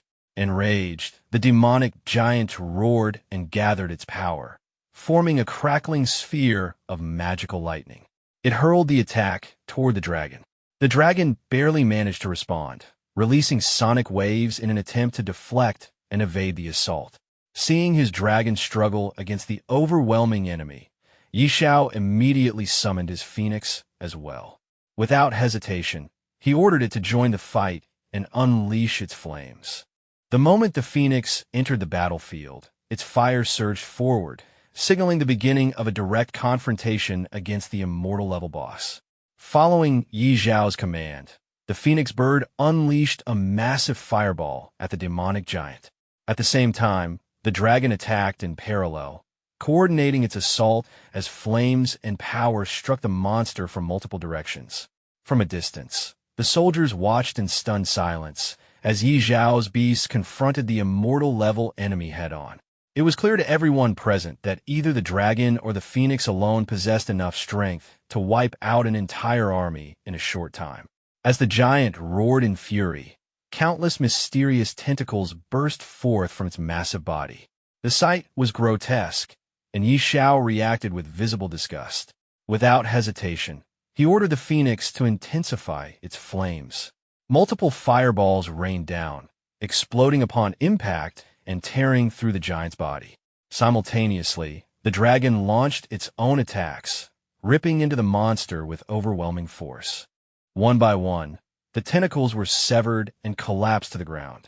As the creature's body burned and fell apart, Xiao covered his nose, irritated by the stench of scorched flesh. Moments later, the giant monster collapsed completely, smashing into the ground and leaving the battlefield fractured beneath its weight.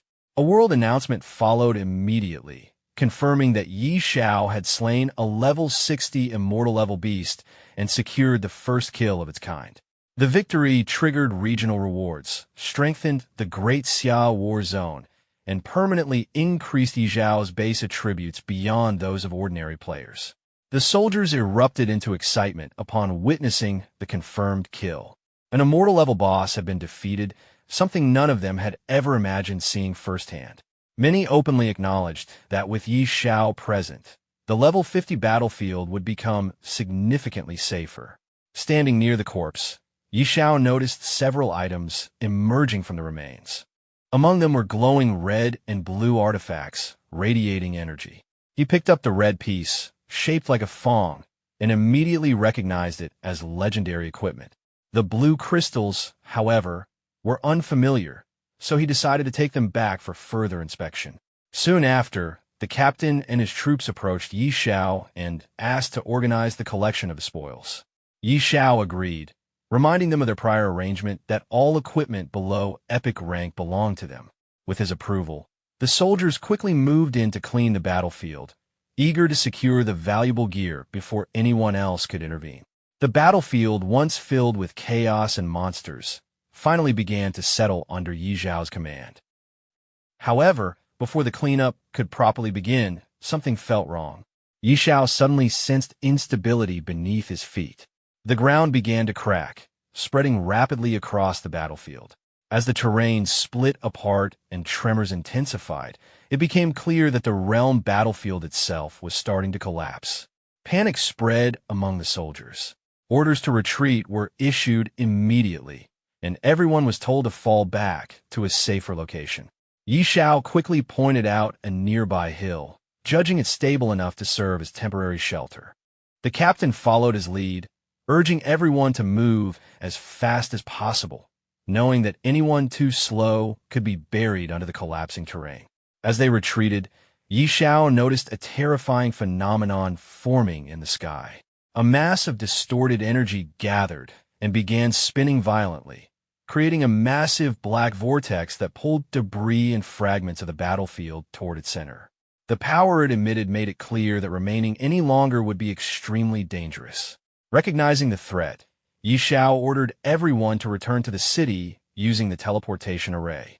The captain immediately agreed, concluding that with such unstable forces at work, the battlefield was no longer safe. One by one, the surviving soldiers withdrew, escaping just before the collapse worsened. While leaving, Xiao reflected on what had happened. The destruction felt unnatural, likely caused by the elimination of an enormous number of anomalous creatures. It seemed possible that the battlefield had lost some underlying force maintaining its balance, causing it to collapse on its own. The scene then shifted to the realm city. Crowds had gathered, staring at Xiao with disbelief and awe. Many openly speculated that even god-tier powerhouses might not be capable of causing such destruction. Others expressed sincere gratitude, acknowledging that Xiao had cleared the surrounding battlefield and saved countless lives.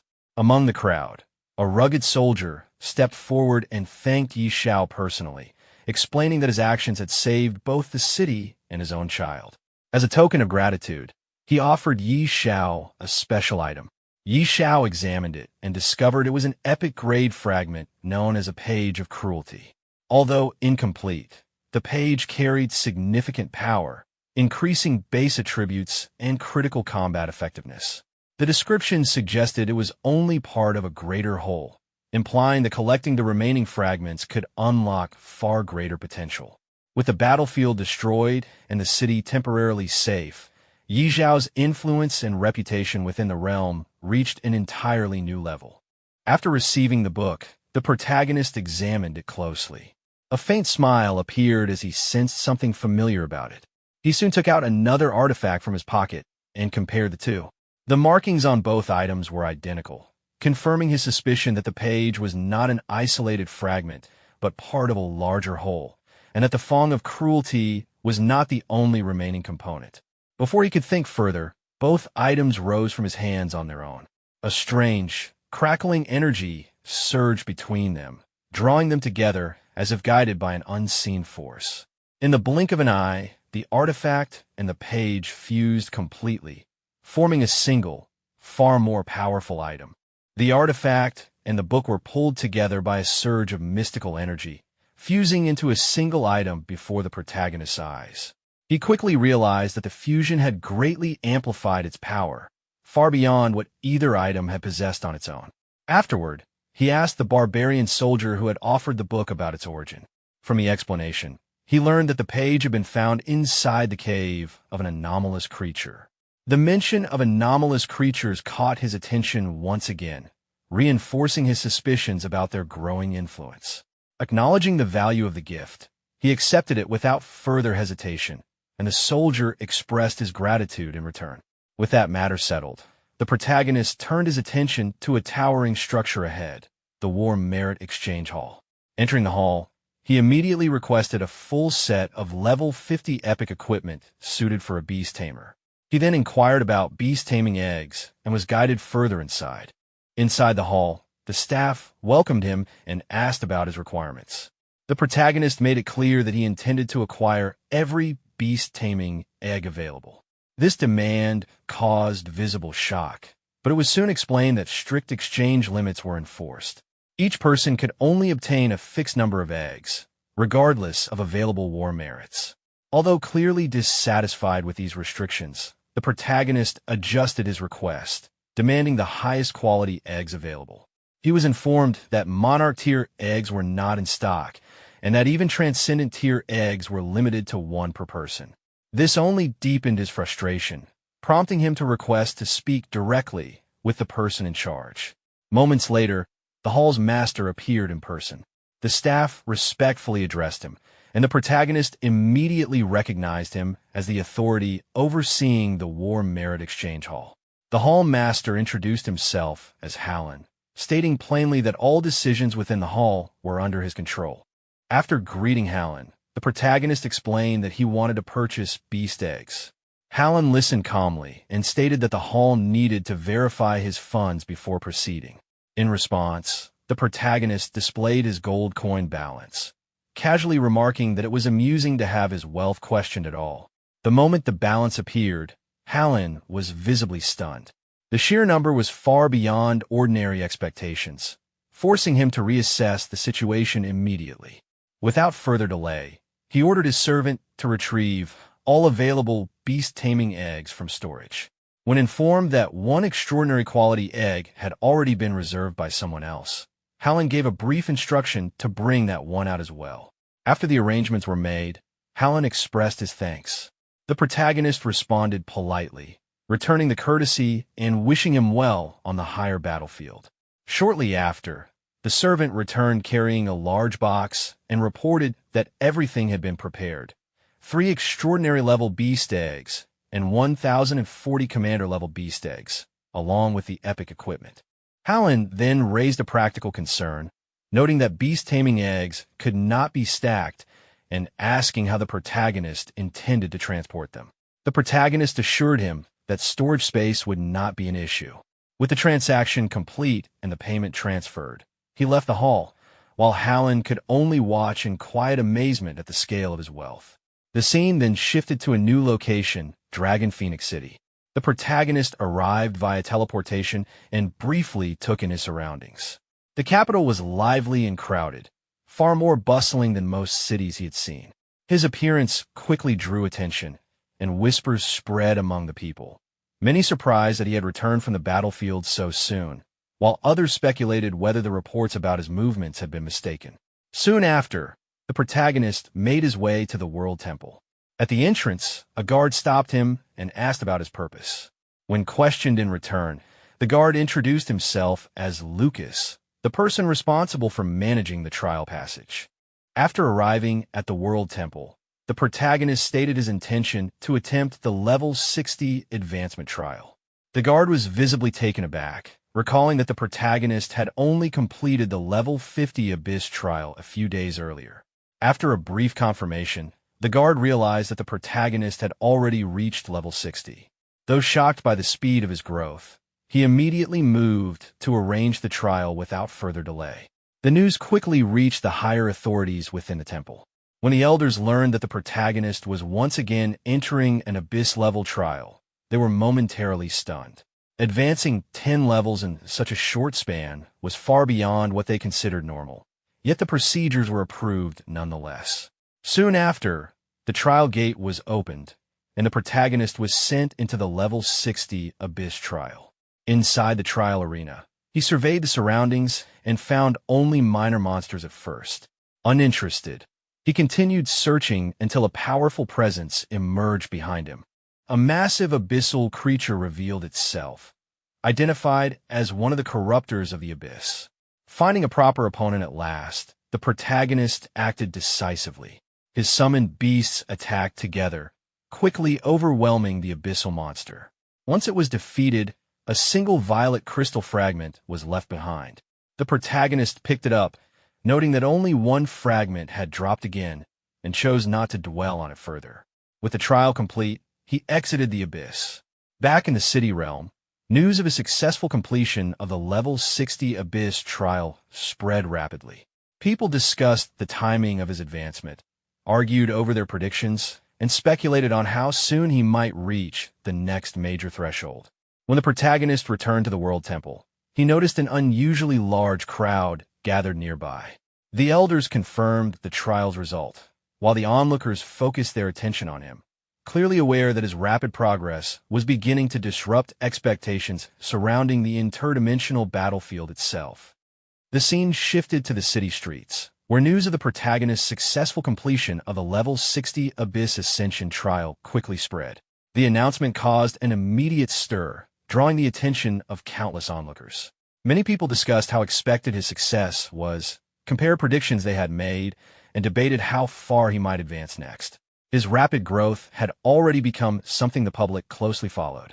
When the protagonist emerged from the abyss, he was met with an unexpectedly large crowd. Even the elders present could not help but comment on how disruptive his progress had become to the balance of the realm. Despite the teasing tone, it was clear that his achievements were being taken very seriously. The elders then handed over the reward he had earned from the trial and arranged additional support for him, including the services of a top-tier blacksmith from the World Temple. The artifact was forged swiftly, demonstrating the blacksmith's skill. After briefly reviewing the result and confirming that its performance met expectations, the elders urged him not to linger. One of them personally escorted him, clearly eager to send him back to the battlefield as soon as possible. As the protagonist departed, the crowd watched closely. Many people expressed amazement at how effortlessly he had cleared the Ascension trial, while others openly prepared themselves to take advantage of the opportunities his return to the battlefield would bring. His presence alone was enough to shift the atmosphere, filling others with confidence and anticipation. Soon after, the protagonist teleported back to the battle realm. Upon arrival, he noticed that the area was already packed with people. Various legions had gathered in advance, clearly assembling in response to his return. Their formation and readiness made it obvious that many forces were preparing to move, expecting that the next phase of large-scale monster hunting was about to begin under his influence. With everyone gathered, the protagonist briefly announced that it was time to begin.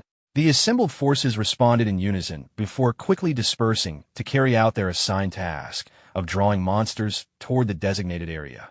After some time passed, the protagonist remained behind, resting calmly on the ground with the toad at his side. The surroundings were quiet, almost peaceful, though the toad warned him not to relax too much in case a large monster wave appeared.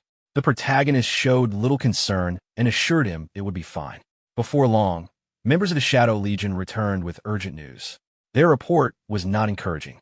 Despite using every method available, including deliberately engaging the aberrant creatures to provoke them, they had failed to gather them together. The creatures simply refused to move as expected. From this, the protagonist realized that the battlefield conditions had changed. The aberrant creatures were no longer behaving the same way, and the usual methods of luring them were no longer effective. Deciding to verify things personally, he moved deeper into the battlefield. As he advanced, his observations confirmed the report. Monsters were scattered, appearing only one at a time, with no trace of any aberrant bosses. He eliminated a lone monster with ease, but the situation became clear. The battlefield no longer allowed for efficient large-scale hunting, and the aberrant creatures seemed to have developed their own defensive patterns. Concluding that continuing would be pointless, the protagonist opened a portal and returned to the city with his companions. His arrival immediately drew attention. People crowded around him, eager to hear whether he had found a solution. He calmly explained that the bosses were deliberately hiding and were currently difficult to locate. The crowd reacted with surprise and concern, unsure of what to do next. The protagonist instructed everyone to disperse for the time being, stating that he would consider another approach later, as he needed rest. Elsewhere, within a noble's residence, news of the protagonist's recent actions was being discussed. Although his rapid rise to level 60 and the collapse of the battlefield were alarming, the noble viewed the recent change in the aberrant creature's behavior as a fortunate development. As long as the protagonist remained at level 60, he was still manageable. Orders were given to closely monitor his movements and act the moment he left the safety of the imperial capital. Later, the scene shifted to Duke Marison's mansion. The protagonist returned there and was warmly received by Sophia, who had been waiting for him. She expressed both relief and admiration after hearing everything he had done in the imperial capital. She acknowledged that his actions had significantly reduced pressure on the front lines. The protagonist responded casually, treating his achievements as routine, and the moment ended on a quiet, personal note rather than one of grand celebration. Sophia asked the protagonist whether he has anything planned after returning to Finya City. In response, he requests her help in contacting beast-taming merchants, explaining that he needs to acquire a large amount of beast-taming training materials. He clarifies that the resources are intended for 3 extraordinary-level beast-tamers and more than 1,000 commander-level beast-tamers, all of whom need to be trained to their peak. Although surprised by the scale, Sophia agrees to handle it and assures him that someone will contact him once everything is prepared. After thanking her for the assistance, the protagonist leaves. The scene then shifts as the protagonist approaches a brown building. Thor is visibly startled to see him return. The protagonist calmly states that he has something to discuss and proceeds to take out several swords and pieces of war equipment from his magical inventory. Thor immediately recognizes the items as an epic-grade set. The protagonist asks Thor to enhance the equipment, and Thor agrees without hesitation. Next, the protagonist produces a yellow crystal and asks Thor if he recognizes it. Upon examining it, Thor reacts with clear tension, identifying it as a rare material used for writing forbidden spell scrolls. He explains that forbidden spells are ultimate techniques reserved for magic-based classes that have reached the god level and are typically used only in real combat. According to Thor, the crystal serves as a source of magic, and when it is ground into powder, it can be used to inscribe forbidden spells onto scrolls. He also points out that the quality of the scroll itself is crucial and requires special types of fur, specifically pelts from rare creatures. In addition, the person writing the scroll must already be capable of casting the forbidden spell and must have a strong command over multiple elements.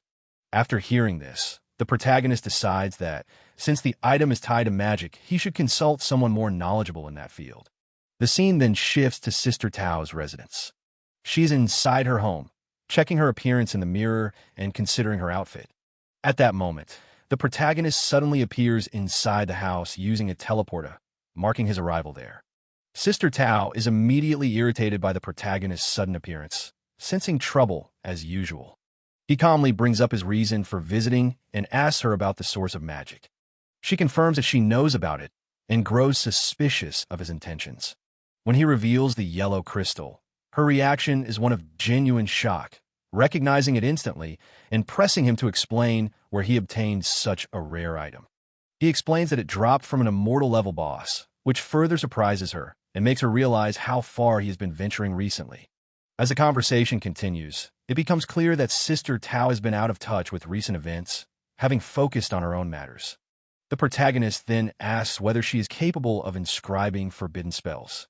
Sister Tao answers honestly, explaining that crafting forbidden spell scrolls is beyond most god-tier magic users, as it requires not only immense strength, but also deep understanding across multiple disciplines. She makes it clear that she possesses those qualifications. Hearing this reassures the protagonist, confirming that he came to the right person. However, she also explains that the source of magic alone is not sufficient, and that the process additionally requires the Elf King's fur. Although the requirement confuses the protagonist at first, Sister Tao assures him that she knows where to obtain it. After a brief exchange, she proposes a condition. Since the available magic sources are enough to create multiple forbidden scrolls, she will retrieve the Elf King's fur, but the finished results must be shared between them. The protagonist agrees without hesitation. With the agreement settled, Sister Tao opens a magical portal and leaves immediately, demonstrating her decisiveness. Left behind, the protagonist reflects on her abrupt nature and decides to check on his beast eggs next. The scene then shifts to the protagonist's beast egg farm. The area is under strict supervision, with the toad carefully overseeing the handling of the eggs and instructing the maids to be cautious to ensure proper hatching. Upon arriving, the protagonist observes that the operation is being managed well. The toad, however, reacts with visible annoyance, realizing that he has effectively been put to work maintaining an incubator. The protagonist brushes this off lightly, acknowledging the toad's experience with beast taming. Although clearly displeased, the toad can do little more than vent his frustration. Before leaving, the protagonist notes that most of his arrangements are now in place. He announces his next destination, the island of God Grace, where he intends to search for the sacred judgment item. He entrusts the toad with guarding the place in his absence and departs soon after. The scene transitions to a seaport. Standing there, the protagonist considers the location of the island of God Grace, which lies at the edge of the Sea of Despair, making travel by ship the most practical option. As he waits, a massive vessel named Poseidon approaches the port. Taking in the sight of the enormous ship, he is struck by its sheer scale and presence, quietly impressed as his next journey begins. As the protagonist moves toward the ship, the boarding process begins smoothly, and once everyone is on board, the vessel sets sail. While standing on the deck, he quietly observes the other passengers and notices that most of them are equipped with gear around level 80 or 90. From this alone, he realizes that the island of God Grace is far from an ordinary destination. Not long after, a group of knights approaches him. From their reactions and assessment of his appearance, they quickly identify him as someone likely belonging to a magic-based class. They explain that their team is currently missing such a role and attempt to recruit him, introducing themselves as members of the Conch mercenary group and emphasizing their reputation despite their smaller size. They also reveal their objective for this trip, which involves collecting a massive amount of wood spirit crystals. The protagonist listens, but makes it clear that he has no interest in joining them and has his own plans. When asked which mercenary group he belongs to, he states that he is not affiliated with any group at all. This response visibly surprises them. To them, boarding a ship headed for the island of God Grace without the backing of a mercenary group is extremely risky, especially for someone they assume to be relatively low level. Their attitude shifts from recruitment to concern. They openly question his judgment and warn him that the ship itself, the sea god, is not something to underestimate. Based on their experience, they advise him not to disembark once they arrive and instead return immediately. They also mention that the island of God Grace has been unusually unstable lately, hinting at growing dangers there. Hearing this, the protagonist becomes curious about the situation on the island, sensing that something significant has been unfolding beyond his awareness. The knight explains that, in recent days, the island of God Grace has been plagued by repeated unrest. Large numbers of strange creatures have appeared without warning, behaving violently and irrationally, and several experienced fighters have already lost their lives as a result. Despite the seriousness of the situation, the protagonist reacts with clear interest rather than concern, especially upon learning that these creatures are appearing in groups. The knight adds that both the island itself and the surrounding creatures seem to have undergone abnormal changes, almost like mutations. When asked about the timing, he explains that everything began roughly 2 weeks ago. This detail immediately draws the protagonist's attention, as it coincides with the gray fog incident in Watermoon City, leading him to quietly suspect a possible connection between the two events. With concern for his safety, the knight strongly advises him to turn back once the ship arrives, emphasizing that survival matters more than curiosity. The protagonist acknowledges the warning calmly and thanks him for the information before deciding to step away and rest. Before parting, names are exchanged, and the moment the knight hears the protagonist's name, the atmosphere shifts completely. Realizing he is facing the well-known Viscount Xiao, the group is visibly shaken, instantly understanding why he would dare to head to God Grace Island alone. They sense that something extraordinary is about to unfold there. Later, the protagonist settles down to rest, while the group chooses to stay nearby, believing his presence alone makes the situation feel safer. Shortly after, an urgent warning spreads across the ship as it enters the Despair Sea. The protagonist steps out to observe, finding the area intriguing rather than frightening. In contrast, the knights grow tense and anxious, praying silently for safe passage. Their fear proves justified when a massive deep-sea whale emerges near the ship. This creature is recognized as a level 100 monarch-class existence, a brutal ruler of the Despair Sea that has dominated the region for centuries. Encounters with such a creature are extremely rare, with only a handful recorded in human history. As the whale draws closer, the crew and knights prepare for combat. A god-level wizard steps forward and quickly deploys a powerful protective formation around the ship. The crew responds in coordination, readying heavy weaponry as the whale begins to move aggressively toward them. Watching the situation unfold, the protagonist remains composed, quietly observing the confrontation with clear interest rather than panic. At the old wizard's command, the cannons are quickly positioned and prepared.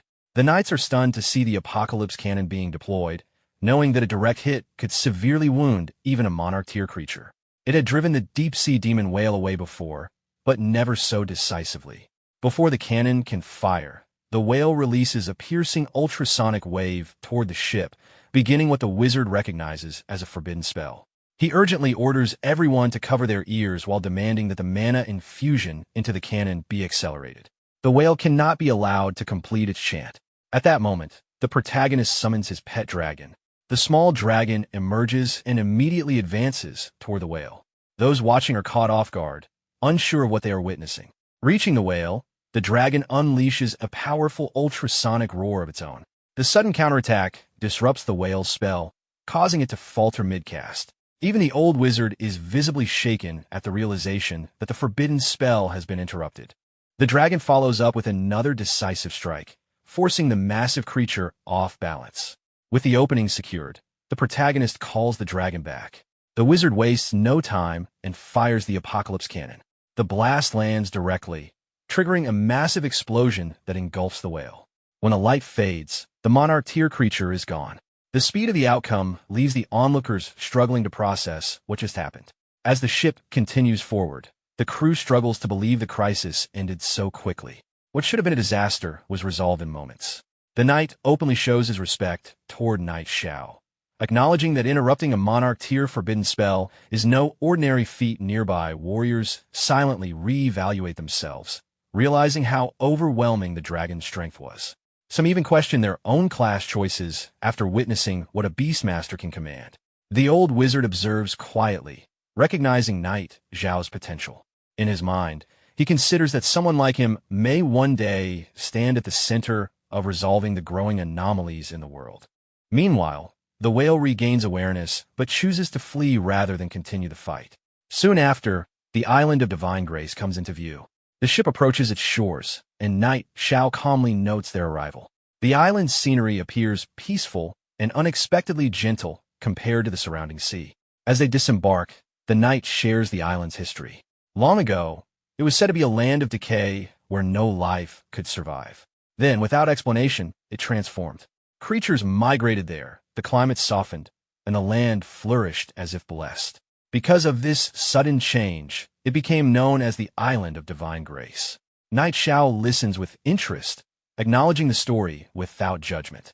Later, as they approach a particular building, the knight explains that information can be purchased there, any knowledge, provided the price is sufficient. Knight Xiao responds simply that cost is irrelevant, as long as the information exists. After entering the building, Knight Xiao quietly surveys the interior. The place is styled like a bar, filled with an unusual and exotic atmosphere that feels more deliberate than decorative. The knight approaches the counter and orders a drink using coded language. The exchange is brief, but clearly symbolic. Knight Xiao questions whether such theatrics are necessary just to purchase information, noting inwardly that to an outsider, it would sound more like arranging an assassination than gathering intelligence.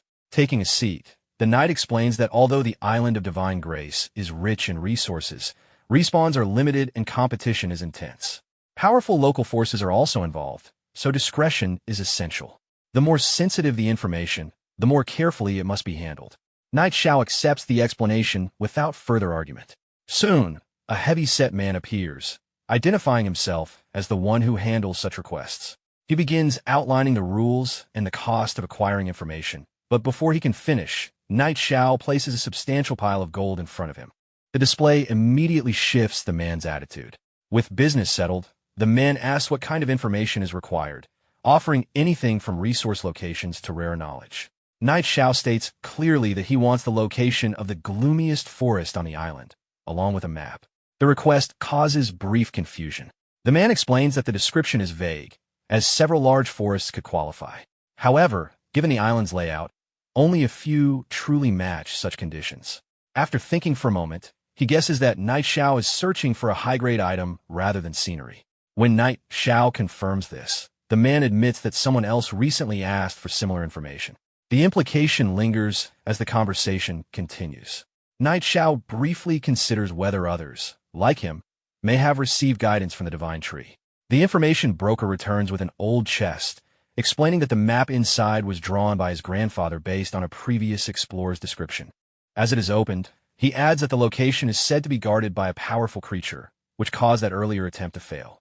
The place in question is identified as the Forest of Absolute Chill. According to past investigations, the source of the recent anomalies may originate there. Even so, the broker advises waiting until the current unrest settles before attempting anything. Knight Xiao acknowledges the warning, thanks him for the information, and leaves, stating he may return. Privately, he concludes that the Holy Severance item is likely connected to that forest and decides to investigate personally. After he departs, the broker questions whether he truly intends to go there. The knight confirms that he likely does, admitting he himself would not dare follow due to the obvious danger. Later, within the forest, Knight Xiao studies the map. The marked area matches his surroundings, yet the absence of creatures feels unnatural. The air grows noticeably colder, confirming he is nearing the correct location. A level 60 anomaly suddenly appears before him. He assesses it calmly and orders an attack. His dragon releases fireballs that detonate on impact, destroying the creature instantly. He levels up along with his dragon, noting the improvement without overreaction. Continuing deeper into the forest, he remarks that the number of anomalies is still low, limiting efficiency. As he advances, a distant sound reaches him, something resembling bagpipes, drawing his attention further into the forest. After moving deeper into the forest, Knight Xiao questions why music would be playing in such a dangerous place. Following the sound, he arrives at an old well. The melody clearly comes from within. After a brief consideration, he jumps down without hesitation. Instead of darkness, he lands inside a hidden space resembling a pocket world. The environment is stable and unexpectedly calm, and the faint sound of bagpipes continues to echo. In the distance, he spots a figure, an elf girl using a musical instrument to control two monsters. Though her method is unusual, it is clear she is struggling to maintain control and will not last much longer. Knight Xiao immediately orders his dragon to assist. The dragon advances and eliminates the monsters with a single decisive attack. With the danger gone, the elf girl approaches and thanks him for saving her. He asks if she belongs to the elf clan. Realizing he is human, she becomes alarmed, repeating what she has been taught about humans. In response, he deliberately teases her, claiming humans eat elves. Frightened, she asks to be spared. He agrees on the condition that she leads him to her village. After a brief exchange, she accepts. As he follows her through the hidden world, he notes how trusting she seems. Before long, they arrive at the elf village. As the girl steps inside, a woman calls out to her, asking where she has been. Mia runs to her grandmother and explains that she encountered anomalies. Her grandmother dismisses it, doubting Mia's strength. Mia insists that humans saved her and even claimed he would eat her. Hearing this, her grandmother notices Knight Xiao and immediately panics, calling the villagers together. Within moments, the elves surround him. An elf elder steps forward, green energy flowing around him, and warns Knight Xiao to leave. Knight Xiao calmly observes the elder's strength, noting it rivals a high-level mage. He explains that he only came in search of an item and has no malicious intent. The elder rejects his words, stating that elves do not trust humans. Knight Xiao reminds him that he saved Mia. The elder confirms this with Mia, who admits Knight Xiao defeated the anomalies but repeats his earlier joke about eating her. Knight Xiao laughs it off, questioning when humans ever ate elves. The elder acknowledges the favor, but still refuses to accept him unless he can prove he possesses something truly pure. Knight Xiao searches through his inventory and produces Aisha's glass bead. The moment the elder holds it, he is stunned by its purity and asks where it came from. Knight Xiao explains that he removed the gray mist from a city, destroyed the evil god statue, and received the bead from a girl named Aisha. Hearing that he can remove the gray mist, the elder is visibly shaken. He introduces himself as Alicia, the current leader of the elf clan, and formally invites Knight Xiao into the village, asking his name. Knight Xiao introduces himself. Alicia welcomes him respectfully. Knight Xiao reflects that having a reputation can sometimes be useful. While passing through the center of the village, Knight Xiao notices a clear stream flowing from a fountain and wonders where the spring water comes from. Alicia explains that it is the elf spring, something unique to the elf clan that has the ability to remove all negative statuses. Hearing this, Knight Xiao realizes the spring must be extremely useful and asks if he can take a small amount, promising to exchange it for something of equal value. Alicia agrees, but asks him for help in return. He explains that he must have come to the island searching for clues about the holy severance item, which Knight Xiao confirms. Alicia then reveals that the deepest space of the island of divine grace has already been occupied by the gray mist. Showing him a map, he explains that the island consists of 3 layers of space, and the gray mist has controlled the 3rd layer for hundreds of years. Knight Xiao understands that he wants him to enter the 3rd layer and solve the problem. However, he points out that the situation will not be simple, since the concentration of gray mist there is likely very high. Alicia acknowledges this, and says he will gather the strongest elf warriors in the village and personally accompany him to protect his safety, believing that his ability to remove the gray mist may be their only chance. Knight Xiao agrees to help on the condition that the holy severance item truly exists there. Alicia confirms that it does, explaining that the reason the island of divine grace is so full of life is because of that object. With no time to waste, they decide to depart as soon as possible while Alicia goes to gather the warriors. Before leaving, Knight Xiao scans the spring and confirms that the elf spring possesses the ability to purify unholy power and remove negative attributes after being consumed. He fills a mug with the water and drinks it, noticing that it tastes slightly sweet. Soon after, he feels a surge of energy as the effect of his experience penalty decreases, raising his experience gain speed to 105%. A short while later, Alicia returns with several elite elf warriors and informs him that the preparations are complete. Knight Xiao acknowledges it, and the group immediately sets out together toward their destination. The group soon arrives at the foothills of the Rootless Mountains. Alicia warns Knight Xiao to stay cautious, explaining that many strange anomalies lurk in the area. Before they can move further, a loud roar echoes across the foothills. A giant three-headed hound suddenly appears and blocks their path. Seeing the opportunity, Knight Xiao calls out to his companion. His pet dragon, Little Gray, appears at his command and immediately unleashes multiple streams of flame toward the hound. The powerful attack strikes directly, and the beast collapses after a brief struggle. The elf warriors are shocked by the display of power, realizing they have never seen a tamed beast from the human race that strong. After clearing the threat, the group advances toward a ruined structure nearby. Alicia explains that the entrance to the deeper area lies there. Knight Xiao decides to go in first and signals the others to follow. Inside the structure, Alicia instructs everyone to stay close to Knight Xiao and focus on protecting him. Suddenly, the ground beneath them shatters, and the entire group falls into the space below. As they land, Knight Xiao quickly warns everyone to defend themselves because gray mist is already spreading throughout the area. One of the elf warriors drinks water from the elf spring, and the mist immediately retreats from around him. Seeing this, Knight Xiao realizes the spring water can also repel the gray mist. Alicia suggests that he drink some as well, but he refuses, explaining that the current level of damage is still manageable for him. The group then moves forward cautiously in a defensive formation through the dark interior. The surroundings are completely pitch black, and Knight Xiao warns everyone to stay alert for sudden attacks. Moments later, flying eye-like demonic creatures emerge from the darkness. The elf warriors react quickly and eliminate them without much difficulty. Observing their performance, Knight Xiao notes that the strength of these warriors is quite impressive. As they proceed deeper, the gray mist grows thicker. Alicia suddenly notices something unusual ahead and points it out. A heavily armored warrior with dragon-like wings appears in front of them.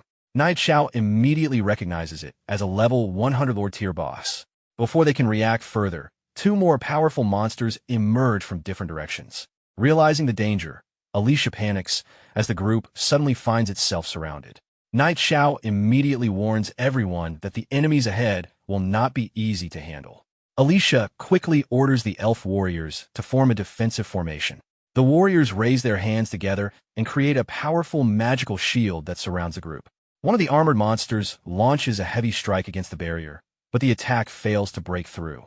Watching this, Knight Xiao notes that the elf clan truly lives up to its reputation as a high race, with combat strength that even surpasses the dwarves. At the same time, he quietly considers how valuable their support would be if they were ever brought to Windleaf City. During the battle, one of the warriors throws a restricting energy rope that successfully binds a bull-like monster. Alicia instructs everyone to trap the enemies first and exhaust their stamina. However, another red-colored anomaly suddenly escapes from the battlefield and disappears into the mist. Realizing this, Alicia becomes alarmed and orders the warriors not to let it escape, but Knight Xiao calmly explains that it is already too late. The gray mist is too dense, and visibility is extremely low. He points out that when a boss suddenly flees, it is often to report information. Alicia is confused by this explanation, but Knight Xiao reveals his concern that something even more dangerous may be deeper inside, possibly a level 100 monarch tier existence. The elf warriors are immediately shocked by the possibility. At that moment, the bull-like monster breaks free from the restraining rope, leaving Alicia stunned. Knight Xiao senses that something about the situation is unusual and that the anomalies are behaving strangely. To uncover what is happening, Alicia raises his staff and decides to use an advanced detection technique. A magical mirror forms in front of the group, and from it emerges a mystical creature known as the Serpent of Clairvoyance. Alicia commands the serpent to track the escaped enemy. As the creature moves, everything it sees is reflected directly onto the mirror, allowing the group to observe the path through the serpent's perspective while searching for the source of the disturbance. As the serpent of clairvoyance moves forward and its vision appears in the mirror, the group watches carefully. Suddenly, Night Xiao notices something strange. The boss they were tracking is killed almost instantly, disappearing in the blink of an eye. Before they can understand what happened, the magical mirror suddenly shatters. Alicia is shocked, realizing that something powerful enough to break the detection spell must be nearby. Night Xiao begins to consider the possibility that the creature behind this might not just be an ordinary boss that reached level 100, but a true monarch tier existence. Hearing this, Alicia immediately realizes how dangerous the situation could be and suggests retreating since they would have no chance of winning against such an enemy. At that moment, a loud sound echoes through the ruins. Night Xiao quickly understands what it means just as a massive dragon suddenly appears before them. A notification reveals the creature's identity, the immortal Dark Wing, a monarch tier boss that has been slumbering beneath the island of divine grace for a long time and possesses destructive power capable of devastating everything around it. Seeing the monster, the elf warriors are terrified. Alicia immediately orders them to retreat while he stays behind to hold the dragon back. The warriors hesitate, but begin moving toward the exit while the dragon advances toward the group. Night Xiao asks if Alicia can endure the fight, and Alicia urges them to leave quickly while he handles the situation. As the others retreat, Alicia launches attacks to slow the dragon down. In response, the dragon releases violent violet flames. Alicia forms a protective barrier to block the attack, but the flames shatter the defense and send him crashing onto the ground. Struggling to stand, he realizes the boss is far stronger than expected. The dragon leaps into the air and strikes downward with its claws. At the last moment, Alicia activates an instant teleportation spell, disappearing just before the attack shatters the ground where he stood. Reappearing a short distance away, he recognizes just how terrifying the monster truly is. Meanwhile, the warriors shout that they're almost at the exit and urge him to hold on a little longer. To buy more time, Alicia takes out a green crystal and throws it toward the dragon. The moment it strikes, the crystal triggers a massive explosion that momentarily halts the monster. Seeing this, Night Xiao realizes Alicia had a forbidden spell crystal hidden with him and asks what material it is made from. Alicia simply brushes off the question, implying that such preparations are exactly how he managed to become the leader of the elf clan. The warriors soon reach the exit and urge everyone to leave quickly. Alicia notices that Night Xiao is not moving and asks why he is still standing there. Night Xiao explains that since the others have already reached the exit, they should be safe now. However, he believes a confrontation with the boss is unavoidable and decides to handle the rest himself. The warriors are shocked, realizing he intends to face the boss alone. At that moment, the dragon breaks free from the forbidden spell and releases thick violet flames toward them. Alicia is stunned that the spell was broken so quickly and urges Night Xiao to retreat with them. Instead, Night Xiao summons his dragon, Little Gray, and sends it forward. The dragon releases powerful flames that collide midair with the enemy dragon's violet fire, canceling each other out. Immediately after, Little Gray unleashes a powerful roar that creates a massive shockwave. The attack strikes the dark-winged dragon and forces it down to the ground. The impact shakes the ruins, causing rocks and debris to fall from above. Realizing the structure is about to collapse, Night Xiao orders Little Gray to retreat immediately. The group quickly escapes the ruins and reaches the outside. Alicia asks whether the boss followed them, but Night Xiao observes that it does not seem to be chasing them. The warriors are still shaken by the encounter, admitting that the boss is terrifying and that purifying the gray mist may be impossible after all. Night Xiao, however, says it may not be hopeless. Alicia becomes curious and asks whether he has another plan. Although she respects his ability, she also warns him not to push himself too hard if there truly is no solution. Night Xiao calmly responds that if he really could purify the gray mist, then what would she say? Alicia answers that if such a thing were possible, he would become the savior of the elf clan and the one who delivers their entire race. Night Xiao admits he is not completely confident yet and will need time to plan a solution. Alicia accepts this and decides that it is safer for everyone to return to the village for now rather than remain near the dangerous area. Night Xiao agrees that the group should return to the village. When they arrive, the villagers are surprised to see them back so quickly. Some immediately ask whether the gray mist has been purified. Alicia instead orders everyone to begin preparing to leave, explaining that a terrifying existence lies deep within the gray mist. Many of the elves become distressed. Some say they have only just begun to adapt to life there, while Alicia's granddaughter sadly admits she does not want to move again. Alicia then reveals the truth to everyone, that a monarch-level boss exceeding level 100 exists within the gray mist, something the elf clan has no chance of confronting. The villagers are shocked, struggling to believe such a powerful being could exist. Others fear that even if the mist does not spread further, the monster might still come out and destroy them. Seeing their despair, Knight Xiao summons both of his companions, Little Gray and Little Luo. Looking at the elves, he remarks how pitiful their situation is and wonders if the two of them should help. Some villagers still believe it would be safer to relocate peacefully, but Knight Xiao quietly signals to his companions that he already has an idea. Taking out a glowing feather, he hands the task to Little Luo. The feather rises into the air, ignites with flames, and shoots toward the distance like a guiding signal. Alicia notices the strange scene, but Knight Xiao simply tells her to wait for the result. The flaming feather travels far away until it reaches a volcanic mountain. It descends beneath the volcano and arrives at a hidden cavern where another enormous phoenix resides. When the creature sees the feather, it immediately understands the message and rises into the sky, its body radiating immense flames. With excitement, it decides to respond to the call and heads toward the island. Back in the elf village, Knight Xiao sits calmly while looking toward the sky, wondering why the immortal divine phoenix still has not arrived yet. At the same time, the temperature in the village suddenly rises. The villagers begin to panic, feeling as if the sun itself has fallen to the earth. Others argue that such a thing should be impossible since the island of divine grace has never had a sun. In the middle of the confusion, one elf woman suddenly points toward the sky in shock and tells everyone to look. Far out over the ocean, a blazing phoenix flies across the sky. Sailors on a nearby ship notice the enormous flaming figure and immediately panic, thinking a powerful boss has appeared.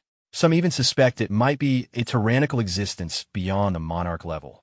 The crew quickly goes on high alert as the phoenix passes overhead, its intense light blinding everyone on the ship and wiping out their visibility. Before the crew can recover, a massive deep-sea demon whale suddenly surfaces beside the ship.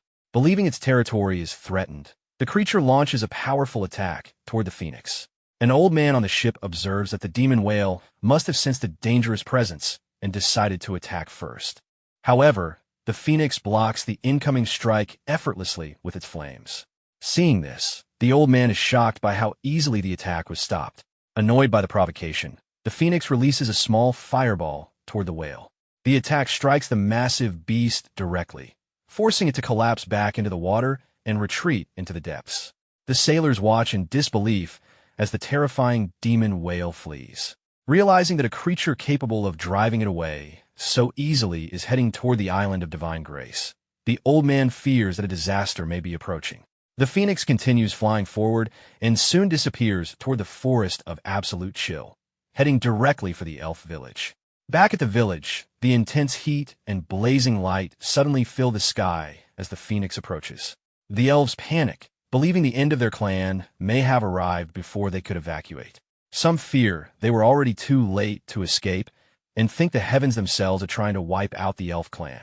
Knight Xiao quickly calms everyone, explaining that there is no need to panic. The phoenix is a reinforcement he summoned, and it has come specifically to confront the immortal Darkwing, not to harm the elves. Alicia is surprised by this revelation and asks if it is truly the ally he called. Moments later, the massive phoenix descends into the village and lands in front of Knight Xiao. The creature fixes its fiery gaze on him and questions why it has been summoned again. Seeing the enormous phoenix standing before them, Alicia can hardly believe that this terrifying creature is truly the helper summoned by Knight Xiao. Knight Xiao calmly greets the phoenix as an old friend and explains that a complicated problem has appeared on the island. He briefly outlines the entire situation, the gray mist spreading through the island, the hidden depths beneath the rootless hills, and the powerful dragon that has taken control of the area. After hearing the explanation, the phoenix immediately understands. Without hesitation, it flies toward the rootless hills, dismissing the enemy as nothing more than a giant dragon and declaring that the matter will be resolved quickly since its time is valuable. Knight Xiao tries to stop it from rushing ahead, but the phoenix ignores him and speeds off. He can only chase after it while calling out that he cannot keep up with its pace. The nearby warriors are unsure what to do, but Alicia decides to follow them personally while instructing the others to remain in the village for safety. Soon they arrive at the rootless hills and enter the ruined structure leading deeper underground. Night Xiao notices Alicia has followed and questions why he came, but he explains that the matter concerns the safety of the entire elf clan and he cannot abandon her responsibility. Before they can say more, flames suddenly burst from deeper within the ruins. Realizing that the phoenix has already started fighting the boss, Night Xiao immediately rushes inside with Alicia. Within the ruins, the immortal divine phoenix and the massive dragon are already locked in battle. The scale of the clash is overwhelming, and Alicia is momentarily stunned by the sight. Night Xiao quickly refocuses his attention, explaining that watching the battle is pointless. Instead, they should use this opportunity to move around the battlefield and search for the true source of the gray mist hidden within the ruins. Alicia recognizes the logic of the plan and praises his foresight as they move deeper through the structure. Eventually, they reach the far end of the ruins. There, standing calmly on a large stone block, is a mysterious figure who has been waiting. The figure reveals that he has finally found what he was looking for, the immortal phoenix and the human who carries more than one type of divinity gathered in the same place. The discovery excites him, and he begins laughing with clear anticipation at what is about to unfold. The strange creature's body suddenly begins glowing with violet light. Thick dark mist starts pouring out from its body, spreading rapidly in all directions. The mist continues expanding outward and rising into the sky until it completely covers the surroundings. Before long, the dark mist spreads across the entire island of divine grace. In the elf village, the villagers quickly realize what is happening and panic as the gray mist begins invading their territory. Back inside the ruins, the mist around the mysterious creature grows denser. Its body slowly rises into the air before descending again in front of Night Xiao. At that moment, the creature finally reveals its identity, the evil god Sekhmet. As its physical body begins dissolving into energy, the evil god transforms into gray mist and escapes while spreading the corruption further across the area. Soon after, the evil god reappears before the flaming phoenix. The phoenix immediately recognizes its old enemy and becomes enraged. In response, the evil god shows no concern and remains calm. The phoenix launches multiple fireballs toward the evil god, attempting to strike first. However, the evil god rises into the air and summons a dragon behind him. The dragon releases a powerful ultrasonic roar that blocks and disperses all the incoming fire attacks. The evil god then transforms his body again into dark mist, shifting into a much larger form as he moves forward to seize the phoenix. Seeing this, the phoenix becomes even more furious. In response, the phoenix flies upward and releases massive flames from its body. It unleashes another wave of fireballs directly toward the giant hand reaching for it. The attacks strike the target and erupt into a series of large explosions as the battle between the two powerful beings continues. The evil god grows irritated, realizing that even after hundreds of years, the phoenix's power has not weakened as much as expected. In response, the dragon under the evil god launches another powerful attack, but the phoenix blocks it using a blazing fire shield, maintaining its defense while continuing the battle. At that moment, Night Xiao and Alicia arrive near the battlefield. Alicia is overwhelmed by the sight, having never witnessed such a terrifying clash before. Despite the chaos around them, Night Xiao remains focused and reminds Alicia that their real objective is to find clues related to the Holy Severance item. Seeing the scale of the battle, Alicia suggests retreating, believing the situation is far too dangerous to continue. However, Night Xiao refuses to leave without locating the Holy Severance item and immediately moves deeper into the ruins in another direction. Alicia, unwilling to remain alone, follows behind him. After searching for some time, Night Xiao discovers a fragment on the ground. Upon closer inspection, Alicia realizes that the fragment is a dragon scale. From this discovery, Night Xiao concludes that they have reached the lair of the immortal Dark Wing. With this realization, he decides to continue searching deeper, determined to investigate the area further.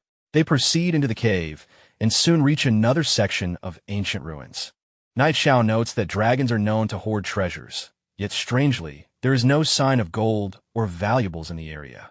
While observing the surroundings, Alicia notices something unusual and points toward a stone surface. Upon closer inspection, they find strange markings carved into the rock.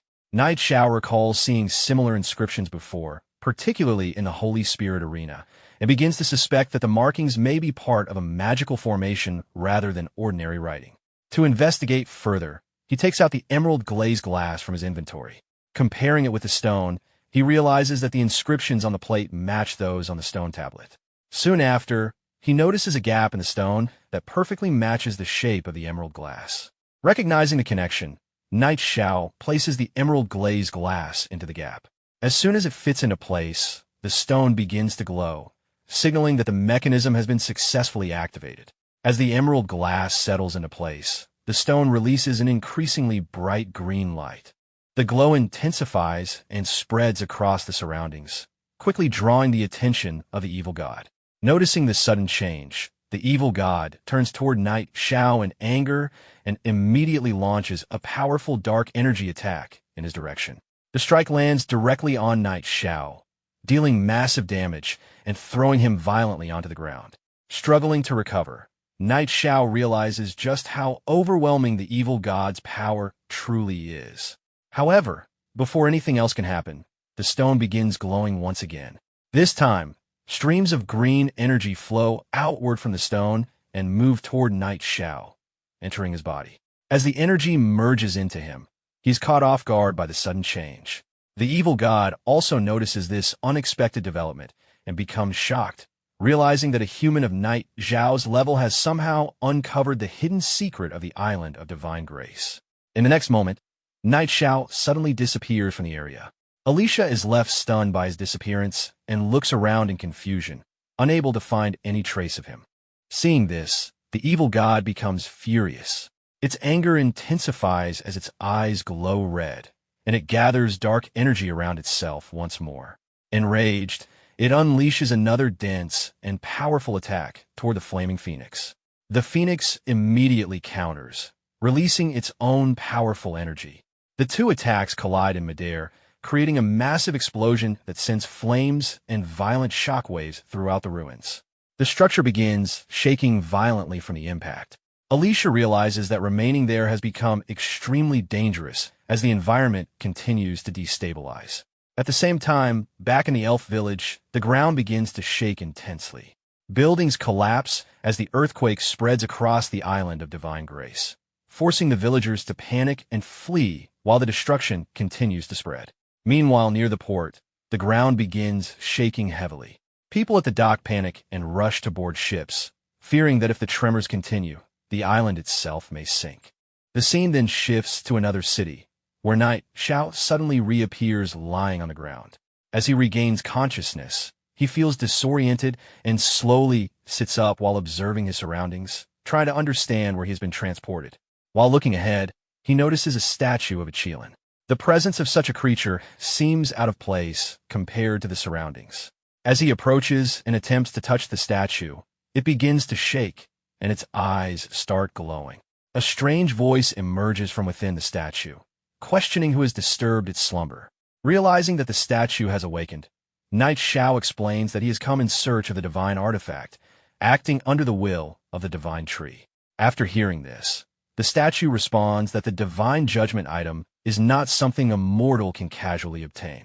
However, it acknowledges that Knight Xiao possesses the right to carry divine power. At that moment, a portal appears beside the statue. The statue allows him to proceed, warning that success will grant him the divine judgment item, but failure will result in eternal destruction. Without hesitation, Knight Xiao accepts the trial. He steps into the portal, shielding his eyes from the intense light. Once inside, he finds himself inside an arena and quickly recognizes it as the Divine Spirit Arena, wondering why he's been brought there again. The same voice instructs him to choose a weapon and class. A translucent interface appears before him, confirming that this is the Divine Spirit's trial. He notices that only ordinary classes are available, as his previous special options are no longer present. With no other choice, he selects the Knight class. After making the selection, a sword and shield appear before him. However, upon picking them up, he realizes they are wooden weapons, giving him the impression that he has been reset to a beginner-level state, similar to returning to a newbie village.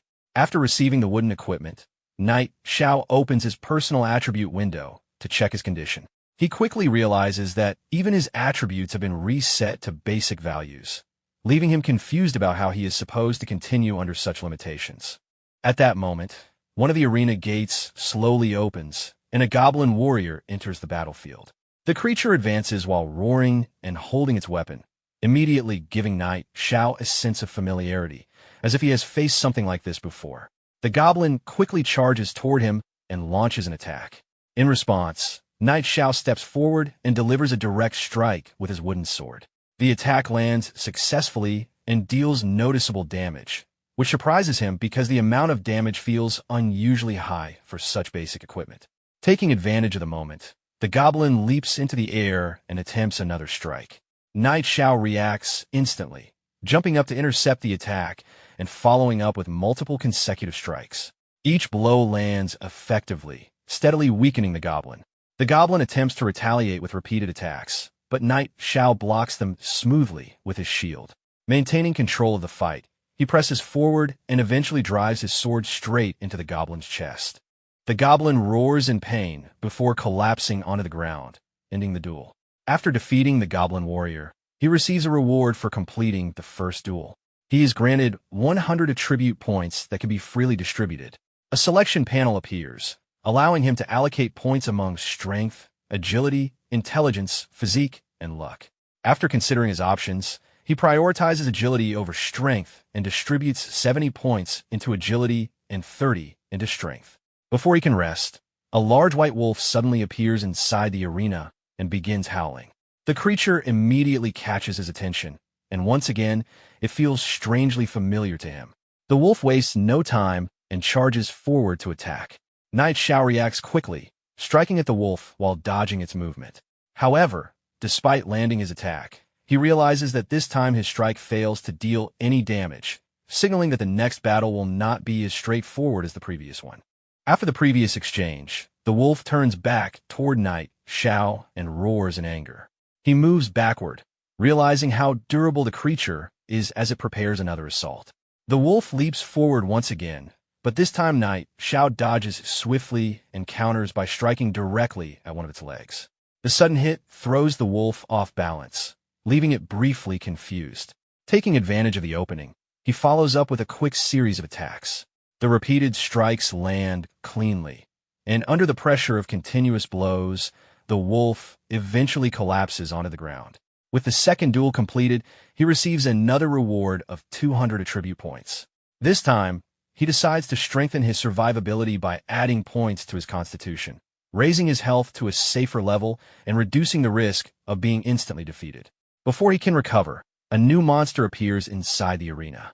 It is a demonized dark abyss tiger, noticeably more dangerous than the previous opponents.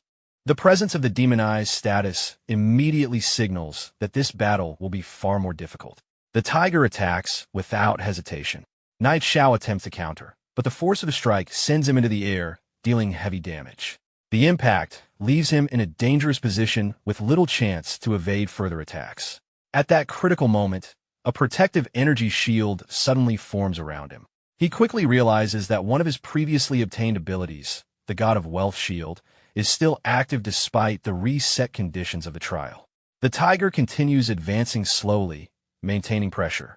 Recognizing that his innate skill has been preserved, Knight Xiao understands that the trial may not be as restrictive as it first appeared, giving him a possible advantage. Elsewhere, the statue observes the battle through a translucent display, surprised by his actions and uncertain whether his approach is reckless or calculated. Despite the danger, Knight Xiao steadies himself, raises his shield and sword, and prepares to face the tiger head-on as it launches forward to continue the fight. In the next moment, the tiger launches another powerful claw strike, landing a heavy blow on Knight Xiao. As the damage hits, the protective shield activates again around him, absorbing the impact and preventing further harm. Seeing the shield appear once more, he realizes how effective the ability truly is. Soon after, the tiger's body begins emitting red energy, and a pair of wings forms on its back, increasing the threat level of the battle. Without hesitating, Knight Xiao steps forward, preparing to take control of the fight. As the tiger charges again, he moves first and unleashes a series of fast, powerful strikes. Each hit lands consecutively, steadily weakening the beast. Maintaining pressure, he continues attacking without giving the tiger time to recover. Outside the trial space, the statue observes the battle through a displayed projection and becomes increasingly surprised by Knight Xiao's performance. Recognizing the unusual level of skill and persistence he is showing despite the harsh conditions of the trial. Continuing the assault, Knight Xiao delivers a decisive stab that pierces the tiger, forcing it into visible pain. Moments later, the beast collapses onto the ground, marking the end of the third match. Immediately after the victory, he receives another reward, 200 attribute points that can be freely assigned. He acknowledges the reward, but before he can take a break, a new opponent suddenly appears inside the arena. This time, the enemy is far more imposing, a massive ironclad Rhino King at level 51. The sheer size and level difference make the challenge appear overwhelming, making it clear why the Sacred Judgment artifact have remained unclaimed for so long. Despite recognizing the extreme difficulty ahead, Knight Xiao steadies himself and prepares for the next confrontation, raising his sword and getting ready to face the enormous Rhino King as the trial continues. Knight Xiao immediately begins attacking the ironclad Rhino King, delivering several powerful strikes with his sword. However, none of the attacks leave any visible damage on the creature's thick armor-like skin. Realizing the toughness of its defense, he understands that defeating it will require far greater force. Before he can adjust his approach, the Rhino King charges forward aggressively. Using the full weight of its body, it slams into him with its head, launching him into the air and dragging him across the ground. Despite the heavy impact, he quickly regains his footing and prepares to continue the fight. Without backing down, Knight Xiao advances again and keeps striking the Rhino King repeatedly. Instead of trying to break through instantly, he continues applying pressure, gradually wearing the monster down through continuous attacks. Outside the arena, the statue watches through the display and becomes increasingly surprised. It realizes that the shield ability Knight Xiao is using is interfering with the arena's expected difficulty. Seeing his performance, the statue concludes that there is no longer a need to continue observing from afar and disappears from its position. Back inside the arena, after a prolonged struggle, Knight Xiao finally defeats the Rhino King. The massive creature collapses to the ground, lifeless. Just as the battle ends, the enormous statue suddenly appears behind him inside the arena. Knight Xiao turns around in shock and immediately recognizes the presence of the Holy Kirin, a mythical ranked being known for its immense power. Realizing the significance of the encounter, he suspects that this creature represents the final test of the trial. The Holy Kirin confirms that defeating it is not necessary and explains that passing the trial only requires gaining its approval. Knight Xiao asks how he can earn that approval, but before receiving a clear answer, golden energy suddenly surrounds his body. The force lifts him into the air without warning. A portal appears high above, and the energy propels him toward it before he has time to prepare. The Holy Kirin explains that even those who possess divinity cannot alter the rules of the arena. It reveals that the vessel of sacred judgment exists within the spiritual realm, and that retrieving it is the only requirement to complete the trial. As Knight Xiao passes through the portal, he is engulfed by bright golden light and transported into another realm. When the light fades, he finds himself standing inside a forest. After arriving, he quickly notices that the restrictions placed on him during the trial have been lifted, and both his profession and attributes have returned to normal. While observing his surroundings, he suddenly hears movement nearby. Sensing something unusual, he turns toward the source of the noise, preparing for whatever appears next. Inside the forest, Knight Xiao soon notices a mysterious creature hiding behind the bushes. When he looks closer, he begins to suspect that this small creature might be the vessel of the holy judgment he was sent to find. The creature suddenly notices him and immediately runs away. Watching it flee, Knight Xiao observes that it looks somewhat similar to a Qilin, making him wonder whether it could actually be a young descendant of that legendary beast. Without wasting time, he starts chasing after it. While running, he realizes that the creature moves extremely fast, strengthening his suspicion that this young Qilin-like beast might indeed be the true vessel of the sacred judgment. Eventually, the creature stops near a water body. Knight Xiao slowly approaches it and tries to calm the situation, but the creature keeps its distance and begins to move away again. To gain its trust, Knight Xiao takes out a golden pear used for cultivating beasts and tosses it onto the ground. The creature becomes curious and approaches the fruit. Seeing this reaction, Knight Xiao realizes that his approach is working and feels that the creature has likely been trapped in this place for a very long time. As the creature begins eating, Knight Xiao produces more spiritual fruits using his abilities and throws them onto the ground, allowing it to eat freely. Gradually, the creature becomes more familiar with him, and he even manages to gently pet its head, attempting to persuade it to follow him. However, just as he thinks he has gained its trust, the creature suddenly dashes away again at high speed. The sudden escape leaves Knight Xiao frustrated, realizing that the creature has taken advantage of the food and fled. Determined not to lose it, he summons both of his companions, the dragon Xiao Hui and the phoenix Xiao Luo. He immediately orders them to chase after the fleeing creature and prevent it from escaping. The dragon and phoenix rush forward at high speed, following his command, while Knight Xiao continues pursuing them from behind. After some time searching, he finally catches up to them. When he arrives, he sees both of his companions attacking the mysterious creature. In response, the creature creates an energy shield around its body to defend itself from the incoming attacks. Seeing the situation, Knight Xiao quickly tells his dragon to hold back, making sure the creature is not seriously harmed as the chase continues. As the chase continues, the dragon keeps releasing streams of flames toward the mysterious creature. Knight Xiao watches the pressure build while allowing his pets to keep attacking at a controlled pace, making sure the creature is worn down rather than instantly destroyed. Following his command, both the dragon and the phoenix launch their flames together. The combined assault becomes too much for the creature's protective shield. The shield finally shatters, and the creature is struck directly by the flames, leaving it badly injured. Unable to continue resisting, it collapses onto the ground in a partially unconscious state. Seeing that the creature can no longer escape, Knight Xiao considers the task complete and calls off his pets.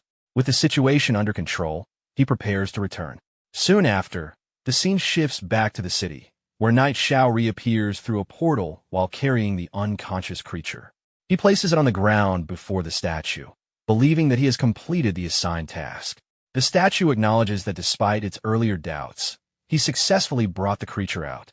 Immediately after, the statue strikes the ground with its paw, causing the earth to crack and tremble.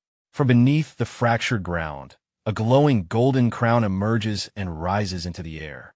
The crown slowly moves toward Knight Xiao. As he raises his hand, the crown settles into his grasp.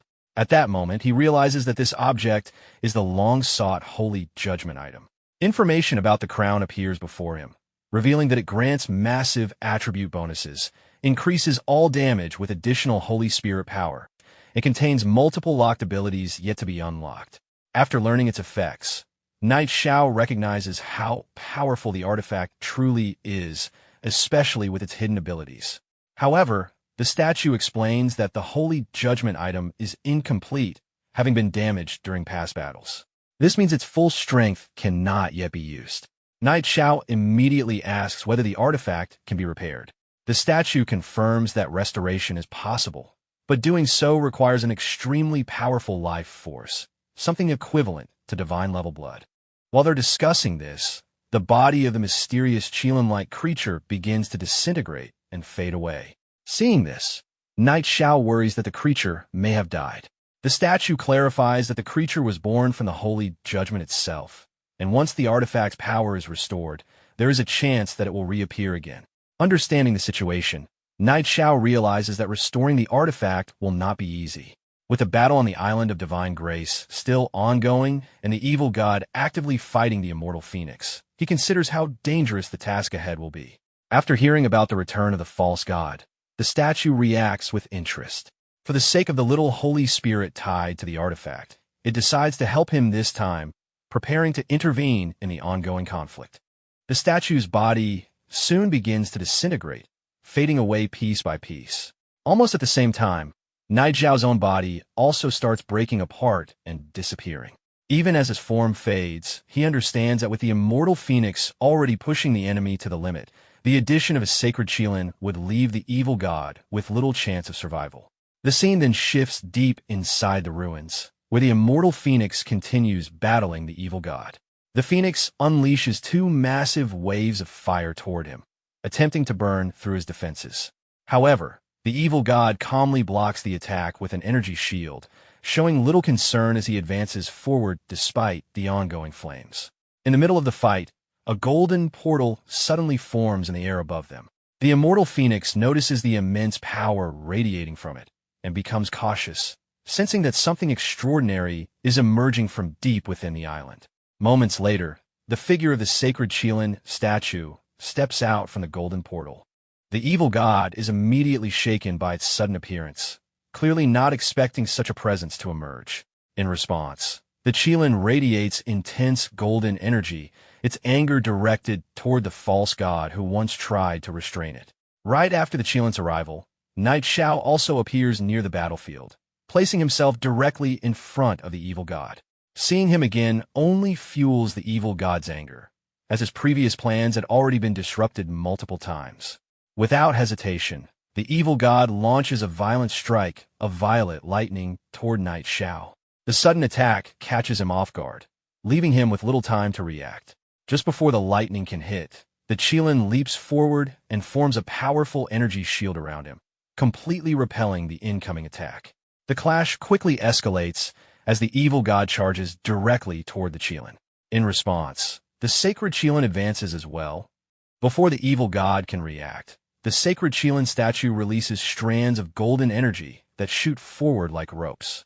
These glowing restraints wrap tightly around the evil god, binding his body completely and leaving him momentarily stunned. Before he can break free, a violent burst of energy erupts from the restraints.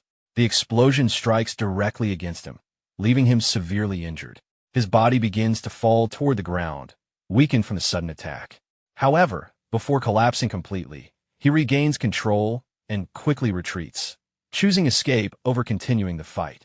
As he attempts to flee, the immortal phoenix moves ahead and blocks his path, preventing his escape. The evil god reacts with rage, trying to force his way through, but the phoenix immediately unleashes an enormous wave of flames that engulfs him entirely.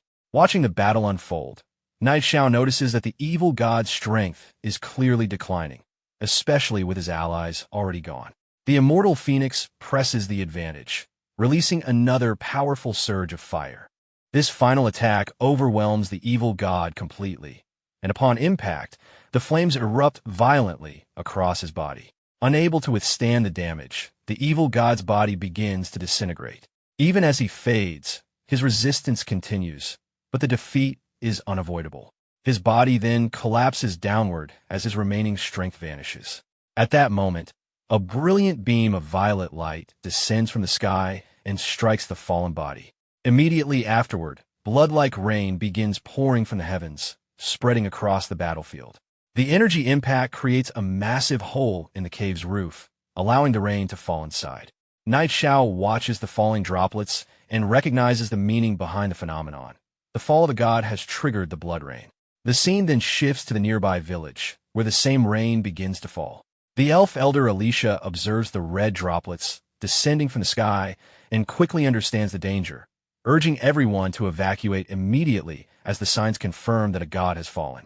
Far away, aboard the ship seen earlier, the old man watches the same blood rain fall across the sea. The sight leaves the crew uneasy as they begin questioning what truly happened on the island of divine grace and whether even gods can be defeated.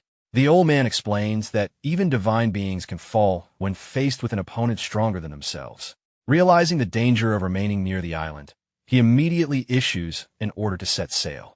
One of the soldiers hesitates, reminding him that many indigenous people have not yet boarded. Despite this, the old man insists on leaving at once, warning that if they delay any longer, everyone aboard risks being trapped and destroyed along with the island. At the port, the remaining people who failed to board the ship panic as the vessel suddenly begins to move. Realizing the ship has already set sail without them, fear spreads among the crowd as they worry that they have been abandoned. Back inside the ruins, the defeated body of the evil god lies slammed into the ground from the earlier strike. Moments later, the corpse begins releasing massive amounts of violet energy along with thick dark fog. The energy quickly surges outward, spreading across the surroundings. The dark fog rapidly expands toward the village, covering the area as panic spreads among the villagers.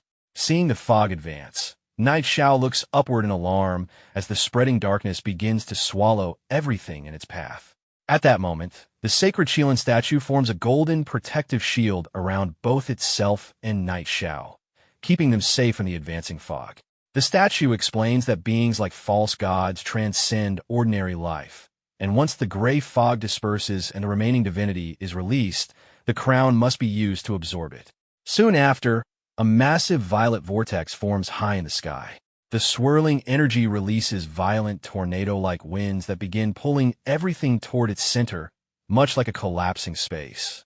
Buildings, debris, and surrounding objects are torn apart and drawn inward. Even Night Xiao is lifted into the air as the powerful suction drags him toward the vortex. Seeing this danger, the statue quickly forms a spherical shield around him, ensuring that he remains protected while being pulled through the air. Below, villagers continue to panic as the gray fog spreads and destroys large parts of the village, making the situation appear hopeless. The once stable surroundings begin collapsing under the pressure of the dark energy. Amid the destruction, the immortal phoenix flies directly toward the vortex, releasing intense flames from its body while resisting the pull of the dark energy. From inside the protective sphere, Night Xiao watches the gray fog and wonders whether it can truly be stopped. The statue clarifies that once the divinity is absorbed, the fog will naturally disappear. Following this, the spherical shield carrying Night Xiao begins moving forward toward the center of the vortex, pushing through the violent currents. As they approach, the defeated body of the evil god suddenly rises into the air near the vortex. The violet energy surrounding it begins to shift, and golden light starts emerging from within the corpse. Seeing this transformation, Night Xiao realizes that the golden substance forming inside the body is divine blood. At the same time, the immortal phoenix also senses the change and begins absorbing the golden energy released from the fallen god, recognizing that this divine blood can restore its lost strength. Night Xiao takes out the golden crown and watches as it begins absorbing the flowing divine blood. The crown steadily draws in the golden energy, confirming that absorbing the blood of gods can indeed repair its damaged power and restore the first level of its strength. While hovering in the air, the crown suddenly releases a strong golden glow. From within that light, a massive beast egg forms and appears in midair. Seeing this unexpected development, Night Xiao immediately focuses on the newly formed egg, realizing that it may be connected to the sacred Qilin. As he reaches out and touches the egg, he considers whether it could be a mythical-grade beast egg or possibly the rebirth of the Holy Spirit itself. The sacred Qilin statue observes the situation and notes that the recovery of the small Holy Spirit has happened much faster than expected. Looking at both the crown and the egg, Night Xiao feels satisfied, recognizing that this journey has brought far greater rewards than expected. With both items in hand, he activates the crown once again. A brilliant golden light bursts out from the crown, becoming so intense that it forces him to shield his eyes. The light continues to grow stronger, gradually overwhelming the spreading gray fog that had consumed the surroundings. Soon, golden rays begin descending from the sky, pushing back the fog across the entire area. As the light expands further, a massive surge of golden energy erupts outward, completely dispersing the dark energy and restoring visibility to the region. Below, the villagers notice the sudden change as the gray fog vanishes. Their fear quickly turns into relief as the golden light clears the sky. Looking upward, they spot a figure hovering in the air and begin recognizing that it is Night Xiao. Seeing him holding the glowing egg, they realize that he is responsible for driving away the fog and saving their lives, filling them with gratitude and excitement. Elsewhere, near the ship that had already begun departing, the old man watches the immortal phoenix flying high above the island. Observing these events, he concludes that the appearance of such powerful forces on the island of divine grace must be connected to Night Xiao, realizing that his strength now rivals that of divine beings. Back in the air, Night Xiao studies the crown again and notices that its visible attributes have not changed much, even after absorbing the divine blood. The statue explains that the crown's remaining abilities will unlock only after the egg successfully hatches. At the same time, the statue warns that the death of a false god will inevitably draw attention from other dangerous forces. The immortal phoenix agrees, sensing that other false gods have likely already noticed the disturbance. Without wasting time, the sacred Qilin statue begins flying away and leads the immortal phoenix toward another location where it can fully restore its strength. The phoenix follows immediately, leaving Knight Xiao behind. Moments later, the spherical shield protecting him disappears while he is still midair. With no support left, he begins falling rapidly toward the ground, unable to control his descent. Within seconds, he crashes down onto the ground below. Nearby, Elder Alicia witnesses the sudden fall and stares at him in shock as the dust settles around the impact. After crashing down from the sky, Xiao sat on the ground, coughing heavily, while the surrounding villagers and Elder Alicia rushed toward him in panic. Everyone was shocked to see him fall from such a height, but Xiao casually brushed it off, claiming that he had simply flown down a little too fast. Once he recovered, he immediately turned the conversation toward the reward he had requested for resolving the gray fog crisis. With an awkward and worried expression, Alicia explained that the second space had already collapsed during the disaster, and the Spring of Spirits had completely disappeared along with it. Hearing that, Xiao was instantly stunned and complained that the elves should have at least taken a few jugs of the spring water before escaping.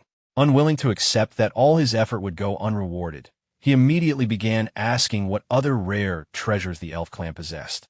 Alicia tried to calm him down and promised that the elf clan would definitely find a way to make amends, although it would take some time. However, Xiao quickly proposed another idea instead.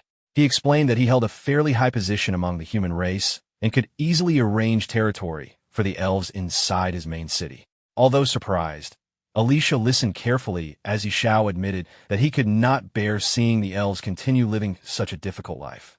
In exchange, however, they would have to work under him to repay their debts.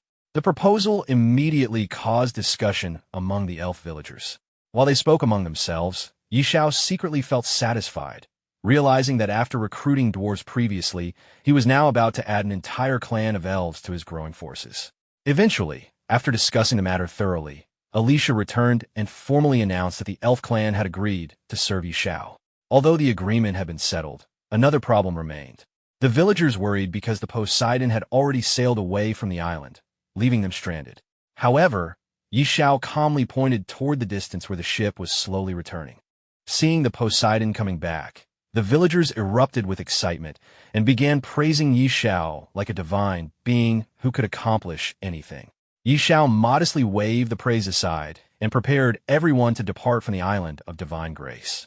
Inwardly, however, he was extremely pleased with the outcome of the trip, realizing that he had gained not only the holy judgment item and the beast egg, but also an entire elf clan willing to follow him. Meanwhile, aboard the returning ship, the old captain reflected on everything that had happened. From the first moment he met Xiao, he had sensed there was something extraordinary about him, and now he felt completely proven right. Even the crew members agreed that following Xiao had been the best decision they had ever made, believing they would have all died on the island otherwise. To them, Xiao had fully lived up to his reputation as someone capable of standing alongside gods. At that moment, one of the workers approached the old captain of the ship and informed him that a large group on the shore wanted to board. As the crew looked toward the island, they quickly recognized Xiao among the crowd, along with a strange group accompanying him. Some of the sailors were surprised to see him return safely, while others were confused by the appearance of the elves traveling beside him. The worker nervously asked whether the boarding passage should be opened and how they would collect tickets from so many passengers. However, the captain immediately scolded him and ordered the passage to be opened at once, making it clear that charging Xiao and his group was out of the question. Deciding to personally welcome them himself, the captain approached the shore and was stunned when he realized the strange companions were actually elves. With great respect, the captain personally invited Xiao and the elves aboard the ship. As the elf villagers boarded, the sailors could not hide their amazement. Many of them had only heard stories about elves in books and legends, so seeing the race with their pointed ears and elegant appearance in person completely shocked them. Once everyone had boarded, the ship finally departed from the island of divine grace. During the voyage, Yi Xiao began asking Alicia about unlocking a third profession. Alicia explained that such knowledge was connected to ancient secrets involving elemental balance. According to records from the elf clan's ancient books, individuals who possessed 3 professions once existed on the continent of the Remnant Abyss.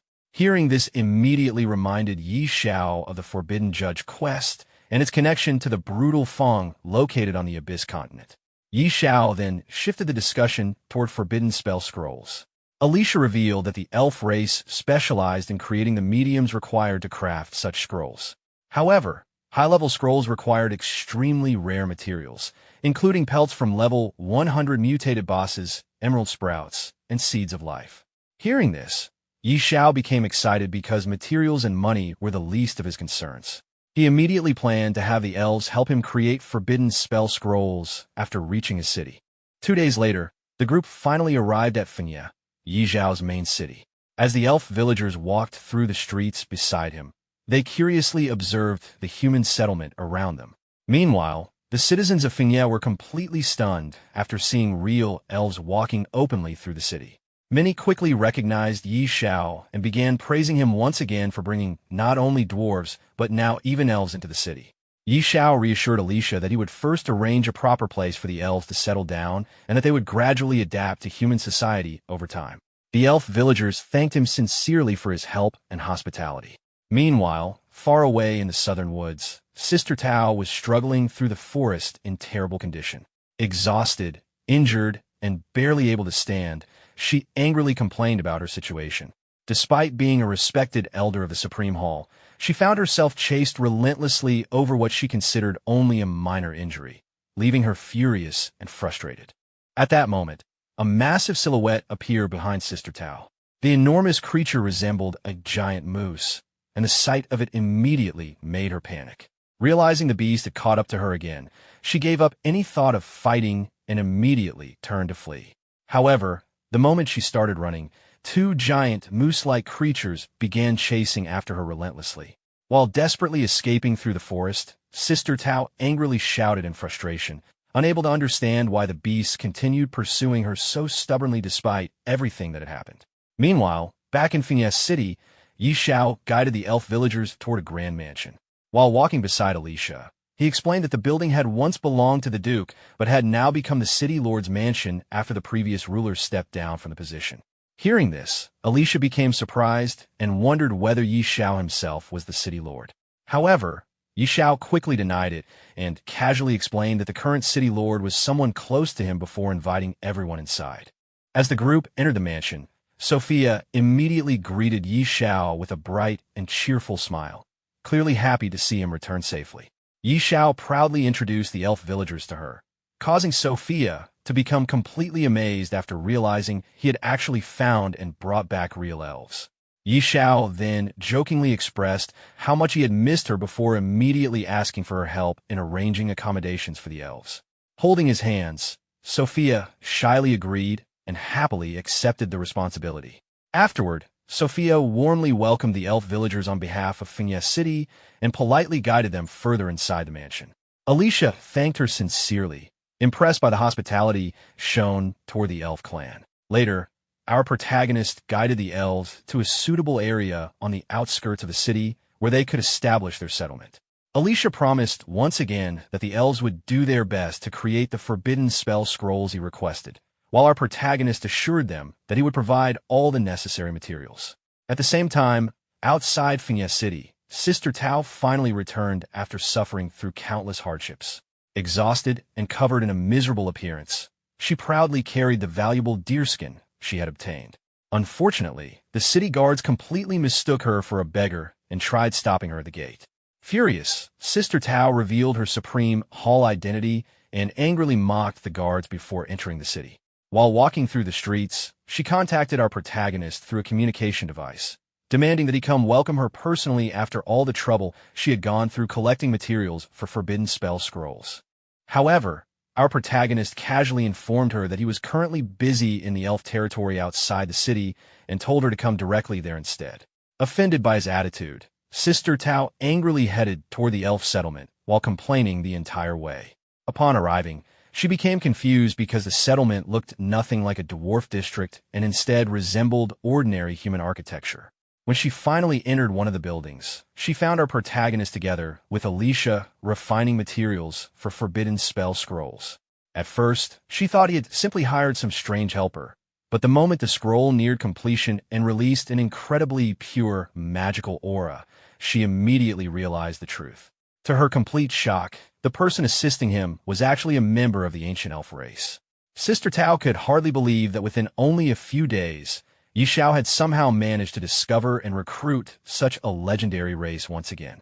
After several hours of refining, Alicia finally completed the forbidden spell scroll and handed it over to our protagonist, successfully fulfilling the expectations placed upon him. After completing the forbidden spell scroll, Alicia carefully informed our protagonist that the scroll still contained flaws because it was his very first attempt at crafting one. Due to insufficient control during the refining process, the final effect had weakened by around 20%, which was a significant loss for such a high-level item. However, our protagonist did not seem overly concerned. After examining the scroll himself and confirming the reduced effect, he casually brushed it off and joked that they could simply use others as test subjects for now. He then reassured Alicia that there were still plenty of materials available for further experiments, and even encouraged him to freely purchase more if necessary. Hearing this support, Alicia confidently promised that his next refinement would definitely achieve over 90% efficiency. Curious about the quality of the materials, our protagonist asked how the current scroll compared to one made from the fur of the elven deer king. After thinking carefully, Alicia admitted that although it was difficult to judge precisely, the effects should be roughly equal. Our protagonist then shifted his attention towards Sister Tao and finally asked why she had been looking for him. However, Sister Tao immediately acted irritated while secretly feeling extremely frustrated inside. After suffering countless hardships to obtain the Deer King's pelt herself, she could not believe Xiao had casually recruited an elf capable of producing similar results so easily. Still unwilling to lose face, Sister Tao proudly handed over a piece of the Deer King's fur she had managed to obtain during her travels. She claimed that its quality could definitely rival the high-level scroll they had just created. When our protagonist noticed how disheveled and exhausted she looked, he innocently questioned whether her so-called vacation had actually been enjoyable at all. Embarrassed and annoyed, Sister Tao immediately shut him down and told him to stop asking questions about a beautiful woman before focusing on the fur instead. After receiving the deerskin, our protagonist passed it to Alicia for inspection. Alicia quickly confirmed that it was indeed an extremely valuable material since it originated from the elven Deer King. Hearing the praise, Sister Tao proudly declared that they clearly understood quality when they saw it. Meanwhile, our protagonist silently realized that Sister Tao must have gone through tremendous suffering to obtain such a rare item, so he decided not to pry any further into what had happened during her journey. A short while later, Sister Tao called him outside privately because she wanted to ask something important. Once outside, she questioned why even the elves had suddenly moved into Windleaf City. Our protagonist explained that it was a very long story connected to the fall of the evil god. Hearing that, Sister Tao became completely stunned and instinctively assumed Xiao had personally killed the evil god himself. Our protagonist immediately denied being the one who dealt the final blow, but Sister Tao still concluded that the entire incident must have been heavily connected to him regardless. After hearing the full explanation, she admitted that she had underestimated just how capable he truly was. Because of that, she suddenly offered him the opportunity to learn forbidden spells. Our protagonist was instantly shocked by the suggestion, but quickly became excited as well. However, he also understood that forbidden spells likely came with extremely strict requirements. At that moment, Alicia arrived and explained the conditions in more detail. According to him, learning forbidden spells normally required someone to possess a magic-based class, along with sufficiently high attributes and level requirements. Our protagonist immediately asked Sister Tao whether she knew any forbidden spells suitable for beast tamers. Sister Tao admitted that she personally did not possess such spells, but since she had already brought up the topic, she assured him there was definitely a method to obtain one. However, she warned him that the conditions were extremely harsh and would require a major sacrifice. Confused by her words, our protagonist asked what exactly she meant. Sister Tao then revealed that she had already noticed he possessed two professions. Our protagonist admitted that her observation was correct and wondered whether forbidden spells were somehow connected to one's profession. Sister Tao explained that in order to learn forbidden spells, a person normally had to abandon one of their professions entirely. Hearing this, our protagonist immediately fell into deep thought. Both the controller of the god of wealth and the god of beasts were god-level professions, and giving up either of them was completely unacceptable to him. Although he admitted the condition was difficult, Sister Tao continued persuading him by claiming that the resulting magic-based class will become unimaginably powerful. Still unwilling to sacrifice any of his current professions, our protagonist instead brought up the possibility of learning it as a third profession instead. The moment Sister Tao heard that, she reacted with disbelief and mocked how ambitious his dream sounded. However, Alicia unexpectedly stepped in and revealed that the elf clan actually possessed methods related to unlocking a third profession. This completely shocked Sister Tao, who immediately realized the elves might truly know the secret method to achieve something almost impossible. Our protagonist proudly teased her for not expecting that development, while Sister Tao admitted that if a third profession could really be unlocked, then everything would become perfect. At the same time, she could not help complaining that it felt like all the best opportunities in the world somehow always ended up in Yi Xiao's hands. After calming down, our protagonist curiously asked what this powerful profession actually was. However, Sister Tao refused to reveal the details until he successfully unlocked his third profession first. Instead, she shifted the conversation toward the type of forbidden spell scroll he wanted. She listed several categories, including defensive, offensive, and healing forbidden spells. Without hesitation, our protagonist chose a single-target offensive type. Hearing that, Sister Tao jokingly accused him of probably planning to steal another boss again. Our protagonist immediately acted innocent and denied being that kind of person. Soon afterward, Sister Tao opened a portal to leave. Exhausted from her recent journey, she declared that she was finally returning to rest properly. Our protagonist bid her farewell while reminding her to take care. Later that night, our protagonist met with Alicia on top of a tall building to begin learning flight techniques. Confused, he questioned why the training had to happen at night, but Alicia explained that nighttime flight training was excellent for sharpening night vision. Afterward, Alicia handed him a scroll containing the basic principles of flight and instructed him to begin with the foundational stage. The moment our protagonist touched the scroll, he instantly acquired the flight skill. Before Alicia could even finish explaining the key principles of the technique, our protagonist recklessly jumped straight off the building. Instead of crashing, he successfully glided through the air and immediately became excited by the sensation of flying. Meanwhile, Alicia panicked because his explanation had not even been completed yet.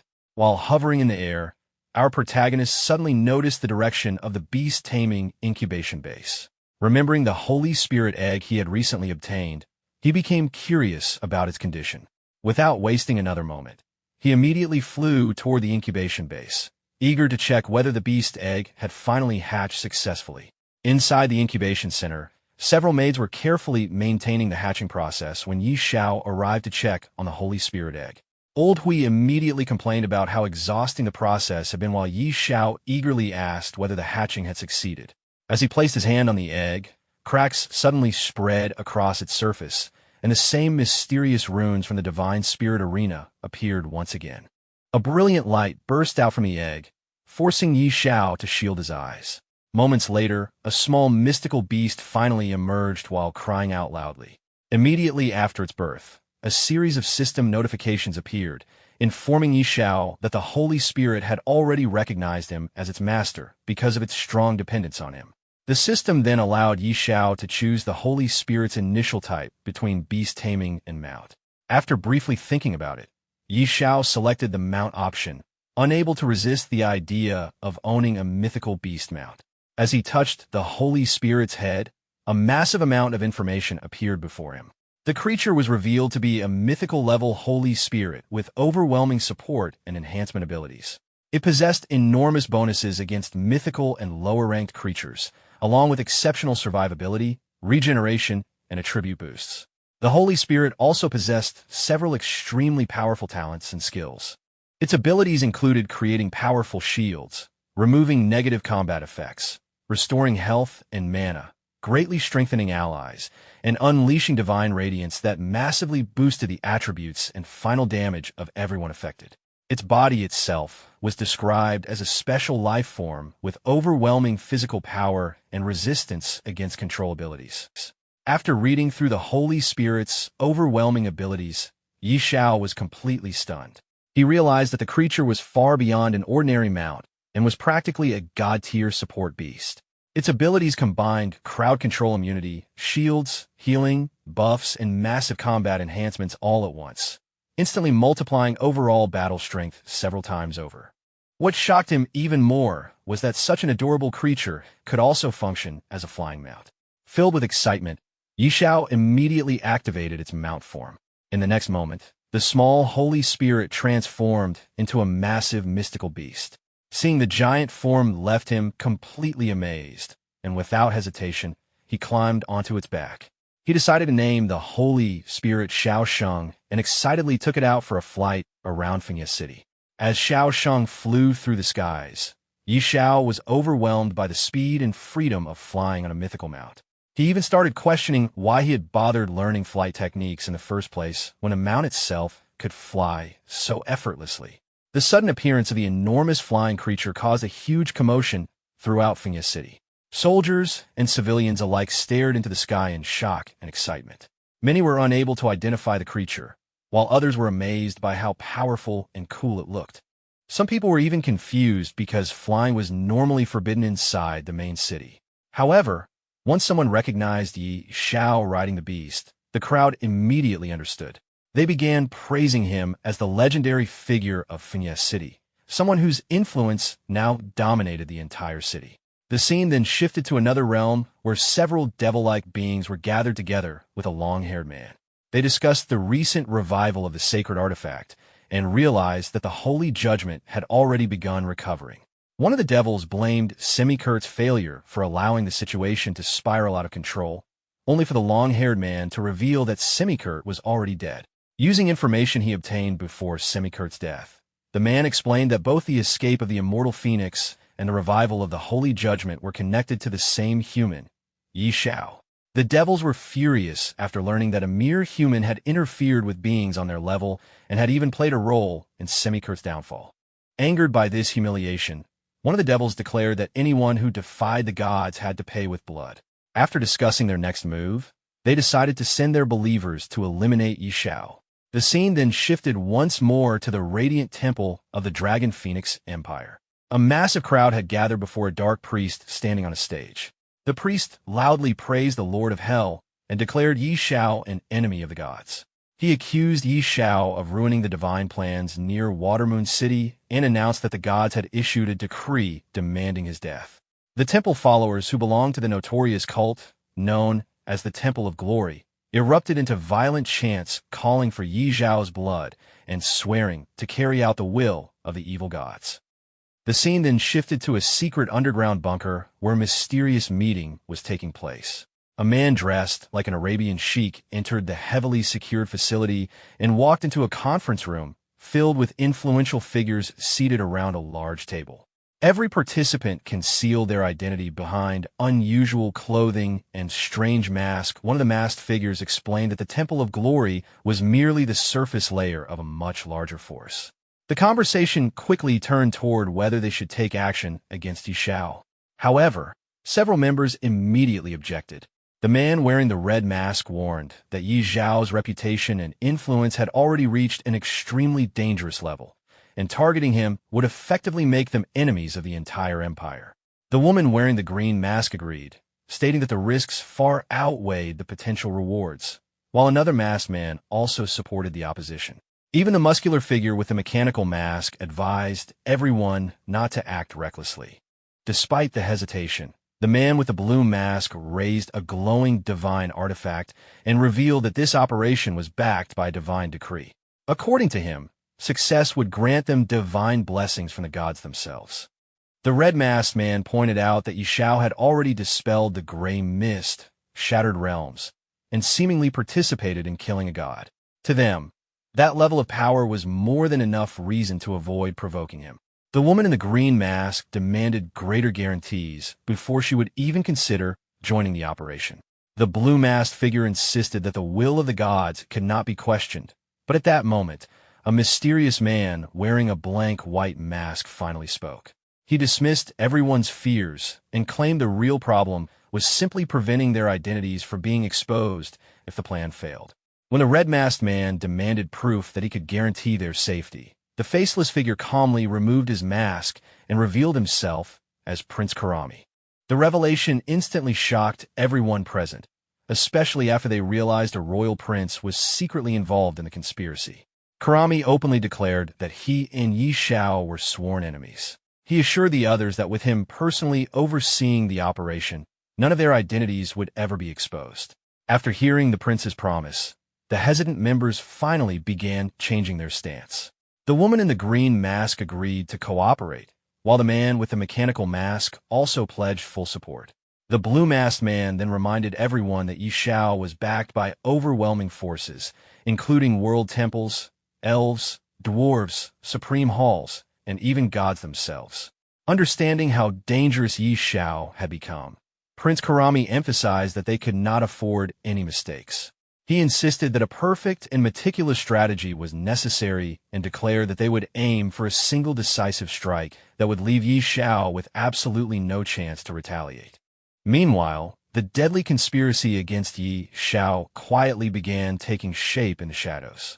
The scene shifted to the leveling area outside Finya City, where Xiao's dragon was relentlessly slaughtering monsters with overwhelming fireball attacks. While the dragon rapidly farmed enemies below, Xiao calmly sat on a nearby stone drinking coffee in complete relaxation. Despite his casual appearance, he was focused on raising levels as quickly as possible because reaching level 80 was necessary before entering the Abyss continent. During this moment, Xiao suddenly received a video call from Elder Alicia. The elf elder excitedly informed him that the first forbidden spell scroll had finally been completed. Hearing this, Xiao immediately mounted Xiao Sheng and flew toward the elf settlement at incredible speed, once again amazed by how absurdly fast his mythical mount was. After arriving at Alicia's residence, the elder handed him a completed forbidden spell scroll called Sigh of Thunder, a powerful high-level single-target forbidden spell. However, when Xiao examined the scroll, he noticed there were no magical fluctuations coming from it all. Alicia then explained that a true forbidden spell required its magic power to be perfectly sealed, and only a completely fluctuation-free scroll could be considered successful. Alicia further revealed that with the remaining source of magic, he could still craft several more forbidden spell scrolls. This immediately pleased Xiao, who already began planning to gather even more magical power by hunting immortal tier bosses within the realm battlefield. Soon afterward, the scene shifted to the realm city gate. When Xiao arrived there, the guards immediately recognized him and respectfully asked whether he was heading toward the battlefield. Xiao directly requested an audience with the Heavenly Soul Legion commander. Initially, a high-ranking soldier stationed atop the wall tried to stop him because entry normally required authorization tokens. However, the gatekeeper instantly scolded the soldier for disrespecting Xiao and ordered him to notify the commander immediately. Realizing his mistake, the soldier quickly apologized and allowed Xiao to enter. Inside the throne room, the Heavenly Soul Legion commander warmly welcomed Xiao and asked why he had come personally. Xiao straightforwardly explained that he needed to hunt a level 60 immortal tier boss and requested assistance from every legion in locating one. While most people feared immortal bosses and avoided them at all costs, Xiao was instead worried that the boss might hide before he could find it. Hearing this, the commander immediately stood up with excitement and promised full cooperation from all legions. Meanwhile, Xiao quietly prepared himself for his next journey into the realm battlefield. At the same time, the scene shifted once again to the demonic realm. There, a massive demonic creature with glowing violet eyes roared furiously after learning that the Holy Judgment artifact had broken free from their control. The brown-skinned man explained that everything had happened because of Xiao, who had ruined the plans of the gods and played a major role in Semikurt's death. Enraged by this humiliation, the gigantic demon declared that anyone who defied the gods must pay the ultimate price. It then ordered all believers and followers to hunt down and kill Xiao. Immediately afterward, the surrounding demonic creatures erupted into violent chants, repeatedly shouting Yi Zhao's name as their next target. The scene shifted to the teleportation point of Realm City, where Yi Zhao stood inside a massive teleportation circle preparing to enter the level 60 realm battlefield. A huge crowd of warriors and civilians had already gathered nearby, watching the situation with excitement and curiosity. Many people began discussing among themselves, wondering whether the level 60 battlefield would end up being destroyed just like previous battlefields after Yi Zhao's arrival. Some believed the monsters and enemies there had probably already changed their behavior patterns after learning about Yi Zhao's terrifying reputation. Others joked that the battle merit rankings were guaranteed to change completely the moment he entered. A few even discussed opening betting pools on whether Yi Zhao would instantly claim the top position, though many felt the outcome was already obvious. Soon afterward, the scene shifted to the level 60 realm battlefield itself. Hundreds of warriors from different legions had already gathered there waiting for Yi Zhao's arrival. As soon as they saw him, they respectfully greeted him and prepared for the operation. Yi Zhao calmly reminded everyone that they already knew their mission, so there was no need to waste time. Immediately afterward, the commanders of the various legions issued orders for all troops to advance and begin searching for immortal level bosses. While the armies marched forward, Yi Zhao rode Xiao Sheng through the skies, once again enjoying the overwhelming speed and style of his mythical flying mount. The warriors following behind him could not help admiring both his strength and his divine grade beast. Many openly admitted their envy toward Yi Zhao's absurd luck and power. After traveling deeper into the battlefield, the group finally arrived near a mountain where a giant demonic creature resembling a massive tree trunk stood at the summit. The moment Yi Zhao spotted the monster, he immediately ordered Xiao Hui to attack. Following the command, the dragon unleashed an enormous fireball that instantly dealt devastating damage to the demonic beast. Watching the attack, Yi Zhao realized that Xiao Hui's growth had become terrifyingly fast, with its burst damage already surpassing 4 million. He even began thinking that the dragon might soon step into the god-level realm. Yi Zhao then ordered the dragon to continue attacking, causing the battlefield to be submerged beneath overwhelming flames as the dragon intensified its assault. Back in the city, countless people watched the battlefield scoreboard in shock and excitement as Yi Zhao's achievements rapidly climbed.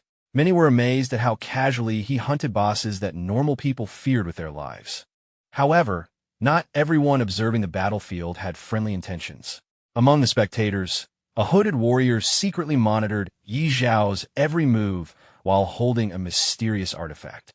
The individual instructed others to carefully gather all possible information regarding Yi Zhao's combat methods, especially his beast-taming abilities. They hoped to fully analyze his skills and prepare for future confrontations. At that moment, a system announcement suddenly appeared before every warrior across the city center. The notification announced that player Knight Xiao of the Great Xia Kingdom had entered the level 60 realm battlefield for the first time and had already reached 500th place on the battle merit leaderboard, earning bonus attribute points and additional rewards for the Great Xia Kingdom war zone. The warriors watching the battle merit rankings became completely shocked after seeing our protagonist's rapid rise once again. Many of them immediately realized that another huge event was unfolding on the battlefield, while others excitedly hoped they might also benefit from the hidden quests and rewards triggered by Yi Zhao's actions. Meanwhile, some veterans had already given up trying to compete with him at all, knowing the gap between them was simply absurd. At the same time, on the battlefield, Xiao Hui was completely overwhelming the tree-like monster beast with endless fire attacks. Just then, a soldier riding a beast mount landed near our protagonist and urgently informed him that a clue regarding an immortal-level boss had been discovered west of the mountain range. According to the scouts, the creature possessed an extremely terrifying aura, so none of them dared approach it recklessly. Hearing this, our protagonist immediately became interested and mounted Xiao Sheng without hesitation. With astonishing speed, the mythical beast launched into the sky and rushed toward the target location. After traveling for some time, our protagonist finally spotted the target hovering in the air ahead of him. The creature resembled a grim reaper carrying a giant scythe and radiated an extremely sinister aura. The moment he saw it, our protagonist immediately ordered Xiao Sheng to charge. However, before Xiao Sheng could even close the distance, the immortal-level boss suddenly turned around and fled at terrifying speed. Seeing this, even our protagonist became shocked by how ridiculously fast the boss was. Meanwhile, the warriors below who witnessed the scene were completely stunned. None of them expected an immortal-level boss to run away immediately after seeing Lord Yixiao appear. Without wasting time, our protagonist immediately ordered Xiao Sheng to continue the pursuit. Back on the ground, one of the soldiers asked his commander what they should do next. After observing the situation carefully, the commander concluded that the boss clearly did not dare confront Yixiao directly. Because of that, he immediately ordered all troops to spread out and search every direction for traces of the boss's movements. He also instructed everyone to immediately report the appearance of any other high-level bosses. The soldiers quickly accepted the order and scattered throughout the battlefield. Watching Yixiao chase through the skies, the commander inwardly felt that any powerful boss discovered on the battlefield would definitely attract Yixiao's interest. Meanwhile, our protagonist continued searching through the air while riding Xiao Sheng. Even he admitted that the immortal-level boss was incredibly skilled at escaping. Then, just as he was searching, the infernal messenger suddenly appeared again directly ahead of him. The moment he spotted it, our protagonist immediately ordered Xiao Sheng to charge once more. At the same time, a system notification appeared before him, revealing the creature's information. The infernal messenger was an immortal-level mystic boss at level 65 with 20 million health points. It was described as a messenger from hell wielding a life-absorbing scythe capable of dragging its victims into eternal torment. After seeing the information, our protagonist calmly analyzed the enemy and concluded that although the boss was powerful, it was still nothing more than a slightly stronger toy compared to Xiao Hui and Xiao Luo. However, instead of fighting, the infernal messenger once again chose to flee at full speed. While chasing after it, our protagonist could not help but complain that running away might actually be the strongest survival ability in existence. He never expected that one day he would need to worry about whether he could even catch up to an immortal-level boss. Still, he remained completely confident. Since the realm battlefield had fixed boundaries, he knew the infernal messenger would eventually run out of places to escape. The infernal messenger continued fleeing desperately across the battlefield, while our protagonist chased closely behind on Xiao Sheng. Before long, they finally reached the outer boundary of the battlefield itself. Seeing the edge appear before them, our protagonist confidently declared that the boss had nowhere left to run now. At that moment, the infernal messenger suddenly turned around and violently swung its giant scythe. Rather than panicking, our protagonist laughed excitedly, thinking the creature had finally decided to fight to the death. Without hesitation, he immediately ordered Xiao Hui and Xiao Luo to attack. The dragon and phoenix instantly appeared and charged forward with overwhelming pressure. However, before either beast could reach their target, the infernal messenger slashed its weapon through the air once again. The attack tore directly through reality itself. A gigantic spatial crack instantly appeared at the edge of the battlefield, forming a massive portal leading into complete darkness. Seeing this, our protagonist was shocked that the creature could actually tear open the boundary of the interdimensional battlefield itself. While retreating through the portal, the infernal messenger stared directly at our protagonist and spoke in a strange alien language. Although he could not understand the words, the sound resembled either a sigh or a prayer, and it carried an extremely ominous feeling. As dark energy surged around the creature, our protagonist suddenly realized the infernal messenger was provoking him before disappearing completely into the breach. After the creature vanished, our protagonist stared at the portal with growing curiosity.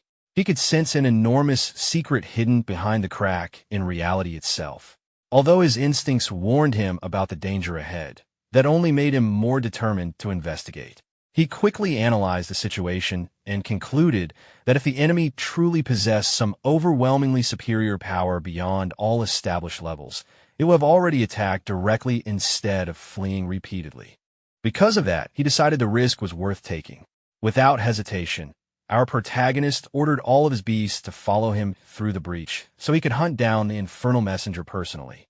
Xiao Sheng, Xiao Hui, and Xiao Luo immediately rushed into the portal alongside him. After crossing through the breach, they arrived in a completely unfamiliar world. The entire area resembled outer space itself, filled with endless darkness stretching in every direction. Our protagonist immediately noticed that visibility was almost non-existent. Without the holy light emitted by Xiao Luo and Xiao Sheng, moving forward would have been nearly impossible. Surprisingly, Xiao Hui seemed completely unaffected by the darkness. Soon after, our protagonist dismounted from Xiao Sheng and stepped onto the surface below. The ground felt extremely strange. It resembled a thin layer of water spread across a mirror-like surface, almost as if he were standing in empty space itself rather than on actual land. After touching the surface, he realized it was unlike any material he had ever encountered before. It was neither stone nor soil, and it did not resemble any known substance from their world. As he observed the empty surroundings, our protagonist also realized the infernal messenger had completely disappeared. Then he turned around and discovered something even worse. The spatial breach they entered through had already vanished. At that moment, he understood there was no turning back anymore. The only option left was to continue moving forward through the unknown darkness. While searching for clues, our protagonist suddenly noticed glowing green inscriptions spreading across the surface below them. The symbols looked unfamiliar and alien, yet they stretched continuously into the distance like some kind of path or guidance system. Curious, he decided to follow the inscriptions to see where they would lead. After traveling for some time, he finally arrived before a massive structure resembling an ancient altar. Seeing it, our protagonist became even more confused. As he carefully examined the engraved symbols on the altar, he suddenly recognized something important. The words, "nothingness," appeared among the inscriptions. He had previously seen those exact words and annotations inside the Holy Spirit arena. Realizing this connection, our protagonist immediately questioned whether there was some deeper relationship between the Holy Spirit and these mysterious supernatural realms. He then turned toward Xiao Sheng and asked whether the little Holy Spirit remembered this place somehow. Although he did not truly expect an answer, the discovery itself made him increasingly certain that the Holy Spirit arena and this strange dimension were connected in ways far beyond his current understanding. Suddenly, our protagonist felt something unusual and immediately wondered what was going on. At that moment, the Inferno Messenger appeared above the altar. Seeing it, our protagonist realized it had finally arrived and immediately ordered Xiao Hui and Xiao Luo to attack. Following his command, the Phoenix and the Dragon unleashed condensed fire attacks at the Inferno Messenger. However, the Inferno Messenger endured the attacks without moving and continued heading toward the altar. Watching this, our protagonist became confused. The Inferno Messenger was completely ignoring the attacks and seemed determined to reach the altar, making him wonder whether the altar was hiding some important secret. Suddenly, immense green energy erupted from the Inferno Messenger's body. In the next moment, its body began disintegrating and transformed into green energy that was absorbed into the altar. Seeing this, our protagonist was even more puzzled. It looked as though the Inferno Messenger had sacrificed itself. Immediately afterward, a brilliant pillar of light shot upward from the altar and completely absorbed the Inferno Messenger. Our protagonist was stunned by the sight. At the same time, an overwhelming pressure filled the surroundings. The feeling was so powerful that it seemed as if some terrifying existence was about to awaken. The scene then shifted to a castle tower within the city. A soldier stood beside an old man with a long beard and remarked that the eerie atmosphere was growing stronger. Something seemed to be stirring, and he wondered if the coming attack would arrive sooner than expected. The old man replied that it was difficult to say, but the aura was more bizarre and powerful than ever before. Because of that, they had to prepare in advance instead of waiting helplessly for disaster to arrive. Back in the mysterious realm near the altar, our protagonist told Xiao Hui and Xiao Luo to follow him carefully because there was definitely something strange about the place. He wanted to uncover the truth behind the pillars of light. While examining the area, he noticed that the symbols around the altar were reacting to the light it emitted. This discovery convinced him that the secrets hidden within the altar were far more complicated than he had originally imagined. The scene then shifted to the imperial palace inner court. Inside the palace courtyard, several soldiers hurried forward and reported to Lord Stir, urging him to give the order. Lord Stir acknowledged that this time the situation was different. At that moment, Sophia entered the palace courtyard and greeted him. Noticing her arrival, Lord Stir asked what she was doing there. Sophia explained that she had just received news about changes occurring in the boundary battlefield and wondered if the situation was suspected to be related to Xiao. Lord Stir confirmed that it was, although the information they had received might not be completely accurate. Sophia pointed out that Xiao had only entered the level 60 battlefield and that they still needed to support the supreme battlefield. She then asked if Lord Stir could take her along when he departed. Lord Stir was reluctant. He reminded her that this was a real war, not a game, and admitted that even he might die on the battlefield. Bringing her along would be extremely dangerous. However, Sophia insisted that she could help. She also clarified that she was not planning to enter the supreme battlefield herself, and only wanted to go there to take a look. After some thought, Lord Stir agreed, but warned her to be careful. Thanking him, Sophia watched as Lord Stir immediately ordered everyone to prepare for departure. Following his command, all the soldiers mounted their dragons and headed toward their destination. Meanwhile, the scene shifted to Karami Palace. Inside the palace, Prince Karami burst into laughter. Seeing the current situation, he believed that Yi Zhao's growing fame had finally attracted disaster. Convinced that even the strange creatures targeting him would not allow him to survive, Karami happily declared that Yi Zhao was as good as dead and that no one would be left to stand in his way. The scene then shifted to the Supreme Hall. Inside the hall, Sister Tao reacted in surprise after hearing the latest reports. For what she understood, Yi Zhao had somehow wandered into a strange territory and was now facing great danger. While speaking, she noticed an old man laughing nearby and immediately demanded to know why he was laughing. Despite her concern, Sister Tao remained confident in Yi Zhao. She believed he was tough enough to survive whatever situation he had encountered, though she was not as certain about everyone else involved. At that moment, a yellow-haired man raised his hand and gave the order to activate the teleportation array. With that, everyone activated the teleportation gate and departed for their destination. Meanwhile, the scene shifted to the real world. Inside a facility, an officer monitored several displays showing strange monsters. Based on in-game feedback, he noted that if the eerie lair were to erupt at full strength, the real world would likely be affected. The biggest concern was that they currently had no effective way to deal with such a situation. Sometime later, a meeting was being held in the same facility. Upon hearing reports that the eerie nest might become active, the officer acknowledged that the situation would be extremely troublesome. At that moment, a hooded man appeared and reported that the investigation had been completed.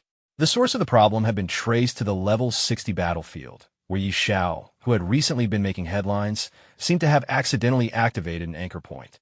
Hearing this, the officer found it interesting and remarked that the latest sequence appeared to have already attracted the attention of the strange creatures.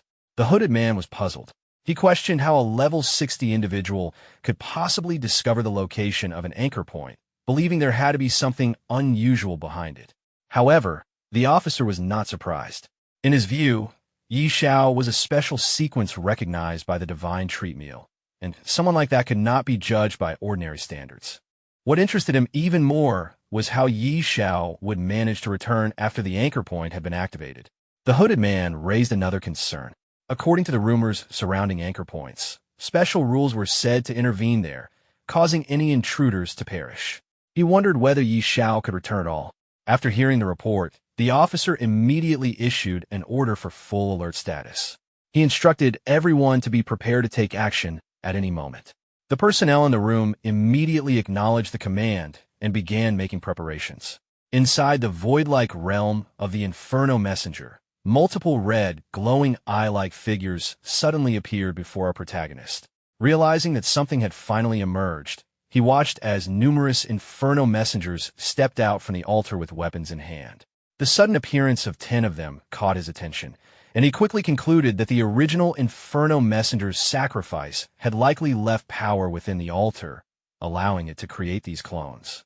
Without hesitation, he ordered Xiao Hui and Xiao Luo to attack. The dragon and phoenix immediately unleashed continuous waves of blazing fire, engulfing the messengers in flames. However, one of the Inferno messengers suddenly launched a green energy attack toward Xiao Hui. Our protagonist immediately warned the dragon, but the attack struck before it could evade, severely injuring it. The situation worsened as several Inferno messengers surrounded Xiao Hui and attempted to restrain it with their green energy while declaring that it should accept judgment in purgatory. At that critical moment, Xiao Luo retaliated with a barrage of fireballs, overwhelming the surrounding messengers and relieving the pressure on the dragon. Seeing Xiao Hui's condition, our protagonist immediately called for Xiao Sheng's assistance. The Holy Spirit responded by casting Holy Healing, sending a beam of golden energy toward the injured dragon. The healing magic rapidly restored Xiao Hui's condition. Witnessing the result, our protagonist was delighted. With Holy Spirit healing available every 30 seconds and the protection of Shield of the Source, Xiao Hui's survivability had increased dramatically. The battle continued as the dragon and phoenix launched another relentless wave of fire-infused attacks against the Inferno messengers. Eventually, one of the messengers collapsed while releasing green energy from its body. Believing an enemy had finally been defeated, our protagonist moved closer, intending to inspect the loot. However, the moment he approached, he realized something was wrong. The fallen messenger's body began dissolving into green energy, and strange black specks appeared within the process. This immediately raised his suspicions. He wondered whether the phenomenon was connected to the clone's nature or if there was another hidden reason behind it. As the body completely disintegrated, a new giant Inferno messenger suddenly emerged in its place. The sight confirmed his fears. The defeated enemy had truly been a clone of the Hellbringer. Moments later, even more Inferno messengers began appearing around the battlefield. Our protagonist quickly realized the seriousness of the situation. 10 immortal-level bosses were already an overwhelming force on their own. But if these clones could continue regenerating endlessly, then even the strongest beings would eventually be worn down through sheer attrition. Just then, the Holy Spirit unleashed another burst of golden holy energy. The radiant power flowed toward the phoenix and dragon, continuously restoring their condition. Seeing the effects, our protagonist quickly realized how powerful the Holy Spirit truly was. With their health recovering at an incredible rate, boosted attributes, and immunity to negative effects, his beast had virtually no weaknesses. Unless they encountered an overwhelmingly stronger opponent, they would be extremely difficult to defeat. However, the real issue remained the endless regeneration of the clones. After observing the battlefield, he directed Xiao Hui's attention toward the altar and ordered the dragon to get closer and destroy it. Xiao Hui immediately advanced toward the altar, but the Inferno messengers quickly moved to intercept him. Recognizing their intentions, our protagonist ordered Xiao Sheng to stop them.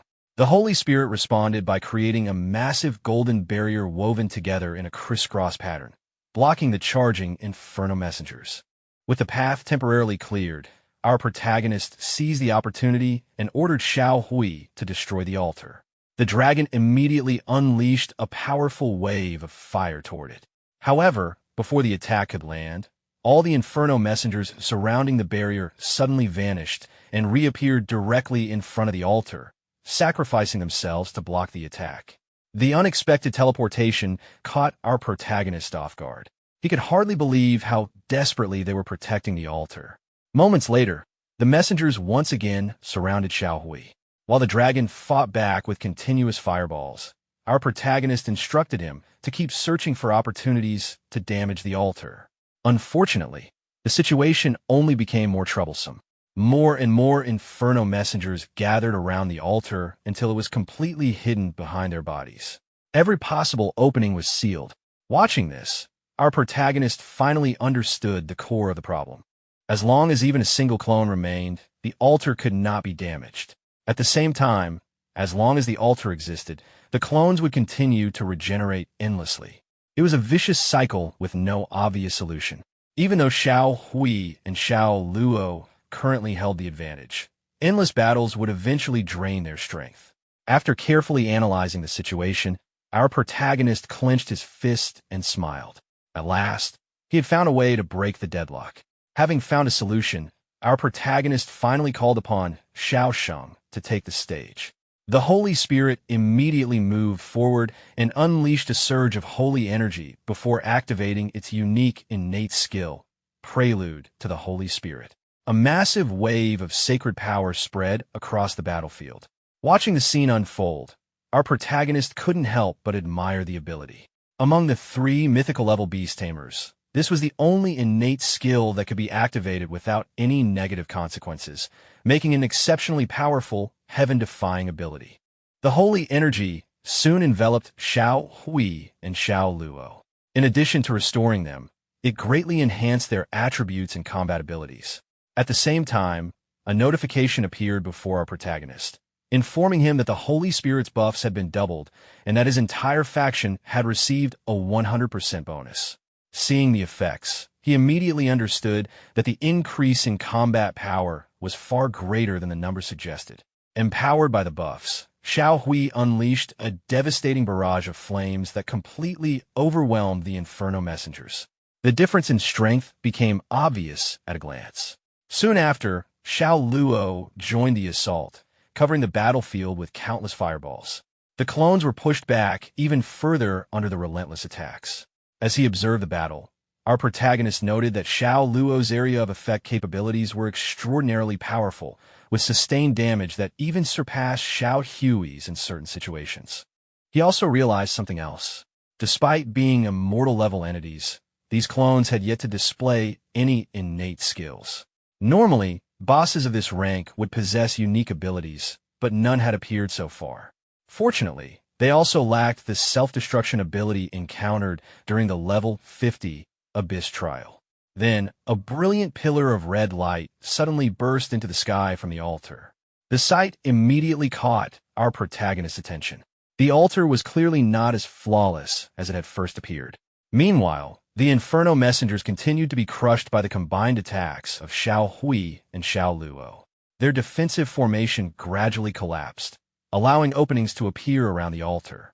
Seeing this, our protagonist realized that the defenses had finally been breached and that the strategy was working far better than expected. Without wasting the opportunity, he shifted his focus entirely to the altar and ordered Xiao Hui to target it next. Meanwhile, at the edge of the level 60 battlefield, several hooded figures wearing strange masks had gathered near the location believed to be the anchor point. One of them examined the area, confirming that it was indeed the place they had been searching for. Another figure, holding a crystal orb, explained their mission. Their objective was to disrupt the anchor point's guidance, delay the coming bizarre riot, and prepare the area for the arrival of reinforcements. The others immediately acknowledged the orders and began carrying out the plan. While guarding the anchor point, one of the masked figures remarked that it had been a long time since the disturbance began, yet the anchor point still had not been fully activated. In his view, this meant that Yi Xiao was still alive and fighting. The situation only reinforced the rumors about his strength. The man holding the crystal orb agreed and explained that the longer they could delay the activation, the better. Ideally, they needed to hold out until reinforcements arrived so that everything could proceed smoothly. However, another member pointed out that the reinforcements would need at least half a day to arrive, making the task extremely difficult. Even so, one of the masked figures believed it was not impossible. After all, Yi Xiao was someone who had once destroyed an entire level 50 battlefield. If anyone could create another miracle, it would be him. As they continued discussing the situation, a massive crack suddenly appeared across the boundary barrier. The unexpected sight immediately shocked everyone. They stared at the rupture in disbelief, unable to understand how the supposedly stable boundary had been torn open.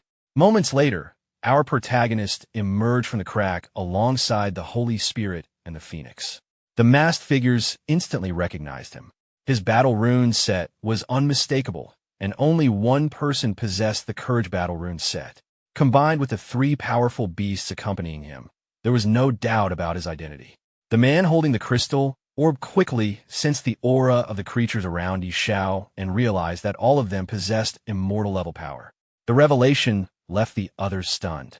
They could hardly believe that so many immortal-level beings were gathered around a single person.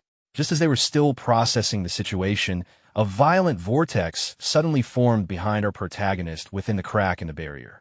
The sudden change immediately caught his attention. Turning toward the people below, he urgently warned them to run. His warning only confused some of the masked figures. Moments earlier, they had viewed him as an unstoppable powerhouse, so they could not understand why he suddenly seemed so alarmed. Their confusion lasted only a moment. The vortex rapidly expanded and began pulling everything toward it with terrifying force. What had initially looked like a strange disturbance quickly resembled a massive black hole. The masked figures finally realized the danger. Panic spread through the group as they watched the vortex devour everything in its path. Trees, buildings, rocks, and even entire sections of mountains were torn apart and dragged toward the center of the growing void as the destructive force continued to expand. As the gigantic vortex continued expanding, everyone nearby panicked. Many people felt the terrifying pulling force dragging them toward the center and immediately began fleeing. Chaos spread through the area as people desperately tried to escape. Some were horrified that another battlefield was being destroyed so soon. The destruction of the level 50 battlefield had barely faded from memory, yet less than a month later, the level 60 battlefield seemed to be suffering a similar fate. To them, Yi Zhao's achievements were becoming increasingly unbelievable. Meanwhile, the scene shifted to the supreme battlefield. A mysterious hooded figure suddenly appeared in the sky above the battlefield. The soldiers below immediately reacted, raising their weapons and preparing for battle. However, the hooded man quickly descended and explained that he was not an enemy. Recognizing him as Senior Adams, the commander immediately asked whether something had happened in Realm City. Adams revealed that the anchor point had disappeared and that the crisis was already over. The commander was stunned by the news. When he asked whether the incident was connected to Yi Xiao, Adams did not deny it. In the commander's eyes, only someone recognized by the divine tree could accomplish something so impossible. Adams agreed. Yi Xiao had already created countless miracles, and this appeared to be another one. Meanwhile, aboard the warship of the Supreme Hall, a man in a white hood approached Sister Tao after hearing the news that the anchor point had vanished. Unable to understand how such a dangerous phenomenon could simply disappear, he questioned her about it. Sister Tao seemed completely unconcerned. She mocked his surprise and acted as though the situation was perfectly normal. The white-hooded man found her confidence suspicious and pointed out that she spoke as if she understood exactly what had happened. Sister Tao casually explained that she had some connection with Yihan and had already witnessed far more outrageous events than this. Compared to those experiences, the disappearance of an anchor point was hardly worth mentioning. Hearing this, the man immediately became interested.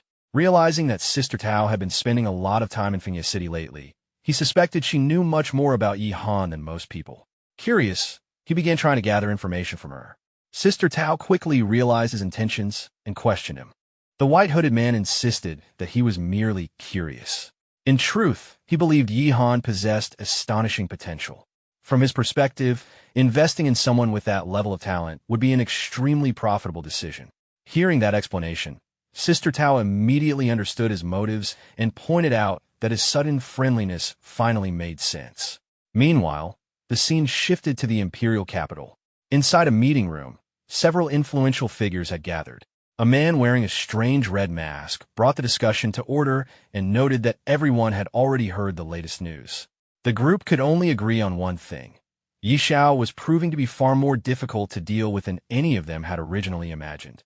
The red-masked man then admitted that the situation had become far more exaggerated than anyone had expected. Even after preparing the highest-level countermeasures, they still couldn't account for Yi Zhao's actions. In his view, destroying an anchor point didn't necessarily prove overwhelming strength, but it made Yi Zhao a unique existence that would inevitably attract the attention of the veterans on the supreme battlefield. If they had continued with their original assassination plan, they might not have even realized how they died. The woman wearing the green mask agreed, pointing out that Yi Zhao had become far too valuable and dangerous to target. Even with Prince Karami's protection, the risks now greatly outweighed the potential rewards. Hearing this, the red-masked man proposed shelving the entire operation for the time being. and one after another, the brown-masked man, the violet-masked member, the others present, and finally the king himself all agreed to abandon the plan. Meanwhile, after the catastrophe had ended, the scene shifted to a quiet valley where our protagonist stood holding a miniature altar that radiated a sinister red glow. Looking at the strange object, he realized it had become his trophy from the mysterious battlefield. A notification immediately appeared before him. Blood altar, a mysterious object that fell from a mysterious area on the edge of the level 60 battlefield. Its purpose is unknown, but it is filled with an evil aura. It should never fall into the hands of those with evil intentions. After examining it carefully, our protagonist realized it wasn't equipment at all, but another mysterious item. Although he had expected something different and hadn't even triggered the hidden quest, he decided there was no point dwelling on it. Opening his status window instead, he checked his progress and was pleasantly surprised to discover that defeating 10 immortal-level boss clones and destroying the altar had raised him all the way to level 70. Thinking about it, he couldn't help but imagine that clearing the level 70 battlefield next might allow him to reach level 80 as well. With a satisfied smile, he reflected on how unbelievable his growth speed had become. In his previous life, reaching this point had taken several years, but now it could be accomplished within just a few months. Even cheating couldn't compare to such ridiculous efficiency. Still, he reminded himself that before thinking about anything else, clearing the level 70 trial remained his highest priority. Without wasting another second, he hurried toward his next destination, the World Temple. Meanwhile, the scene shifted to the Temple of the Gods in the depths of the stars. The demon god suddenly sensed the destruction of the blood altar. Furious, he roared as thunder shook the entire temple, demanding to know who had destroyed it. Two demons immediately appeared before him, and the enraged god questioned why every one of their plans had been ruined in such a short period. He wondered whether the divine tree was interfering once again, or if everything truly revolved around that troublesome human. Realizing the situation was becoming increasingly dangerous, he declared that they could no longer remain passive. If they didn't destroy everything first, they themselves would eventually be destroyed. The two demons immediately acknowledged the order, agreeing that it was finally time to take action. Meanwhile, the scene returned to Realm City. Our protagonist rode his mythical beast high above the city as he headed toward the capital. Citizens below watched him soar across the sky and began discussing the sight among themselves. Judging from the direction he was flying, they guessed he was heading toward the capital's passage,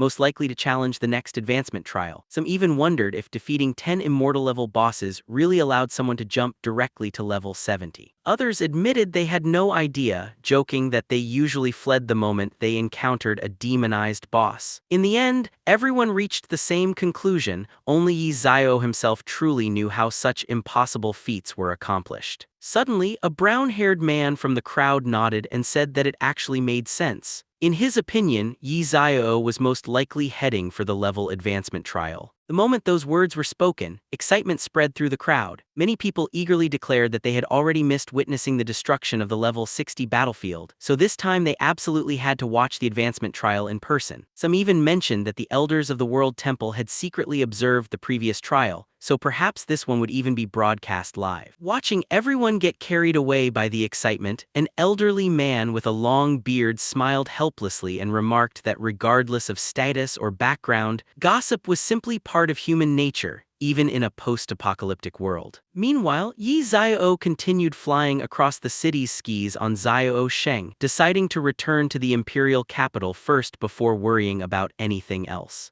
Not long afterward, he arrived at the imperial capital's city gate. Walking up to the gatekeeper, he casually announced that Xiao had arrived and told him to open the gate. The gatekeeper froze for a second before recognizing him. Completely stunned, he hurriedly stepped aside and respectfully welcomed Xiao inside, repeatedly inviting him to enter. As Xiao walked through the city gate, the people waiting outside were left speechless. They couldn't believe he had returned. Weren't the rumors saying he was trapped inside the realm battlefield? Even the royal army had only recently departed, so how had he already come back? The crowd immediately rushed toward the entrance, desperate to confirm with their own eyes that Xiao was really alive, but the guards quickly stopped everyone from entering. After some time, Xiao finally arrived at the World Temple. Stepping inside the massive temple, he noticed that the hall seemed strangely empty at first. However, after walking a little farther, he realized everyone had simply formed a long queue, patiently waiting for their advancement trials.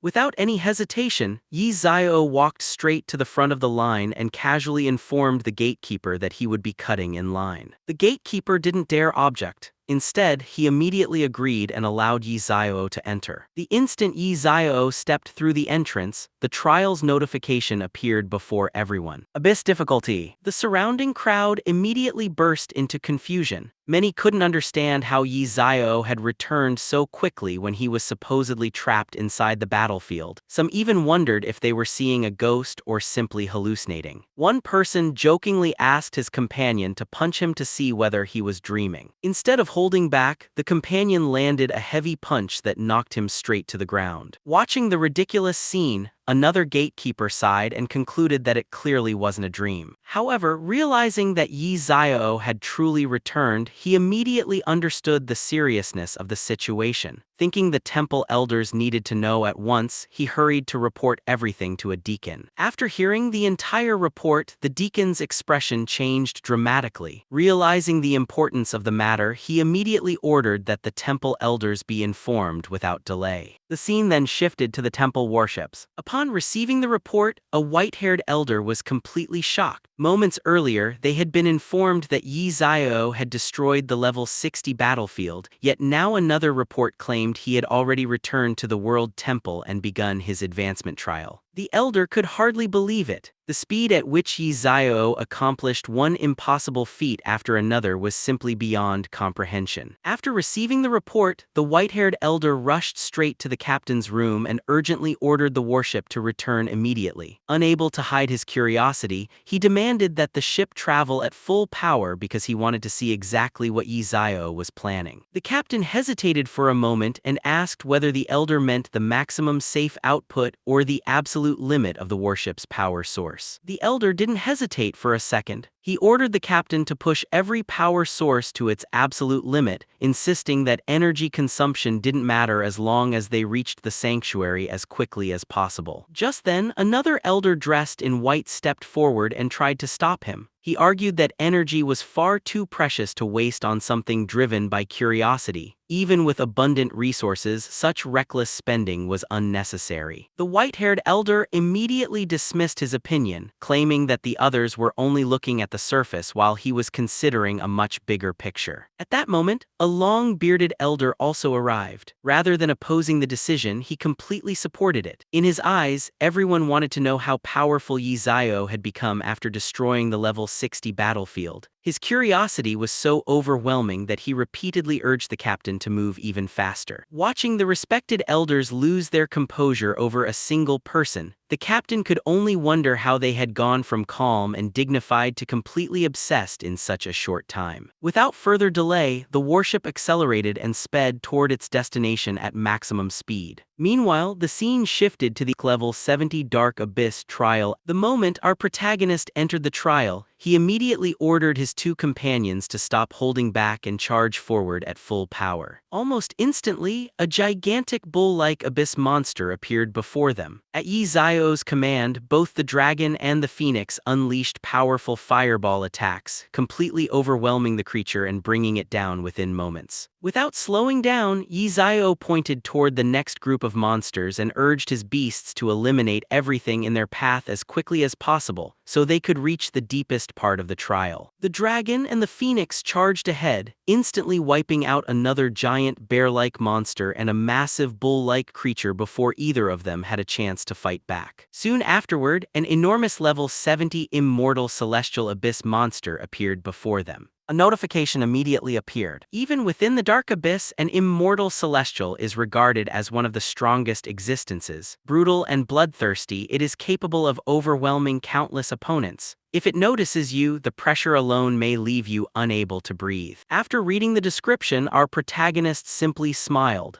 Instead of feeling intimidated, he was pleased that such a massive opponent had finally appeared. Without wasting another second, he ordered the dragon and the phoenix to attack. The two mythical beasts unleashed a relentless barrage of fire-infused attacks, completely suppressing the immortal celestial monster. Under their overwhelming assault, the enormous boss collapsed before it could put up any meaningful resistance. Watching the battle end so effortlessly, our protagonist couldn't help but think that the supposedly terrifying boss was far weaker than expected. The dominance displayed by his dragon and phoenix had already become almost excessive. After defeating the immortal celestial monster, our protagonist collected the crystal fragment it dropped. Holding it in his hand with a satisfied smile, he realized he had obtained yet another fragment, meaning the level 70 Dark Abyss trial had been cleared successfully. Meanwhile, the scene shifted back to the temple warship. As soon as the vessel arrived at the sanctuary, the white-haired elder hurriedly ordered it to dock. The moment he stepped off the ship, he anxiously urged everyone to bring out the spying eye, determined to witness Xiao's trial before it was too late. His unusual behavior quickly attracted everyone's attention. The surrounding crowd guessed that the crisis on the supreme battlefield had already ended, but they couldn't understand how Xiao had somehow returned ahead of the elders. Others quickly realized the elders were rushing to watch Xiao's advancement trial, and they eagerly gathered as well, hoping to witness his current strength. Soon, the elders assembled around a magical crystal ball. The white-haired elder impatiently ordered the spying eye to be activated without delay. As the image appeared, the spectators became excited. Unlike the previous broadcast, which had shown nothing but tiny black dots, this time the picture was perfectly clear. Many assumed Xiao had already defeated the first boss, and judging from his previous speed, was probably already halfway through the trial. Everyone eagerly waited to see how far he had progressed. However, after searching the projection for a while, the white-haired elder became confused because Xiao was nowhere to be seen. At that very moment, our protagonist quietly appeared behind the crowd. Glancing at the crystal ball, he immediately realized they had started broadcasting his trial once again, although it seemed the broadcast had only just begun. Walking up behind the white-haired elder, he casually mentioned that he had come to collect the brave divine glow stone.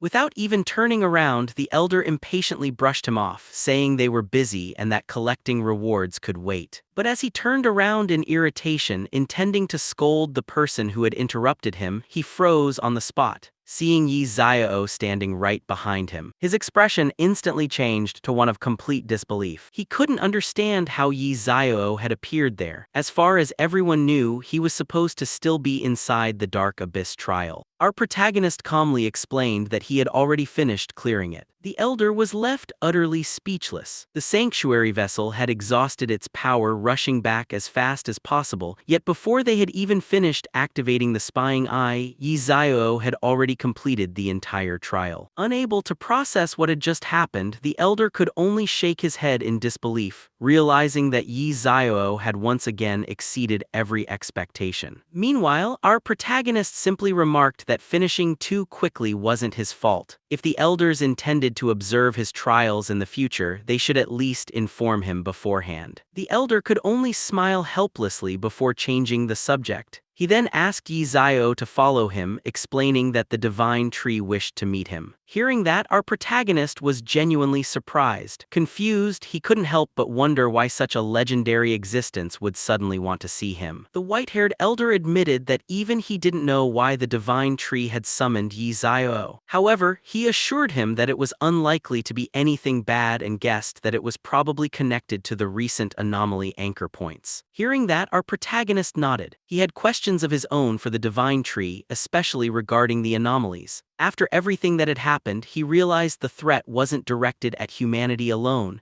Since 2 world battlefields had already been destroyed, it would have been far stranger if the divine tree hadn't taken notice. After some time, they arrived deep inside the world temple. Stopping outside the divine tree's chamber, the white-haired elder politely asked Xiao to enter alone while he went to retrieve his reward. Our protagonist thanked the elder for his efforts before stepping into the chamber by himself. As he approached the divine tree, he suddenly stopped in surprise. Staring at it carefully, he wondered whether his eyes were deceiving him because the divine tree seemed noticeably greener than before. The divine tree calmly explained that a small portion of its origin had been restored. Realizing there was a connection, our protagonist immediately asked whether the restoration had something to do with the anomaly anchor points. The divine tree confirmed that it did. Without wasting time, our protagonist asked why he had been summoned. The divine tree then revealed something completely unexpected. It informed Xiao that he had already become a target of the false gods that existed beyond their world. The revelation left our protagonist stunned. He couldn't understand why beings of that level would take notice of someone who had only reached level 70. He immediately wondered whether this was also connected to the anomaly anchor points. The divine tree explained that there was no need to panic just yet. The false gods were currently occupied elsewhere and couldn't descend in their true forms,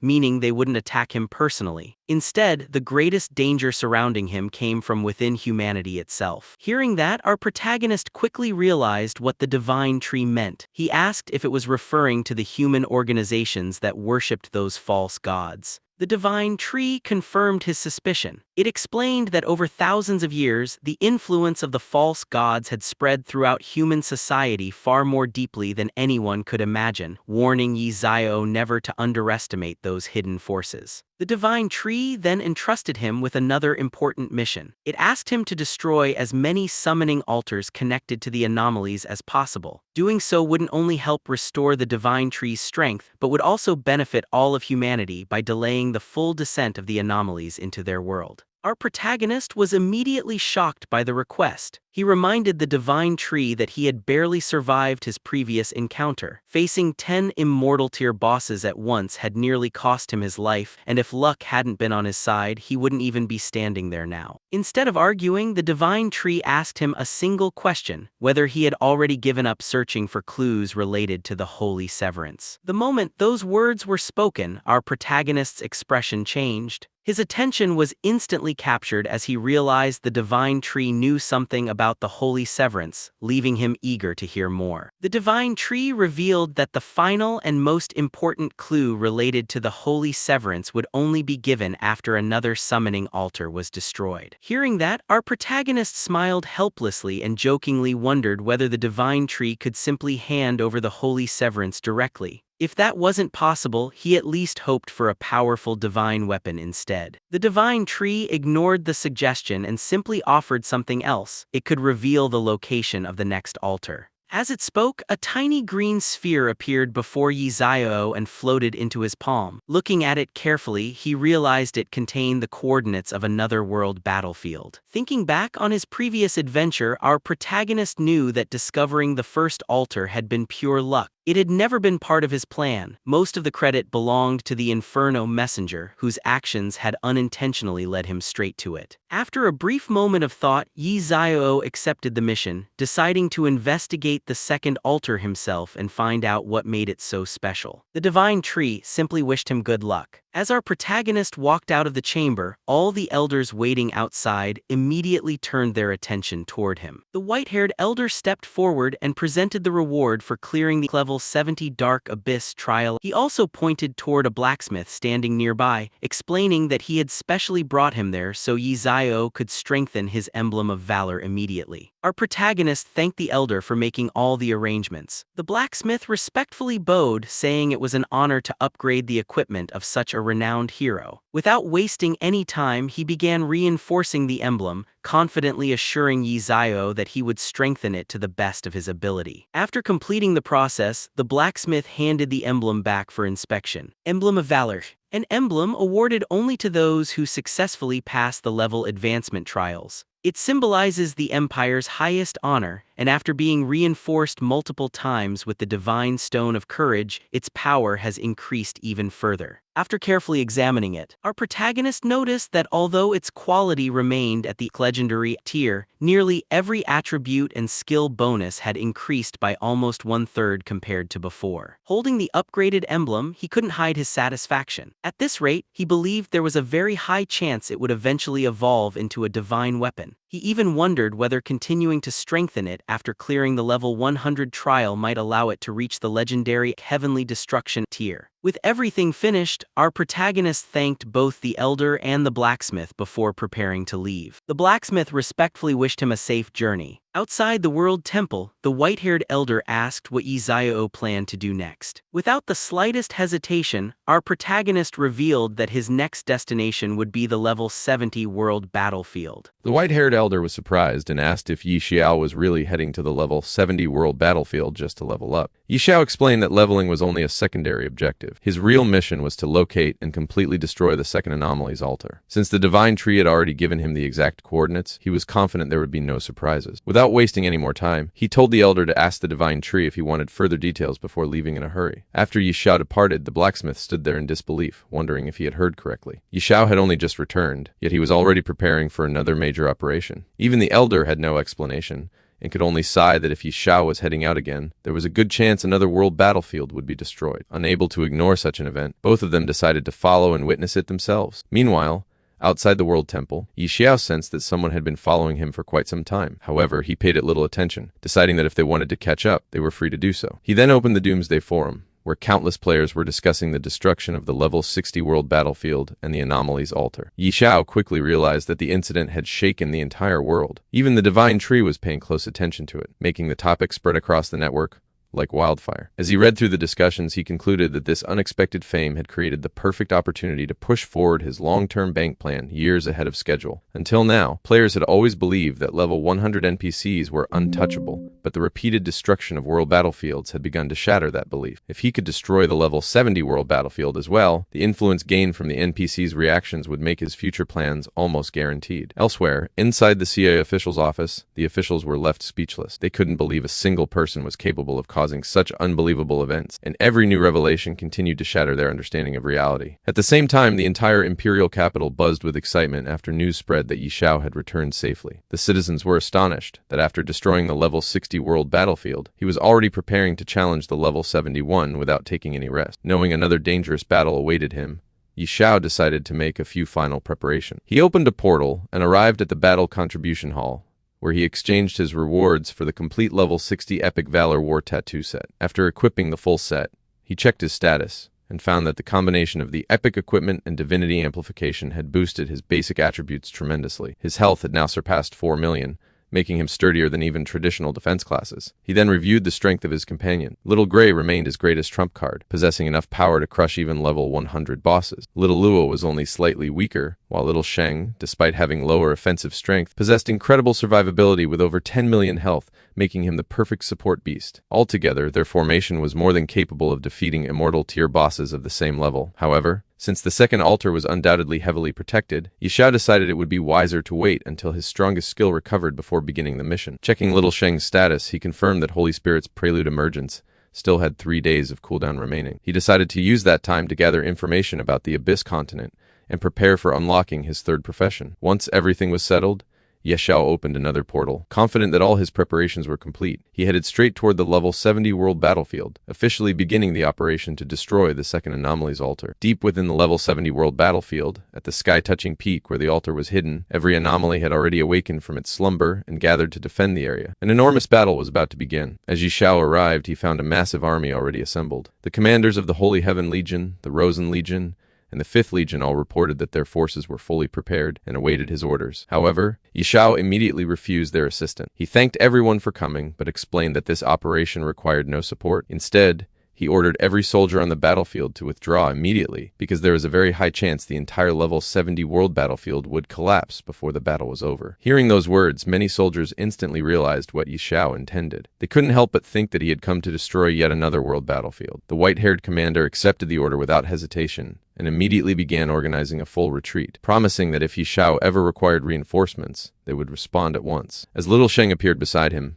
Xiao gave one final command for everyone to withdraw. The sudden evacuation confused many of the newly arrived warriors, who couldn't understand why they were retreating the moment they had entered the battlefield. One soldier even questioned Lord Kaiser about why no support forces were being deployed. Lord Kaiser simply smiled before explaining that Xiao's objective was obvious. This time, he had come to destroy the entire level 70 world battlefield with his own hand. Lord Kaiser's companions were left speechless when they heard that Xiao intended to destroy the entire level 70 world battlefield. To them, such a feat sounded completely impossible. However, Lord Kaiser explained that they had been away from the battlefield for too long, and had no idea how terrifying Xiao had become. If they truly wanted to witness a miracle, they needed to head to Jishan immediately. Hearing that, everyone rushed off at full speed, eager to see Xiao's strength with their own eyes. Meanwhile, Xiao rode his mythical beast toward the coordinates provided by the divine tree. After traveling for some time, he finally spotted an ancient monument, and immediately realized he had reached the location of the second anomaly's altar. The moment he arrived, countless monsters emerged and surrounded the altar to protect it. Without hesitation, Yi Xiao ordered little Luo to attack. The phoenix instantly unleashed a barrage of fireballs before activating holy fire of evil annihilation, greatly increasing the power of its flames. Wave after wave of condensed fireballs rained down, covering the entire region in massive explosions,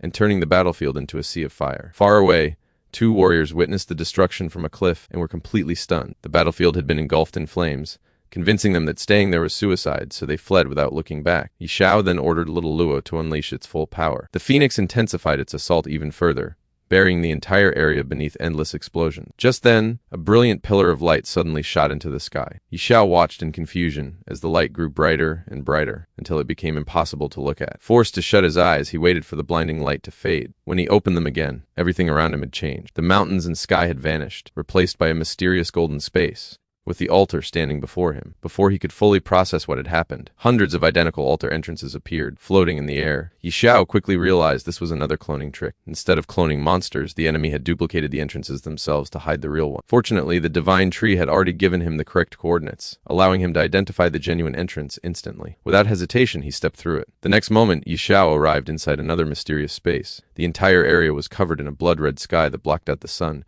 creating an eerie atmosphere unlike anything he had seen before. Suddenly, a gigantic grizzly bear appeared right beside him. Realizing that a powerful boss had appeared from the very beginning, Yi Xiao immediately summoned all of his companions. Both the dragon and the phoenix emerged with thunderous roars as the Holy Spirit prelude activated. Without wasting a second, Yi Xiao ordered them to attack. As they charged forward, he noticed the altar standing directly behind the giant bear. He immediately understood what was happening. The altar had already begun secretly absorbing the boss's power. Realizing the danger, he ordered his companions to ignore the boss and destroy the altar first, before dealing with the monster. The dragon and the phoenix unleashed a relentless barrage of fire attacks toward the altar, but the giant bear threw itself in front of the attacks, using its own body as a shield to protect it. Yi Xiao wasn't surprised. He'd already seen this tactic before, so he ordered his companions to continue attacking without stopping and see how long the bear could endure. The non-stop flames completely engulfed the giant beast. It let out a deafening roar as the overwhelming attacks continued until it finally collapsed directly on top of the altar. Watching the battle unfold, Yi Xiao realized that unlike the altar's clone bosses,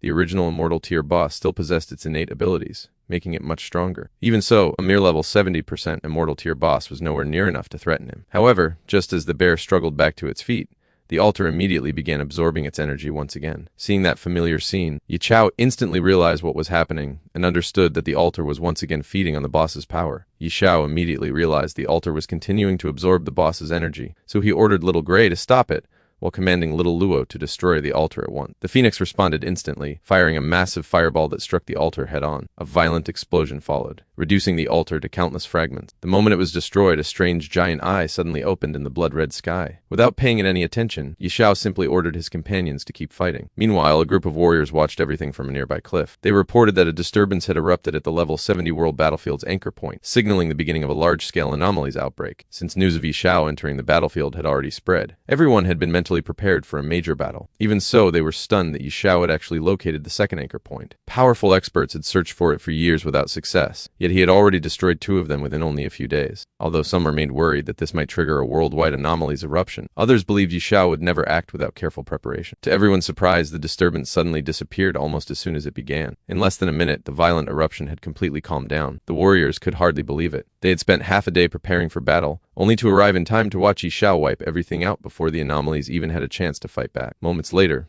the entire mountain range began shaking violently. Massive cracks spread across the ground as the battlefield started collapsing. A system announcement then confirmed that the second anchor point had been successfully destroyed, and that the level 70 world battlefield was collapsing. Having already secured the reward, Yi Xiao calmly mounted his mythical beast and immediately left the collapsing battlefield. The warriors outside were left completely dumbfounded. Before they had even finished withdrawing, Yi Xiao had already completed the battle and emerged safely. At first, many refused to believe the person flying out was really him, but as the battlefield continued collapsing before their eyes, panic quickly replaced their disbelief. Everyone rushed toward the exit as the entire level 70 world battlefield crumbled apart. Meanwhile, back in the capital, the news spread instantly. The citizens could barely believe that not even an hour had passed before another world battlefield had been destroyed. To them, Yi Xiao's achievements no longer seemed human. Hearing everyone's shock, Yi Xiao casually explained that the process was actually quite simple. Find the anchor point's hidden space, and eliminate the Immortal Tier boss guarding it before destroying the altar. Just then, another group of warriors suddenly teleported into the capital. Xiao assumed they were the evacuation team from the level 70 world battlefield, but their commander arrived with unbelievable news. The level 80 world battlefield had also collapsed. The entire crowd froze in disbelief. Xiao had only entered the level 70 battlefield, so how could the level 80 battlefield have collapsed as well? Even Xiao was caught off guard. He knew the destruction of the level 80 world battlefield had absolutely nothing to do with him,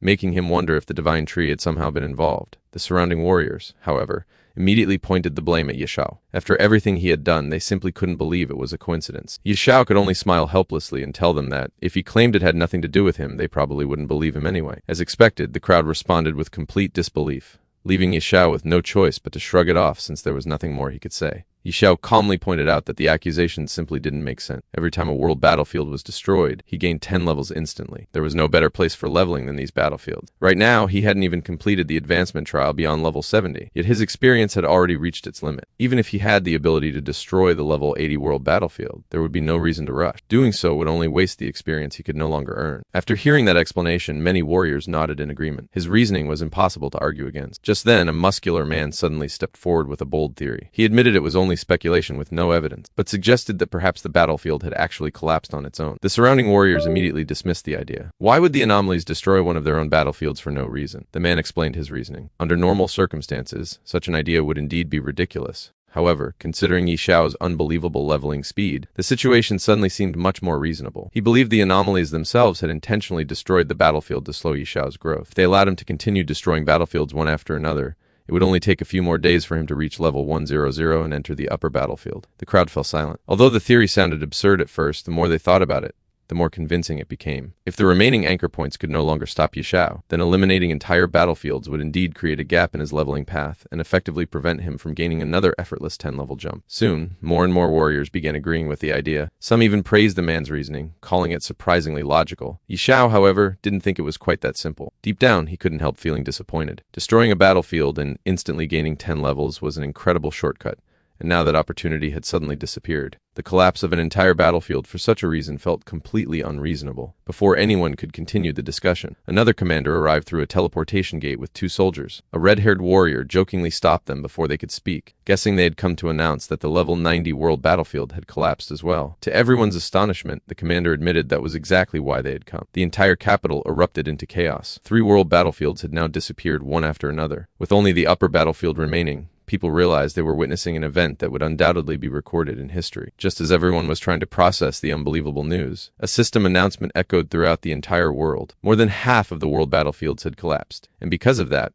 the world battlefield system had been temporarily removed. At the same time, the battle contribution system was also suspended. The announcement shocked everyone even more than the battlefield collapses themselves. No one had ever imagined that an entire game system could be disabled because of recent events. Some believed someone had found an impossible exploit, while others wondered if players would never need to enter world battlefields again. Many also noticed another unbelievable fact. Xiao had already reached level 80, while the player ranked second was still nowhere near level 40. The gap between him and everyone else had become almost unimaginable, causing many to wonder whether he had somehow discovered a hidden bug within the game itself. Elsewhere, even the Imperial Guards were confused by the strange events. The anomalies repeatedly awakened before suddenly calming down again, as if something invisible kept interrupting their plan. At that moment, the sky was illuminated by flashes of violet lightning. A mysterious magic staff slowly descended from the heavens before floating directly into Xiao's hands. The system identified it as the Abyssal Continent Staff, a heavenly destruction rank weapon. It revealed that the staff had originally been a branch of the divine tree, before absorbing a unique power from the Abyssal Continent and transforming into an extraordinary weapon. Even so, no one had ever unlocked its true abilities,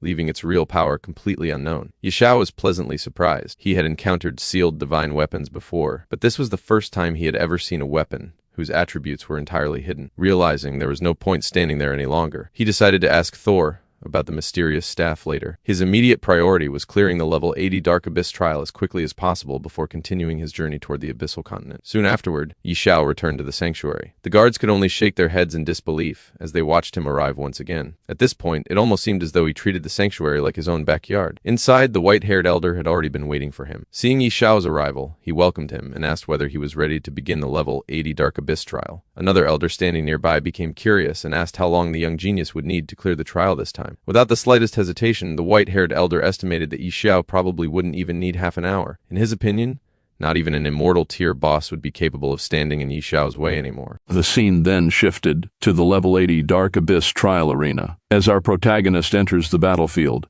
a giant bull-like monster appears in front of him. He immediately summons Little Gray and orders him to finish the battle quickly. The dragon responds with multiple fireball attacks, which overwhelm the monster and send it crashing to the ground. Seeing how easily the monster is defeated, our protagonist barely pays it any attention. Before he can move on, another giant monster covered in heavy armor appears beside him. Little Gray immediately launches another barrage of fireballs, creating an opening for our protagonist. He takes advantage of the opportunity, leaps high into the air and swings his sword down toward the monster's head. Before it can react, the devastating strike eliminates it instantly. The defeated monster drops a blue crystal. Our protagonist picks it up and realizes that it is another shard. With the battle already finished, he creates a portal and prepares to leave the trial, deciding that it is time to return. The scene then shifted to the sanctuary. As our protagonist returns, one of the elders is stunned by how quickly he has completed the level 80 Dark Abyss trial. After receiving the blue crystal, the elder identifies it as the reward for clearing the trial. Our protagonist recognizes it as another brave divine glowstone. The elder then calls over the blacksmith, who is ready to strengthen his equipment. Our protagonist hands the gear over and asks him to upgrade it. The blacksmith immediately gets to work, and after completing the upgrade, he returns the equipment. Our protagonist examines it and notices that its quality has improved significantly. A notification appears, identifying the enhanced power as heroic divine power. After inspecting the upgraded equipment, our protagonist realizes that divine weapons are considerably stronger than legendary tier gear. The scene then shifted to Windleaf City. Our protagonist arrives above the city while riding his mythical beast.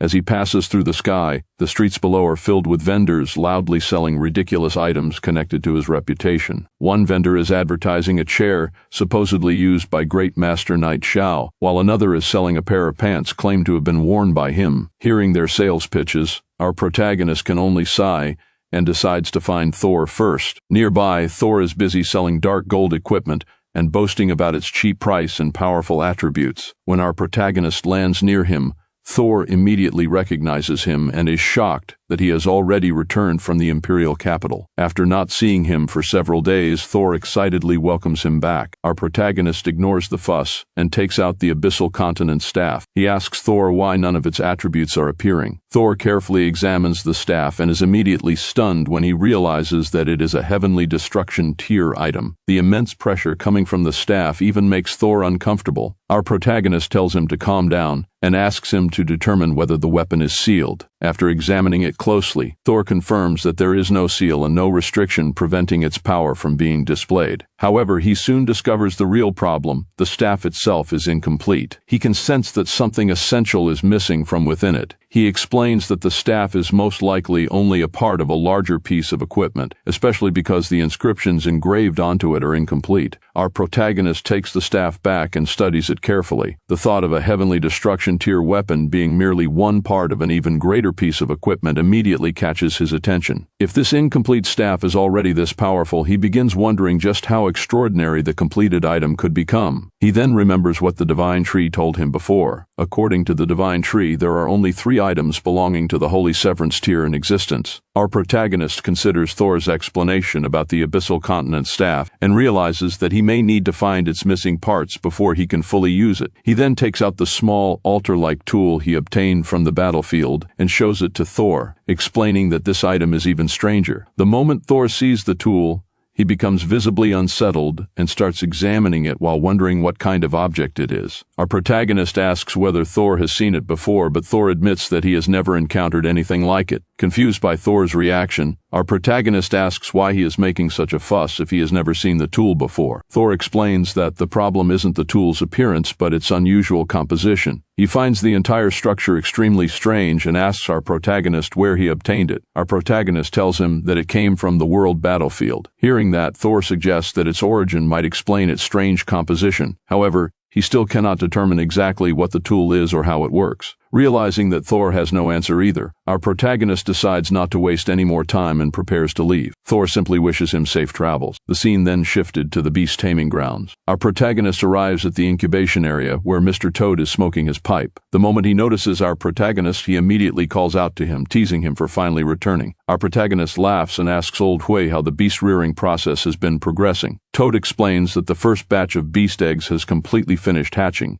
including 3 transcendent tier monsters. Pleased with the progress, our protagonist tells Old Hui to continue with the plan and to immediately purchase any high-quality beast eggs that become available. Toad then hops onto our protagonist's shoulder and leads him over to see the newly hatched monsters. Our protagonist follows him and prepares to activate his beast-taming aura. As he raises his hand, fire energy begins swirling around it, and he activates the ability. Multiple notifications immediately appear, announcing that he has obtained transcendent tier monsters, including a demonic flame wolf and a raging white bear. As the eggs finish hatching, the newly born giant monsters emerge and begin growling. Our protagonist summons his dragon, which takes to the air above them. Satisfied with the results, he praises Old Hui for his work and thanks him for all his effort. Toad, hearing this, realizes that despite everything, the brat seems to have developed at least a little conscience. Once this batch of monsters fully grows, our protagonist realizes that he will be able to summon an enormous army of them at once. Thanks to the Beast God controller skill, every monster will also receive half of his attribute boosts, making their combined strength extremely impressive. Still, he reminds himself that relying on others has never been his style. He needs to become stronger as quickly as possible. The scene then shifted to the demon realm. The demon god confronts his subordinates, demanding an explanation for why 3 consecutive anchor points have disappeared without a trace. The demons admit that all their previous efforts have effectively been wasted. One of the half-scorpion demons remains relatively calm, pointing out that since the anchor points have been completely destroyed, the terrifying beings connected to them will once again become uncontrollable. The others realize that continuing according to their original plan would be extremely dangerous and suggest temporarily halting their operations. The rest agree, but the demon god refuses to simply remain passive. Although he understands the danger perfectly, he believes they must make a new move. After considering the situation, he suggests that they may need to descend earlier than originally planned. His subordinates agree that such a development may now be unavoidable, and begin preparing as quickly as possible. A major change capable of overturning the balance of the world has quietly begun to take shape. The scene then shifted to the imperial capital. Our protagonist arrives at the massive circular monument where the border crossing procedures are handled. The guard recognizes him as Master Knight Xiao. Our protagonist immediately explains that he wants to travel to the abyssal continent. The guard informs him that the normal border crossing process is complicated, requiring nearly 15 days as well as the completion of several missions. Our protagonist considers this far too slow. The abyssal continent is extremely mysterious, and even after years of exploration in his previous life, reliable information about it remains scarce. Because of that, he asks whether there is any way to bypass the normal procedures since he is in a hurry. The guard asks him to wait for a moment. Soon, a long, brown-bearded, bald man arrives and enthusiastically welcomes Master Knight Xiao. He praises his reputation and says that seeing him in person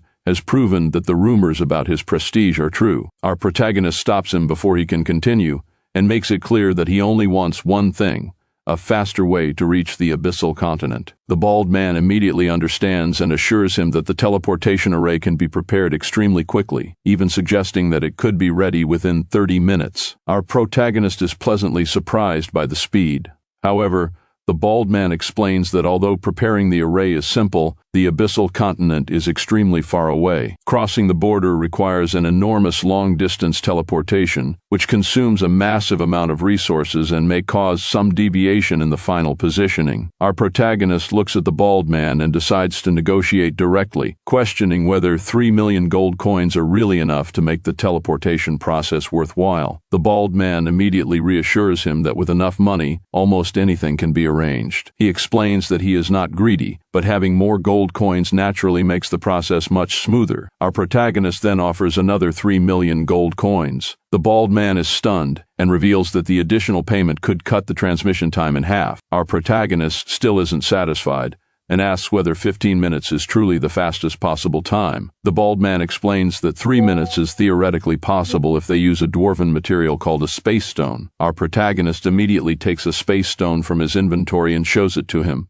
telling him to hurry because he is in a rush. The bald man recognizes the stone and excitedly confirms that the teleportation can now be completed in 3 minutes. He quickly prepares the teleportation portal, while warning that the final location might be slightly off because of the extreme distance. Our protagonist doesn't want any further explanation and simply enters the portal. After watching him leave toward the Sun Empire, the bald man turns to the guard with a smug expression, believing that the people of the Sun Empire are finally going to witness the terrifying power of the Dragon Phoenix Empire. As soon as our protagonist exits the portal, he immediately realizes something is wrong. Instead of appearing safely on the ground, he finds himself thousands of meters above the sea and begins falling rapidly. He complains that although he was warned about some positioning deviation, he never expected to be teleported directly into the sky. While trying to determine where he has landed, his system displays his current location as the Isun Empire, Xingfeng Sea. Our protagonist is completely confused and wonders where he has ended up, even questioning whether he is still in China. Down on the shore, several players are training together. One brown-haired player praises Owen for improving his shield bash, while Owen compliments his companion's fireball technique. Suddenly, a global warning appears before all the nearby players, announcing that a Dragon Phoenix Empire player named Night Whisper has breached the border blockade and entered the Sun Empire. The system orders all players to take up arms and drive away the intruder. The peaceful atmosphere immediately disappears as the players become unsettled. Some are shocked to hear that Xiao has arrived, while others react as if a disaster has suddenly descended upon them. One blonde-haired player then receives a special notification informing him that he is the closest player to Xiao. As a warrior of the Sun Empire, he has been selected to lead the surrounding players against the intruder. The system designates him as the vanguard hero and informs him that Night Whisper possesses great fortune. If they manage to defeat him, they will receive a generous experience reward in the artifact Bracelet of Slaughter. The blonde-haired warrior is horrified by the assignment. Night Whisper is level 80, while his own level is less than 1/3 of that, making the mission seem completely unreasonable. The system then makes the quest mandatory. If he fails to complete it within 30 days, he will suffer a mandatory level reduction. Completely overwhelmed by the situation, the blonde-haired warrior wonders if the system is seriously trying to get them killed. The nearby players immediately begin making ridiculous excuses to avoid joining the fight. One claims that he left food cooking at home, another suddenly remembers a family wedding, and others simply make it clear that they want nothing to do with the mission. The blonde-haired warrior watches his companions abandon him and desperately reminds them that they are supposed to share hardships together. With everyone leaving him behind, he can only hold his head and watch helplessly as our protagonist continues descending from the sky. Eventually, our protagonist lands safely on a cliff overlooking the sea. Looking across the vast black ocean, he finds the scenery interesting. The Black Sea is known as the formidable chasm separating the continents from the Sun Empire, but its difficulty doesn't concern him. Our protagonist summons his mythical beast, climbs onto it, and decides to cross the sea personally. As they begin flying over the Black Ocean, something enormous moves beneath the surface. A giant monster shark suddenly bursts out of the water and attempts to swallow them. Our protagonist reacts instantly, stopping his mythical beast and dodging the attack. The massive creature falls back toward the sea, triggering a system notification that identifies it as a level 88 desperate sea beast of demonized rank. Seeing its level and rank, our protagonist finally considers it a decent opponent. He activates his beast taming space and calls for Xiao to get to work. At his command, his pet dragon appears in the air above the sea. The dragon immediately launches a powerful stream of flames toward the giant shark. The attack strikes the creature directly and produces a massive explosion, tearing the monster apart. Fragments of the defeated shark fall into the water, turning the surrounding sea crimson and attracting several more giant sharks from beneath the surface. Watching the monster sharks gather beneath the water, our protagonist realizes that the smell of blood has attracted even more predators. He briefly wonders if their sudden appearance could be related to some kind of underwater disturbance. He then orders Xiao to finish the remaining sharks quickly since they still have other things to do. Following his command, the dragon releases a powerful shockwave that draws the nearby sharks toward the surface. The disturbance also catches the attention of a massive whale monster lurking beneath the water. Sensing the familiar aura, the whale becomes suspicious. At that moment, Xiao Luo appears in the sky and launches a barrage of fireballs toward the water. The whale immediately recognizes the human and realizes that it has encountered the same terrifying opponent again. While the phoenix attacks from above, the dragon swiftly eliminates the sharks gathering near the surface with powerful flames, completely disintegrating them. Watching from below, the whale is shocked by how quickly the human has appeared in another location. Although the ability to eliminate so many sea monsters in one attack is impressive, the whale still believes that the human's strength isn't quite as overwhelming as expected. The whale then bursts out of the water and approaches our protagonist's mythical beast. Recognizing its aura, our protagonist realizes that it is the same demonic whale he encountered on Divine Grace Island. As the creature falls back toward the sea, he confirms that it is indeed the deep-sea demon whale. A system notification then identifies the creature as the deep-sea demon whale, a level 100 monarch boss. Our protagonist becomes excited upon discovering that he has encountered a level 100 monarch. Such powerful beings are normally enough to make even god-level powerhouses retreat, so he considers himself extremely lucky. However, after examining the whale's aura, he notices something unusual. The creature doesn't seem to possess the full strength expected from a level 100 monarch. Because of that, our protagonist realizes that he might actually have a chance to defeat it. Meanwhile, Xiao continues eliminating the remaining monster sharks near the surface. The whale, irritated that a mere level 80 dragon dares to challenge it, decides to teach the dragon a lesson. It launches a devastating water-based attack toward Xiao. The dragon counters with a powerful stream of flames, and the two attacks collide in mid-air before canceling each other out. The dragon then overwhelms the whale with a continuous barrage of flames, dealing enormous damage despite the whale's multiple damage reduction effects. Seeing the damage output, our protagonist is astonished that a level 80 dragon can still deal more than 7 figures of damage. The whale is equally shocked, realizing that the dragon's strength is several times greater than it expected. Our protagonist then calls Xiao into the battle. The moment the phoenix reveals its aura, the whale recognizes it as the same presence as the undying divine phoenix. Now facing both the dragon and phoenix, the whale becomes completely terrified and immediately retreats toward the depths of the sea. Our protagonist watches it flee and laughs, surprised that even a level 100 monarch was frightened away. Xiao seems unhappy about letting it escape, but our protagonist decides to leave it alone since they still have other things to do. As our protagonist flies away with his mythical beast dragon and phoenix, the deep-sea demon whale remains terrified beneath the water, wondering just how powerful humans have become. Our protagonist then urges his mythical beast to speed up. After traveling for some time, they encounter an enormous cloud of dark mist blocking their path. As they enter the dense mist, our protagonist realizes that this must be the legendary abyssal continent. The black mist is incredibly dense, but our protagonist continues forward with his mythical beast, heading deeper toward the mysterious abyssal continent.